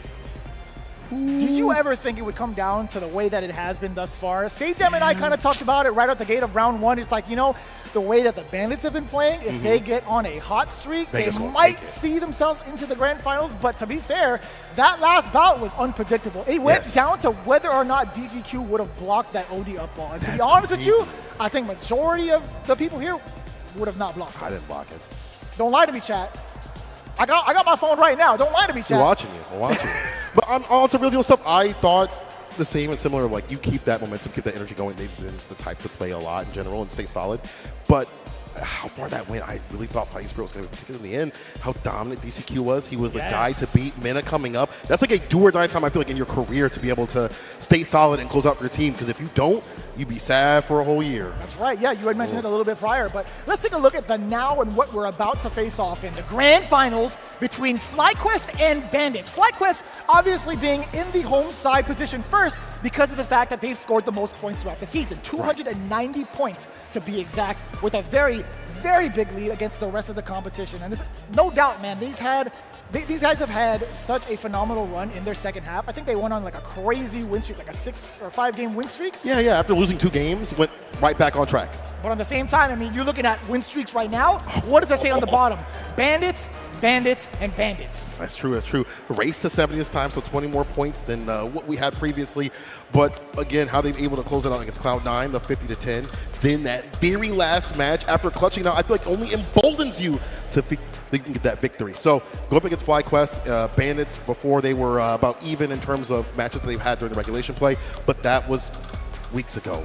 That's a different time period. These are new people for Bandits in general who have come from Japan after the training arc to come to this final mission to take down FlyQuest and secure their spot at the finals. And it's actually kind of crazy. The fact that Bandits were in the away position 3 rounds straight, right? The quarterfinals, the semifinals, and now again for the grand finals. So that leads us to believe that they already have their away positioning set up, and it really is up to FlyQuest to pick and choose carefully. Now, with that in mind, we will get into that roster in just a bit. But looking at the FlyQuest camp, dear God, you have some heavy hitters. Obviously, you have Shine and Psycho both on the Kim for now. No spoilers. Chris CCH as well as Punk, the dynamic duo of the season, in my opinion. This is going to be quite the banger. Yeah, I mean, like, you have the variants of the characters from a lot of these cats. Only the Shine, of course, but Chris could be playing something different a little bit, too, as well. Punk could be playing a little bit more of the Akuma. I think his Akuma is way more informed. We saw previously in the regulation play, but when it's time to grind, I think it's going to be the Cammy to stay fine. So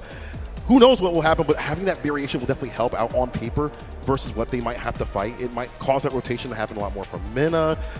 In turn, we might see something from Jin to go up against Punk, at least on paper. Again, those are things on paper. We've seen a lot of player-to-player bouts. A lot of, I feel like I could take you down, like with the Kaba and DCQ. Yeah, I'm just looking at it, right? When you talk about like the actual team synergy and like the team formula in regards to like facing off against this team, the FlyQuest has actually had the number against Bandits thus far. If you're looking at the way they played over in week 4, they had that big or actually no, they had taken that L first. The second week, however, was the big turnaround where they got the 30-point sweep against them. That was actually phenomenal to see. So will it be that same type of story? I'm going to obviously say no, because the Bandits have been looking so different, right? That whole change-up between Mena RD getting that experience in Japan with the rest of his team, having that Bison under his belt now, still potentially posing that threat. But for the most part, it's like, for the FlyQuest camp, I think they've seen enough. They've been hanging out in the back room. They've been practicing. I think they have enough data to get themselves ready for the grand finals.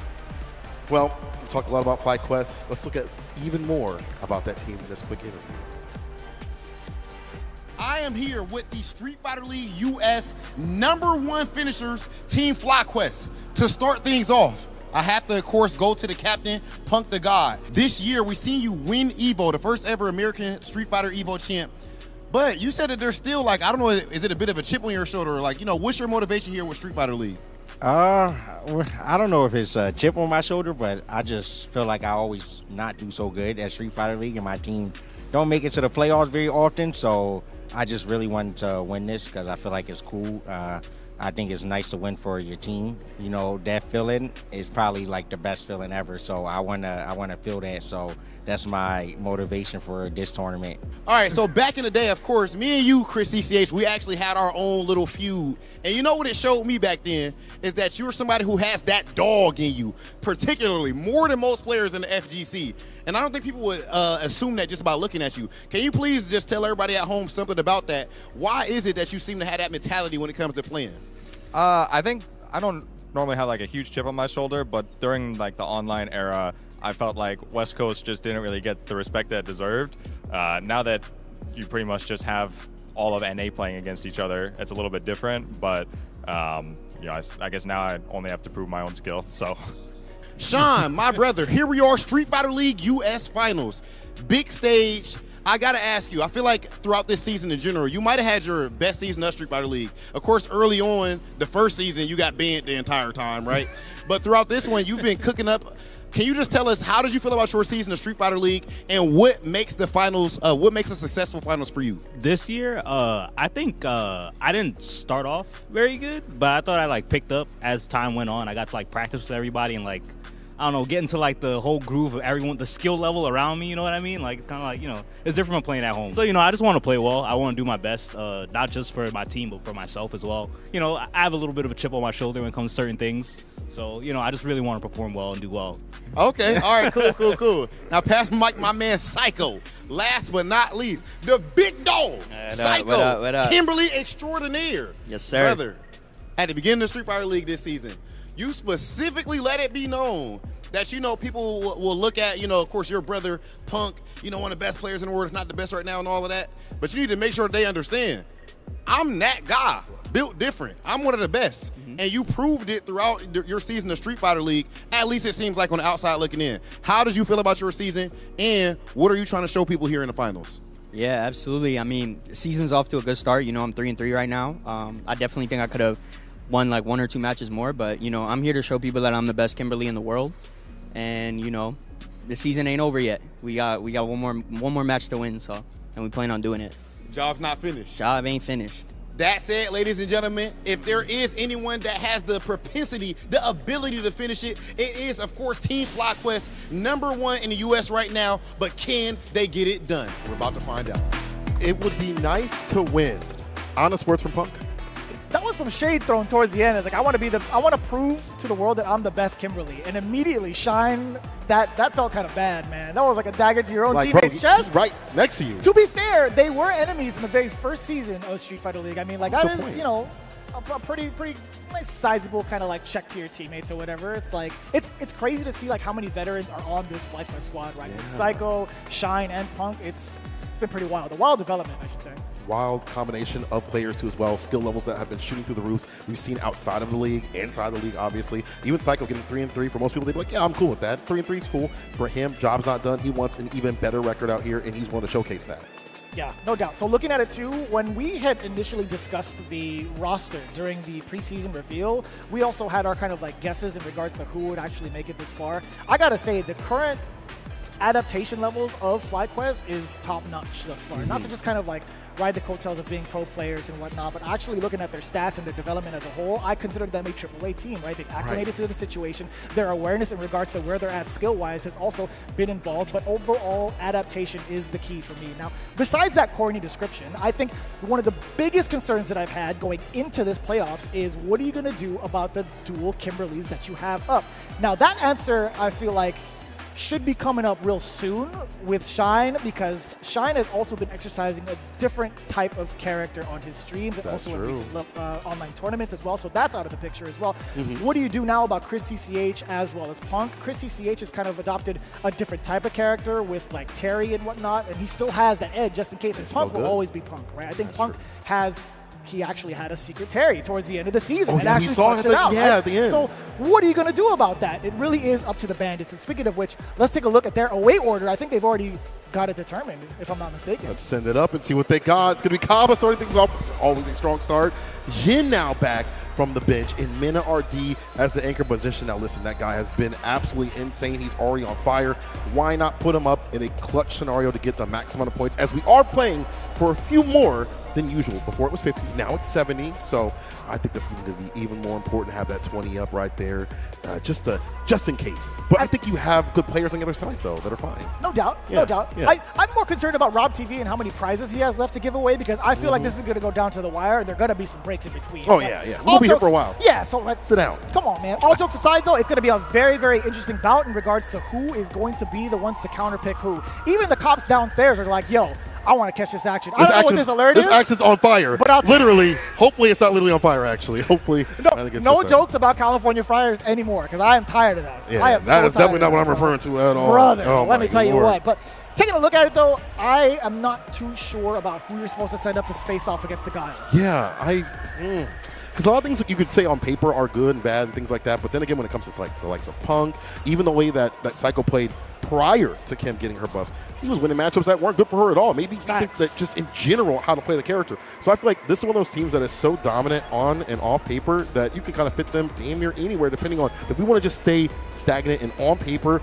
Going up against Guile, you probably wouldn't send Kim on paper. So maybe we probably would, I guess, maybe.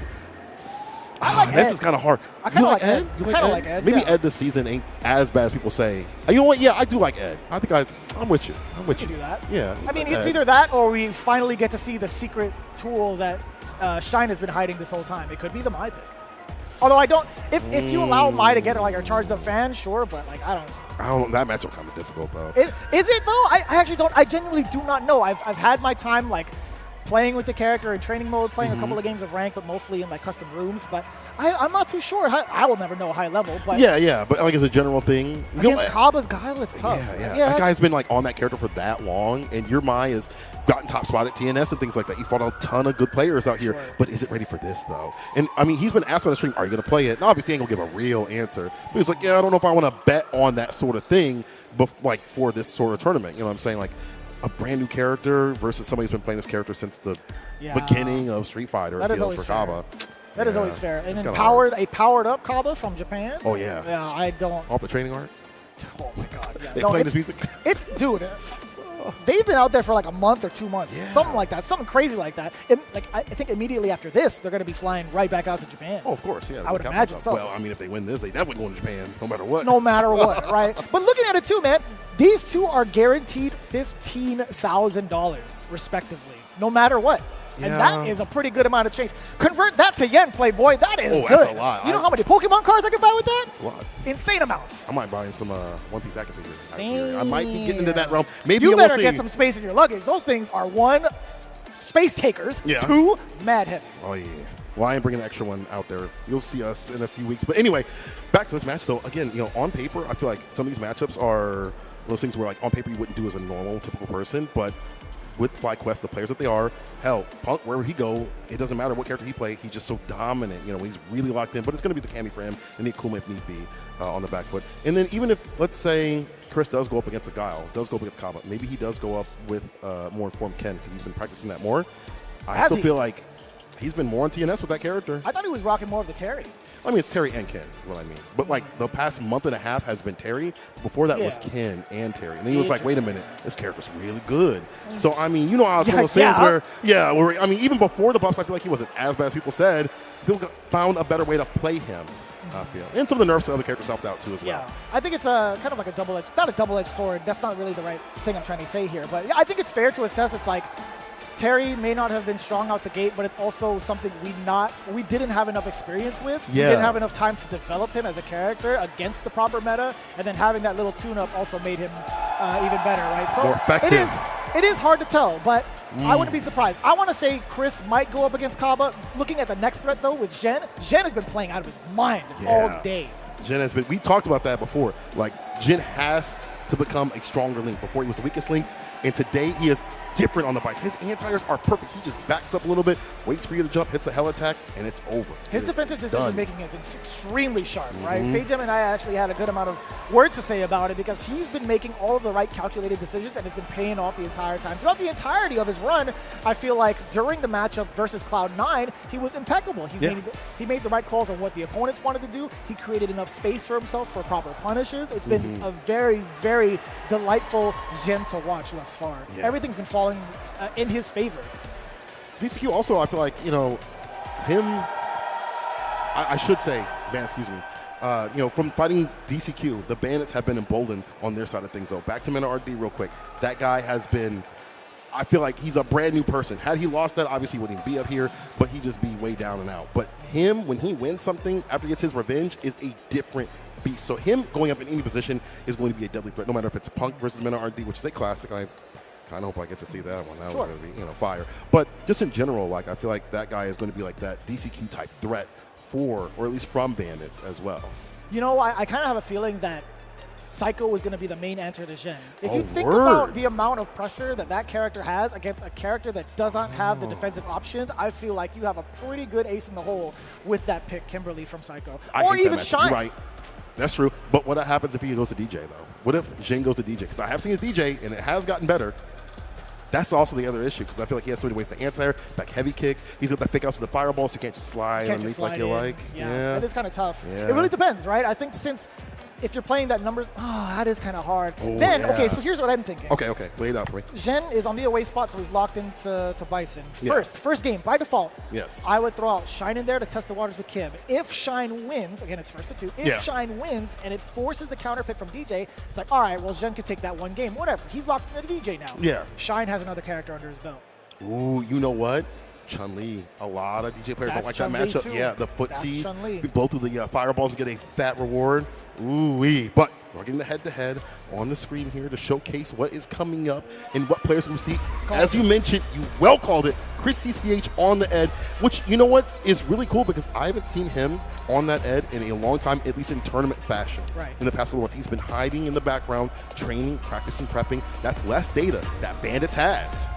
I would agree with that. I think on the side note, they were playing in Japan for a month. Do you know how many Ed players are out there? That is true. An entire Infinite arsenal. They love Infinite Ed works. Yeah, they are definitely big fans of Ed. Mhm. So I can't necessarily say that Kaba, I feel like without good faith, that Kaba does not have that experience because he definitely does. Oh, yeah, he ran Full this match. transparency, he has played 1.5 million Eds in Japan, and that is for certain. Those are people that also believe Ed is still a good character too as well. I've really ground out the character, taken him to the top spot. I'm sure he's played Momochi, all the other Eds that are out there too as well. You're 100% right. So hopefully Chris brings him something different. Gives him a different sort of look, whether it be bar management, whatever he's using for like flicker and things like that to counteract the fireballs and forcing out maybe too much expenditure here from the side of Kaba. We'll have to see though. I want to see what it's like on defense for Kaba, primarily. All right, yeah. I think playing against Ed and forcing him to play defense is not too bad, right? Once you knock him down, because he doesn't have like a reversal that's active on frame one. He doesn't have like an OD uppercut. Yeah. It's active on like what maybe the 11th or 13th frame, whatever it may be. It's still double digits. Yeah. You could safely meaty pressure him. The only outstanding thing that Ed does have is his level 1 on defense, right? Possibly, True. potentially, or supers in general. So I'm more thinking about how long can Chris CCH withstand in like the neutral game before getting knocked down and applying pressure before Kaba gets to kind of possibly run him over. I got to give Kaba some credit on his defense. I feel like recently his defense has been absolutely immaculate compared to how he used to play, where you couldn't really read his OD flash kicks.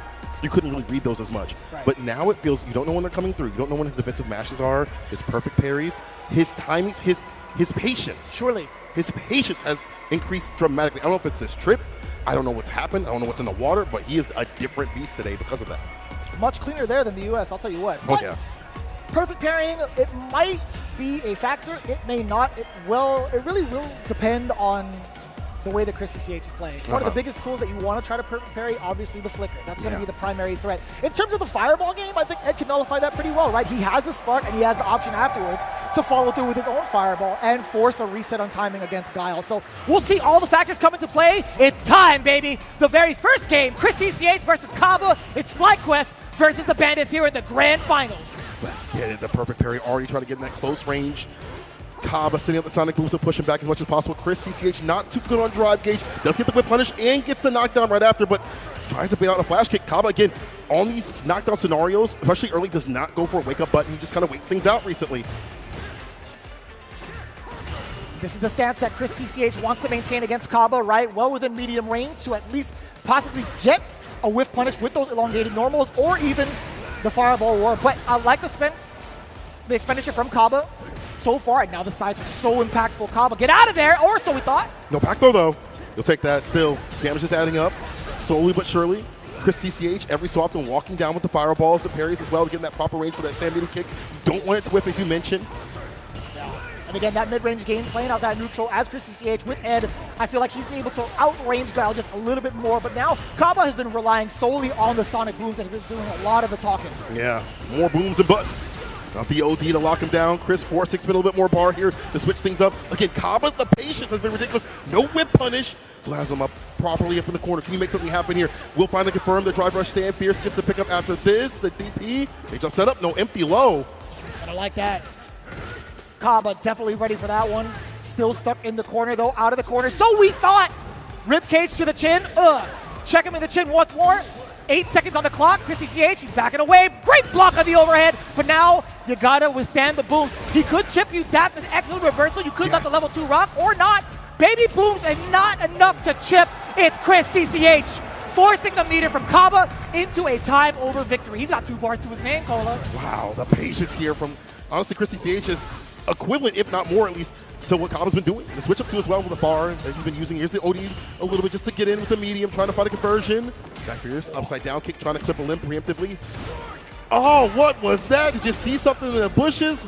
Nothing was there. I think he assumed maybe an option select drive rush coming through after the parry, so a little bit too intuitive from the side of Kaba, but not too bad. He didn't get poorly punished, right? That's true. Could have been way worse. Stand light kick, gonna get the sweep and the corpse hop. Baits out the OD DP. Big heavy kick punish. Level 1, gonna kill some of that drive gauge.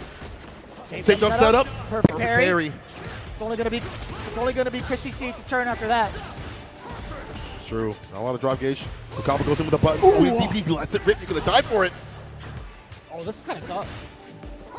He's only like maybe a heavy and a half from the side of Kaba. Even more so now. We got the cross coming in. You can't block forever. What was that? 2 tap on the lights and still managing to catch the walk back with low medium? Something Kaba's been doing all day. Walking and waiting for people to kind of walk back away from it. Hit that crouching middle kick. This time it kills though. He evens things out. Big jump in with the Fierce. Not the proper conversion at that distance. Maybe didn't want to spin some drive gauge or maybe didn't have the wherewithal.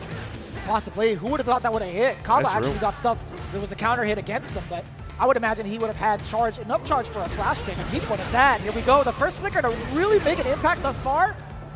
And Oki, he backs up. Again, Kaba not going for any sort of rebuttal on wake up is putting Chris CCH off his game a little bit. The blade is out. Whoa, up in the gut. He works with a heavy kick. Just drive rushes and get that back fist with extension even further towards the corner. Look at that. The way that Gal players have adapted to some of the nerfs that have happened to the character have been fantastic. He's got the level 1. He's sending out all the booms to get this done. It's a parade of booms. It's a buffet of booms right now. And buttons and a battery and a level 1 to finish Kaba. Are you kidding me right now? In Grand Finals territory, you're going to put a Twitter highlight like that? You say that for training mode. You don't do it out here, bro. You do it out here. You just playing how you feel, huh? Bro. There's no disregard for anybody. It's just like, you know what? I don't care if the women and children are watching this. There are kids out there. Check out this combo, baby. Watch this. Pure unadulterated damage from the side of Kaba. That is crazy. How many links was that? Too many to count. That's where they are for ridiculous, bro. That is insane. Ooh, Kaba. Absolutely bonkers that Kaba is still able to execute under high pressure in this fashion. That's a crazy thing to point out. You know, most people might have gone for a shorter combo or a reset. Nah, of not all him. things. Not Kaba, though. He said, you going to watch this video. He would have went all in, which he did, start to obviously. finish. Right? Like, yeah. That is absolutely insane. We are going to take a little bit of a tech timeout for both players, but man, Kaba is playing something fierce. That is for damn sure. His awareness, too, in regards to where his meter's at, also knowing when to try to exhaust Chris CCH and his resources, but on top of that, dumping the damage where it's due. Jesus H. Christ, what a combo. He's good. Kaba's pretty good. He's kind of good. He's kind of good. You know what's wild is that Chris keeps going in, he gets Oki, and he backs off. He's like, this dude going flash kick. This dude going flash kick. But Kaba just chills. He cools. That switch up in that playstyle is something they didn't expect, I feel. And that's been not affording Chris that extra damage possibly, or the continuation of the pressure possibly that could lead to something a little bit more, or at least routing back to a little bit more. So I'm wondering if we'll see a switch up and be like, okay, I'm going to go in. You flash kick me, I'll take that regardless, whatever it may be. But Kaba's been content to block. Oh, you know what honestly. that means, right? He's going to be setting himself up for extra flash kicks. I feel Oh, like you're the way that right, Chris in CCH has been reverse, playing, he's like, yeah. you know what? This guy has not moved an inch. He's not trying to spend any of this OD gauge on reversal. Maybe I'll apply a little bit more pressure. That's where the flash kicks come in. See, I'm going to get flash kicked. If I had to fight Kaba, I'd be like, oh, you're not doing it anymore. And I would have got flash kicked. No, I would have 100% got flash kicked. Yeah. Even if I wasn't thinking about it, I'm getting flash kicked anyway. Oh, 100%. 100%. That's just how it goes. But Kaba, either way, having a lot of confidence right now. He's got to be feeling great. I mean, he was sitting out in the very first game of the day, the very first team battle. He was just hanging out, and then he's starting to show his worth, starting to show the practice that he's been putting through in Japan here in the States. It's going to be kind of crazy to see him pursue it even further, right? Him getting, oh my God, into different territories of Guile, like master levels. It's kind of crazy. It's just a switch up of his style that I've known him for so long. We've all known him for so long. To be out here to play more patient, more calculated on defense, not in a way that's like an insult to him how he used to be, but just a switch up in terms of being able to flip it. Like, okay, I can just block this out, I can cool, I can chill. And even Chris CCH is not expecting him. We've seen, again, him back off continuously. How he spins his bar, I feel like he doesn't use OD more continuously. He kind of drive rushes up with buttons after a while, but uses more of the sonic boom pressure. His fireball game is better. It's a different Kappa. Yeah, and he has, to be fair, he has to kind of play that fireball game just a little bit more. I don't think trying to contest with some of the mid-range buttons, albeit how far they actually do reach, I think you're still going to be really, really in threat of any of Ed's counter-poking limbs, right? I feel like that just leads to so much. I think Ed just pretty much outranges Guile. Yeah, I agree with that. Well, people, I just got word that we'll have to take a quick short break, take a little bit of a break right here. We fix some stuff. We'll come back in just a second to give you more Street Fighter League action.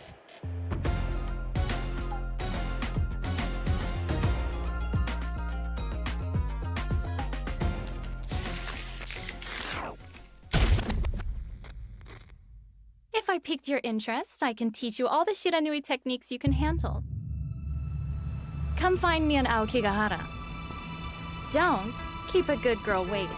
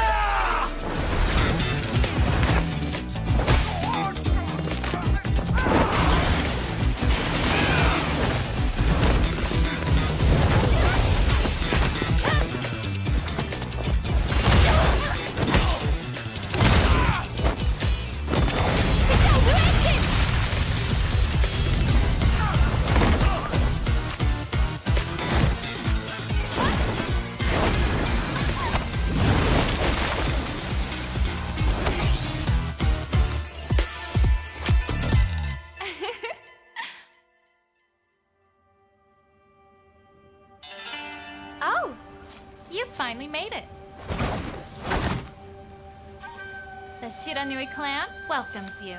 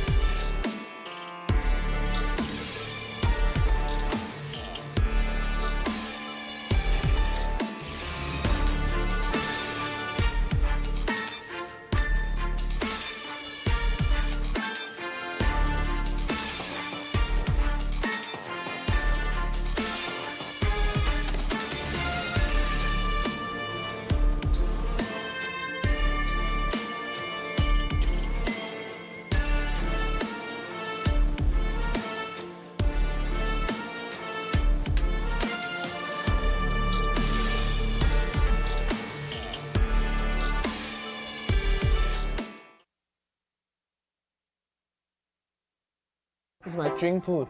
You know, I eat this. It's pretty good. Even Tokido said it's good. I'm Hollywood, Rob TV. I'm joined my brother Oil King, and this is what fuels you. I kindly request, humbly request, that we tap egg rolls. Okay, let's go. Let's do it. Bam.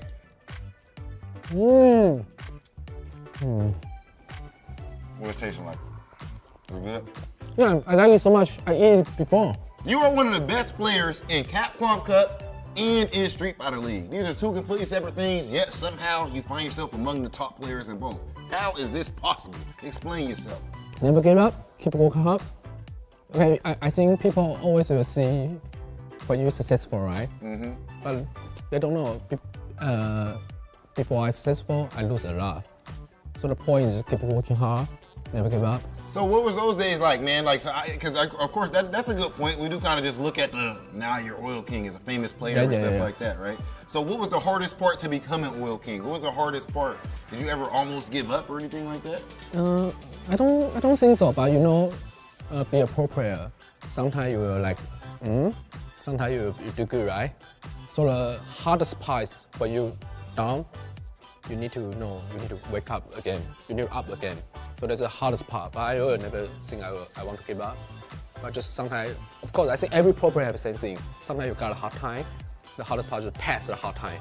Bro, Oil King, that's fire. And so far, that trend has been like that, and it's gonna continue. Tomorrow being better than yesterday. I've been Big Hollywood Rob TV. This has been Red Bull's Oil King. And ladies and gentlemen, this has been What Fuels You by Pagoda.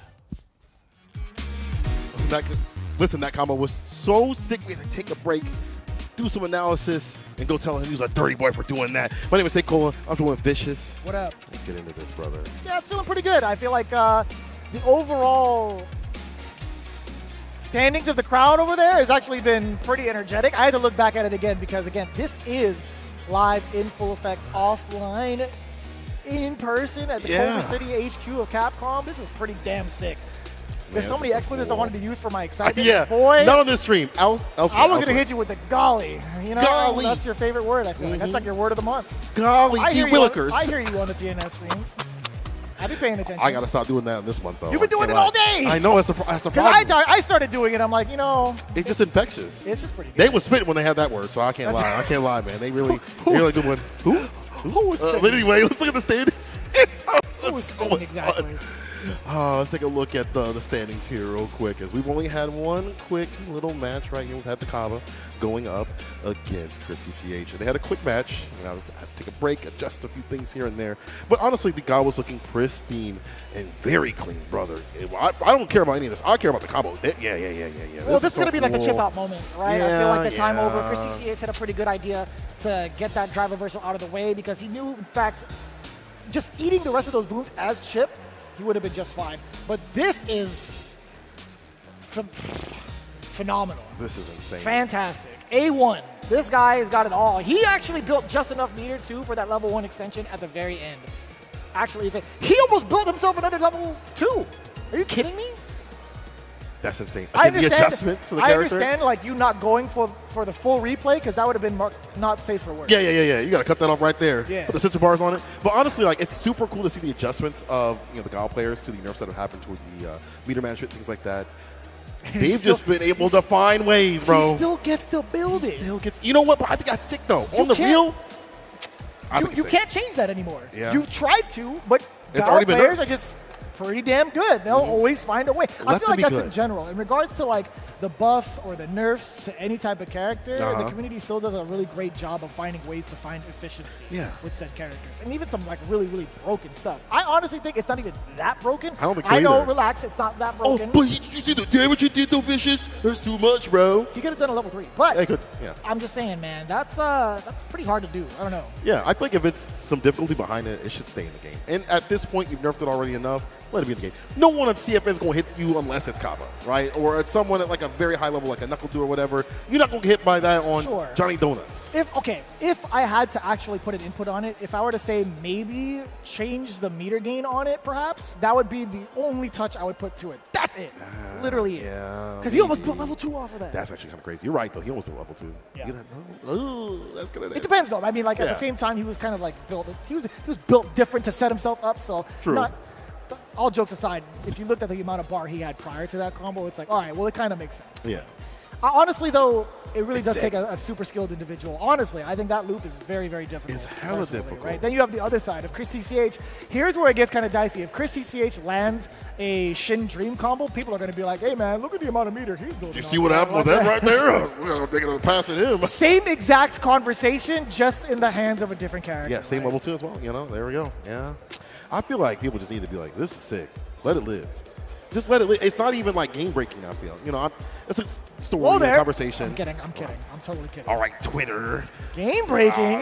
You see that happen with this? No, it's like, okay, relax. Let a character be strong. I like strong stuff in games. Strong stuff is really cool. Yeah. Especially when it takes execution. I think that's really sick. I think I don't mind that. I'll just make every character strong, right? Yeah, I feel yeah. like that's totally fine. I feel like they've done a great job with the balance right now and currently where it's at. Yeah. We still see surely like maybe like the top 5 being shown off pretty significantly at every like local or like online weekly. Any sort of like major tournament, sure, but they're still like taking their stepping stones in consideration of like how the characters should be tweaked, whether it should be like, nerfed or buffed. It's been majority buff. Yeah, usually. And it's usually buffing things that aren't used quite a bit, or also buffing things that are like meterless. Like going into combos that are meterless, like for DJ, for example. Or, you know, for Jamie, he becomes meter positive after certain sequences and things like that. So really focus on, which honestly he needed that. I think that was a really smart change for them. And honestly, Jamie's been a little bit more consistent in tournaments. I think it's definitely also grinding. Because like, what happens in the next patch though? By year 3, Jamie's going to be like top tier or something. That's crazy. I'm a Jamie player now. Teach me now. I'm not teaching you jack squat because I dropped that character, man. I'm like, he's too cool for me. That's literally the only. He's too cool. We got for a me, dive man. kick though. I know, but so does Cammy. But still, Jamie is just, he's like, honestly, the best that I could ask for in regards to like a twin, like a yin and yang package. Yeah, yeah. To be fair. He's probably gonna get that character. But, we'll see. It really depends, right? I want to see what the new characters are going to be like. Maybe I'll have like some sort of investment in the characters too. So who knows, right? But at the same time, I really love the current position of like the meta and where we're at, and also the development of other scenes in general. I think I made that kind of public too. It's like being able to see everybody level up from year 1 into level 2, or into year 2, I should say, has been very, very significant. Like everybody's putting out really efficient tech on the internet. It's not too difficult to find, and it's also not too difficult to practice either. It's been a very, very scary experience for those that are just casually playing ranked. Yeah, you just pop in there after like maybe a few days of just chilling out. Everyone's an absolute demon. That replay system thing is fantastic. Being able to jump right into the replay right after you play a match, so you're not just queuing up angry and being upset and you know, pushing your further self in depression. Like me when I play ranked, it'd be like that sometimes. Listen, at least the stress doesn't get to your head, like physically. You don't lose hair over it. But I'll tell you what, man, that replay feature has been such a godsend, especially when you're watching your favorite streamer kind of like dissect their losses too, because it's like you can go back and forth and be like, hey, what if this worked? Like it's no longer like a what if. It's like, yeah, we could actually try it out now. But anyways, enough of that. We got ourselves back into the game, baby. It's Chris CCH and Kaba, game number 2. Kaba on the board with 1. One thing I want to, that's a nice answer on my start. Want to point out though is Kaba's been sending out a lot of the blades as kind of like that structure point. Yeah, send that out, walk behind it, force Chris to maybe have to spin like an OD or interact with it low. Either way, it moves so much in the neutral for Ed to have to deal with. Yeah. I would agree with that. Chris CCH right now, though he's holding it down, he does have a significant life lead, letting his drive gauge build up just a little bit. Setting the pace with the fireball is just so important against Kaba, and you can see him kind of testing the waters to see how Kaba's reacting defensively. Oh, blow him up a little bit. The back though, yep, the jump back is there. We get the flash kick. Nice little OS right there. Kaba having that all charged up and ready to go. The Sonic Booms continuously in the buttons just to kind of feint out something from Chris CCH. He's not biting. It's very tough to make someone like Kaba flinch, but looking to set the pace. The Sonic Boom's doing a lot of the talking. Drummer slide kick would get close, but here's the punish counter. Nothing big, nothing significant. Still in parry, so wasn't able to punish the heavy kick. He's not going to get any really big, significant combos from that range, so I think Kaba is willing to duke it out and trade, or at least throw out some limbs. But Kaba now on the back foot. Sonic Booms are going to be doing a lot more of the talking still, building up some of that meter as well, on the drive gauge, I should say. Yo, the Sonic Booms are yapping right now. They're on a podcast. Welcome throw. One more significant hit. He's got bar behind if he wants to utilize it. Same with Kaba. 20 seconds. We grind this out again. Oh, the OD DP through the fireball at the perfect distance. Damn. You see the lurch forward? That is nuts. He's just looking at the Sonic Boom pass right by him, checking your jaw like that. That is a KO. I like that. Chris CCH, at least on the board for that. Kaba spent a lot of time in the corner, you know, and that's not his fault. Chris CCH has been really pressing his issue on offense. There's going to be a lot of damage incoming, if not dead. Do it one more time. Deader than dead, that is for sure. Level 3 incoming. Chris CCH making the proper adaptations against Kaba. This man is doing strings. Fantastically done. Pushing to the corner, dissuading any sort of setup from even happening with that blade, and going band-to-band with the fireballs to land himself that corner position, as you mentioned. We are game to game. And actually, Kaba had been fighting so well out of the corner. We saw how he blocked drive rush overhead from Bison previously in just an hour ago. Now he is put on the back foot by Chris CCH, and his timing has been going for some bad throws. It's all in the Chris CCH right now. Yeah, I think primarily when it comes to Ed, it's all about like the strike throw game in the corner for the most part, right? You're not gonna have to really fear any sort of like overheads, like high lows, etc. But the big thing that I feel like deters a lot of the players right now in the corner is having to deal with the flicker if he holds it down properly. Like, what do you do to respond to that? So difficult because that's a perfect range for Chris to be able to be in, to be able to anti-air if he needs to. As we saw with the ODDP, that's after so overextend, he gets the drive impact. Stand fierce to the flicker for the knockdown. And there was a cancelable normal from Kaba. That was a significant drop one from Chris CCH to get like a proper combo with more damage behind it. So thankfully enough, Kaba, he's just gonna brush that off. But for the most part, it's like, what are you gonna do now that you bring Chris CCH to this mid-screen? How do you keep this guy from pressuring you back into the corner? How do you get some distance? Maybe have to expend some OD as we see right there. Would like to clip a limb, but Chris has been fine to block this out, to help the fireballs. Driver slide kick, he breaks up. That's a hell of a plus scenario right there. That's tried to initiate with it continuously. Damn. Oh, but no, OD can't spend that right now. Don't even close to burnout. I get it. You want that knockdown, but you don't want to spend the cash for it. Yeah, Chris CCH looking just a little bit dry. That jump in, pretty significant. The backdash 2 on the read against the throw, side switch. Suplex him into the corner. Let me see that pressure. Into the level 2, baby booms on parade. You had to force the drive reversal. I get it. Chris CCH. Not even with punish. It was a counter hit. There's a button right after it, right? He tried to go for the throw. It's a punish. Wasn't able to get something significant. Should be able to kill right here, even with the scale up the lights. That's good night. The flash kick in there, Kaba. Set point. A little bit of a saving grace too. Kaba had actually dropped the combo right prior to that, so having that extra gauge left over, an absolute round saver for him. All right, Chris. Hard for him to get in. Here's Kaba playing that close range games with the booms. We saw that previously. He's spinning more than OD when he gets close. Take a turn back. Whip punish against the forward medium kick. The Sobot not able to hit. The Spark trying to bait something out. Kaba still keeping pace with that OD flash kick. I like that. Close range Sonic booms. I'm afraid of a jump, and I'm afraid of an ODDP. Chris might do that to just get the momentum at this point. He's got the lead. He dropped the confirm, the counter hit confirm. He's been hot on that all day. Such a simple combo. In the backdash, avoids a throw, no back throw. Knew it was coming through. He is grabbing nothing but ghost right there. Final game, final round. 3 bars on the side of Chris CCH, a very important tech from the side of Kaba. As soon as Chris CCH had rushed in, his defensive capabilities had turned up. Kaba, what are you gonna do now? You gotta push Chris CCH pretty much off your back. But Chris CCH has been doing a great job of hounding him down mid-screen. These normals have been doing a great job of keeping Kaba in check over the fireball. Go for Spark after some of these normals. Who's well gets the kill rush throw right after. Does it for the level 2. Are we trying to harass the drive gauge? He missed it. What? It doesn't matter. Oh, I was going to say, but he drops that combo too as well. Spaghetti on both sides. Possible chance to force the burnout on the side of Chris CCH. Kaba finds it successfully. Looking pretty grim. Take that trade. Uh-oh. Can't take too much more. Does get level 2 now. When can he enact it? He does it raw. He has to do the slow one. Oh, flash kick! Are you serious? He falls on the blade! He dies by the sword! Kaba! Perfect parry, masking the charge. OD flash kick to keep Chris CCH in check. Oh my god, that's crazy. Oh my god. The triumphant comeback from Kaba. On the defensive end. Bro, get this chair away from me. I don't need it. I don't need it, bro. I almost fell off the balcony. Yeah, we a little bit too close by this edge, but Kaba, the cheers are going crazy again. We heard it before, and we saw what happened. And Kaba, with a very strong side, like he is one of those types that leads the parade, brother, of pain. When you see him come through in that burst or two, it only starts the fire, the flame that is ignited in Bandits. That is insane.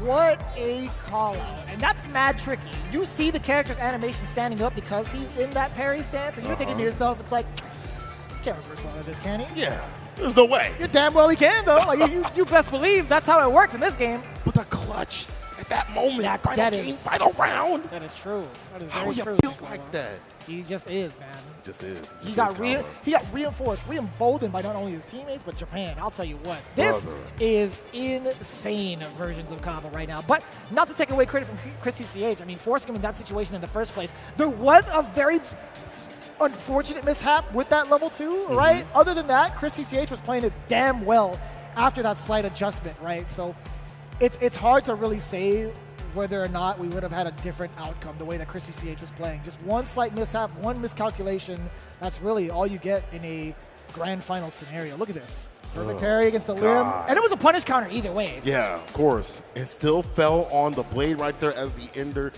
Bro, Kaba is so good. This guy is so good. I'm so happy to see this evolution. You mentioned it with the players that have been growing. I mean, obviously Chris has been growing too as well. That as still looking spectacular. But Kaba, his defense, him able to route things back at the very end at a clutch scenario, lesser men would have crumbled. 100%. Oh yeah. There are many lesser men.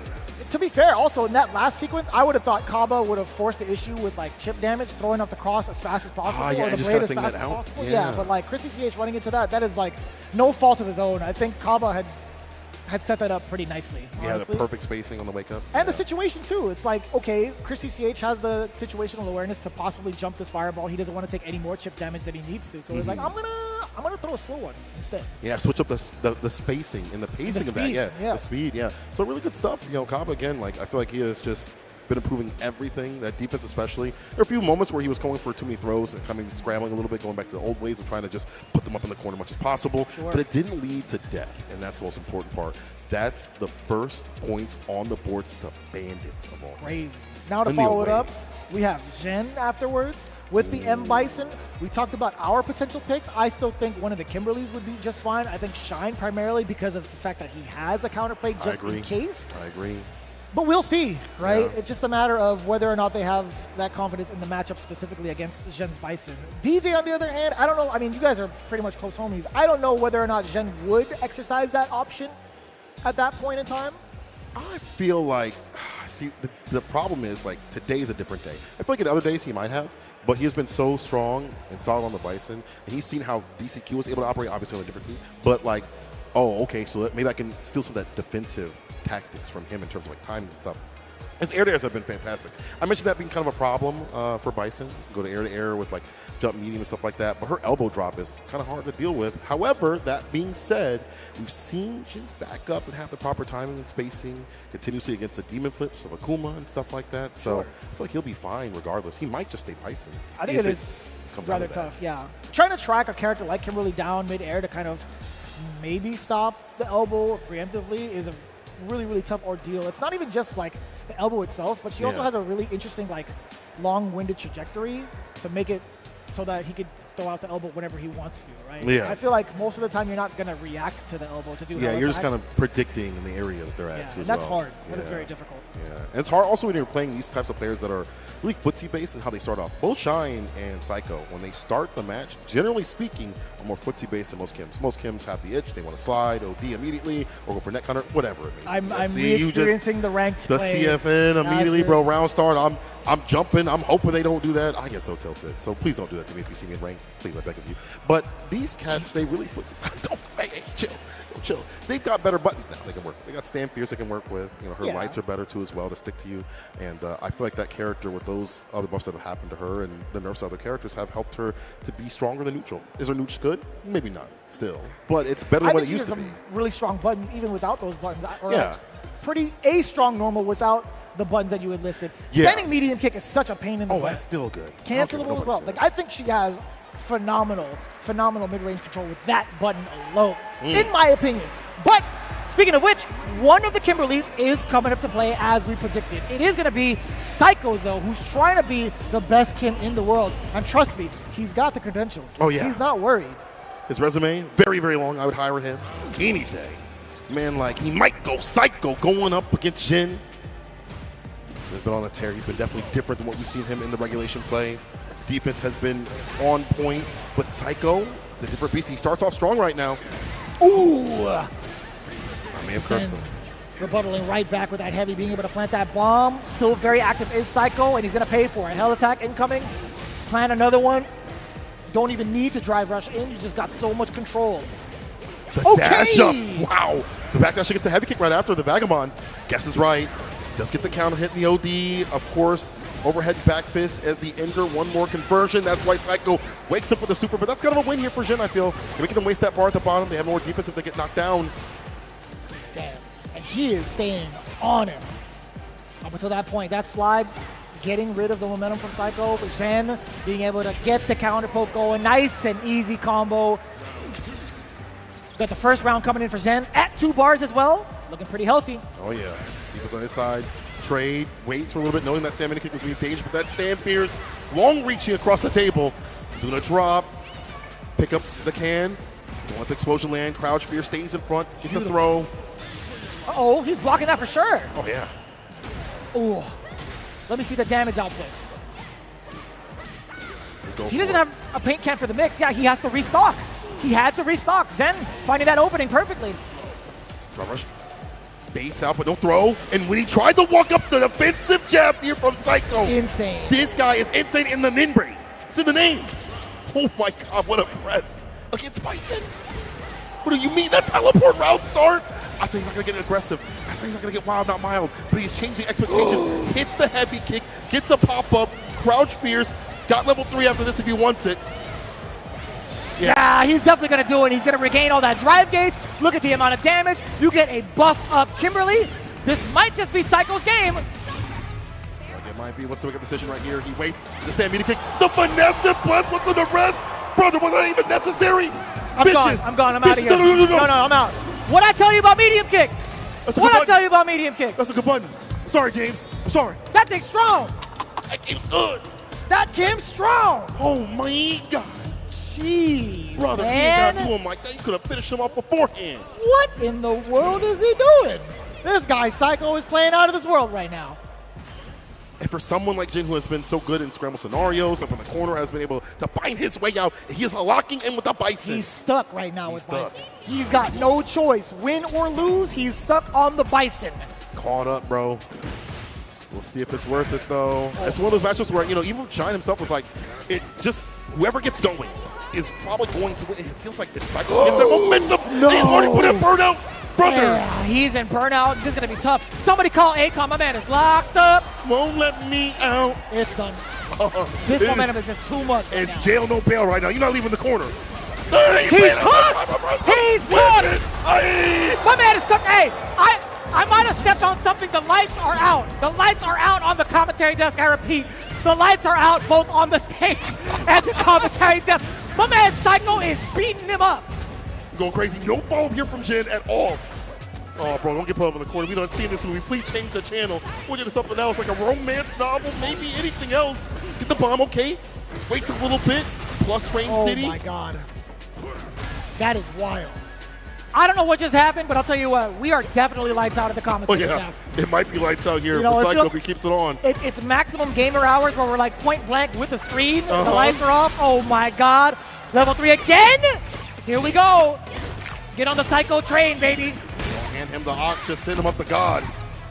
Almost burn out. Psycho with the dash up. Force all parry. The throw right after, though. Psycho with stand medium kick the teleport. They're going to put it out. It doesn't. No. That don't work. The super. Post up burnout after this. Psycho's still in, though.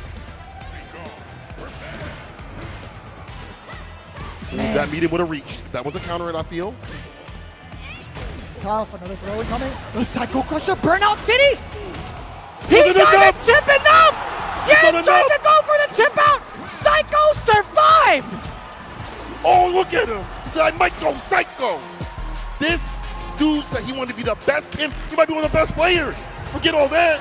The pop-off Chris and get the revenge. My man said, I'm the best. I'm the best. Take a look at me right now. I'm the best.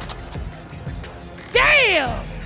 They better hit that. We the best out here. What energy from Psycho to bring things back from what felt like the brink, from what felt like he just knocked out of the wind of the sails from Kaba. Bro, Psycho went in on him. Yo, he sunk the entire ship of Zen. Bro. Like, if that dude, maximum offensive strats right now. This guy pulled out every single trick in the book right out the gate against Jin. Man, the shimmy at the end of that first game was not even necessary. I feel like you could have just killed before that, but that's sending a message. That's above an echelon. So you better put on that DJ next time, bro. But I don't even think the DJ would have mattered at all. Let's go and look back at this absolute mauling, this absolute murder scene. Yeah, that is, it's a tough decision to make, honestly. I think the buttons choices from Psycho and the timing against Jen was just so perfect, right? Yeah. When it comes down to player reads, Psycho is one of the best. And that's exactly why he plays a character like Kimberly, where he can rely on such heavy offense based on those high-end reads. It's phenomenal, man. It's such an important, you were so right about the timing part. Like, I feel like there's so many counter hits that were coming through so continuously. I feel like the timing on what he wanted to do in terms of like the shimmies were perfect as well, and was not able to calculate the burnout. What a desperate call right there for Jin, but he's gonna fall to the wayside for right now. Team popping off. They're both even in points. Brother, I can't even tell you what's about to happen next, because it's got to be Punk versus Minna. It's got to be 100%. Punk versus Minna. 100%. Give me Punk versus Minna. Y'all want to see Punk versus Minna? Oh, yeah. All right. You got to answer the people. I'm just saying, bro. There's no way gonna put the pressure on him like that? Yes, It just makes sense. It definitely makes sense. I think Punk versus Minna is something that we've already experienced over in the actual season itself. Why not do it again? Yeah. And like, with all due respect, it's like, it has to happen. It has to happen. The caliber of these two players, you already know. History.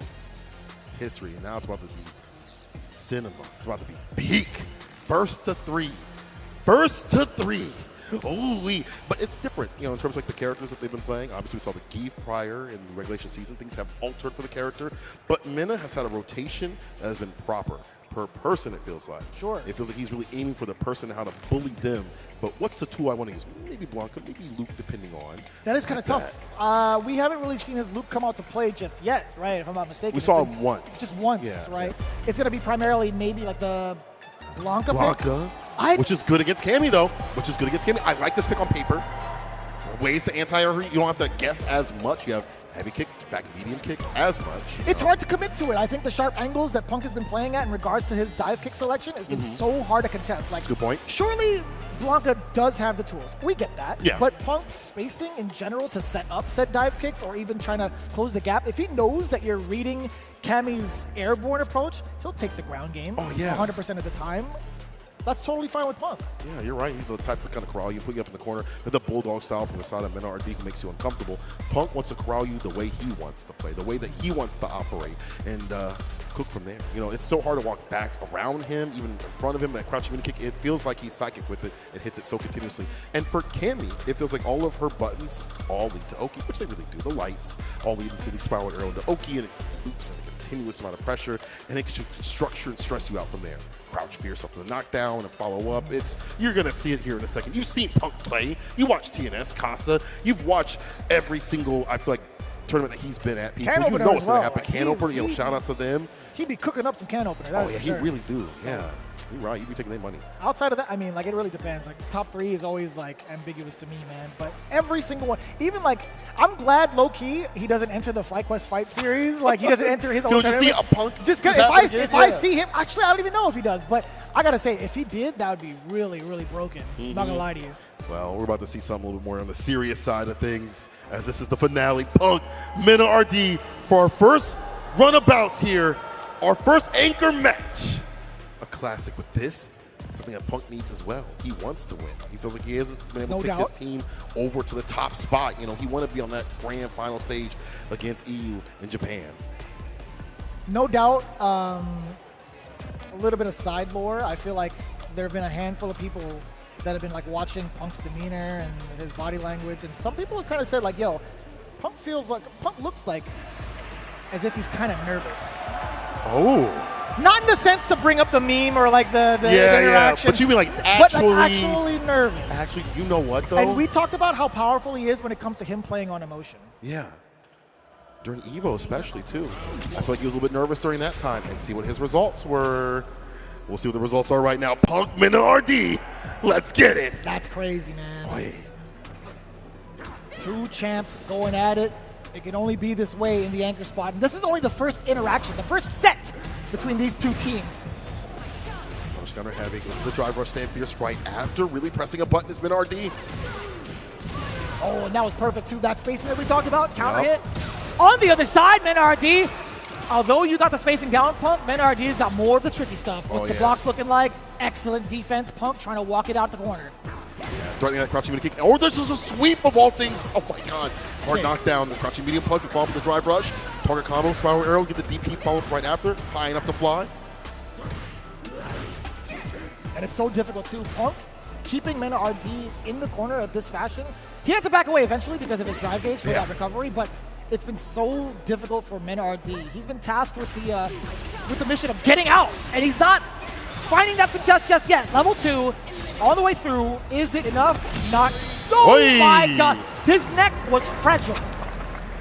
Snapped in half. It is mission impossible fighting likes of Punk. Especially up in the corners you mentioned. Corralling. And that crouching medium punch being nerfed from the side of Blanca means you have to be extra careful of your button economy. We'll activate here with the level 2. Lift off. Lightning Beast up in the corner, sets up the Blanca chain, baits out the OEDP for free. Little resetty right there. And he's got protection too. He's got the little Blanca-chan just in case to continue on that pressure. Punk taking a huge chunk of life against him and also the drive gauge. At this stage in time though, this knockdown could be everything from the side of Punk. And then nice and low with that OD. Looking for the heavy kick, wasn't able to get it. Punk finding a proper punish in the knockdown, wasn't able to get the spin knuckle right after though. Block a ball.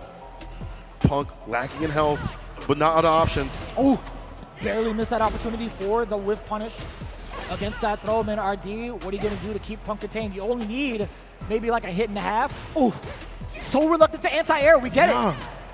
So One mistake, difficult. you're going to die for it, or damn near at least.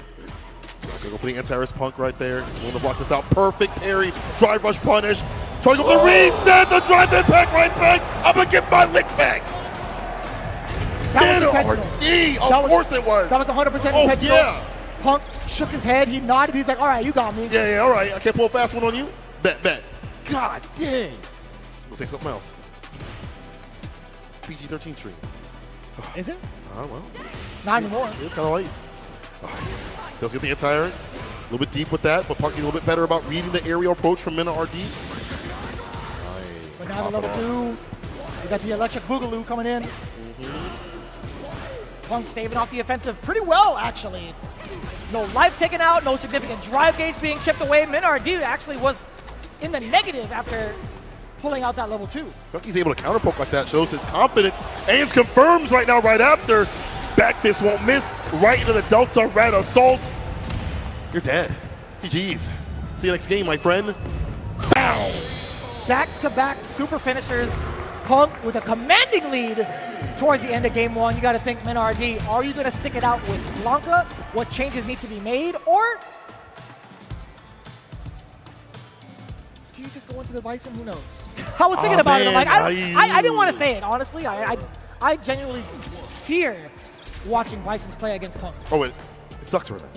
Every so often, you see them trying to even press a stand fierce, so they're going to get blessed by it. So when it locks in with this character, Whip punishes there with the sweep, gets a hard knockdown, breaks the throw right after. Last time he got hit with the button right after. This time Punk goes for the attack. That was at the tip of the dive kick. Still being able to pursue on offense. Big damage incoming. Yes, sir. Get rid of the drive gate. You faked him out still, and you get the drive impact guaranteed against Min RD. Well thought out, well calculated. The combo didn't even finish. He was looking at his teammates. He's like, y'all want to see something else, or what do y'all want to see? You want to see a dead body? He was waiting. Poke him with the stick. I hear the little squish on like the Blanca channel. Be wretch, bro. Up a game in the round right now. Perfect. Oh, get out of there! He's going to react. He jumps back and finds a punish right after, though. Not a lot of people have been reacting to that accordingly. That's true. Oh, you're taking hella damage. You know what?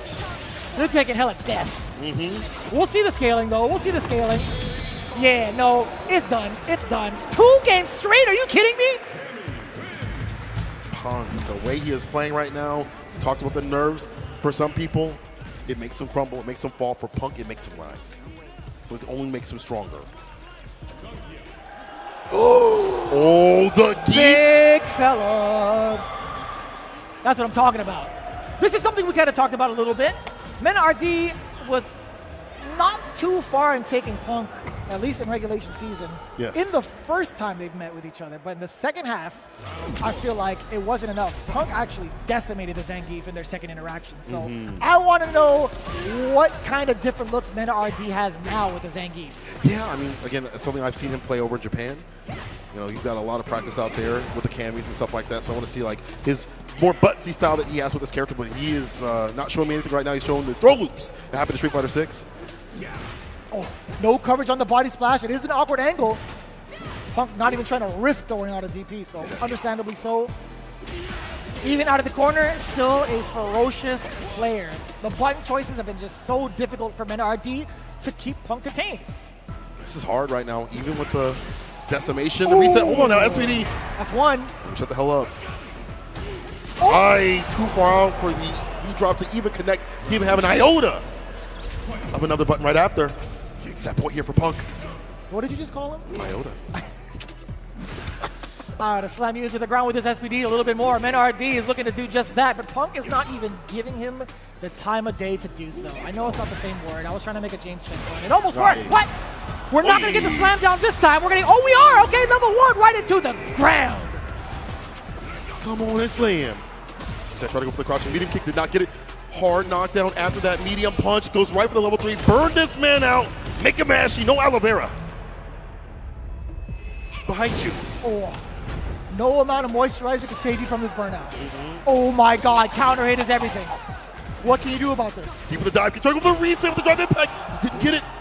But there wasn't a proper punish. The stand fear saved the day. The armor was slathered and leathered. That was the perfect way for Mena RD in that scenario to go for that defensive stand fierce. What a way to work it out.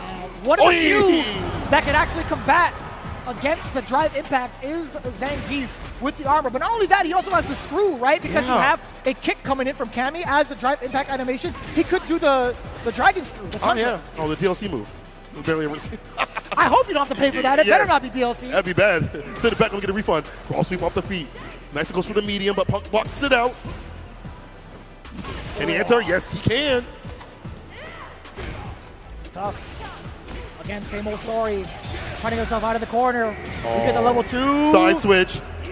Bam! Level 1 attacks 2. You called it. You gave him the option. You told him the script. No, level 1's the anti-air right there.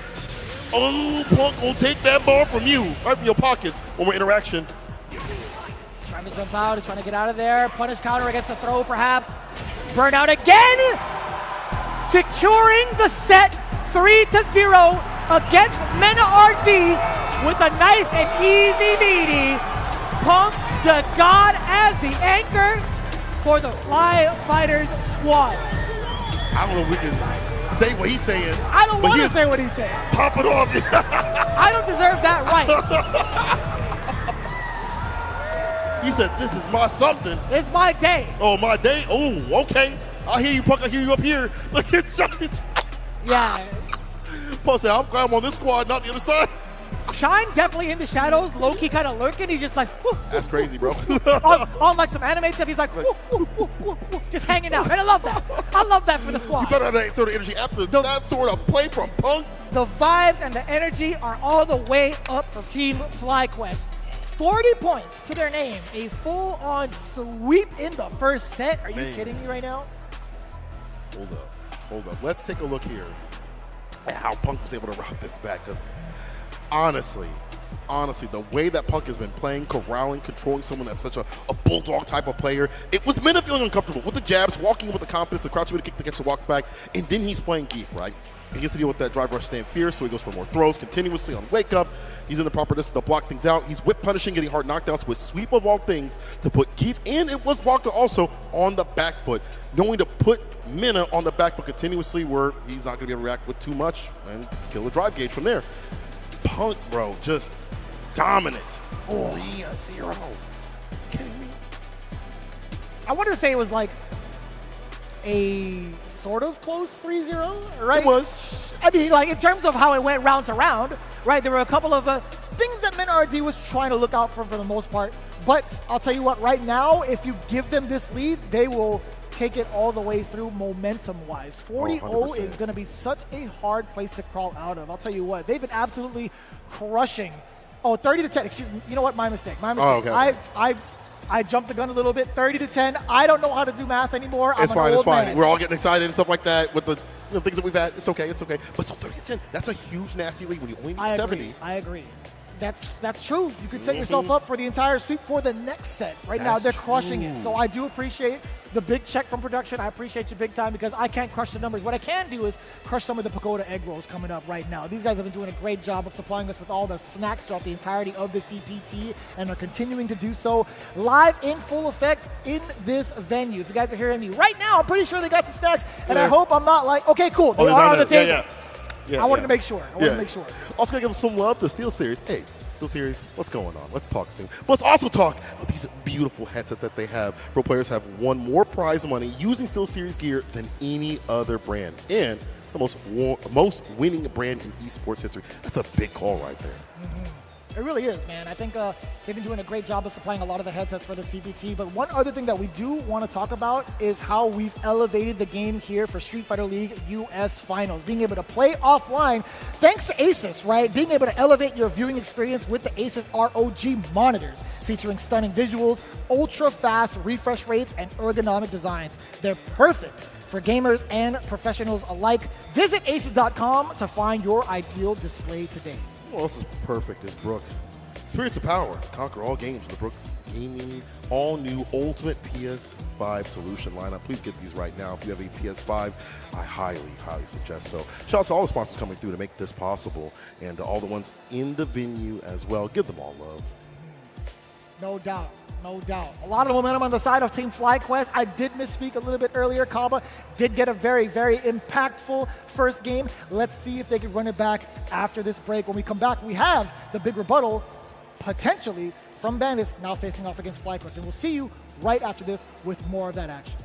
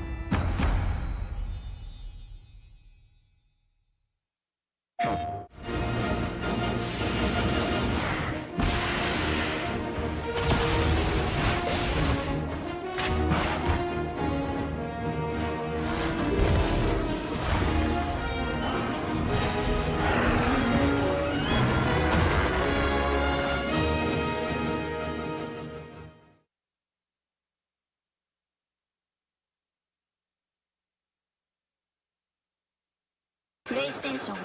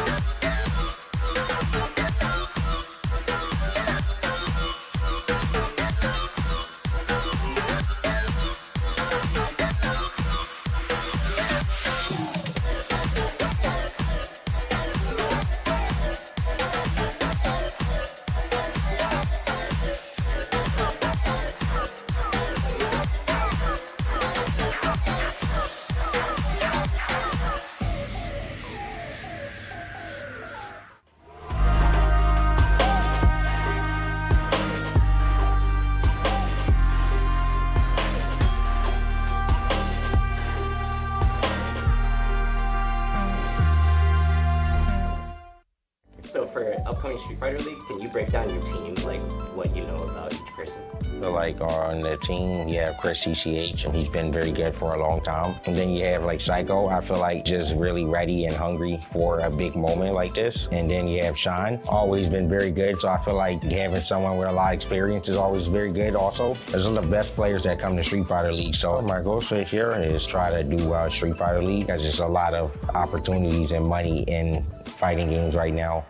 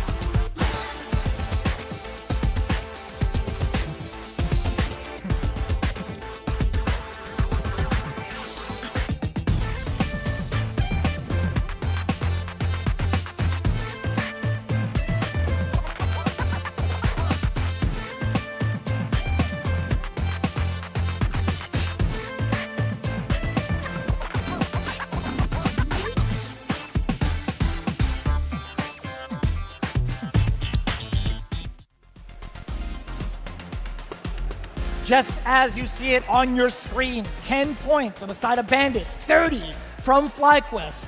Will we see a shift in the numbers? We're about to find out. One thing is for certain, we do have to switch up the sides as Bandits now take the home field advantage against FlyQuest being on the away side. We have to get their order locked in and loaded to see who will be facing off against who first. It's gonna be the double Kimberly entendre with Punk the God as anchor.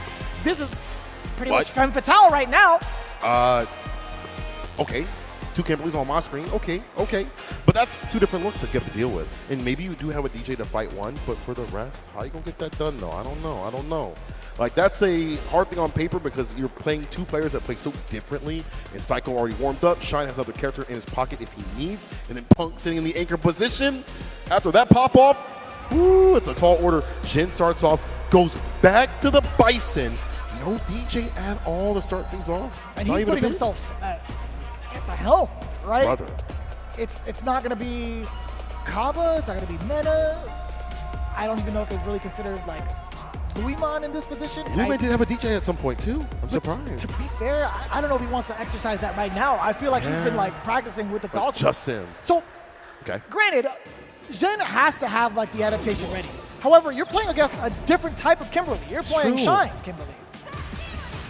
Shine, I feel like, just slowly mauls you. While Psycho kind of just hits the gas and stays at 100, Shine just picks up that pace slowly but surely, and when you least expect it, it'll be hard and difficult to fight him, but he does get the backdash here. Punish against the throw. Ooh. Bomb is on, blocks out the overhead. I got hit by the overhead a mile away. Oh, yeah. Yeah, slowly trying to drain out the gauge there from Shine. His drive gauge is looking pretty dangerous right now, but it's up to Zhen to bring it to him. Yes, sir. OD scissors. Knock him down with the overhead into the bomb. What are you going to do?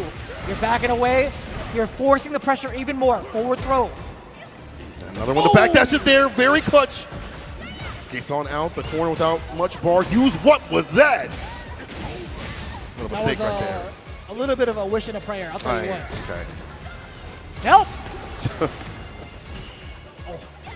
Pray for my man there. The stand fierce going to land against that stand meter kick. Was looking for a counter poke to lead himself outside the corner, but Jin was just a step ahead. It wasn't really in fear of, like, burnout. Sure, he had, like, maybe half a bar left to his game, but he had so much life to continue on with offense. But now, speaking of offense, Shine, he's in full control. Back-to-back throws, drive rushing gun, knocking on the door just a little bit. Jen's answering with normals. Yeah, let's get the pickup here. The can, of course. Plus, another can. Fake out the neck hunter. I'm coming for that neck. No Netflix. Ooh, stop watching. Shine. Huh? Evening things out. 3-3 bar at the bottom for both, though. That's actually crazy. The amount of cans that were spent in that whole sequence, that whole ordeal, I don't blame you trying to even block that. Yeah, that's true. Back though, no, we go for the forward throw. I'll just find the fake out. If you got to throw, that would have been sick. this is kind of tough too. Shine, if he can land this level 3, is going to be so beneficial for him to get this buff. But Zen, he can deal out a ton of damage. That's the counter hit. That's 1. Scissor kick, applying continuous pressure after that. It's 2. We got the bomb. That's 3. Perfect parry. It's a nice little punish, but not a perfect one. You know what? That's fine. Bomb is off. He's in burnout. Harass continuously. And she can do so better. Her light's even better. No more neck hunter right there. We protect it now. Put the scarf on. Use the super. Try to get some burnout. Best protect your neck. Zen, what are you going to do to continue on with the pressure? I mean, he had to let go of it right after that level 3. You're too far away, but... Yeah. Oh my God. He's not done. He's not done. The vagabond level 3. It's tough. Both Cola and I are holding our breath. Save for stage jam. Damn! I didn't know it. I didn't want to believe it. There was a lot of scaling involved. There were a couple of hits here and there, but I had no idea. I had no idea either. I'm with you. Bro, Shine, well calculated with that combo. If it's not one Kimberly, it's another. I definitely said Enchandra to start. I meant to say Ensemble, but this is 2 entirely different Kimberlys at play. 2 too many right now for Bandits. Ooh, finds the side switch. He whipped the scissor kick, and Shine already went for the teleport. Perfect parry. Get a punish right after. We get the bomb on. Oh! Damn! And the stomp being able to link the doubles reverse afterwards. Plant that bomb yet again. What are you going to do? Take that throw? No bomb left. Ooh. It's an easy whip punish. Too far in the distance. Was hoping he'd walk up. Bomb is on again. Reversal super. That's totally fine. 110 down, but at least it gets Zen off of his back for now. Oh, that was tricky. I thought he was going to go on the other side, but it's too dangerous too. I think Zen has that calculated out as well. So he'll stay on the defense and be able to be really solid in those moments. Jin hoping for his bar to come back before Shine defense. He actually is the one to press the issue with the scissor kick, and Shine a little bit late on the draw right there. Actually centered a button and got hit with the scissor kick. I like seeing Bisons get predictive with that and like search for one of your buttons coming through and get that follow-up. Oh. That was a counter hit. Shine was trying to press buttons between that string. Even though Zen had every right to continue on with offense, especially at the end of the sequence of scissor kicks. Reversal had to do so. I'd made a little bit of an error previously. Toss. Drive rush back heavy kick. Hella plus. Goes to the throw. But Shine willing to break in that scenario when he's at death's door. Yeah, one single sequence from Zen. Oh, that could have been everything if it was a counter hit. This is tough. Oh, you cannot. What's crazy is that he didn't have the distance for a proper button for like a medium or crouching medium punch. Go for crouching or stand medium kick, excuse me. And Jin was like, at that distance, I'm gonna hit that perfect parry. I'm gonna turn blue. That's tough. Yeah. That was a punish counter for the side of Shine, but I don't think he was close enough to pursue. Yeah. Like another follow-up on a different button. That's tough. That was tough to manage. But hey, great for Zen though. Being able to cash out on all of that damage towards the end of it. Now he gets to face off again. OD. Plant the bomb. Drive rush forward. What are you going to do? He was baiting something out from Shine. No biting. Stand fierce plus. Drive rush. Perfect parry. Now gets these back heavy kicks we've seen so continuously at Shine. He sets the positional advantage. Perfect parry. Gets a proper punish. At least you get yourself outside the corner. That's fine. Even with the recovery, no way to punish. The micro walk forward and the counter hit.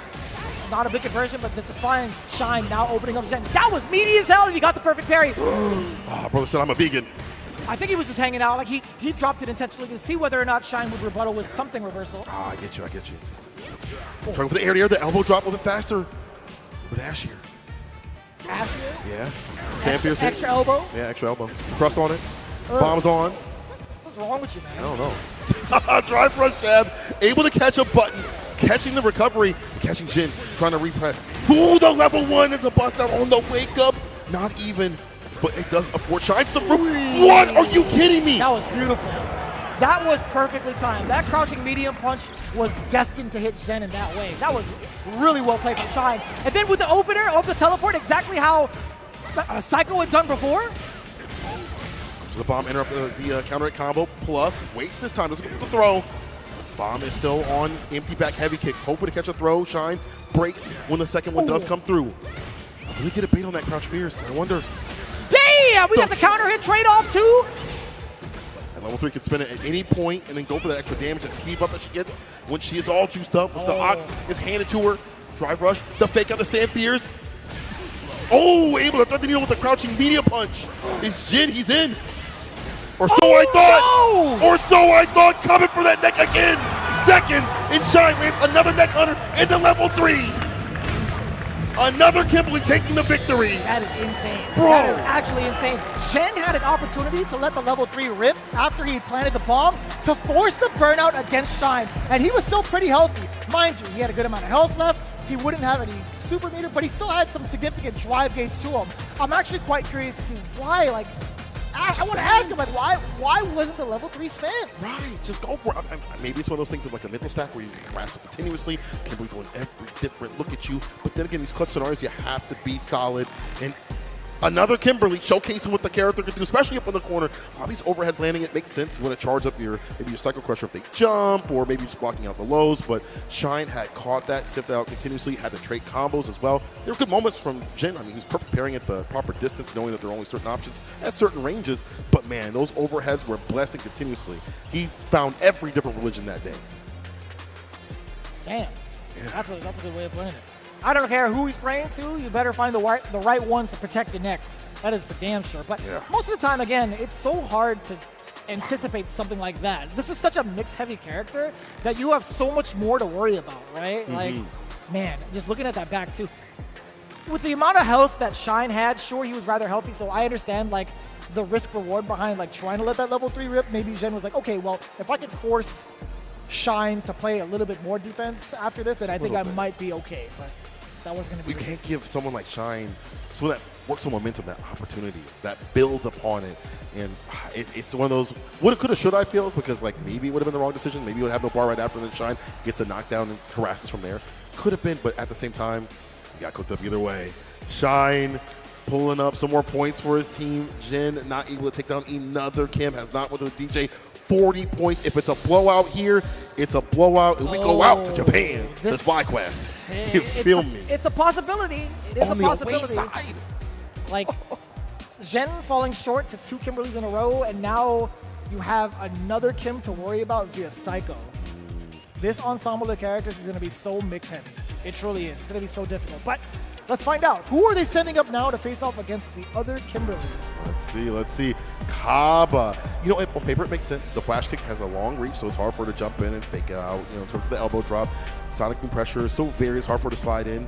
But again, that's all on paper, bro. Psycho don't care. He ripped that up and eat it. You know what I'm saying? Really fine don't. with it. For further distances, I think the jump arc that Kimberly has is fine, and her elbow drop is fine to force Guile to not be able to throw booms, right? It resets his timing, but we'll see how it kind of works out from further ranges. I want to know what Psycho's answer is going to be against a Sonic Boom type of gameplay that Kaba can potentially present out there, but I'm more concerned about how Kaba's going to protect his head from the mix. Yeah. Psycho has been having such a phenomenal time reading his opponents just based off of the games he played versus Zen that I think there's going to be a lot of moments where Kaba's patience and defense is going to be tried.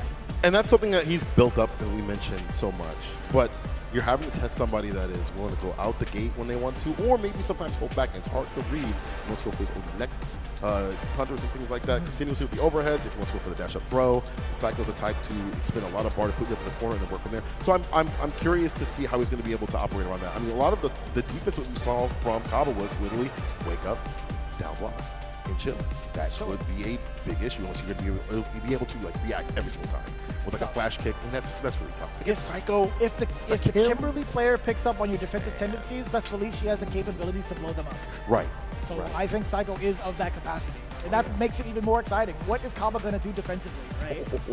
A true test right now in terms of that defense that he's built up. A true test for his team, considering they are lacking a lot of points, my friend. They need as many as possible at this point because it's getting dark, getting dire. Not just talking about outside, because we've been here all day. And so, Bandits, do you think it's a matter of them also winding down a little bit? They've kind of expended a lot of their resources, their energy in these first couple of matches, and they're coming up to FlyQuest. Obviously, I think there is just FlyQuest playing insane. I mean, that's to be said. Yeah, that is fair. I think it's a valid observation to make, but I think the more that these guys play and the harder they become, I don't think the mental fatigue is really there for this type of team, at least. I think the more games they play, the more dangerous they become. So now that you've talked about them being at the deficit, I think they could play that to their advantage as they drag on more and more matches. If they start to get these Ws, the more they digest, the more they download some of the information from both the Kimberly players and then Punk and Chris CCH. True. It might bring it down to the wire. So there is high potential that we'll see it all go down to the very, very last game. But it really depends, though. Here we go. Kaba is the one sitting down against Psycho. Let's get it on. Second game in our second team battle here in the grand finals. Kaba versus Psycho. That defense, Kaba, that you have worked on, that you've showcased, is going to be tested right now against Psycho. We're on an absolute tear. The stand medium kick as the anti-air. That's the perfect range. Not going to go for anything flashy with a flash kick and whip that and get caught up in the corner. That's fine. I mean, like, Psycho had only gone for the jump because Kaba was still standing, right? Yeah. If you see a guy player not maintaining charge, most of the time you're thinking to yourself, maybe I could try to jump in. But Psycho is still playing it well on the ground. We do get our initial punish counter. But Kaba letting an OD flash kick rip rather early. Yeah, first round of all things. We'll get the whip punish with the sweep. Puts him on that distance. Perfect pair on the Sonic Boom. Run cancel. No throw, though. Psycho could add a little bit more damage. We'll make up for it right here. OD Tatsu puts on the can. The backdash. We thought you could get that grip. Hold the Sazuna drop. Set up another can behind it. Not going to feel too much damage out of that. And Psycho is just waiting for Kaba to do something irrational. But I still like that defense. We talked about Kaba still keeping it light. But will he survive? Not even close to getting any sort of rebuttal with that drive reversal. He was long gone. A sane man with a stand fear stat. But Psycho, almost slide. Slide on in. I respect that. Slide. Dang. That's super cool. Sits on the Sonic Boom, unfortunate. Now you push up in the corner. In Kaba trying to advance with the reversal buttons. Able to get the knockdown. Drive rush, the fake out. Kaba again, not going for a flash kick on wake up. Hard to make him do that continuously. Caught the recovery of the Soapbot. Gets the overhead. Man, his timing has been so tricky. The last time he did a run stop, Kaba tried to do a parry. Didn't come through. This time around, Psycho does get the appropriate frame trap. This is going to be pretty disastrous right now with this buff on top of that. Psycho is going in. Pressing right back is Kaba. He's with a level 3. Wants to equalize as much as possible. A lot of bar to expend right now. Whatever it takes to put this pressure down. Too far out for the bazooka knee right after on the drive rush. After that super, we'll get the anti-air. Trade. Throwing the OD that close. I like that. Go for something a little bit on the quick side of things. Hit the OD. So fast. Good amount of damage as well. Gets himself on the board. What do you do now as Kaba? It's so dangerous to even try to threaten with that fireball from that range. Ugh, I like sit that. down. Drive rush stand light kick. Hard to deal with. Using it so much, but Psycho undeterred. Whip punish resets with a heavy kick. Maybe too far for something else. Damn. Kaba is holding his ground. Yep, forces the burnout with the rest of that, getting that drive impact in that combo. Getting the slide as well. Checking the low, being able to link that. Psycho being able to restock at least one can. He's still in burnout though. Take that. Back throw. Raw can just to rule the neutral for a little bit to walk him down. Getting the bar back. Caught him on the recovery of the elbow drop. You're about to drop. Doesn't even need the level 1 to make the hard stop. Kaba. That was just unfortunate spacing too. Psycho actually could have been able to maybe throw in that medium kick, but I'm not too sure, honestly. That elbow either way was totally fine from the side of Psycho. Kaba was just already ready. Damn! You want to talk about neck hunters? My man is doing the same thing. Overhead coming in from Kaba and still checking the skies correctly. His anti-air game has been so on point. As you mentioned. So let me show you. This back up Vicious' point here. The crouch fierce is really good at this angle. Kaba, unfortunately, now getting walked up in the corner with that stand fierce and harass continuously. Wake up back throw. Works out the drive rush. Crouch fierce to trade to keep him up in the corner. Back throw. No, it's a heavy kick instead. See, I would have got. My ass would have got cleaned up. Psycho's trying to bait out too, like a button, a delayed button press on the side of Kaba. Hence why we saw those roundhouses. But you can't do it. Your muscle memory has failed you. The drive impact, not able to sustain the damage. Knee reversal buttons immediately here from Psycho. You get that knockdown as much as possible. Put him up in the corner. Would love to get the level 3 as well, but the bar's a little bit on the lower side. Walk back, Pierce catches the button extended. I don't like that yet. A little bit sharper on the defense. Psycho still manages to get the throw. Level 1 super. Set up for the cross. Not quite yet. The Sonic Boom is going to be doing a lot of the talking from that range. And now, as soon as he gets closer, he's waiting for Psycho. He's waiting for the counter poke. Speaking of which, that boot to the face. Pretty good way to start it. Yeah, Keep counter him poke, back counter again. hit. Stampede kick as the anti-air approach. Overhead, he's been going for a throw. Now he drops it low with the overhead in Kaba. Damn. Bringing back some heat for his team. Something they really needed. Like, yo, man, thank you so much. Thank you so much, bro. Kaba's the only one that scored points thus far. Bro, you're right. He's got 20 points by himself. Put his ass up in the anchor position. What are we talking about? He's done it. I mean, dude, Yeah. the transition of power now. Kaba giving the shoulder tap to Mena RD to get him ready and psyched. Brother, I love seeing that. It's fun. But to kind of go back on your point, Kaba being on the anchor would be so pivotal if we manage to get ourselves into a third set. Oh, yeah, that'd be great. I think by default we would be able to, right? Point-wise. So, yeah. Now, either way, looking at it, I love the way that Kaba has kept himself collected against the approaches from the air from Psycho, right? I don't think a single jump in had successfully landed. It feels like it hasn't at all. And if it's not, say, a medium kick, it's crouch fierce trade, which will take to keep Psycho up in the corner. Or it's like he falls on a sonic boom. Like, all these baits just don't work out. He's willing to play a very crowded game. And when he does get in, he stays in. Drive rush, stand light kick, sticks to you. A really good plus frame scenario where it's a real strike throw. And if you take a trade, you get a stand fierce right after. So you see a lot of Guile players when they get in that close range, that CQC you see, get nice and close and just drive rush up like that. It really locked Psycho down. And I think that was the button that kind of deterred the counter pokes overall. More or less, I would agree with that. Yeah, I could definitely agree with that. But Kaba right now, he is the only one to keep those points from the side of Bandits. We'll see if Mena RD is going to follow suit, right? This has to be the anchor match that we're thinking about, right? It can't just be anybody else. I feel like Mena RD was already getting psyched up on the stage because at a 20-point deficit, the current standoff of things, you don't want to leave FlyQuest into a 60-point ball game to set up for the third set, do you? That is means going you to be... gotta win every set after that, bro. Like, is- God. That is tough. Oh, that is tough. That's a tough thing. It is going to be confirmed. Mena RD stepping up to the plate as anchor with the Zangief pin. Right off the rip. That's how we started with the Geef. He's like, I need to do something else with this character. So he sees something in this match. Well, I saw it was an ass beat, but it could be something different right now. We saw Mena had lost to DCQ and got that lick back. That's how we close it out. Perhaps. I wonder if was Punk traveling also during like the CPT hiatus? I think he was just during maybe December or January or whatever. There was a time where he went to Japan, I feel. I definitely remember his streams for like a good week. He was out in Japan for a little bit. I don't know if he was playing for something or out there for something. Oh, he definitely was at an invitational, right? Yeah, you're right. Yeah. Huh. So that's kind of awkward because they both kind of got With that Japan, power get the too, power up. Yeah, he's like, I got the same Zen combos, and now I'm Interesting. set loose. So going back to the matchup too, Okay. Zangief has always been like a rough shot for Mena RD statistically in season, and now we're seeing it right now. That was a 3-0 ball game from the side of Punk. Like, do you expect him to continue on with this character throughout this set specifically? Man, I don't know. If he gets washed with this character, he's going to have to quit regardless. But to me, you know what I want to see? I want to see the Akuma. I think his Akuma can definitely cook it up. But this is going to be the match, regardless of how we start things out. Mena RD and Punk, the run back occurs in the anchor position.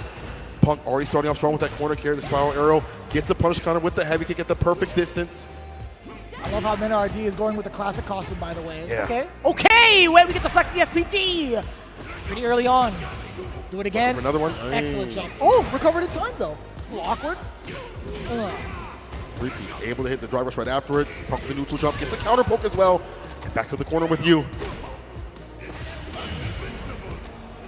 Oh, he said that. I'm invincible. Oh, still on the same side. God bless. That's true. So Punk gets a lot of room to counteract if you try to drive rush. He's got short distance. His buttons are a little bit easier to deal with. We have Cammy, but we're working against Mena RD. It's a little bit different. Able to sneak in that light kick of all things to start things off and drive rush right after. Fantastic pokes and timing from Mena.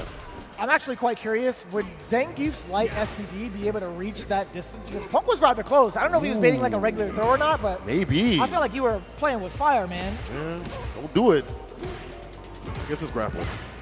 Look at how much more activity is coming in from the side of Mena RD button-wise. Yeah, very confident. Now sticking to Stand Fierce. There might be more drive from Stand Fierce in the future to catch these buttons from Punk off guard, but right now it's all heavy kick pressure from Punk. Aye. Excellent call out again from the side of Punk, but didn't really lead to much. Mena RD is not going to fret that. I don't think it deters him once from throwing out even more SPDs, but Punk is looking rather dry. Yeah, the button economy's killing some of that gauge. Now starting to take some away with that heavy kick. That's back on the menu again. Hits it again. Like, wait a minute, this button good. This button real good. See how much drive gauge he took out? Hold the phone. Level 2 coming through the jackhammer. Go for that side switch. No, we go for the dash up heavy kick. Gets the Oki. Punk just back dashes. I like that. Oh! I wonder if he could have done level 1 perhaps. Oh, maybe. Because usually it's like OD Laureate or something like that. Well, he didn't have like his gauge in time, right? He was still burnt out. Oh. Nice conversion to MinRD. He's making those crouching lights work very, very well for himself. A lot of his buttons have had so much meaning and impact against Punk thus far. He hasn't whiffed too many buttons in front of him. Yeah. But hopefully I don't speak too soon. We'll see. It's a long set. Stand meter connects. He's trying to catch him walking back with the crouching meter kick. Now Punk has a button proper for that. The sweep. Is that heavy on the menu again? Stand fierce, looking to catch a limb. That armor. That knockdown. Uh-oh. Bang. Still a lot of damage despite the perfect parry. Oh, yeah. Okay, running bear. You found a bear in the city? Oh, boy. Help the bear. Uh-oh. Double German. Bang. Got one but two. Then he's a drive rush ODDP this time. Punk with a bust out. West is there. Ooh. Heavy against the stand, medium kick. Drive rush, crouch fierce. Burns out Minna. With a tick throw. He techs. But the heavy kick connects. Chip him out. Back fist, ODDP. Perfectly done for Punk. I love that too. You see the amount of damage. You see the danger once an opponent is in burnout in the corner against Punk. I mean, to be fair, I don't think Zangief even had a lot of options outside of probably wasting a super, but that doesn't even get him out of harm's way. That's true. Not so much fun. Waste the bar. Jump heavy kick at the perfect range at the very tip. Does not get the jumping that he wanted. We're trying to time that out perfectly. Let's get the sweep though. And the headbutt delays it a little bit. Get ready. On the same side. Set up. Had to spend it. Keep the heat off. Raw sweep off the feet. Drive rush. Not even close with an SPD. Stand fierce, enabling. Beautiful. Back this into level 3. This is huge, right? The implications behind it. Punk slowly building back his gauge. Buttman RD now in burnout. This is disastrous. Or so I thought. It's disastrous for you. Oh. What's what? There might be more throws here from Punk. We'll see. Like tick throw, possibly. Stand medium. Checking the sky approach right there. The slap chop, dive kick, trying to clip a limb. Trying to get in, but the stand fierce is there. Again. Nobody got me. Stand fierce got me. Take the trade, Minna RD. On the game, and now on a round on the board. Close at 2. That pop off about to be insane, bro. Oh my God, the read again against the OD. No shot. MinRD, what are you gonna do now? Medium into the drive impact, attack on drive gauge. Sick. That was so much drive gauge damage. Are you kidding me? Look at that right after with the headbutt. You do his Punk. Oh, he mistimed it? That's a very strange occurrence. Very uncommon from the side of MinRD to whiff something like that. But no back throw from Punk. That could have been a switch of positions. Get the bar back it up a little bit. Still locked in the corner. That man's the warden. Now he's trying to get in, but the neutral jump. We hold north to not go south. How does he know? He's avoided so many Again, he's avoided so many SPDs at this point. No hugs here. No free hugs here. Oh. The whip punish with the sweep has been so pivotal. These hard knockdowns, taking away the drive gauge, the drive impact, the sweat. And Punk's gonna route this back and put a game on the board. If he did the Tundra, if he whipped that out, I would have thrown my seat off the balcony. We would have went off the balcony together, brother. Good way to go. Perhaps. I would have been jumping for sure. Like, yeah, let's go. Yeah, that was swag. That was Game to game. Please. Punk aiming for the drive gauge continuously. And look at the punishes he's using. He's using like sweep and things like that for hard knockdowns. Kill the drive gauge in the proper way. I really like the way that Punk is starting to adjust himself. Oh, no. Yeah, that's sweet. It's way too close. Perfect. Parry for the side switch as well. The light kick does find the connection. Punk's in the corner, trying to move out of harm's way again, but no, he gets clipped with a headbutt. The back throw, saving grace right now for Punk. Then RD's trying to get airborne, but no sir. Driver's throw. Takes the second one though. That stand light kick has the most reach of a light kick, I believe. At least top 3. We're seeing it utilized right now. MinRD using that a lot more, but now Punk with the reactions to sweep. Bro, what is this man on? Same stuff he's been on every year, I'll tell you what, man. Get some of that. Dang. That is so tricky. You thought it was your turn to press a button too. I was like, wait a minute, this is my turn, right? No, it's mine. That is wild. Like, it's shallow just enough to make you think it'll maybe force you to block at the very end of the active frames, but no, when it whiffs, you're like, oh, I can press a button now? No, you cannot. The spacing on that too, perfectly done for Punk. He's up around right now. We'll see what the rebuttal is here from Minna RD. Trying to walk in with that stand fierce, interrupted preemptively. Now that stand medium kick is a choice here for Punk. Damn. Double drive rush. A lot of bar expended. Careful now, don't put yourself in burnout. But Punk wants, and he's sitting on that level 3 closer. Ooh. There we go. Nothing meterless. Can't stop the rush in time. Punk now on the offensive. Cross-cut DP. Preventing the jump from NRD, or at least getting some damage on it. Punish counter. Level 3. It had to come out sooner or later. Only for my loyal fans will this land. Minute does this to stop the pressure. Excuse me. Ugh. That's a lot of damage right there. Can Mena close this out? There's still C8 on the side of Punk. No, not with the today. magic. Not that magic crouching light kick, man. As you mentioned. A lot of work. A lot of attention with some of the normals that Mena has chosen up close, right? He doesn't want to risk whiffing anything. His spacing has been very well suited to the way Punk has been playing. I like this side of aggressive Mena RD with the normals, but Punk the God, when he gets his knockdown, boy, you better check your defense. Sweep to check the walk up. That is crazy that it connected in that way. Catch the walk back of all things. You could have not died, but it would have been painful for you. More help lost. The proper adjustments is Min-RD. It's taking risks. He's finding rewards slowly but surely. At level 1, so you probably can't jump here if you're Punk. Light, crouching medium kick. You know he's going to do it anyway. Oh, he going to jump. You're right. You got to dive kick. Oh, with the air airs right there. This time Mena has to go for that super. SPD too close to me. Look at the damage. He's almost dead. Trying to go for the SPD. He burns himself out. Too much bar utilized. Oh, this is going to be bad. This is going to be bad, ladies and gentlemen.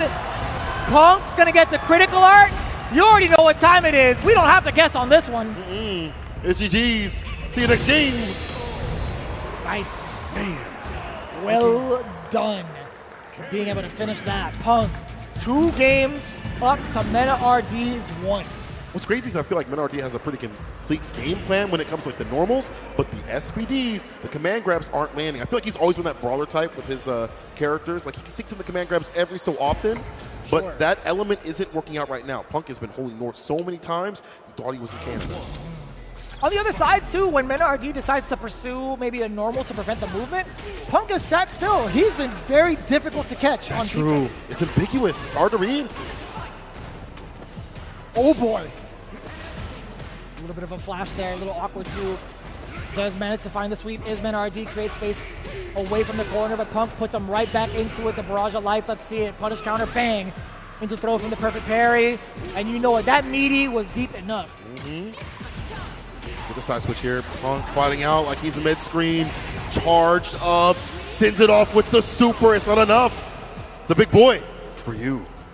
Huh? One touch. For you? Yeah. Oh. Oh, the hit confirmed level 2. There's got to be a side switch coming, right? No, he gets to pick He's up. going straight damage. Oh, I see. He's OD going straight SPD. damage. And he's dead. I don't even think Punk knew it either. Mena RD banking it all on the OD Borscht Dynamite. Well calculated. Punk with a walk-up light, though. Gets the counter conversion. Up in the corner now is Mena. That defense has been so good. He's been able to call the walk-backs with the sweeps. Now just jumps out. Mountain Man Splash. Go SPD. Boy. That's 1. Do it again. Oh, my God. The stare down ever so slightly. Mena RD backs away. And OD's coming. I feel it in my bones. In my soul. OD SPD. Oh. Mena. Hella damage. Never mind. Level 2. He's still got bar in the tank as well. Not going to spend it. Okay. Checking down below. Has to spend that critical art. Totally understandable. You get the burnout against Mena RD with 0 bars. Can we actually find ourselves corner to corner with Punk's barrage of normals into frame traps? So with that magic crouching light kick. He's got the magic touch with that crouching light kick. Wasn't enough to kill. Drive impact won't sweat, not that distance. And the double jab deletes the DI from happening. Min-RD ties it up. Final game between the two. How we started previously with that counter hit jab, but Mena has been fighting out valiantly, continuously up in the out of the corner. Oh my God, this is gonna be quite the, okay. The punish counter was there, the setup was there as well. Yeah. Splash Mountain just happened to whiff. True. Throw off the throw. 2-piece, nothing serious. Does get the sweep off the feet, the hard knockdown in the throw after the frame kills.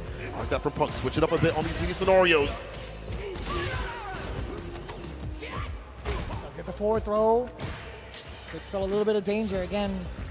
Min-RD has staved off the corner. doing everything he can, pressing normals, trying to get out of the way. That, this time, was a gut check. Men-RD tried to press a button. It was stuffed out. Counter hit from the side of Punk. Looking at match point at 2 bars to his name as well. It could be very dangerous to start things off for him. True. Or finish it, too. Things are building up. Just like a batter, she gets continuous. Men-RD with a drive rush. I'm sorry, excuse me. Punk with a drive rush medium. He's in, though. What's the defensive play? We delay crouching light kick. We look for a hopeful SPD. The drive rush is interrupted. Cross cut DP. You can't leave for free. Pay the toll. It's your life. This is tough, man. Punk's got so much life behind him. One single touch from Punk also will lead into a drive rush cancel. The DP is clean. What's the entry point to finish things off with a crouching medium kick? If you walk back and she touches you with that crouching medium kick in the level 3, your history. Oh.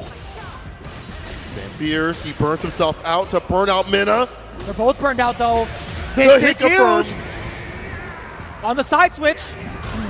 Oh my God, you can't jump. You cannot jump. He's buffering. Yeah. Out of the way. He said, dude, I dare you. Double dog dare you. Go for the dive kick instead. As you mentioned, harder to deal with that crouching light kick again. But the jab, punish counter, DP, no level 3 necessary. Punk, duh, God, another pop off. Say, who's talking? I'm talking. Damn. That had to be the biggest moment right now for Punk. If you were looking at it, that exact moment where Men-RD went for the jump jab, that had to be the SPD. Looking at his facial expressions, that had to be the SPD. But Punk, he's going to be taking it and in stride. My man is putting his team even further away from the Bandits. He didn't even use the stairs. That's how off the rip right now. He just jumped off. I was praying for his pants. Yo, watch your knees, bro. Careful now. Yikes. Oh my God, bro. This sets up something devious coming up.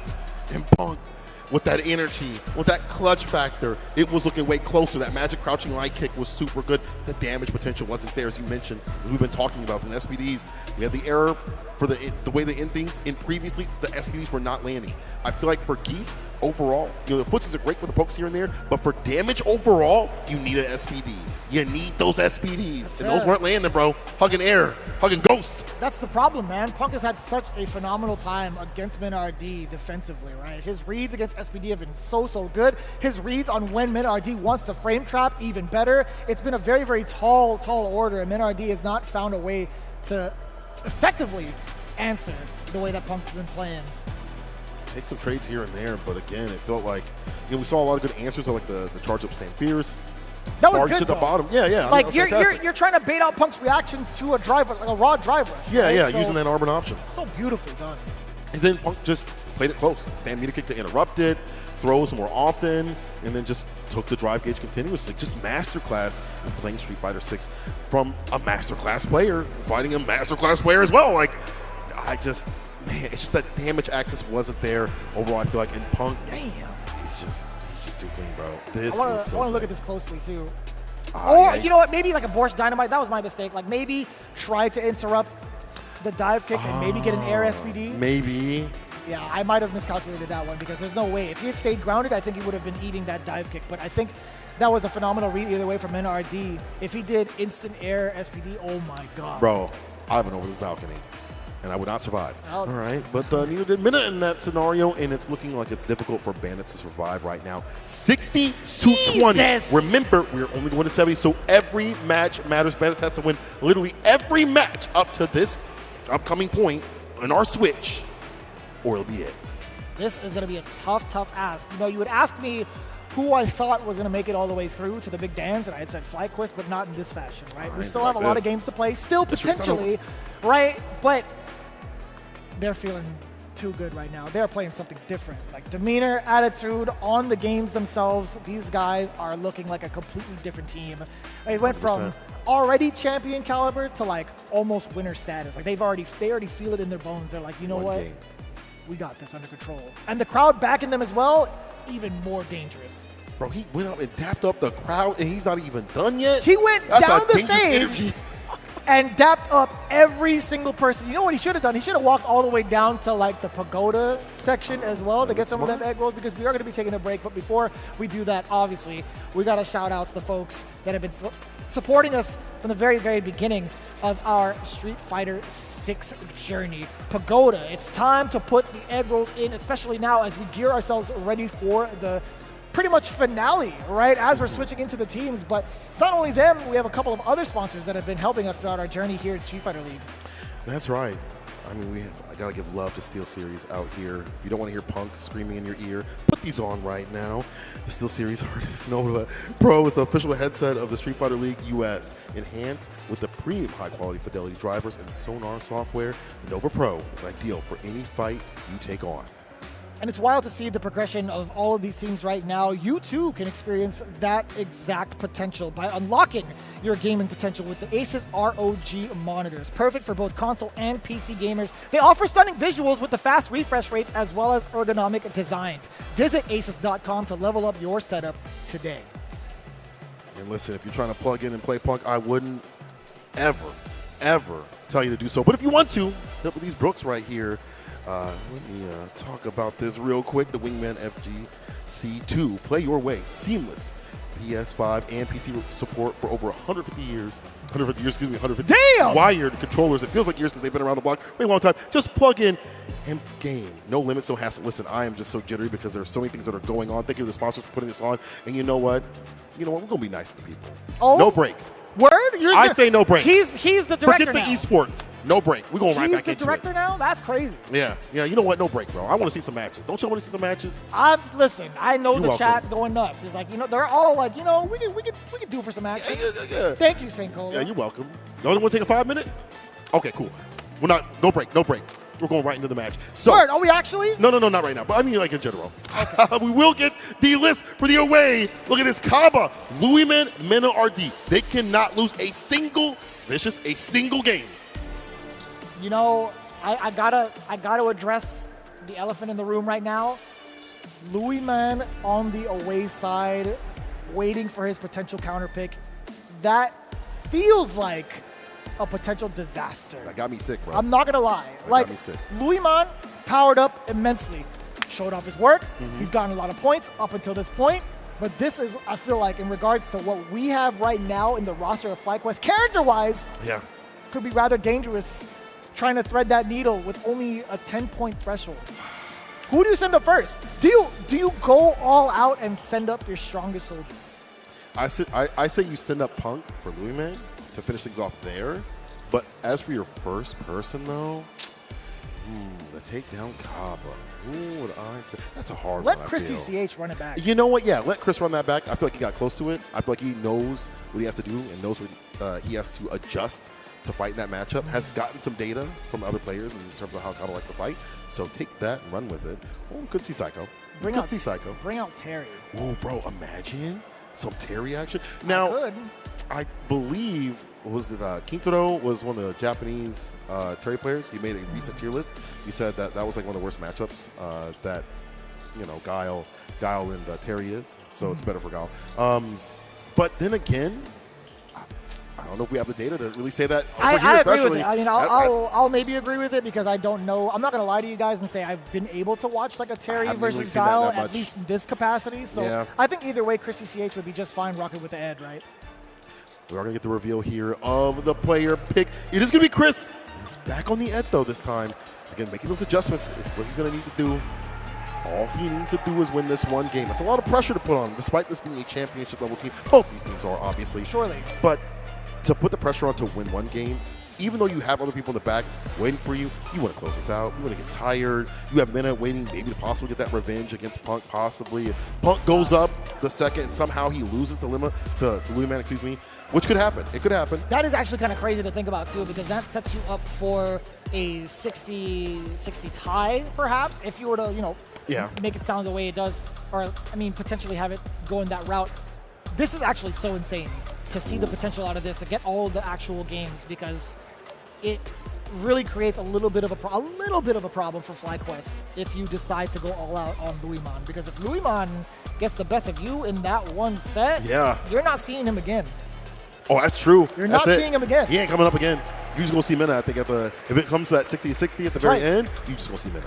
Like the rest of the way through. Yeah. Anchor spot and the final matchup, no doubt, right? Nothing else. But that's if that happens, you know. If that happens, and I don't think it's too, I don't want to say it's too out of the realm of possibility, honestly. It could happen. Louis-Man could just be the one to mess things up, but it really is dependent on Kaba. We've talked about being able to rely on their teammates thus far in this season in particular, like Bandits.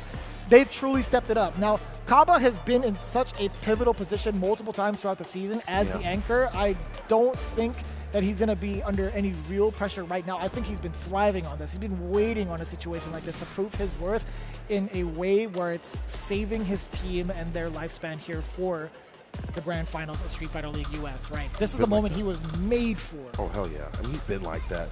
Even in the singles sort of tournaments that he's played, he loves that pressure, that stress. This is what he thrives on. That scene thrives on that energy. And he needs it too. Again, if you lose, you're out and you don't get that chance, that final dance. You don't get that two-peat at all. That's right. Yeah, this is a lot, man. This is so much on the line in terms of how much is actually going to be on for first place. $60,000 plus that trip to Japan for the Capcom Cup. Then, of course, to face off against the other champions. Ladies and gentlemen, this could potentially it. Make some noise. FlyQuest versus Bandits. Here we go. Chris CCH versus Kaba. This could potentially be the end of the ride, but we'll find out momentarily. That's right, first or two. That's all we got to do right here for Chris CCH. Kaba and the rest of the squad of the Bandits need to win every single match after this to stand a chance. At least at that last dance and another reset of games. We'll see. Let's send them in. Chris CCH, Kaba, what could be our final match of the night. Let's get it. Make some noise one more time. Ladies and gentlemen, let me hear it. I love a live crowd, bro. Ain't nothing better. It's the best. Mm-hmm. Thrive off that energy. Chris Yes, CCH and Kaba, the game of their lives starting right now. With the throw, Kaba back walks, and so does Chris CCH. Reassessing. Shots being rung out. First strike, Kaba. Counter hit as well. Multiple counter hits. Chris CCH throwing normals where he shouldn't. I mean, fortunate parry right there. I was able to let Kaba steal some of that drive gauge. The sonic booms. The variance now with the blade. A lot more blade to start things off to as well. This time backs off. Doesn't go for a throw button after that hella plus frame scenario. Doesn't really need to push the issue, right? Kaba has a near perfect lead. He has plenty of drive gauge, looking extra healthy. Chris CCH at the deficit, half and half, both life and drive gauge. But now the corner positioning is going to spell okay, maybe not too badly. And the bait out against the uppercut. Kaba is on a path of destruction. First person up is Chris CCH. I love the way he sets up around that drive rush light kick. We've seen before he went for a button. This time he just backs off, waits and baits. Oh no! Tried to maybe sniff out the option select, right? That's true. Now Chris taking something out of his book. Level 1 on the wake up though, doesn't want to spin the drive gauge. I like that, gets some distance as well. Kill some of Chris's. This time goes for the throw, switches up after the stand light kick. Down. Feel about it too. Oh, counter hit as well, still within range. The big boot, the OD, but mine's better.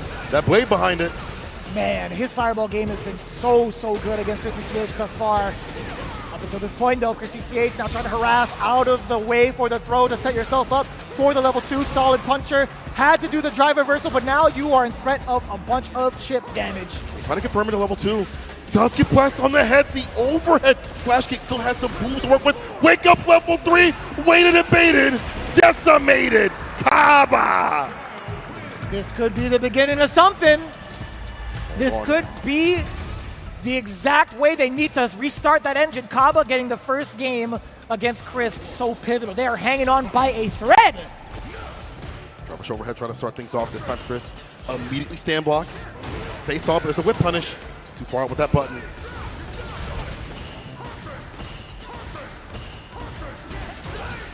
Hey, I like that. Put the blade out every so often, kind of check and challenge that. Yeah, perfect parry. From full screen, you don't have to even worry about your timing getting reset as Guile, right? So you can just throw those out freely. Oh yeah, the punish. I love seeing that too. The sweep being fully utilized, the target combo as well. Get out of here, holding that parry, holding that charge as well. Chris, what are you going to do about the way that Kaba's been playing this far? I was hunting for a limb or the recovery with Sonic Boom. Got nothing at all. The blade is doing too much work, too much pressure on Chris right now.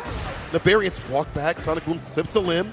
Yeah, Chris, it feels like he's kind of flailing in the wind right now. Back throw.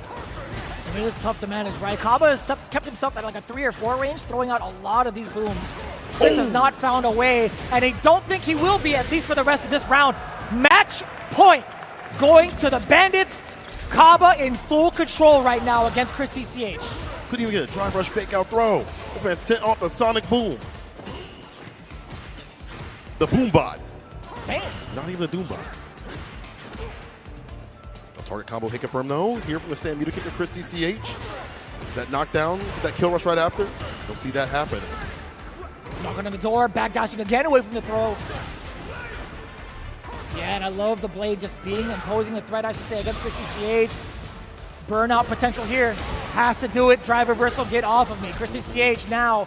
How do you withstand this little extra damage coming in from Kaba? The big conversion from how far?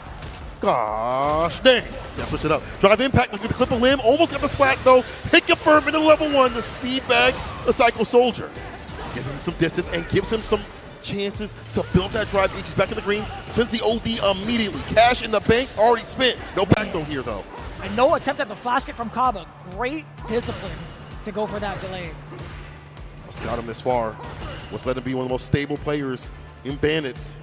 But the walk down is looking real dangerous here for Chris CCH. Man, the thorough assessment right now from Kaba. Perfect parry. Wait a minute.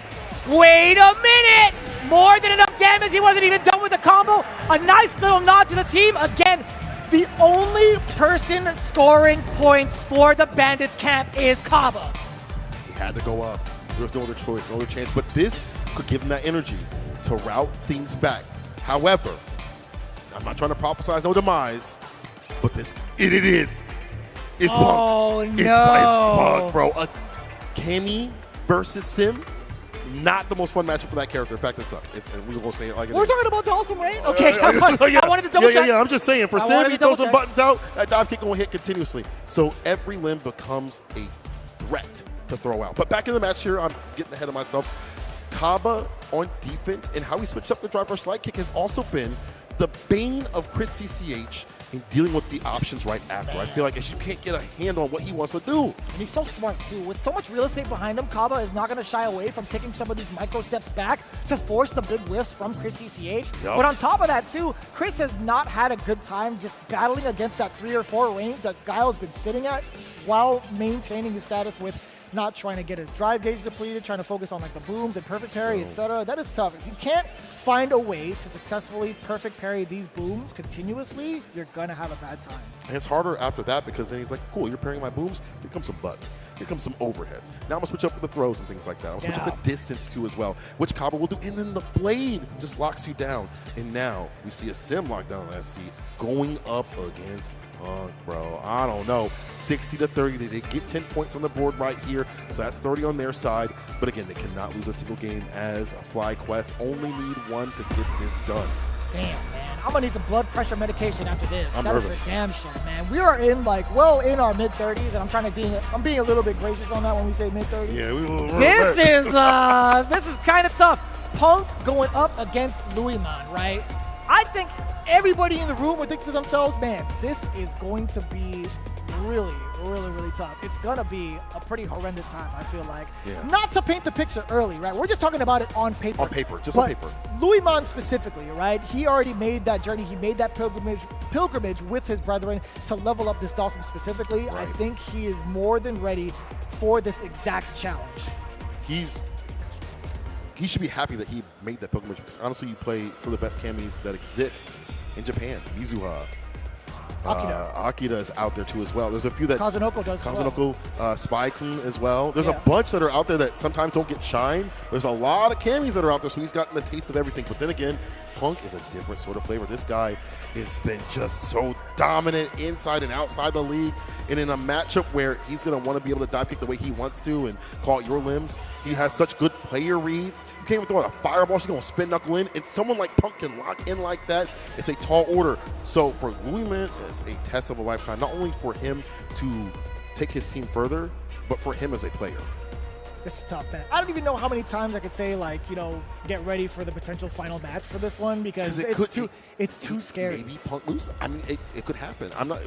It's not one of those things to be like, On paper, yes, this matchup is not good. It is terrible. But Louis Man has showcased that he can work in matchups that are bad. We've seen him deal with Rashid previously. I've seen him outside. We've seen him with other characters, but then he's like, you know what, I'm just going to stay on the sim. This is my character. This is me. This is what I was born to do, is play with the long limbs with Mr. Fantastic himself. Yeah, and he's done that. He's proven himself over at like the Beast Cup exhibition over at East Coast Throwdown, right? It's true. He knows how to combat against a very tough matchup like Candy. So we'll see how it goes in. Louis Man is trying to be the saving grace for the Bandits camp now. It's on his shoulders. Will Punk even give him that chance? Damn! Wow! That was the medium toe! kick, brother, at the very tip, the big toe too? That's nasty. That's gross. It's not washed, I bet. You know the nail was digging into the skin on Oh, that. it was, yeah. It's an ingrown nail too. Don't do that. Punk has him caught up in the corner, but Louis Man fighting out valiantly with the stand medium right now, checking and challenging every sort of approach. As soon as I say that, the dive kick is able to hit, counter it, meaty crouch fierce, delaying the stand fierce, the throw right after. Oh, the Inferno just got absolutely shut down by the medium punch. Level 1 incoming. Boom. Not quite enough. And he makes the throw successfully. 1 round at a time. Punk getting the better of Louis Man defensively. And again, every limb feels like it's a problem. You can't throw out the fireballs to hide those limb. Punk with the whip punch puts him up in the corner. Does not get the proper combo. Has to drive rush right after to keep the pressure on. Yeah, man. And everything that Louis Man has decided to do on defense is getting completely shut out. Point his counter on that. If he tries one more parry, he could be death, but Louis Man successfully techs. But how long can he keep away Punk? Crouching Not long enough. Level 1, not a lot of scaling involved. That is a perfect. Punk only needs 1 more game. This is it. Possibly. Look at how bad it is for Sim to be able to play his game without fireballs. You can't throw out a fireball, she'll spin knuckle. You can't even throw out the limbs, half the limbs you like to, she'll dive kick. Try to go for an anti-air, they're on the slower side. So even that feels like it's a difficult aspect to even reach. So these tools that you want to utilize as Sim are shut down, and by somebody like Punk, you can't even charge up a fireball to drive first, stand fierce, fist to face. Now you open the corner space, forcing it to drive reversal. Yeah, Punk doesn't give a damn. He'll definitely take that damage, but he will also bank on making a read offensively to shut you down early. True. The risk reward behind it, Punk, is all focused on the reward side. Okay, yeah, still being able to cover the teleport escape. We do have the anti-air still locked down from Louis Man up until this point. Level 1, look at the damage as well. You get to set up if you wanted to. Fireball. Preparing here for Punk, trying to keep the bar up, but Gage not looking so good in terms of health. Okay, blocks at the low right after. Try to dash up, back video kick. Has been such a good stoppage tool against dash ups, drive rushes, whatever it's going to be. He's got it. Louis Man, the reactions. Round on the board. Pivotal one at that. Misplaced fireball, Punk. He's going to go right through it. Of course. Distance, drive, rush, throw after the stand fierce. Oh. Dive kick drops him down. Perfect parry. Get that sweep with the fireball setup. ODDP. You know what? Still right there. That's fine. No side switch actually benefits her. The medium's able to hit. That's going to be it. Punk on set point. Taking possibly his team to qualify for the championship. We'll have to see. Louis Man, can you fight back? You got barred at the bottom for a reversal. This is if we get knocked down. This could potentially be championship point for the side of Punk. He has 3 bars to his name as well. One good offensive sequence to push Louis Man to the corner could be lights out, but Louis Man is mad active right now. Up until this point, that's 1 knockdown. Punk beats a frame trap and a half. He is trading like crazy. Louis Man, get out of there. Run, run. It's getting gory like a horror story. Back middle kick ends the conversion right there just to kill some of that drive gauge. Anti-air with the back fierce. Don't press a button. I just said, don't press a button. Gum no yoga. Hits him with a level 3. It's looking like Fierce to keep Punk in check. Not a lot of bar left from the side of Punk, at least for the drive gauge up until this point. Louis Man, how do you seal it? Nice and patient. Uh-oh. Got the recovery. And the escape. I love that. The instant drill off of the jump back against Punk's attempt to throw. Staying alive, tied up, 1 game apiece. All evened out. Louis Man back with the fireballs. Look at that confidence. He's, you know what? You can deal with my tools, but I'm still going to have ways to play around it. I'm going to throw these bigger, heavier buttons with the stand fierce. Back fist does come through with the spin knuckle. DP ender. Man's getting better on defense, at least in terms of guessing when to press the right moments, the 4 frames. Trying to go with the back throw. Punk able to tech the jump. Fierce connects. That was smart. Prayers from above. A little bit higher up to catch Punk trying to intercept. True. This has been so good. What a changeup for Louisman as well on defense. He's found himself out of the corner with taking very minimal damage. Yeah, and that's a big important part right there, being able to side switch or get outside that corner without taking too much, so that the next part of that round doesn't leave you having to scrap for your life. Wasn't able to get the sweep. God dang, level 1 with a pickup. This is pivotal. This is what you want to sim. Get that lead. Continuously back away, long distance play. But the fireball's still active. Oh, he ran into it. The back fist eats the jump fierce coming in from the side of Louisman off of the float. He's staying alive. He's looking at match point himself. Zeus to lock in, to stay in. Heavy kick's able to hit the punish counter. Up the corner, the drive rush medium. Spiral arrow. The Oki goes for the throw, but Louisman able to attack against defense has been fantastic. But you can't float like that. Jab too quick.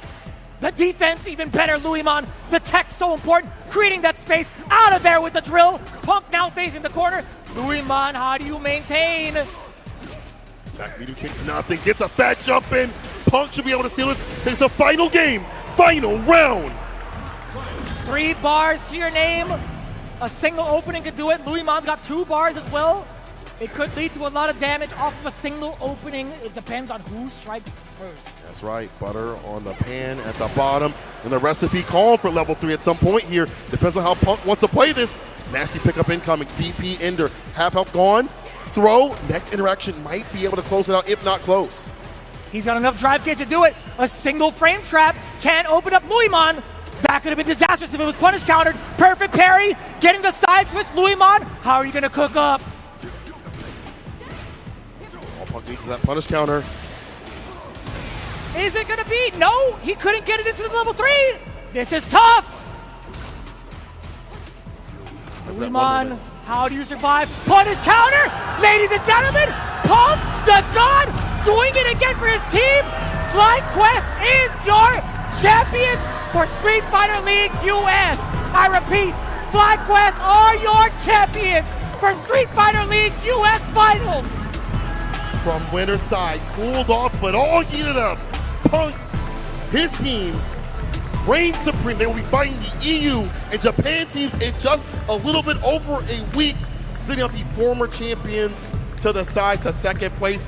But man, Punk he gotta be the most informed player right now. He is a person that people have watched out for so continuously, have been so scared about to have to play in bracket. Going into the CPT now has to worry about going into that team-based battle. FlyQuest are your champions. Give it up to FlyQuest one more time. Absolutely insane the way it panned out. There was so much still riding on the hopes of Louisman. He could have done it, man. There was just so much that could have went down to the Bandits' favor if they just happened to succeed in that matchup. But going up against the leader, one of the most dangerous players on the planet. Man, I wanted to use another adjective for that. One of the most dangerous players on the planet. Yeah, bad man. You had to do that. That is insane. But FlyQuest, yet again, give it up one more time for your Street Fighter League US champions!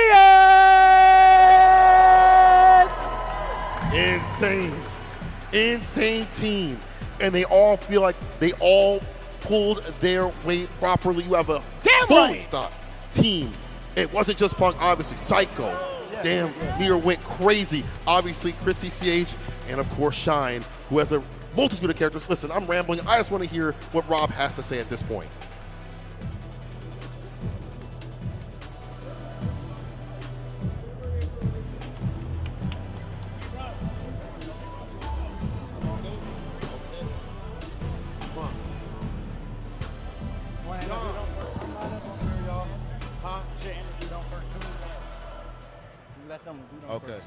Okay. Who do you want to go first? You want to go everyone? Give it. Go to the line? Go Shine. Go Shine? Ladies and gentlemen, first off, am I hot? Can you guys hear me in here? Okay. First and foremost, make some noise for your Street Fighter League US champions, Team FlyQuest! Now, I think there's some important business to get to. You guys did not just win when it comes to pride and all that. Hold on. Hold on. It's always going to be about that bag, too, now, champion. It's always going to be about that bag, too. Don't drop that now. $60,000. I'm not the best at math, but 15 bands a person. Oh, my goodness. Not including what they might do at the Street Fighter League World Finals. Now, Punk the God specifically wanted to make sure that we shine a light on his teammates who absolutely did work. Sean, I want to start with you, brother. Now, we've seen you in a huge match. This is actually one of the most important matches that I've seen you play. You go up and clutch it out. Explain what that meant to you, brother. I think it means a lot to me. Honestly, I think with this Street Fighter League, I'm not going to go too much into details, but I've been chasing a lot of redemption with this one. So it really does mean a lot to me. My brother got tears in his eyes. Clap it up for Sean, y'all. Come on. Psycho, really quick, man. That energy that we saw when you got that first win, bro, just take us through that. That pump-up was crazy. Yeah, bro. I mean, we were down 10 points, and I knew I had to bring it up. You know, when you're playing the best guys in the world, you know, like, you got to try to fluster and you got to try to do anything you can to get the edge. So, you know, but I'm happy it worked out. You made your point, brother. You made your point. Okay. And now, bring me that mic down here, brother. Bring me that mic down here. This production-wise. Punk the God, what in the hell possessed you tonight? I see you going up against Minna RD in the clutch. The first match is a straight, I mean, it was a wash. I ain't gonna lie to you. And then the second one, you get the W. Explain what's going on with that. You guys got a big rivalry or something going on. It's no real rivalry. My rivalry is with the Dominican community, and I want all of them to know that they're very quiet right now, and now they know who's the best in the world, and they ain't gonna say nothing to me no more. Y'all mans is dead. I slayed him. He's done. I'm the GOAT. I don't want to hear nothing from the Dominican community no more, bro. Y'all come in my chat, y'all better worship me on Twitch. That's all I want to know. I don't hear none of y'all in this arena talking, none of that. Okay. My goodness, Punk the God. Wow. When you back it up like that, you can talk your talk. All right, ladies and gentlemen. Now, last but not least, do you have a message for your friends that you are now about to be going up against in the Street Fighter League World Championship? Big Bird, of course, Angry Bird, and Kawano. Any message for what they can expect? They see what happened here, so they know we coming for the gold. We going to win this whole thing. Talk that talk, Punk the God. Street Fighter League US champions, ladies and gentlemen. Now, before we go, Capcom has entrusted me with some very exclusive, very important news about next year. That is, all of our offline CPT events are about to be announced to you guys right now. We have Evo Japan, Combo Breaker, Midwest Classic, CEO, Blink Respawn, much love to the DR, Evo Vegas, UFA, Evo France, and the Asia Premiere. You guys seen how amazing this CPT was all throughout this time, and now we have Capcom Cup coming to you guys in March. Street Fighter League US Finals officially done. One more time for your champions, Team FlyQuest! And let's send things back up to our commentators. I hit you with the Steve, brother. If it's not you, if it's not Stacey Steve, it's got to be you. I got possessed for a second. He saw Combo Breaker and for very good. You know Let's go! Go ahead. You better go. You better. Look at me. Right in my eyes right now. Right in my eyes. You better show up the Combo Breaker. Oh, God, it's the best tournament you will be at. It is like a family. It's like a cookout. You better go there. It's run perfectly. Shout out to Rick. Big love. Finally see you back in the circuit. Let's go. You can't even see me. I can't even focus in. God dang. His excitement translator had said, you should join every single CPT that is on that board because it's going to be a banger of a time. Yeah. Yes. That's what I translated it to, I think. Oh, my God. Close enough.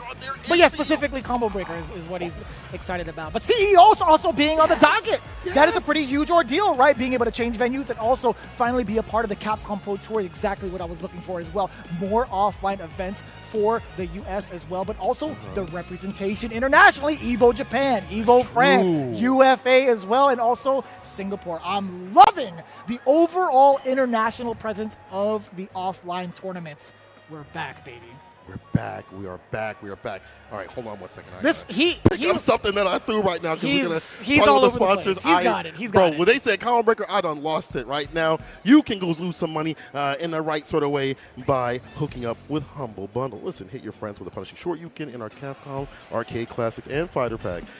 Dive into a robust collection of Street Fighter titles, including Street Fighter V Championship Edition and Street Fighter 30th Anniversary Collection in fantastic arcade titles like Mega Man and Final Fight. Get hyped for tournament season, test your skills, and help support the Children's Miracle Network hospitals with your purchase. That is huge, actually. That is actually pretty huge. And it's in line with what's coming up right after this one, too. We got Capcom Cup right around the corner. Ladies and gentlemen, with Capcom Cup 11 being almost here, you do not want to miss it. It's going to be upon us at the historic Ryogoku Koku Gikan in Japan from March 5th through the 9th. You guys got to tune in. You see the schedule right here, what the group stage is going to be looking like. Absolute bangers throughout the entire day. Don't let the graphic fool you. March 5th through the 9th, right? This is going to be so eclectic, so electric. Maybe I'm actually off guard, but either way, this is going to be the tournament to watch. Even towards the end of it all, we got the Street Fighter League World Championship Finals, and you know how Japan gets down with the team tournaments. Speaking of which, before we actually throw it off to another program, you guys have to stay tuned for the rest of this one because St. Cola and myself, we're going to be teleporting into the other end of the world, or at least to our home setups, either way. But before we send you off, yo, man, excellent work. Yeah, I appreciate that. On some real deal stuff, this has been a dream of mine, like literally an actual dream of mine, a bucket list of mine. So hopefully I did y'all proud. Hopefully I did Steve proud too as well. I know he had other things that he had to do, so I had to step in. Also, can we get Range on every broadcast analysis 100%. on minimum? That guy 100%. is amazing. Shouts to Range and Sajam also as well for doing the broadcast too. Like it's been an absolute fantastic pleasure, an honor to be out here. And honestly, it's always just chill with you, bro. That's right, man.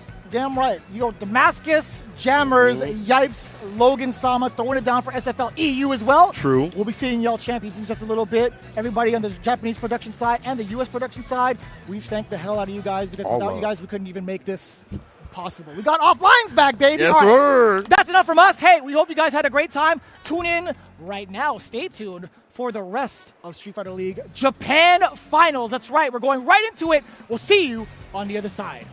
Peace.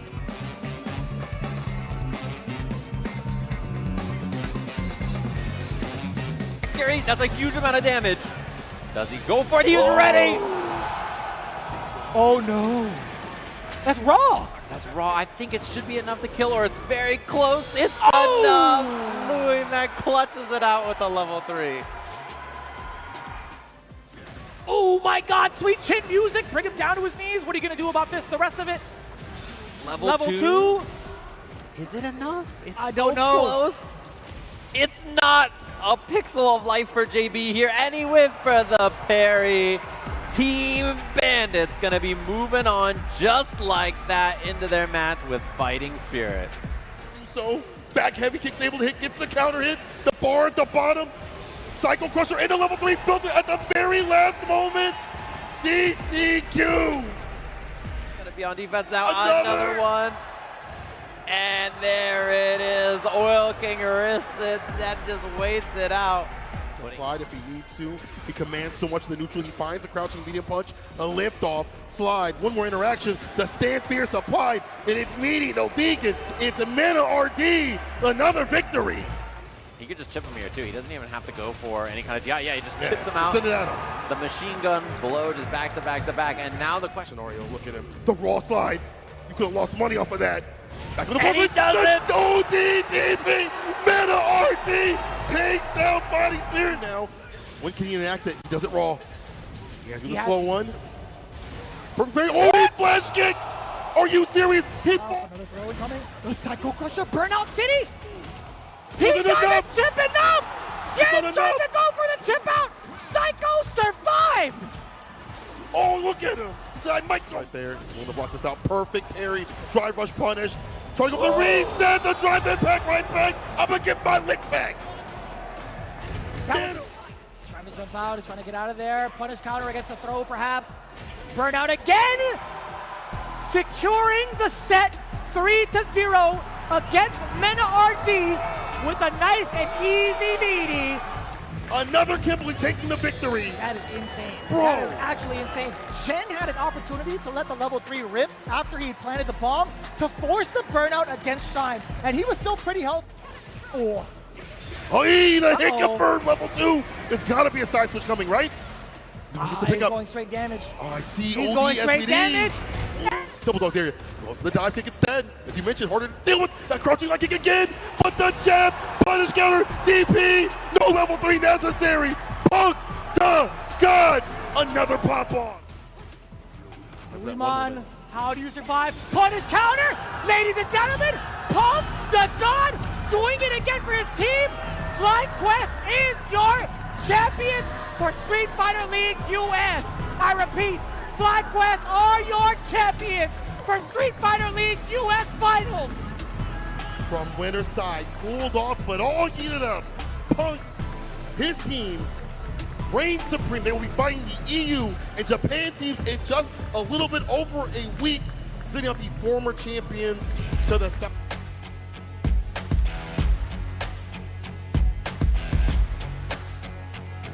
Ich bin nicht allein, doch fühle mich einsam. Bin 0,0 mit meinen Gefühlen im Einklang.